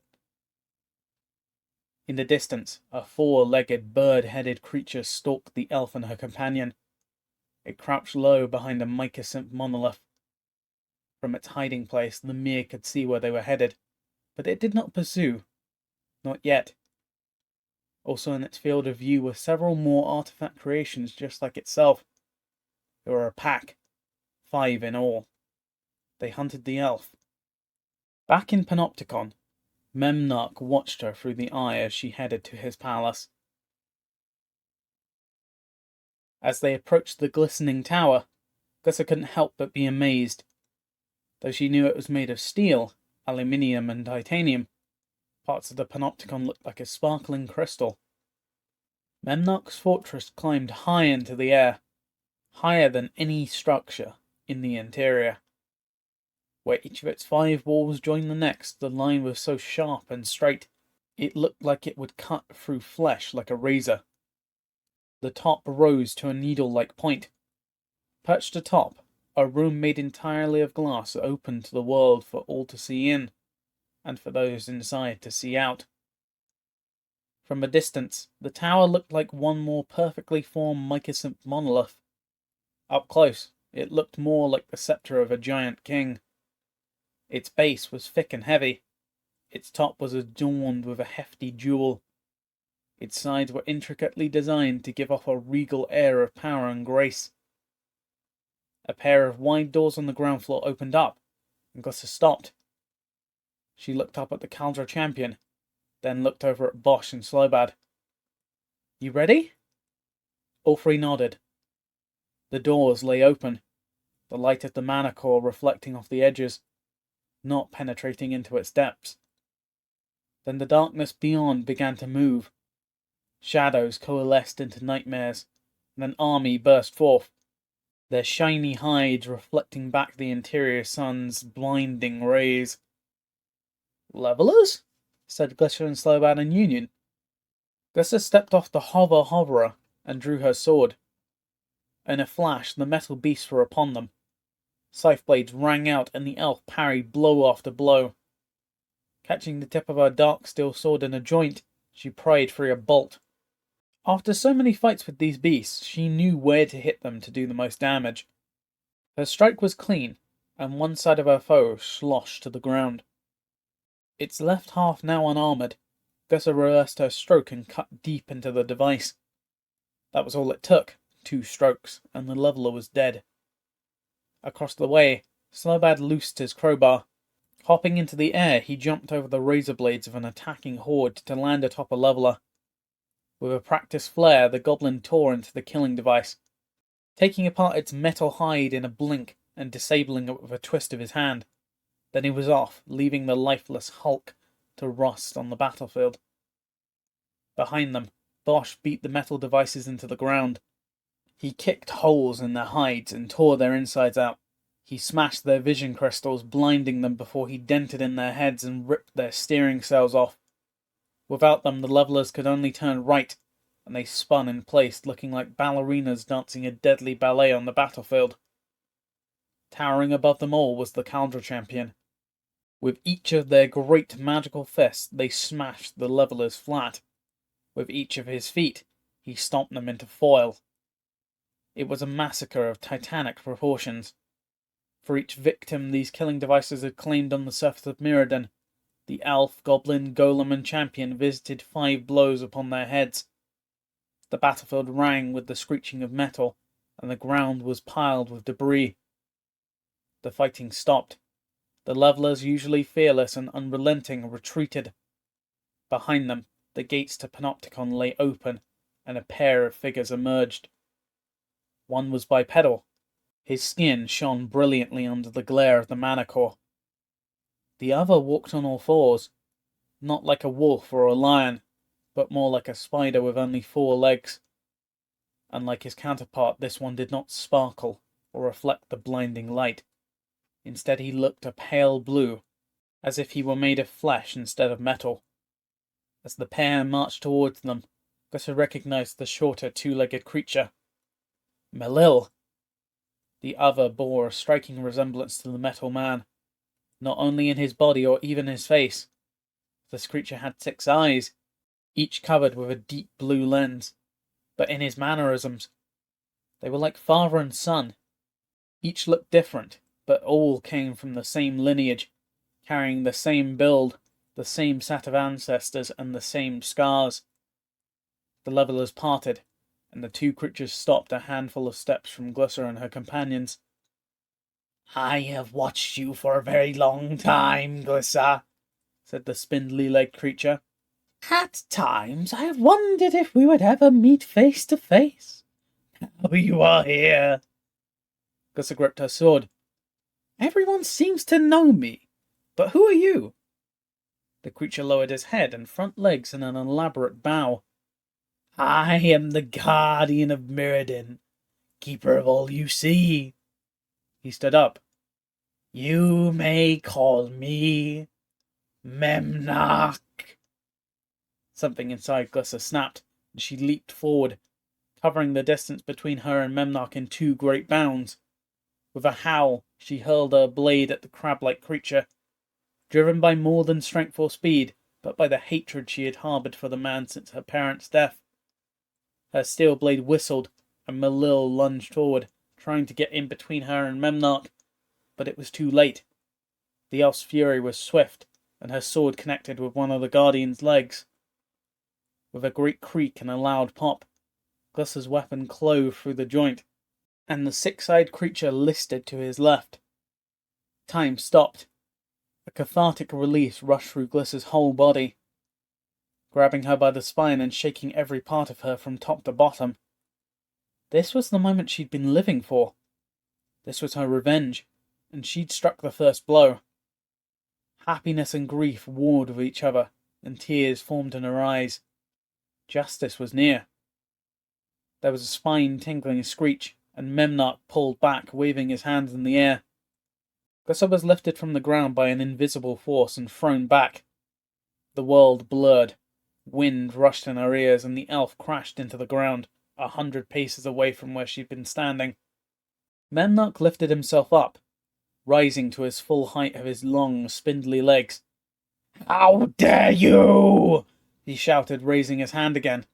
He lifted Glyssa from the ground with an invisible magical force, letting her dangle in midair. "I am your god! You should worship me!" "There is no god in Mirrodin." Glyssa kicked and struggled, but it was no use. She was held fast. "Facts are facts, no matter if you believe them or not." Sidling over on his three good limbs, Memnock looked her straight in the eyes. "That is inconsequential. You have something I want." Glyssa glared at him. "You took everything I had when you killed my family." Memnock tilted his head. "Not everything." He grabbed the floating elf's chin, examining her face. "I do not know where the planeswalker spark resides, but it is enough that I have you." Turning around, he found Malil. "Take her to the containment cell." He looked back at the goblin and the golem. "Kill the others." Sobad started jumping up and down. "Smash him, huh?" he shouted. In a flash, the Kaldra champion swooped in. Malil jumped in front of Memnock, putting himself between the Guardian and the champion. Raising his greatsword, Malil charged the construct. His blade connected, then bounced away, having done no damage to the magical avatar.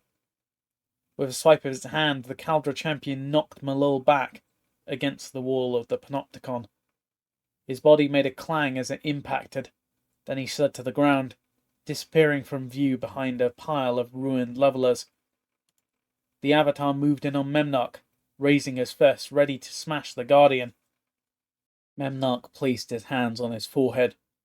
A beam of brilliant blue mana shot from his eyes. The magical energy swirled around and around the towering champion. With each revolution, the light spread out, like a thread unwinding from a spool.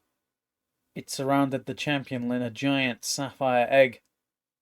The mana solidified, and the Kaldra champion disappeared, swallowed whole by a throbbing blue sphere. Glyssa dropped slowly to the ground, her hopes of bringing justice to her parents' killer fading. The giant egg cracked, and the hardening shell dropped away, cascading to the ground in a shower of tiny blue bits. Inside, the Kaldra champion still stood, seemingly unharmed. "You claim there is no god here, Glyssa," said Memnock. "Perhaps this will change your mind." He looked up at the immobile champion. "Seize her!" The Kaldran champion turned on Glyssa. With its magical palms outstretched, it lurched forward, grasping at the elf. Its hand slapped the ground just as Glyssa leaped away, but just barely missing being smashed. "Careful," shouted Memnock. "We need her alive."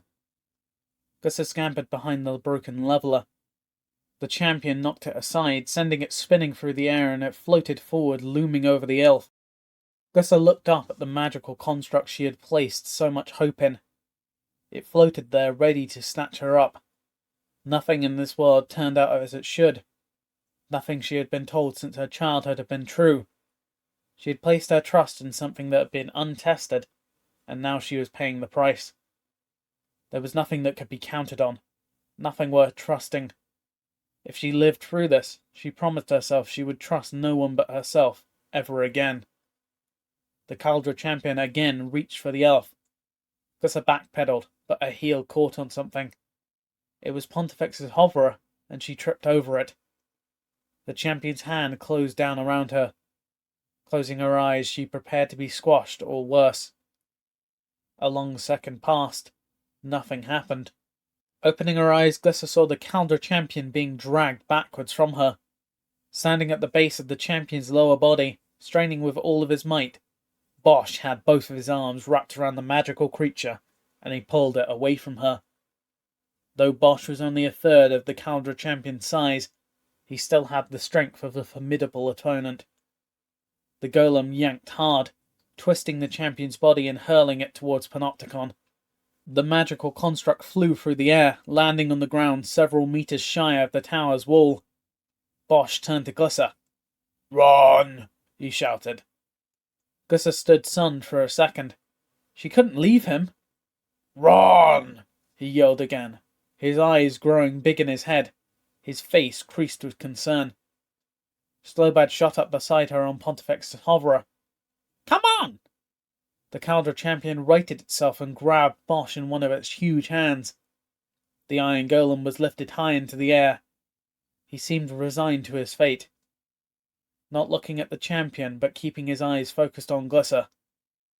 "Go!" he said, his lips forming the words, but no sound emerging. Then he smiled. The Caldra champion squeezed Bosch, and the golem's face wrinkled with pain. The sound of metal cracking filled her ears, and Glyssa turned away. She couldn't watch. Stepping on behind Slobad, she whispered, "Go!" At full speed, Glyssa and Slobad flew away from Panopticon. "After them!" shouted Memnarch. The Caldra champion opened its fists and let the contents fall to the ground. "I want the elf girl alive!" ordered the Guardian. "Alive!" Silently, the champion floated off in pursuit of the elf and the goblin. Memnarch turned and headed back to the Panopticon. Near the open doors, he found Malil climbing to his feet behind a pile of broken levelers. "Come, Malil, we will watch from the eye," said Memnarch. When they had covered several hundred yards, Glyssa looked back over her shoulder. As she did, the Caldra champion dropped Bosch's smashed body to the ground. "I was wrong." "About what?" The elf shook her head, fighting back her tears. "I had thought there was nothing worth trusting in this world." She turned away from the pursuing champion to put her hands on Slobad's shoulders. "But there was. There is." "He a good golem, huh?" said Slobad. "Slobad miss him." Me too. Me too." Wiping her eyes, she added, "Just do me a favour." The goblin nodded. "What you want, crazy elf?" "Don't get killed." Slobad nodded. "Slobad try, huh?" He glanced at the champion behind them. "Not so easy." Glyssa turned her attention back to the pursuer. Slobad was right. The Caldra champion was coming on fast. "How far to the Blue Lacuna?" "Close, huh?" replied Slobad.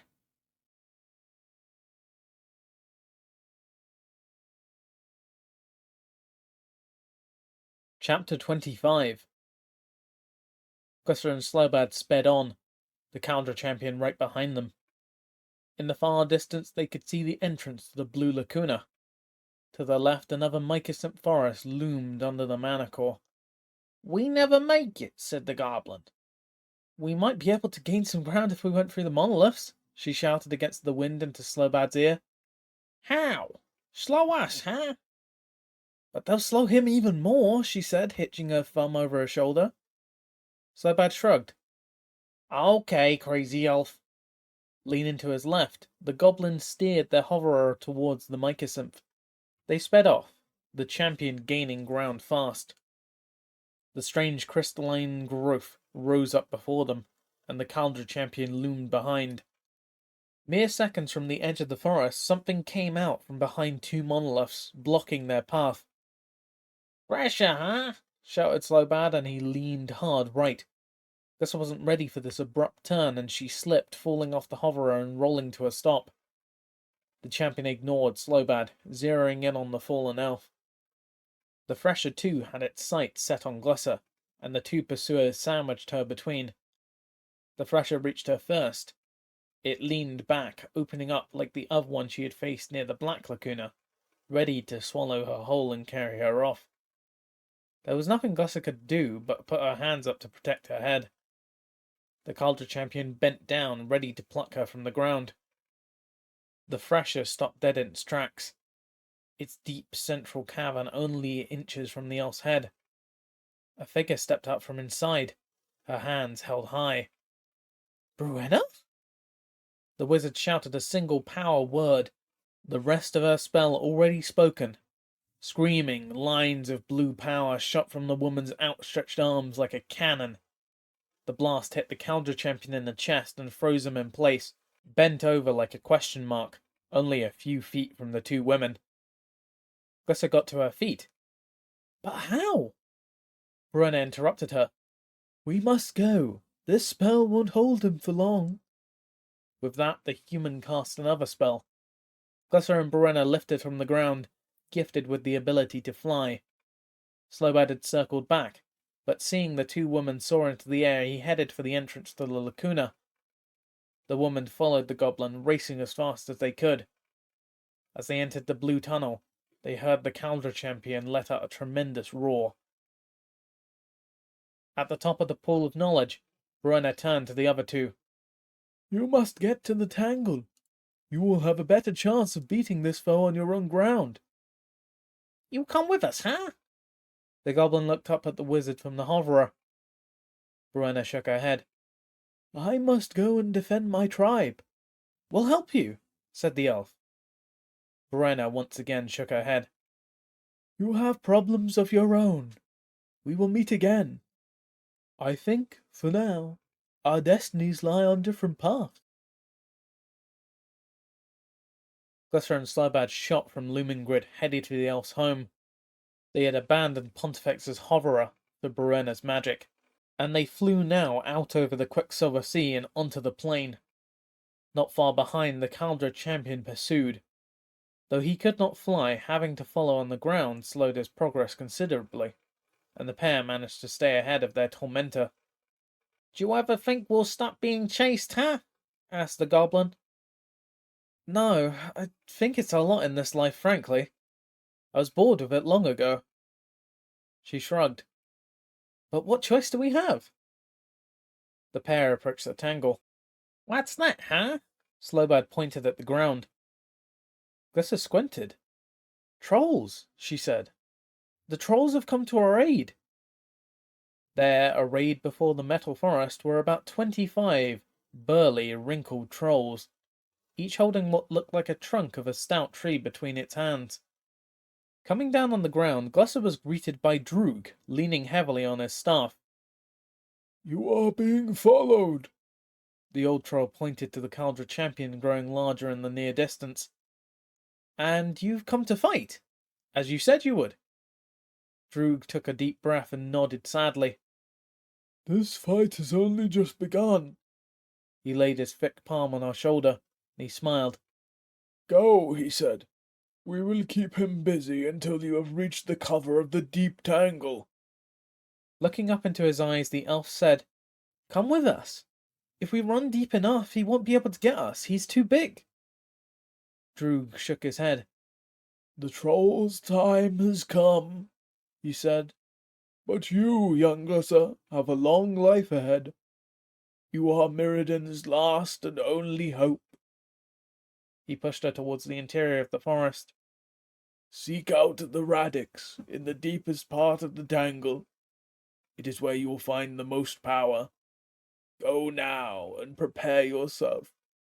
Your fight yet awaits you. Glissa stumbled forward, the troll's hand on her back.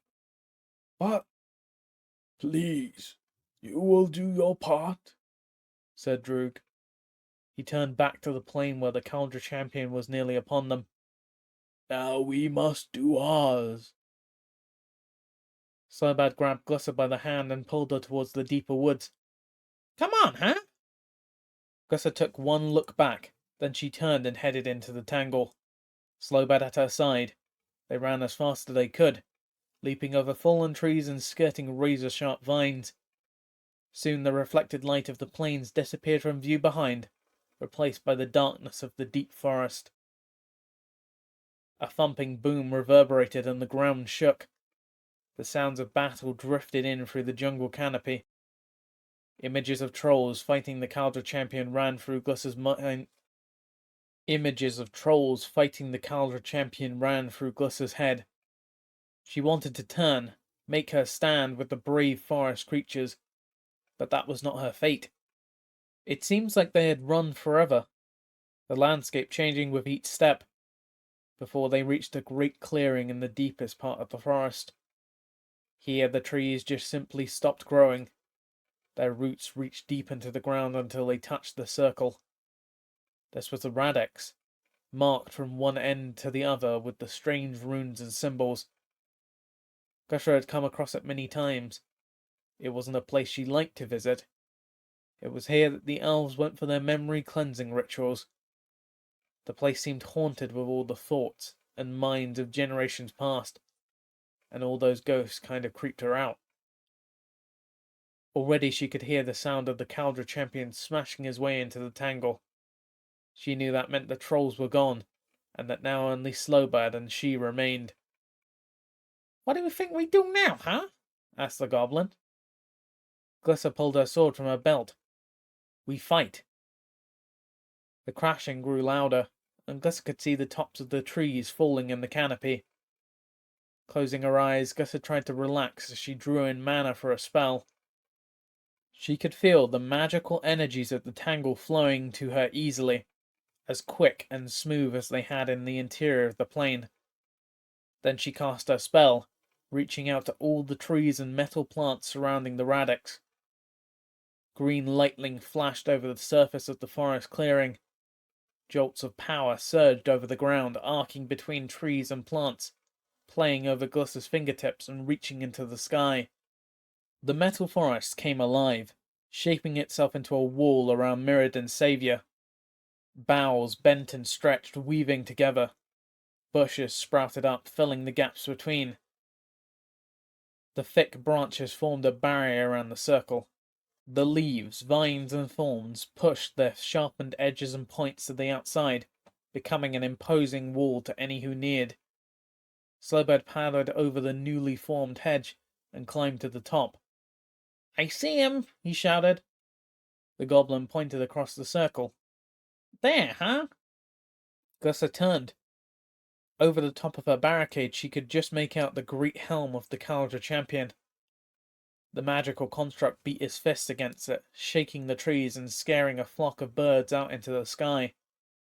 Then the interior of the tangled wall began to glow blue. The vines and branches shrank, separating from each other and falling away. A pair of glowing blue fists punched through the slowly growing hole. Fingers wrapped around branches, followed by a squealing sound of a distressed metal. The champion tore through the hole. His hands moved at blinding speed, tearing away at the tangle, throwing bits of woven barricade into the distance. With another tremendous roar, the Caldra champion stepped through into the center of the radix. Glissa backed up reflexively. Glancing around, she realized the folly of creating her magical wall. Instead of keeping the champion out, it now kept her in. Raising her hand, she drew mana. The floor of the radix sparked and crackled with green energies. Gussa's feet stuck fast to the surface as mana flowed through her and out into the spell. The same trees and bush that had formed the ringing wall now reached out to entangle the Caldra champion. Vines wrapped themselves around him. Trees battered him from all sides, and the brush clawed at the magical construct from the ground.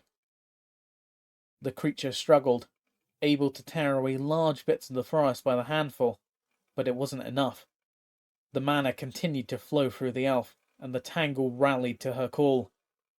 The Caldra champion was pulled to the ground and covered completely with writhing metallic brush. Glissa shut down the flow of power, and the forest stopped moving. Every pore in her body tingled. Her head buzzed, and the sound reminded her of the humming mana core. Before her, where the Caldra champion had been, a huge mound now obscured him from view. Glissa walked over to examine it. The vines were wrapped tight. The trees were firm. The brush would not let go of its captive. Nothing moved. Looking back over her shoulder, she saw Slowbad standing on top of a tree. The wall was no more, having been disassembled by Glissa's spell.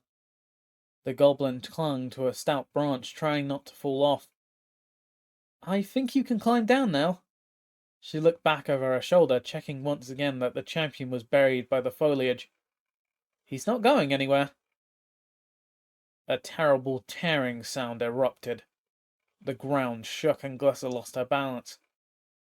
Dropping to her knees, she steadied herself. Slowbird was yelling something, but she couldn't hear it over the ripping of vines and bashing sounds of the metal being pounded. Behind her, the Caldra champion tore himself free of his jungle cage. Gussa prepared to cast another spell, but she was immediately lifted from the ground. The champion had her in its crushing grasp. Her arms were pinned to her sides and her legs were held tight. She felt several bones in her chest give way with a pop, and a blinding pain shot through her whole body. Then they were moving, heading into the jungle. Gussa could hardly breathe, only able to take quick, short breaths, without causing herself tremendous pain. Her vision began to dim, and she struggled against her captor with what strength remained. He was just too huge, too powerful, and nothing she did could make him budge. She looked up at the Avatar, his face calm, void of any triumph or emotion. He would simply carry her back to Memnoch, following the orders of his current master until he was given another. He had no concerns about the fate of Mirrodin. He couldn't be swayed by sympathy or rhetoric. He knew only brute force and blind loyalty, and he would do whatever it took to return her to his current master. It was over. The fight had been lost. A green flash came from nowhere, landing on the champion's shoulder. Slowbad? The goblin had leaped from his tree-top perch, flopping on his belly. Crowbar in hand, the brave little green man began prying the sword of Caldra from the champion. Gus's hope swelled. If Slowbad could unsummon the champion... The goblin attracted the champion's attention. The magical being swatted at Slowbad. The goblin ducked, but the champion swung again, and he was forced to scamper back, his work unfinished. Turning his head to look down at the pest, the champion flung a single finger at the meddling goblin, flicking Slowbad off his shoulder like an elf shooing a housefly. Gussa watched in horror as her friend flew backwards into the dense tangle. Branches broke, brush rustled, and the sound of the goblin's body falling was followed by a small thud. Gussa felt empty inside. She had seen so many of her friends die. Why did she want to live anymore? What was left here on Mirrodin for her except pain and more death? But then, that emptiness began to fill up. Her skin tingled and her insides burned. She glared at the Caldra champion with a new hatred that overtopped anything she'd felt. This creature, this construct that she'd had to work so hard to revive, had repaid her for her gift of life by killing her two best friends. Killing the only two trustworthy creatures Glycer had met on this godless ball of metal. A wave of warm, embracing rage flooded up her spine, erasing the pain in her ribs and filling her with new strength. She wanted to torture the Caldra champion, make it feel the same betrayal that she had felt, make it suffer as she had, make it pay for the deaths of Bosch and Slowbad. The radix lit up with green fire. The inscribed runes and symbols glowed with a preternatural light, and jags of power leaped from the ground to the trees and up against the Caldra champion. In that moment, Glycer felt the mana of the tangle flow into her without her willing it. The power of the forest, the entire forest, was at her command, and she funneled it into her rage, shaping it with her anguish, focusing it with her pain into the Caldra champion. Suddenly the radix exploded. A ball of green mana as large as the moons of Mirrodin burst through the ground. In a blink the plate was evaporated, and the trees for Mars in each direction fell to the ground, laid low by the force of the blast. The green lacuna had come. The new green moon shot from the ground and smashed into the Caldra champion. The shield, sword, and helm were all consumed in a flash of green energy. His magical fists and head dropped away, and with them, Glycer was too dropped to the ground into the tangled, burning wreckage.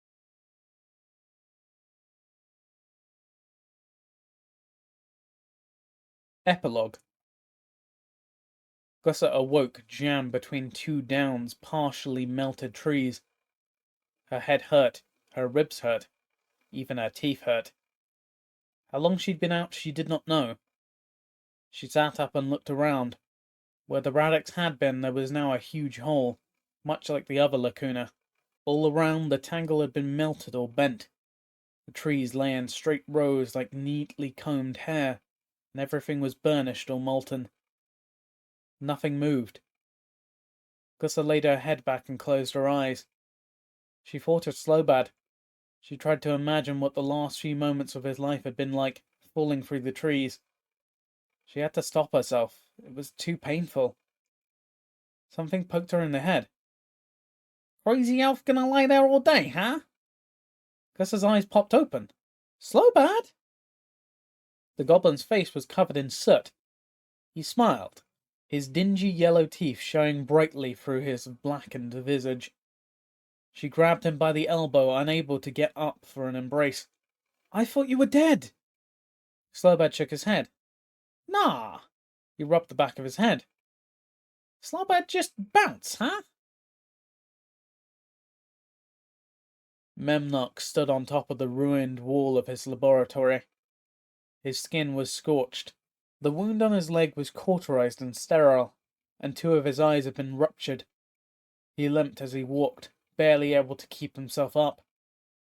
Panopticon had toppled to the ground, blown to bits by the green lacuna. Its insides were burnt and ruined. The window in the observation level had been all blown out, their glass vaporized by the tremendous blast. He looked up at the new hole in the floor of the interior. The green lacuna had finally come to pass. The world would be out of balance for some time to come. In the wreckage of his tower fortress, Memnock found Malil lying on his side, still inside the Darksteel eye. The impervious metal frame of the scrying device had saved them both from being vaporized in the blast. The Guardian of Mirrodin bent down and touched the metal man's chest. Malil's eyes shot open. Memnock smiled. Come, Malil, we have much work to do. Much work to do indeed.